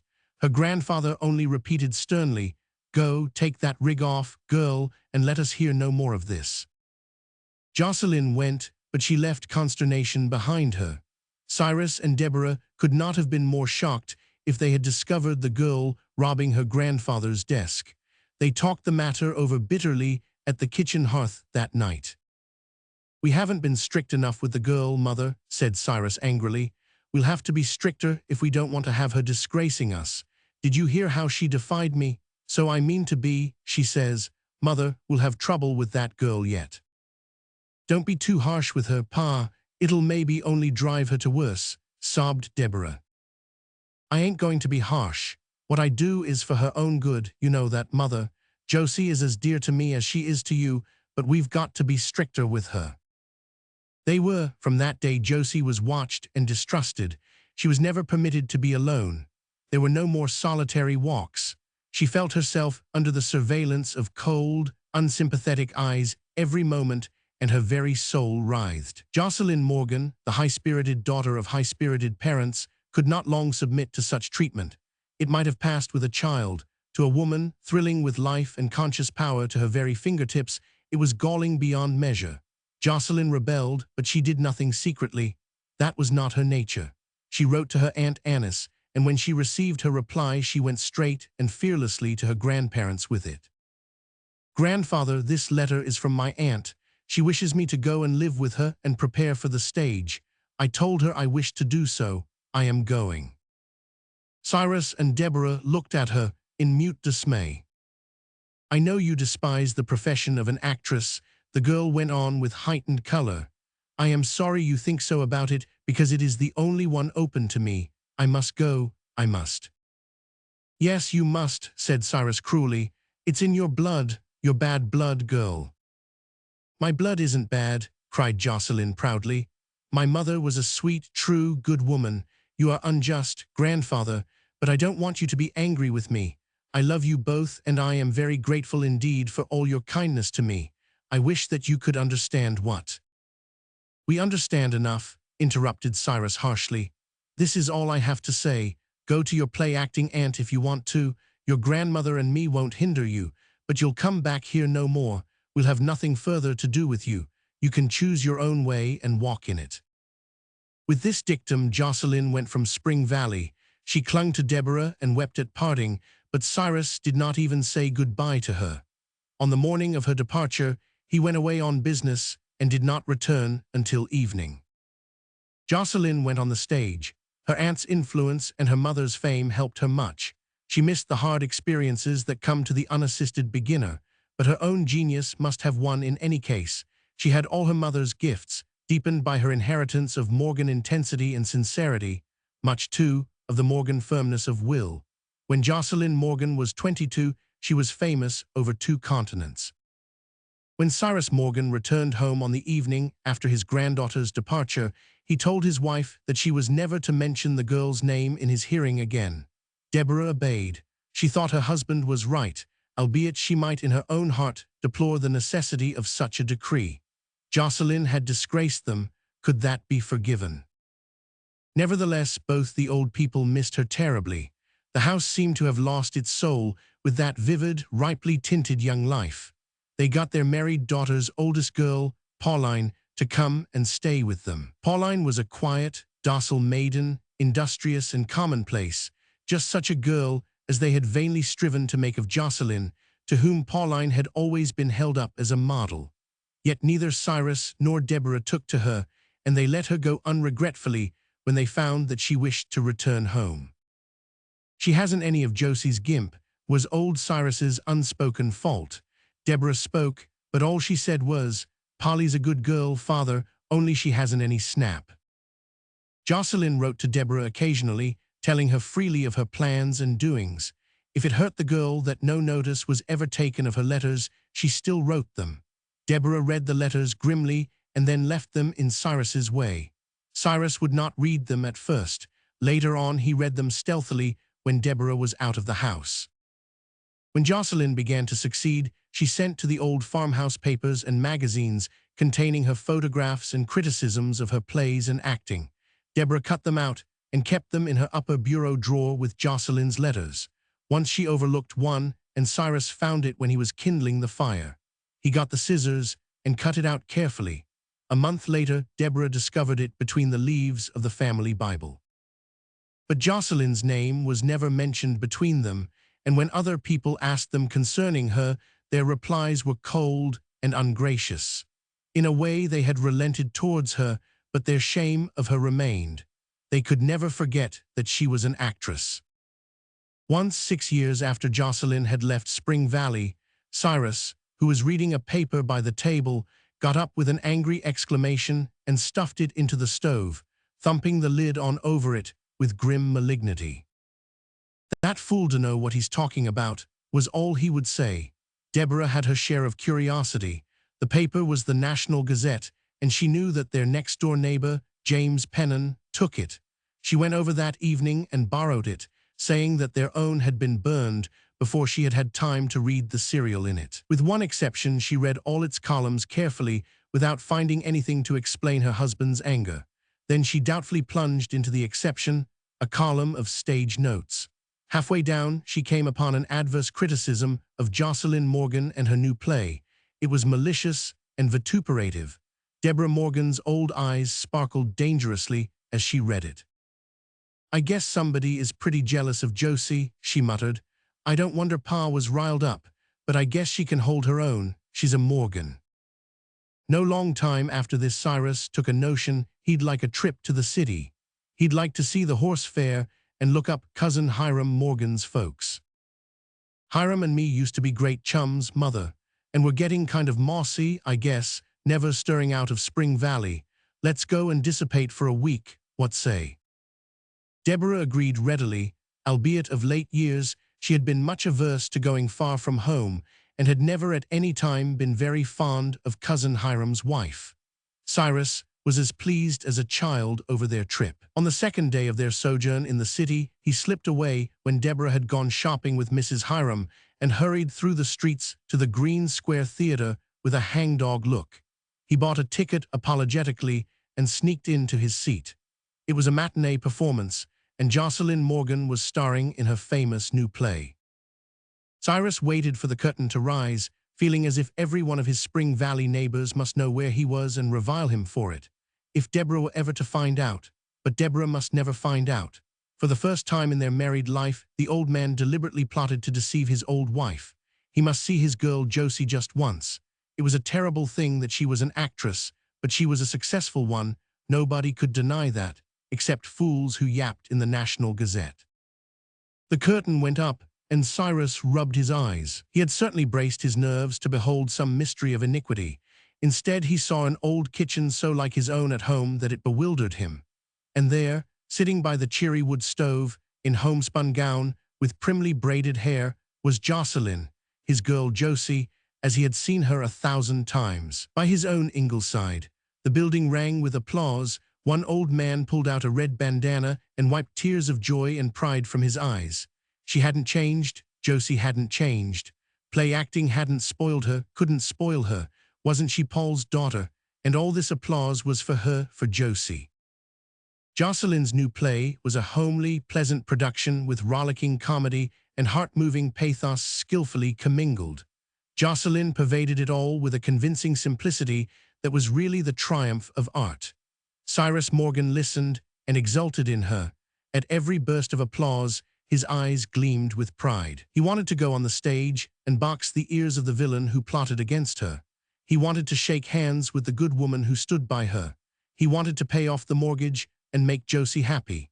He wiped tears from his eyes in the third act when Josie was turned out of doors, and when the fourth left her a happy, blushing bride, hand in hand with her farmer lover, he could have wept again for joy.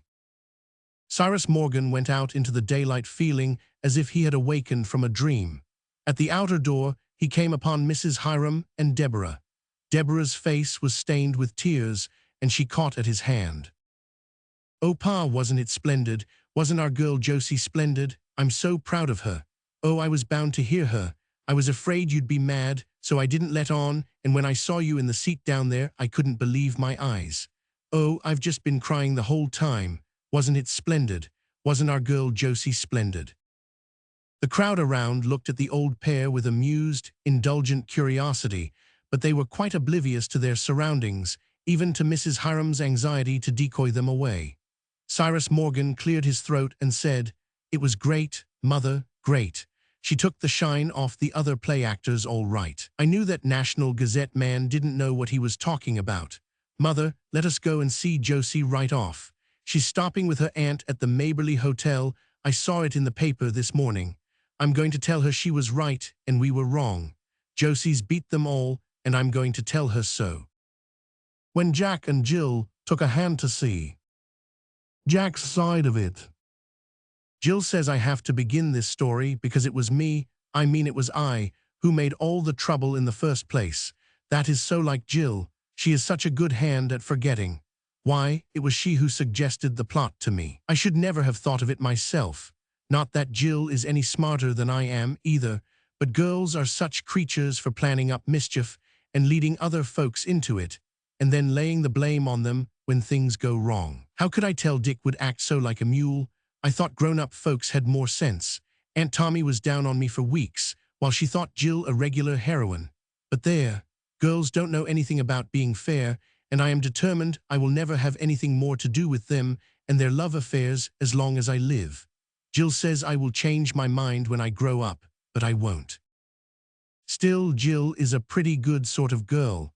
I have to scold her sometimes, but if any other chap tried to, I would punch his head for him. I suppose it is time I explained who Dick and Aunt Tommy are. Dick is our minister. He hasn't been it very long. He only came a year ago. I shall never forget how surprised Jill and I were that first Sunday we went to church and saw him. We had always thought that ministers had to be old. All the ministers we knew were. Mr. Grinnell, the one before Dick came, must have been as old as Methuselah, but Dick was young and good-looking. Jill said she thought it a positive sin for a minister to be so good-looking. It didn't seem Christian, but that was just because all the ministers we knew happened to be homely, so that it didn't appear natural. Dick was tall and pale and looked as if he had heaps of brains. He had thick curly brown hair and big dark blue eyes. Jill said his eyes were like an archangel's, but how could she tell? She never saw an archangel. I liked his nose. It was so straight and finished looking. Mr. Grinnell had the worst looking nose you ever saw. Jill and I used to make poetry about it in church to keep from falling asleep when he preached such awful long sermons. Dick preached great sermons. They were so nice and short. It was such fun to hear him thump the pulpit when he got excited, and when he got more excited still, he would lean over the pulpit, his face all white, and talk so low and solemn that it would just send the most gorgeous thrills through you. Dick came to Owlwood, that's our place. I hate these explanations, quite a lot, even before Aunt Tommy came. He and Father were chums. They had been in college together, and Father said Dick was the best football player he ever knew. Jill and I soon got acquainted with him, and this was another uncanny thing. We had never thought it possible to get acquainted with a minister. Jill said she didn't think it proper for a real live minister to be so chummy, but then Jill was a little jealous because Dick and I, being both men, were better friends than he and she could be. He taught me to skate that winter and fence with canes and do long division. I could never understand long division before Dick came, although I was away on in fractions. Jill has just been in and says I ought to explain that Dick's name wasn't Dick. I do wish Jill would mind her own business. Of course it wasn't. His real name was the Reverend Stephen Richmond, but Jill and I always called him Dick behind his back. It seemed so jolly and venturesome, somehow, to speak of a minister like that. Only we had to be careful not to let Father and Mother hear us. Mother wouldn't even let Father call Dick Stephen. She said it would set a bad example of familiarity to the children. Mother is an old darling. She won't believe we're half as bad as we are. Well, early in May comes Aunt Tommy. I must explain who Aunt Tommy is, or Jill will be at me again. She is Father's youngest sister, and her real name is Bertha Gordon, but Father has always called her Tommy, and she likes it. Jill and I had never seen Aunt Tommy before, but we took to her from the start because she was so pretty and because she talked to us just as if we were grown up. She called Jill Elizabeth, and Jill would adore a Hottentot who called her Elizabeth. Aunt Tommy is the prettiest girl I ever saw. If Jill is half as good-looking when she gets to be 20, she's only 10 now, same age as I am. We're twins. I shall be proud of her for a sister. Aunt Tommy is all white and dimpled. She has curly red hair and big jolly brown eyes and scrumptious freckles. I do like freckles in a girl, although Jill goes wild if she thinks she has one on her nose. When we talked of writing this story, Jill said I wasn't to say that Aunt Tommy had freckles because it wouldn't sound romantic. But I don't care. She has freckles, and I think they are all right. We went to church with Aunt Tommy the first Sunday after she came, one on each side of her. Aunt Tommy is the only girl in the world I'd walk hand in hand with before people. She looked fine that day. She had on a gorgeous dress, all frills and ruffles, and a big white floppy hat. I was proud of her for an aunt, I can tell you, and I was anxious for Dick to see her. When he came up to speak to me and Jill after church came out, I said, "Aunt Tommy, this is Mr. Richmond," just like the grown-up people say. Aunt Tommy and Dick shook hands and Dick got as red as anything. It was funny to see him. The very next evening he came down to Owlwood. We hadn't expected him until Tuesday, for he never came Monday night before. That is Father's night for going to a large meeting. Mother was away this time too. I met Dick on the porch and took him into the parlor, thinking what a bully talk we could have all alone together without Jill bothering around. But in a minute Aunt Tommy came in and she and Dick began to talk, and I just couldn't get a word in edgewise. I got so disgusted I started out, but I don't believe they ever noticed I was gone. I liked Aunt Tommy very well, but I didn't think she had any business to monopolize Dick like that when he and I were such old chums. Outside I came across Jill. She was sitting all alone in the dark, curled up on the edge of the veranda, just where she could see into the parlor through the big glass door. I sat down beside her, for I wanted sympathy. "Dick's in there talking to Aunt Tommy," I said. "I don't see what makes him want to talk to her." "What a goose you are," said Jill in that aggravatingly patronizing way of hers. "Why, Dick has fallen in love with Aunt Tommy."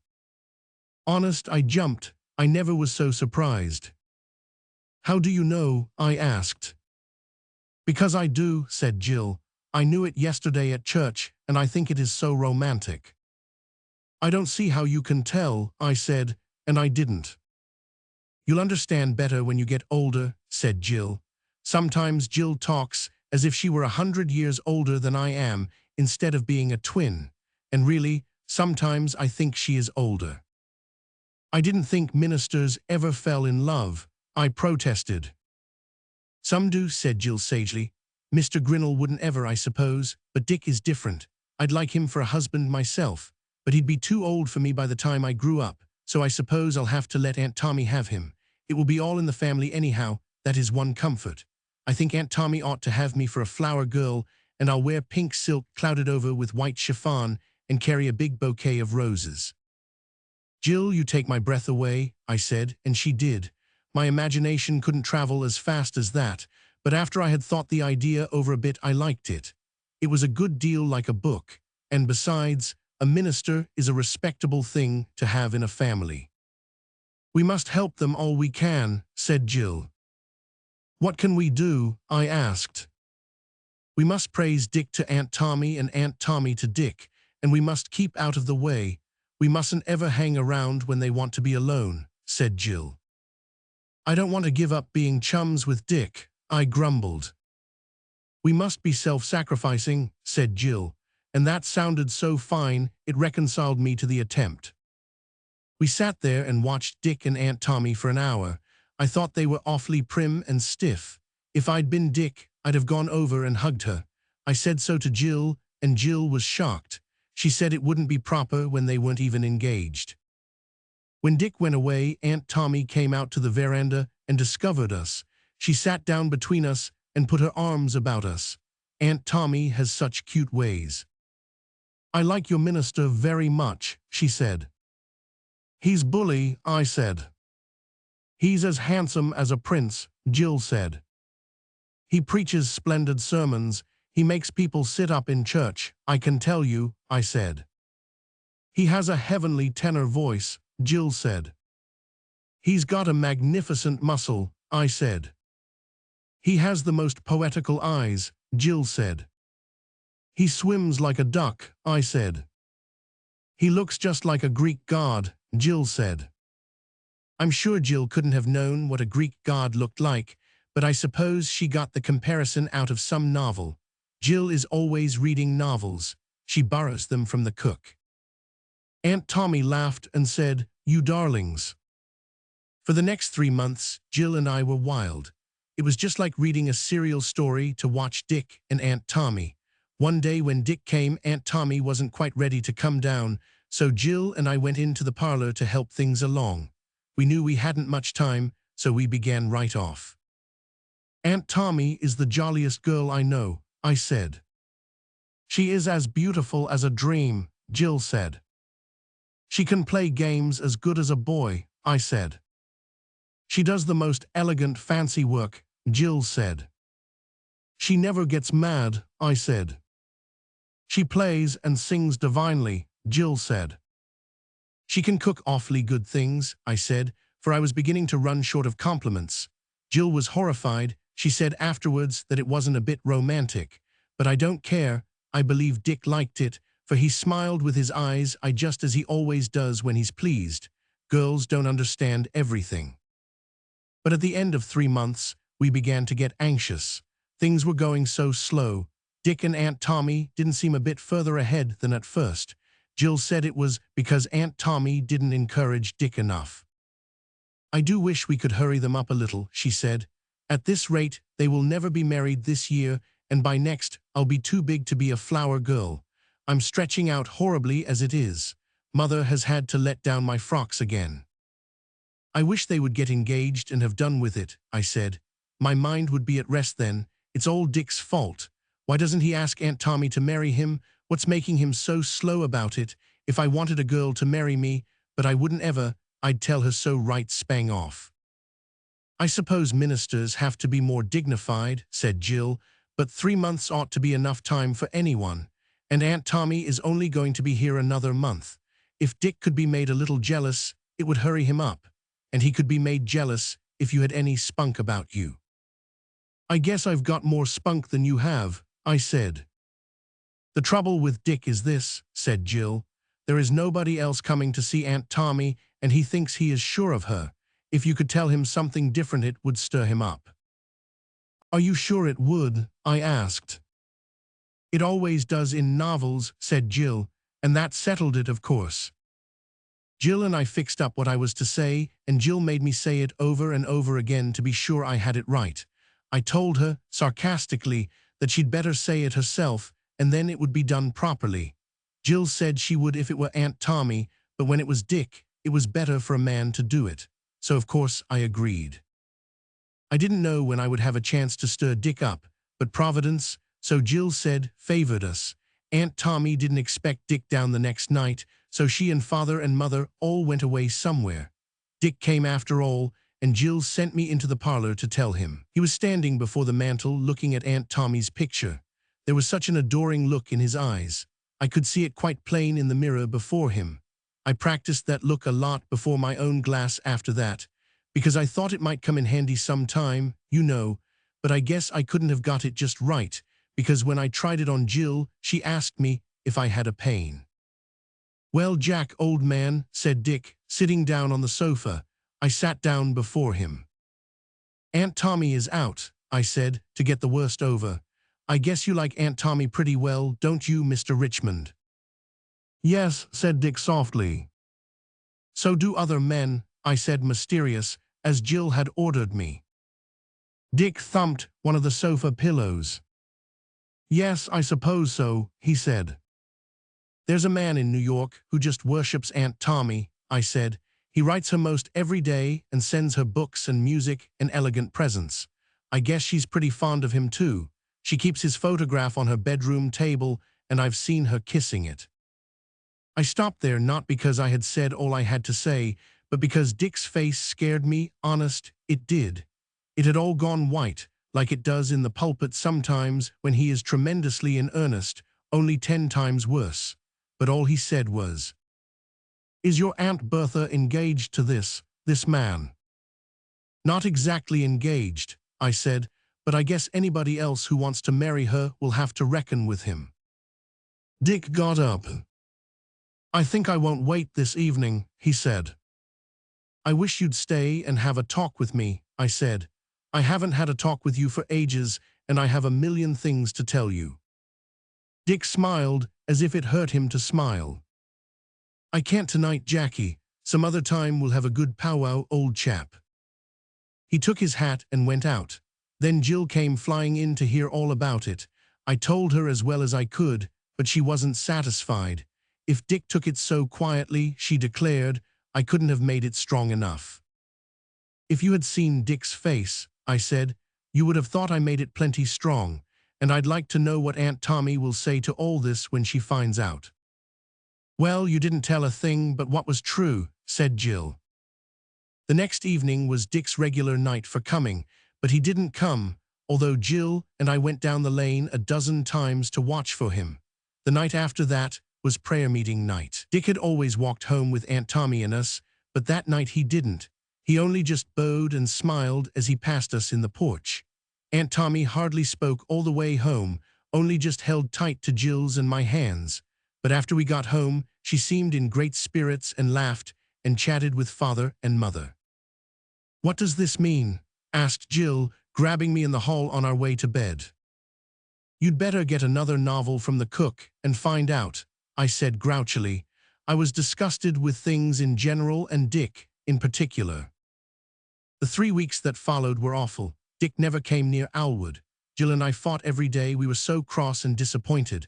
Nothing had come out right, and Jill blamed it all on me. She said I must have made it too strong. There was no fun in anything, not even in going to church. Dick hardly thumped the pulpit at all, and when he did it was only a measly little thump. But Aunt Tommy didn't seem to worry any. She sang and laughed and joked from morning to night. She doesn't mind Dick's making an ass of himself. Anyway, that's one consolation, I said to Jill. "She is breaking her heart about it," said Jill, "and that's your consolation." "I don't believe it," I said. "What makes you think so?" "She cries every night," said Jill. "I can tell by the look of her eyes in the morning." "She doesn't look half as woebegone over it as you do," I said. "If I had her reason for looking woebegone, I wouldn't look it either," said Jill. I asked her to explain her meaning, but she only said that little boys couldn't understand those things. Things went on like this for another week. Then they reached, so Jill says, a climax. If Jill knows what that means, I don't. But Pinky Carroll was the climax. Pinky's name is James, but Jill and I always called him Pinky because we couldn't bear him. He took to calling at Owlwood, and one evening he took Aunt Tommy out driving. Then Jill came to me. "Something has got to be done," she said resolutely. "I am not going to have Pinky Carroll for an Uncle Tommy, and that is all there is about it. You must go straight to Dick and tell him the truth about the New York man." I looked at Jill to see if she were in earnest. When I saw that she was, I said, "I wouldn't take all the gems of Golconda and go and tell Dick that I'd been hoaxing him. You can do it yourself, Jill Gordon." "You didn't tell him anything that wasn't true," said Jill. "I don't know how a minister might look upon it," I said. "Anyway, I won't go." "Then I suppose I've got to," said Jill very dolefully. "Yes, you'll have to," I said. And this finishes my part of the story, and Jill is going to tell the rest. But you needn't believe everything she says about me in it. Jill's side of it.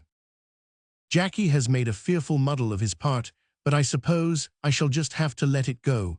You couldn't expect much better of a boy. But I am determined to redescribe Aunt Tommy, for the way Jackie has done it is just disgraceful. I know exactly how to do it, the way it is always done in stories. Aunt Tommy is divinely beautiful. Her magnificent wealth of burnished auburn hair flows back in amethystine waves from her sun-kissed brow. Her eyes are gloriously dark and deep, like midnight lakes mirroring the stars of heaven. Her features are like sculptured marble, and her mouth is like a trembling, curving Cupid's bow. This is a classical illusion, luscious and glowing as a dewy rose. Her creamy skin is as fair and flawless as the inner petals of a white lily. She may have a teeny freckle or two in summer, but you'd never notice. Her slender form is matchless in its symmetry, and her voice is like the ripple of a woodland brook.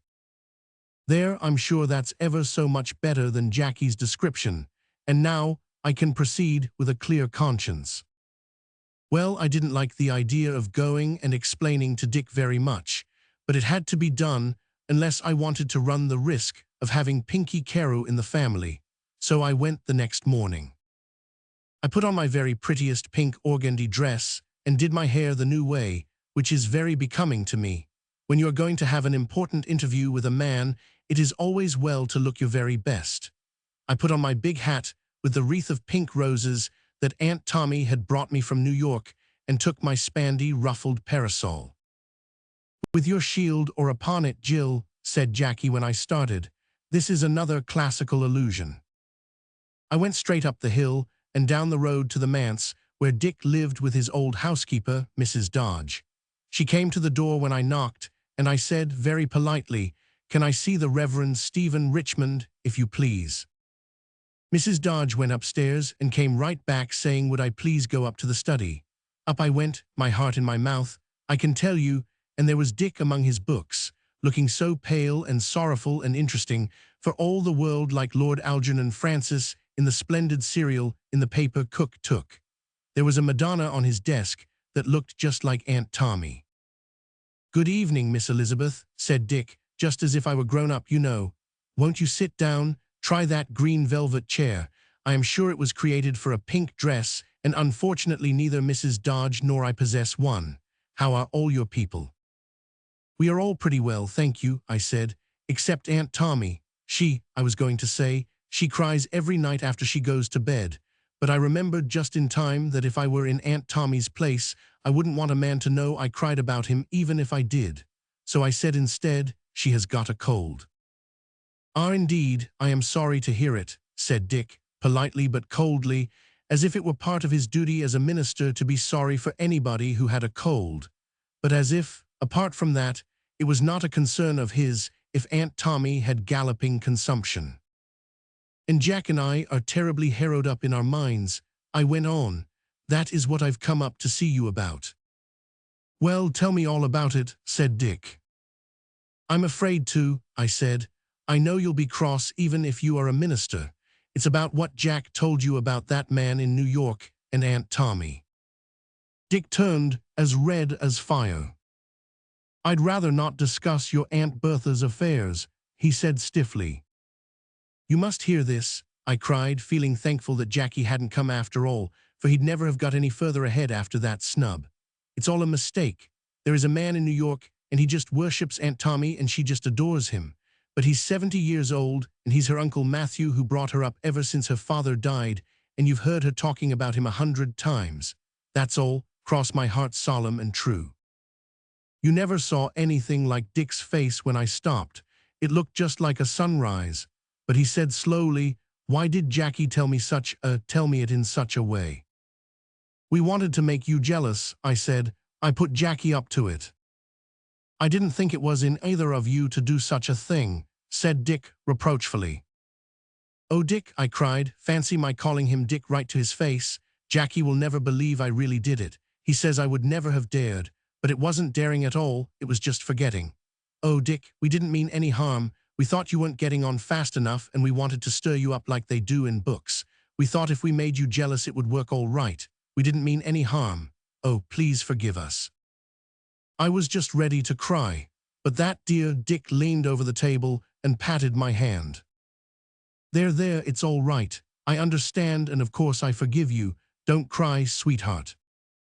The way Dick said "sweetheart" was perfectly lovely. I envied Aunt Tommy, and I wanted to keep on crying so that he would go on comforting me. "And you'll come back to see Aunt Tommy again," I said. Dick's face clouded over. He got up and walked around the room several times before he said a word. Then he came and sat down beside me and explained it all to me, just as if I were grown up. "Sweetheart, we'll talk this all out. You see, it is this way. Your Aunt Bertha is the sweetest woman in the world, but I'm only a poor minister, and I have no right to ask her to share my life of hard work and self-denial. And even if I dared, I know she wouldn't do it. She doesn't care anything for me except as a friend. I never meant to tell her I cared for her, but I couldn't help going to Owlwood, even though I knew it was a weakness on my part. So now that I'm out of the habit of going, I think it would be wisest to stay out. It hurts dreadfully, but it would hurt worse after a while. Don't you agree with me, Miss Elizabeth?" I thought hard and fast. If I were in Aunt Tommy's place, I mightn't want a man to know I cried about him, but I was quite sure I'd rather have him know than have him stay away because he didn't know. So I spoke right up.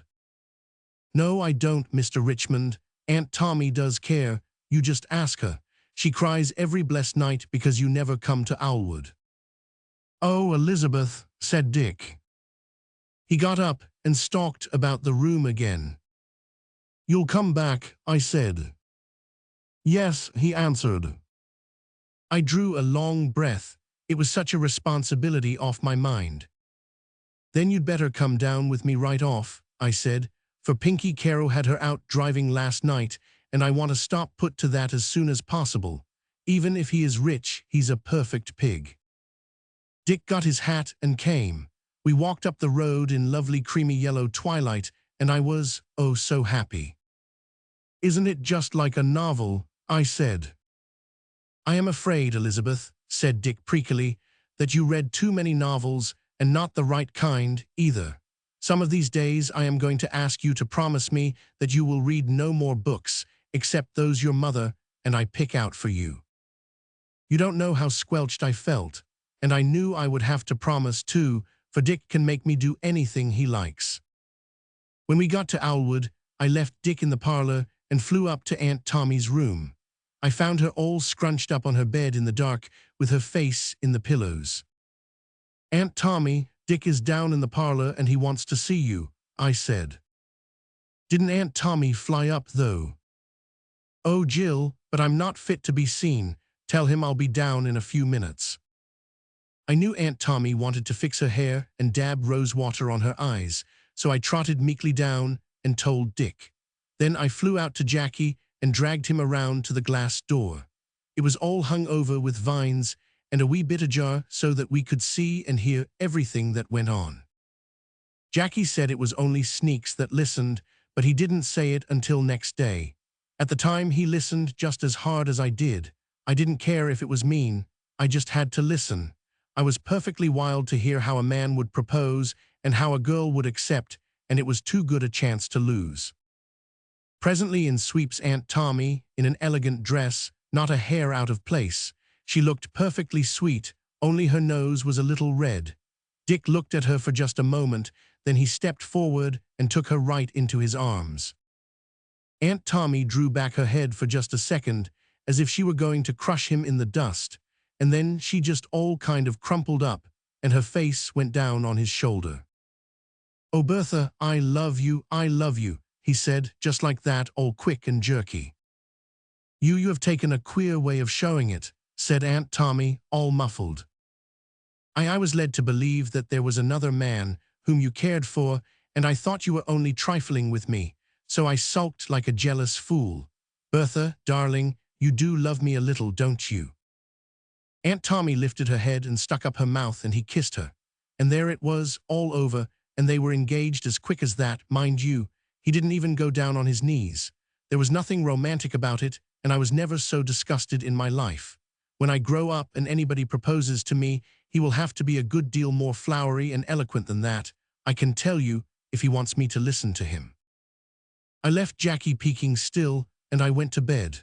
After a long time, Aunt Tommy came up to my room and sat down on my bed in the moonlight. "You dear blessed Elizabeth," she said. "It's all right then, is it?" I asked. "Yes, it is all right, thanks to you, dearie. We are to be married in October, and somebody must be my little flower girl." "I think Dick will make a splendid husband," I said. "But Aunt Tommy, you mustn't be too hard on Jackie. He only wanted to help things along, and it was I who put him up it in the first place." "You have atoned by going and confessing," said Aunt Tommy with a hug. "Jackie had no business to put that off on you. I'll forgive him, of course, but I'll punish him by not letting him know that I will for a little while. Then I'll ask him to be a page at my wedding." Well, the wedding came off last week. It was a perfectly gorgeous affair. Aunt Tommy's dress was a dream, and so was mine, all pink silk and chiffon and carnations. Jackie made a magnificent page too, in a suit of white velvet. The wedding cake was 4 stories high, and Dick looked perfectly handsome. He kissed me too, right after he kissed Aunt Tommy. So everything turned out all right, and I believe Dick would never have dared to speak up if we hadn't helped things along. But Jackie and I have decided that we will never meddle in an affair of the kind again. It is too hard on the nerves.